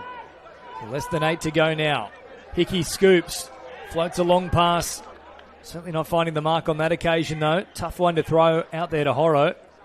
Ball hits the deck, and there is the turnover. But well and truly in this contest, for mine, though, Stanto, I don't think either side has really got anywhere near their best in this one. No, game 3 on day 1. Sometimes you're a bit guilty of thinking about, day 2 or finals day. Your mind can wander a little bit. So neither of these teams have set the field alight, so to speak. It could be a top of the table clash, the winner of this. Now Wilton with a bit of space on this right-hand edge, once more shut down. It's a good read there from Mansour, just to take 2 players at once, essentially. There is the turnover now in favour of Parramatta. So Mansour hopping in and acting half. Haven't seen too much from Mansour in this one so far. Arguably the form winger in the world at the moment. Liam Simbolan works it up over halfway. Latalevu's out there once again. Will just time that. And then the little tip-on play over the top will hit the deck. So just still seeing those chinks in the armour, so to speak. It's not smooth from either team. Yeah, you're right. Not seeing a lot of Mansour, but it almost seems at times that Dragons are actually setting up to go the other way. A lot of their tries have been on the opposite side of the field to where Luke Mansour is. So it's just showing, giving credit where it's due. He's dictating a little bit how the Doyson team's actually attacking. Now Hickey carts it forward, in fact, finds open pasture, puts the foot down. Oh, the afterburn has come out from Will Hickey. A bit of a solo sensation from the Parramatta link, who locks up the scoreline. 4 tries apiece. Wow. I heard he was quick, but I didn't think he was that quick. Where'd that come from? A beautiful drive there. Good service from that man you were just talking about, Luke Mansour. And then Hickey just said, see you later, off to the races. I don't think Dragons were expecting that, and it was very uncharacteristic from Doyson. They don't normally make those sorts of errors, but just like that, Parramatta right back in this one. He's a Tigers fan, Will Hickey. And he was gliding along the turf there as if he was Jareem Buller or Sunia Taruva. So locked up at 4 apiece. Oh, that's beautiful from Doyson, though. Holding it in 2 hands, delaying the pass, and then as quick as you like, they're back in front 5-4. Yeah, their play execution's been sharp on that occasion. I think it was the link from Parramatta. You'll see here getting ahead of the ball. Might have been Luke on that occasion, and another defensive error. So as I've been saying throughout day 1, the Dragons have been the best in the men's competition at exploiting defensive errors. If a defender's not connected, or they don't shut down correctly, or they give a bit too much space, the Dragons have been able to capitalise more than any other team today. So Simbolan under pressure. Ella's got out very quickly. Played out from Doyson. Another set to work with. Jeez, it's hard to go past Eagleton as player of the match in this one, though. He's had a hand in everything. Another try assist on that occasion.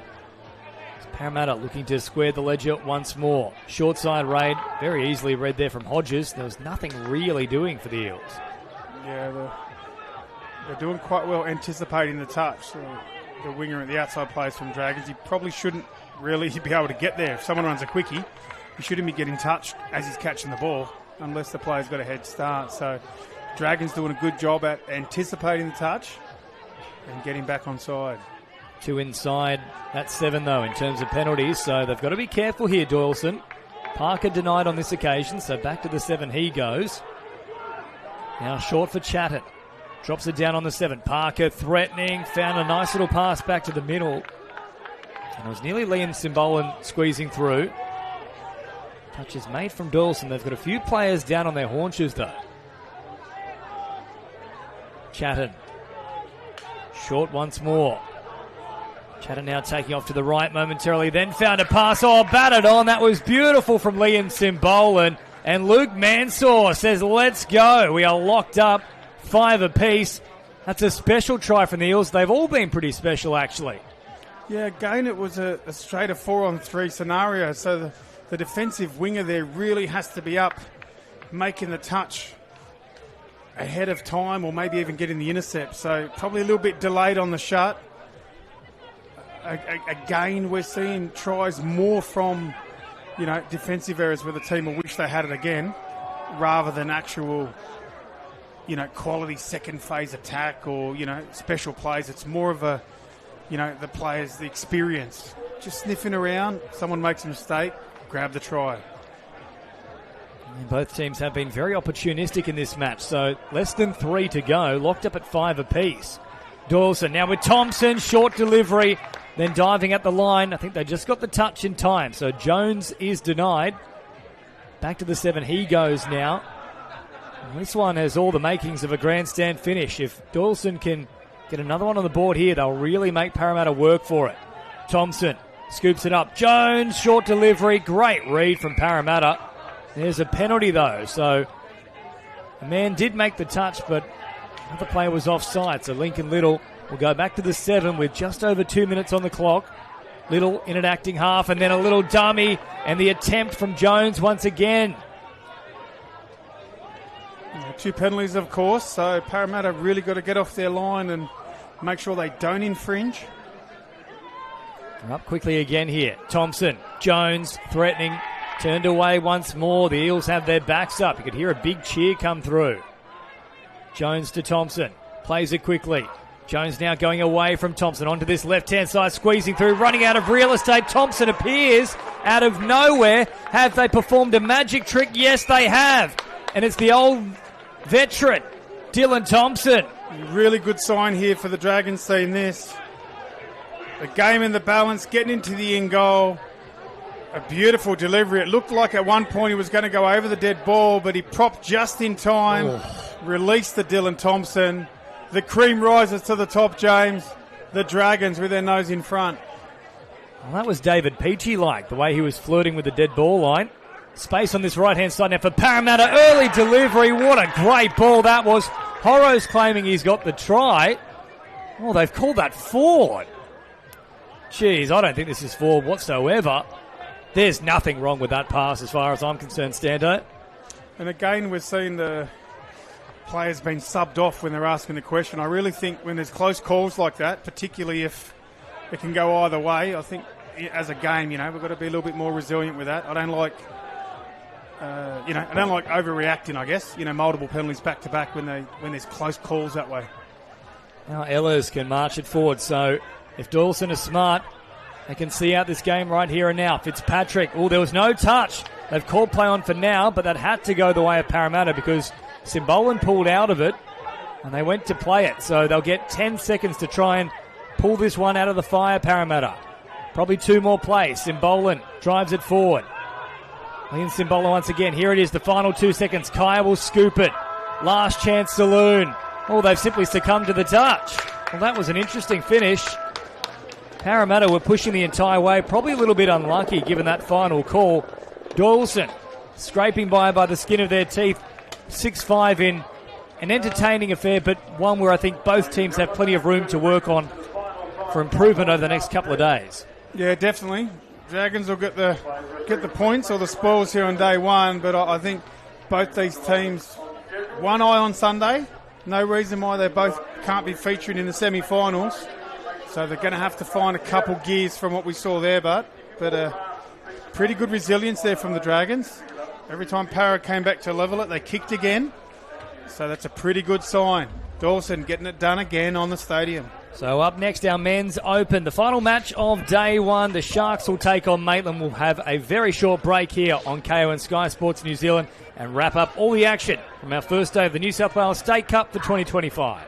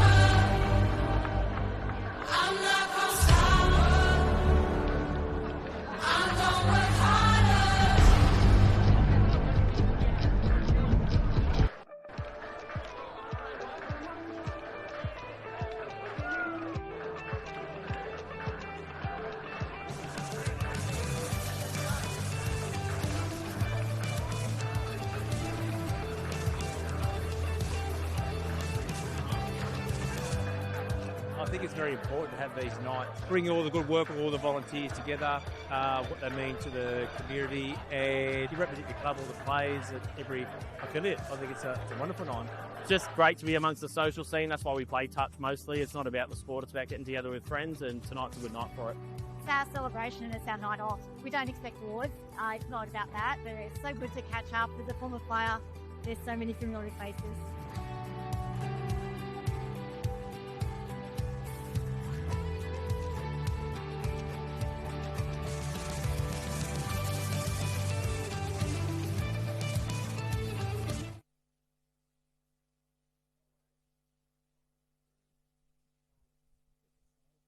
Gordon Cup champions, and they really took it to you in that one.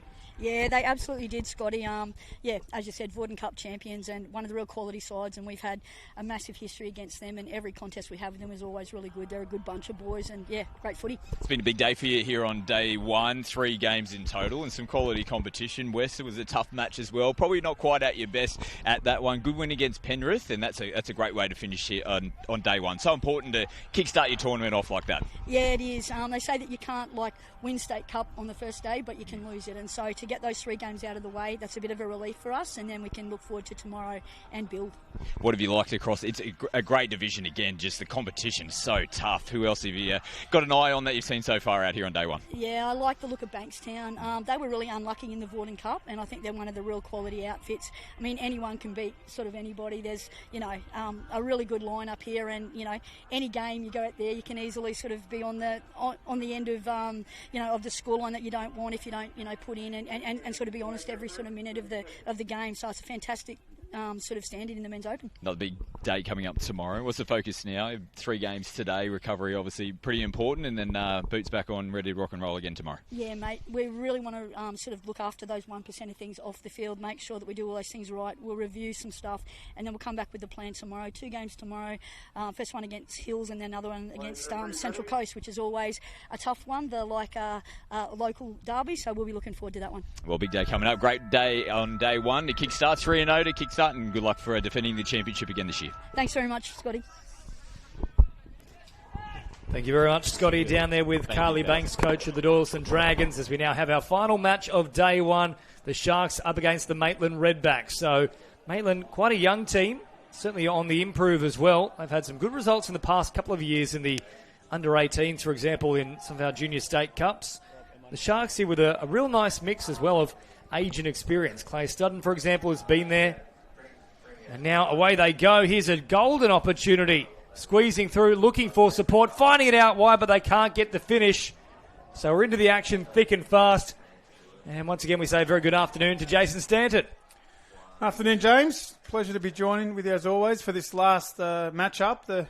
You mentioned both these clubs. They're 2 pretty good success stories of teams that have been in Div 2, Div 1, succeeded, now stepped up to Premier League. And just having a quick look at the ladder, this is definitely a sudden death style game. So the loser of this one pretty much, I don't think mathematically can even make it. So the winner of this is still a chance. Work there from Lidbury, so they take the first step to potentially getting that all-important victory here, the Maitland Redbacks. They are in, and 1-0 they have the early lead here. Just taking a look at this Sharks team, it's a little bit disappointing for them that they don't have Logan Tui. Of course, we've called him for a number of years now, coming through the under-18s, and he's just been so dominant. We've been talking about the step up to playing here at the top level. I believe he's undertaking his HSC, and that's probably the main reason he's not here this weekend. Yeah, they've got plenty of talent there. I saw that Archie Rose. They've got a few, I think Xander Thompson. They've got a few of those young players really stepping up to men's and really developing their game. So it's good to see they're doing a great job down there at Sharks. And we always talk about Maitland's high-performance program. They've had almost like a factory of stars coming through, Maitland in the different grades. So it's good to see them here in Premier League. And I think the winner of this goes in a bit of a 2-way showdown with Renegades for that spot in the quarterfinals. Nichols now finding a gap. He was looking to link up with Jacob French. Turned away on this occasion. So, of course, French boys both quite young as well. Harry Lidbury also very young. So Maitland and the Sharks coming into this one. No wins out of their previous 2 matches. I think you're right, Stanto. This is essentially a game whoever wins will still have the chance of making the finals, but I think it's out for the loser. Yeah, you would think that there would four go through, like top 4 go through to the quarters. You would think that Bankstown, Newcastle and Manly, based on form and rosters, would be going through. So that pits Northern Beaches and the winner of this in that battle for who will get through to the Sunday footy. So this is definitely a lot to play for here, both these clubs. Maitland, of course, getting a good start here, but the Sharks have showed a lot of resilience throughout the Vorden Cup. So once more, the Redbacks on the attack. Just outside the 7. Maurice French in an acting half and now just crabbing across field before returning back to that right-hand side. Plays it just outside the 7 once again. White then sending it for Jacob French, who tries to squeeze through. Turned away, though. French just asking the question.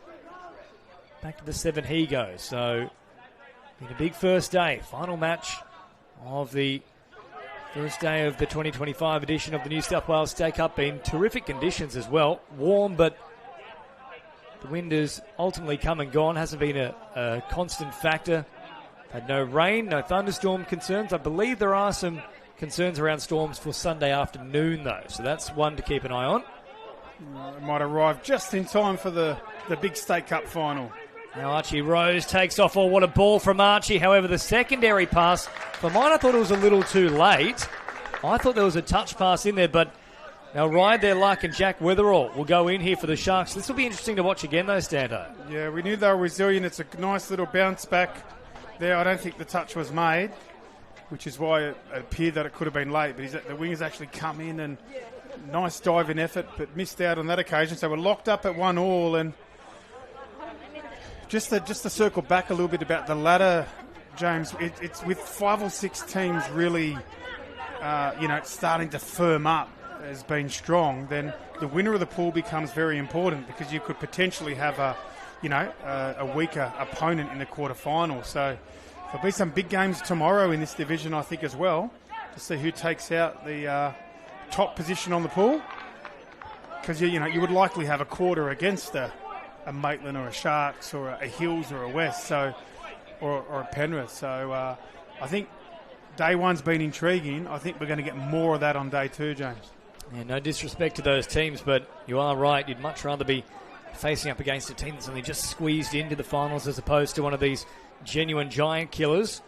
As now the Sharks march forward through the middle of the ground. They just didn't get the roll ball correct, though. As Jaden Sargent, of course, who's back now in the men's Premier League. He's been playing with Wollongong in their mixed opens division for a number of years here at the State Cup. So it's a good little acquisition for the Sharks. Yeah, as I mentioned, they've got programs now. That's one of the differences, I think, in modern touch. If you compare it to maybe, say, 10 years ago, go back a previous generation, you don't have men's open teams. You've got high performance programs. Sharks have got from juniors all the way through. You mentioned Maitland on multiple occasions. That's what we're seeing more. Newcastle's the same. Central Coast, high performance representative programs, not just isolated teams. Now Sargent drops it down. Rose with a nice pick-up. Rose taking off, but he was out of acting half and caught there by Reece French. So that is the turnover. Remains 1 try apiece. We've had about 6.5 minutes of play. Potentially crucial match here in terms of keeping that finals dream alive. Both teams coming to this one 0-2. That's not going to help the cause here for Maitland.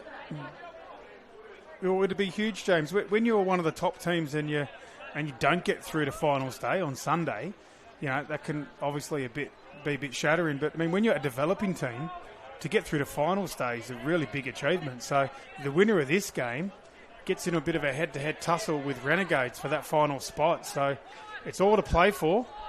And one of these teams could be featuring on finals day in a quarterfinal. And what an achievement that would be for a developing club, to be there with the best of the best come Sunday. The Sharks with sloppy turnover there, allowing Maitland to now march upfield. Jackson Eckford, who's got speed to burn, if they can try and unleash him, could be a real weapon for this Redbacks outfit. Now shown here from Chase Butler. Quick release and then Lidbury off the back of it. Fancy footwork links up with Eckford. However, there's an indiscretion back toward the middle. I think that might be the old school obstruction. It is indeed. You don't see that too often in touch football. As now Thompson works it forward for the Sharks. You don't. I wish I had the audio. It would have been something like, hey, sir, he ran behind him. He's running. Get him out. The old shepherd. Wasn't it called him shepherd? Yeah. In the old days? Yeah, the old shepherd. Now Rose drops it down. Last one here for the Sharks. Short release once again for Rose. It's really threatening. I haven't seen too much of Caden Thompson yet. It was Thompson and Tui, if you cast your mind back to the Junior State Cup finals, who are just on fire over the past, well, essentially 2 years, really. They've been in top-notch form. Thompson was an integral part of the success these younger Sharks teams have had, and now this is a lovely scything run from French, the in and away, and then linking up wide with Noah Carlson. That was brilliantly done from Reece French. Je ne sais quoi, if you will. Not bad. Not bad from the Redbacks. I like that. Taking the opportunity. Didn't look like there was a lot on. And just kicking away from one play, kicking away from the next. And then again, bit of a defensive lapse maybe. Like the winger's got to be in there, James, to help. Or you start with your winger and you let the inside guys crab across. So Sharks probably wish they had that one again. I'm still trying to look at the numbers, James, because I... Oh, here's another one, though, for the Sharks, Stanto. Through they go. It's Ethan Semple who makes it look very simple. So, locked up at 2 tries apiece. Nice. And here's another player. Was it mixed at Wollongong? You see another, or mixed at the Sharks? Semple's been around for a bit as well. Pretty smart there. Yeah, I was just trying to get the numbers right. So, Clay Studden's in the 0. He's got lots of titles under his belt, Clay Studden. Formerly Doyson, I think, and the Roosters. Perhaps his most famous moment is clinching the Origin Shield back in 2022 for, strangely enough, the 2021 State of Origin series. Took the intercept with James Hope chasing him, and that try ultimately sealed victory in the overall Shield for New South Wales. And of course, it's been a rather barren run for Queensland in that particular contest. Yeah, they've probably got I think they lost the unlosable Shield recently, didn't they? So yeah, this very year. Yeah, they'll be back to the drawing board, so to speak. Have a look at what's going wrong, because plenty of talent up there, plenty of good footy north of the border, but New South Wales with their nose in front in the last couple series. Now cutting it forward here, the Sharks up over halfway. They go. Isaac Lilly. Now there is a player that certainly has played for that Wollongong mixed open side. Archie Rose. Drops it down now. Rose once again looking dangerous. Sends it wide early. Out for Weatherall. But once again, guilty of an easy turnover there. That's just those little 1%ers you have to fix. You can't be giving away play the ball penalties, essentially. Yeah, that's often the differences between what we would, in inverted commas, say a developing Premier League team and a top-notch team is the little 1%ers. The errors, maybe penalties sometimes, 6 agains when you don't need to. Well, then Butler floats a brilliant pass from left to right into the arms of Riley Stacey. Oh, that is perfection from Butler. Yeah, wasn't that smooth? Maitland. I keep thinking Sharks are going to string a couple together and finish on top, but Maitland got a good drive going on. They're getting up and down the field okay, and it's putting them in a position to score tries, either short or long. On that occasion, it was long, and the Redbacks with their nose in front now. Apologies there too. That was actually Brandon Cox with the final ball. It was Butler with the previous run. So now 3-2. The Redbacks in front. That was very close as well. Devontae George got very close. You are right, Stander. There's a lot of former Wollongong players in this Sharks outfit. George now bouncing across. Drops it down. Once again, here's an option now for Anderson. Anderson turned away though. So last one brought up for the Sharks. Anderson with a late emphasis on that switch and then linking up with Thompson, but nothing really doing. So 3-2 it remains as we get closer towards the halfway point in this match. Yeah. I think I got myself a bit confused earlier when I said Thompson. I remembered Caden Thompson being one of the really big talents coming through the Sharks program, and I think I might have called him Xander earlier. Notice there's a couple Thompsons in the lineup, but as we mentioned with some of the other clubs, seeing the young boys coming through 16s, 18s, Div 2, Div 1 now playing Prems. It's take it here, though, from the Sharks, and off they go. Nobody's going to catch him. They won't even try and rein him back in. Picked off from Anderson, who goes the best part of 65 metres and will put it down. A really good read from the wide man, and the Sharks are locked up at 3 apiece. Can't seem to be able to pick a winner here. Can't seem to be able to get our breath back. Both these teams just keep throwing punches. I don't want to lay down. They're both fighting for that potential spot to get through to finals day. The loser almost certainly would be out of State Cup contention. So it's got a bit of a semi-final feel about it. Both teams fighting. Now Lidbury drops it down. Butler back for Lidbury. That looked to be a forward pass from Butler, called as such. So remains here at 3 apiece. And there is a little bit of finals flavour about this one. Sharks continuing to march forward. I'd like to see Archie Rose get a little more involved here, because with the touches he has had, he's looked very sharp. There's Jaden Sargent as well. Yeah, they've got some names there, and they've got a few like famous families in there too. Just looking down, I can see Jack Weatherall there. They've got a few stars. I think it's Isaac Lilly out there as well. Yeah, he's a Wollongong boy too, isn't he? Certainly is. He was part of that Mixed Opens State Cup winning team back in 2022. Harry Lidbury's been force-subbed as well. They're making it hard for me, James. But I guess Wollongong and Sharks are neighbours, so we'll let that one go. Good to see the Sharks here in Prem's doing a great job. That's Isaac Lilly there with the ball now. Lilly waiting for his chance to strike. Won't get it on this occasion, but they will get the penalty. So approaching the halfway point in this match. So Semple once again looking for it. Sargent.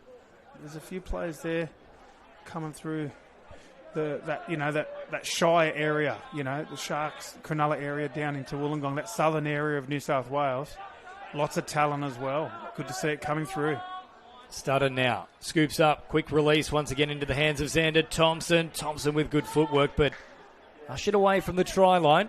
Now the quick roll ball here. Campbell Lovell out there at long last for the Sharks. Dropped down on this occasion. Now Stutter pops a pass, but it's taken here from the Redbacks. Oh, they're going to bring it back, however.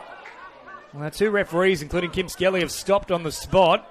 So no chance there for Bader Burden. We had Jack Weatherall. He's about 7 foot tall. He was going 1 stride to 2.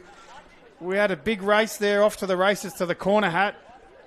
And the referee just said, no, we don't want none of it. I'm not sure if you'll catch it on the replay, but it was a intercept. There must have been a player offside elsewhere, because he looked to hit the line. And towards the top of the screen, you'll probably see Jack Weatherall striding out like a gazelle. We were robbed of a grandstand finish in the corner there, James. Well, he had him on the angle too, so that could have been very interesting, that little foot race. Love to see Jackson Eckford out there too. I don't think there's any quicker. Here's another intercept though, so rinse and repeat. Archie Rose is chasing, but Reece French will eat that one up, and the swan dive as well. And the torpedo back to halfway. Wow, intercept, swan dive, and a kick back to halfway, the Redbacks. And now we've got a bit of a limp. Would that be from the run, the dive, or the kick, James? I'm going to go the swan dive. He's picked it off well, though, Reece French. And these great youngsters coming through, the Maitland Redbacks. Rose is quick, so too is French, and he had the jump on him. Yeah, I think it's right there, planting the knee into the ground. There's a little hobble the moment he steps up. I'm glad he's enjoying it. Great intercept, great try. If you want to do a swan dive, you're not going to get any complaints from me. Now here comes Sargent, trying to squeeze underneath them. It was a decent effort, but ushered away by Jacob French. Yeah, super D there from French. Great support defence on the inside. Now a high pressing line. That was really good defence from Maitland. 2 plays in a row. Now a chance to work it away from their own end. Lidbury out on this left-hand side has been very busy in this game, young Harry. And there's a very fortuitous penalty for Maitland as well. So starting to get a run of things here, the Redbacks. Yeah, a bit of momentum.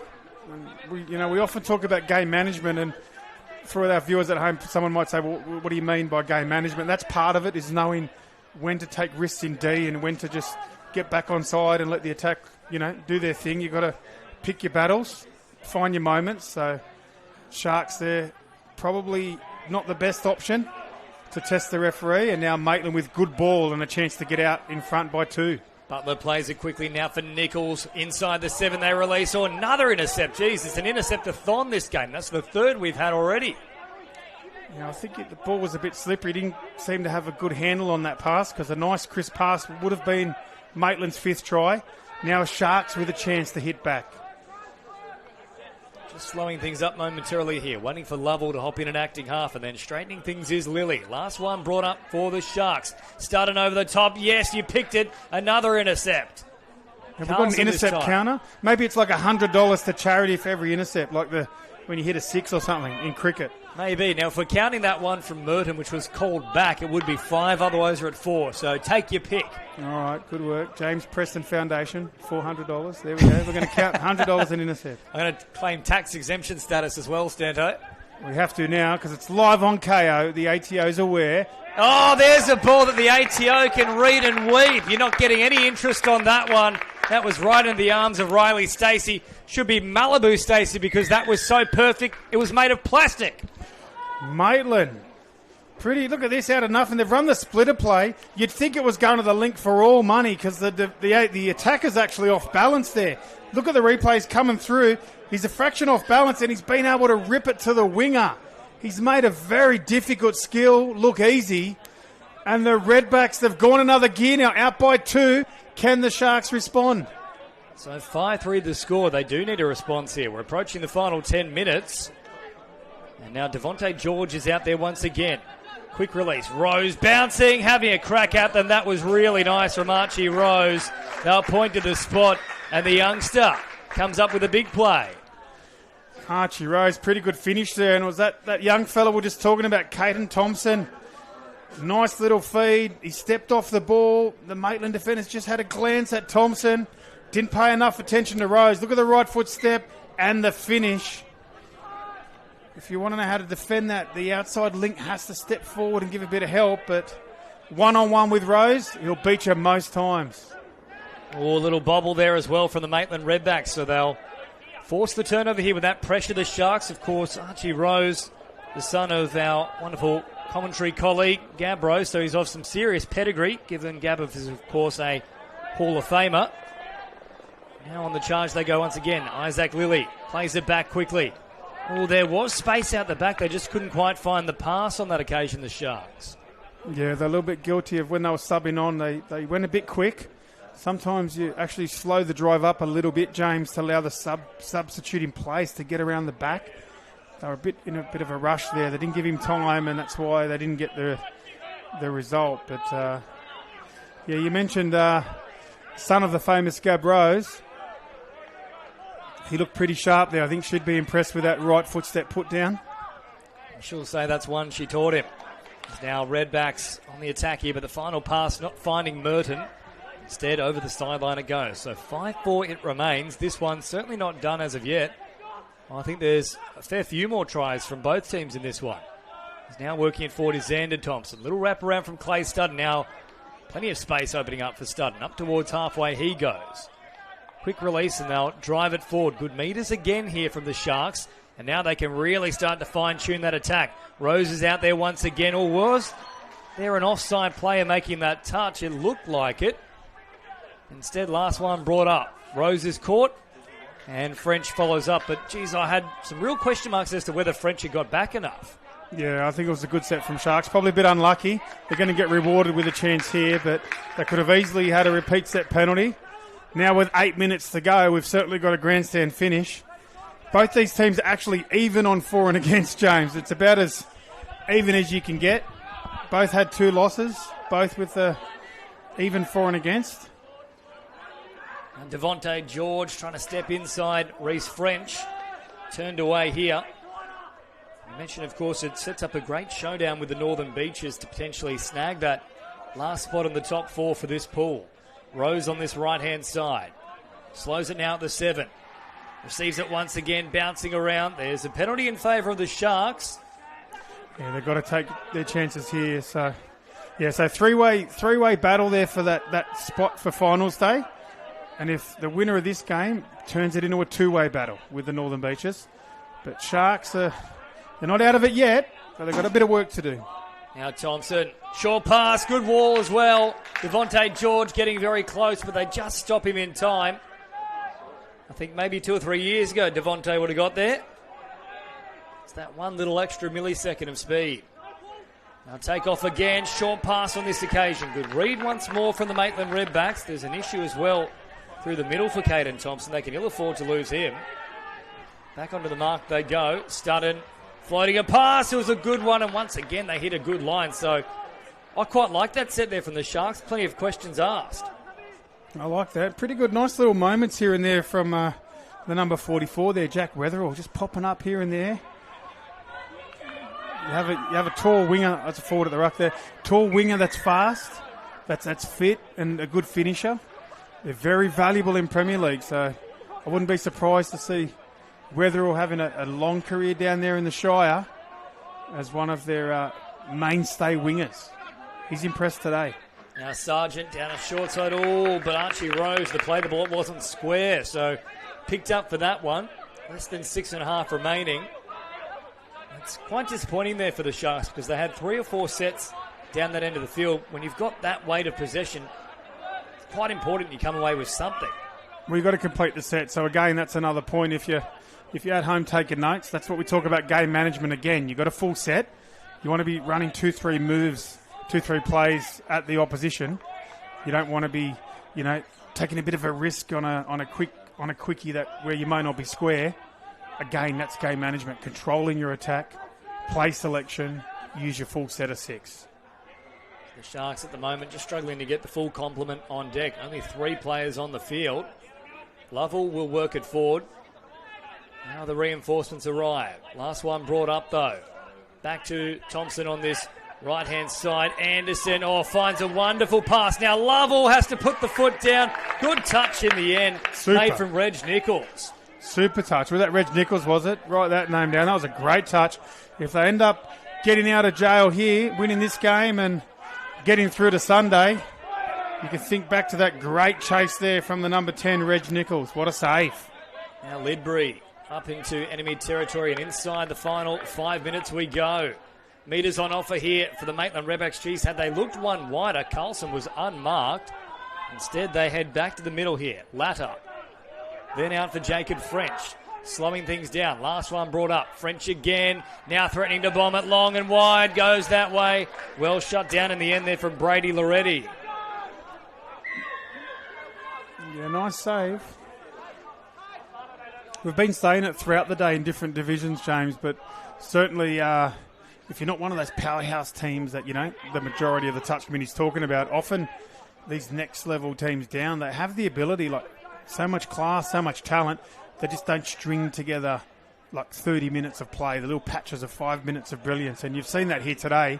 In little patches, these teams could match it with the likes of Doyson and Newcastle.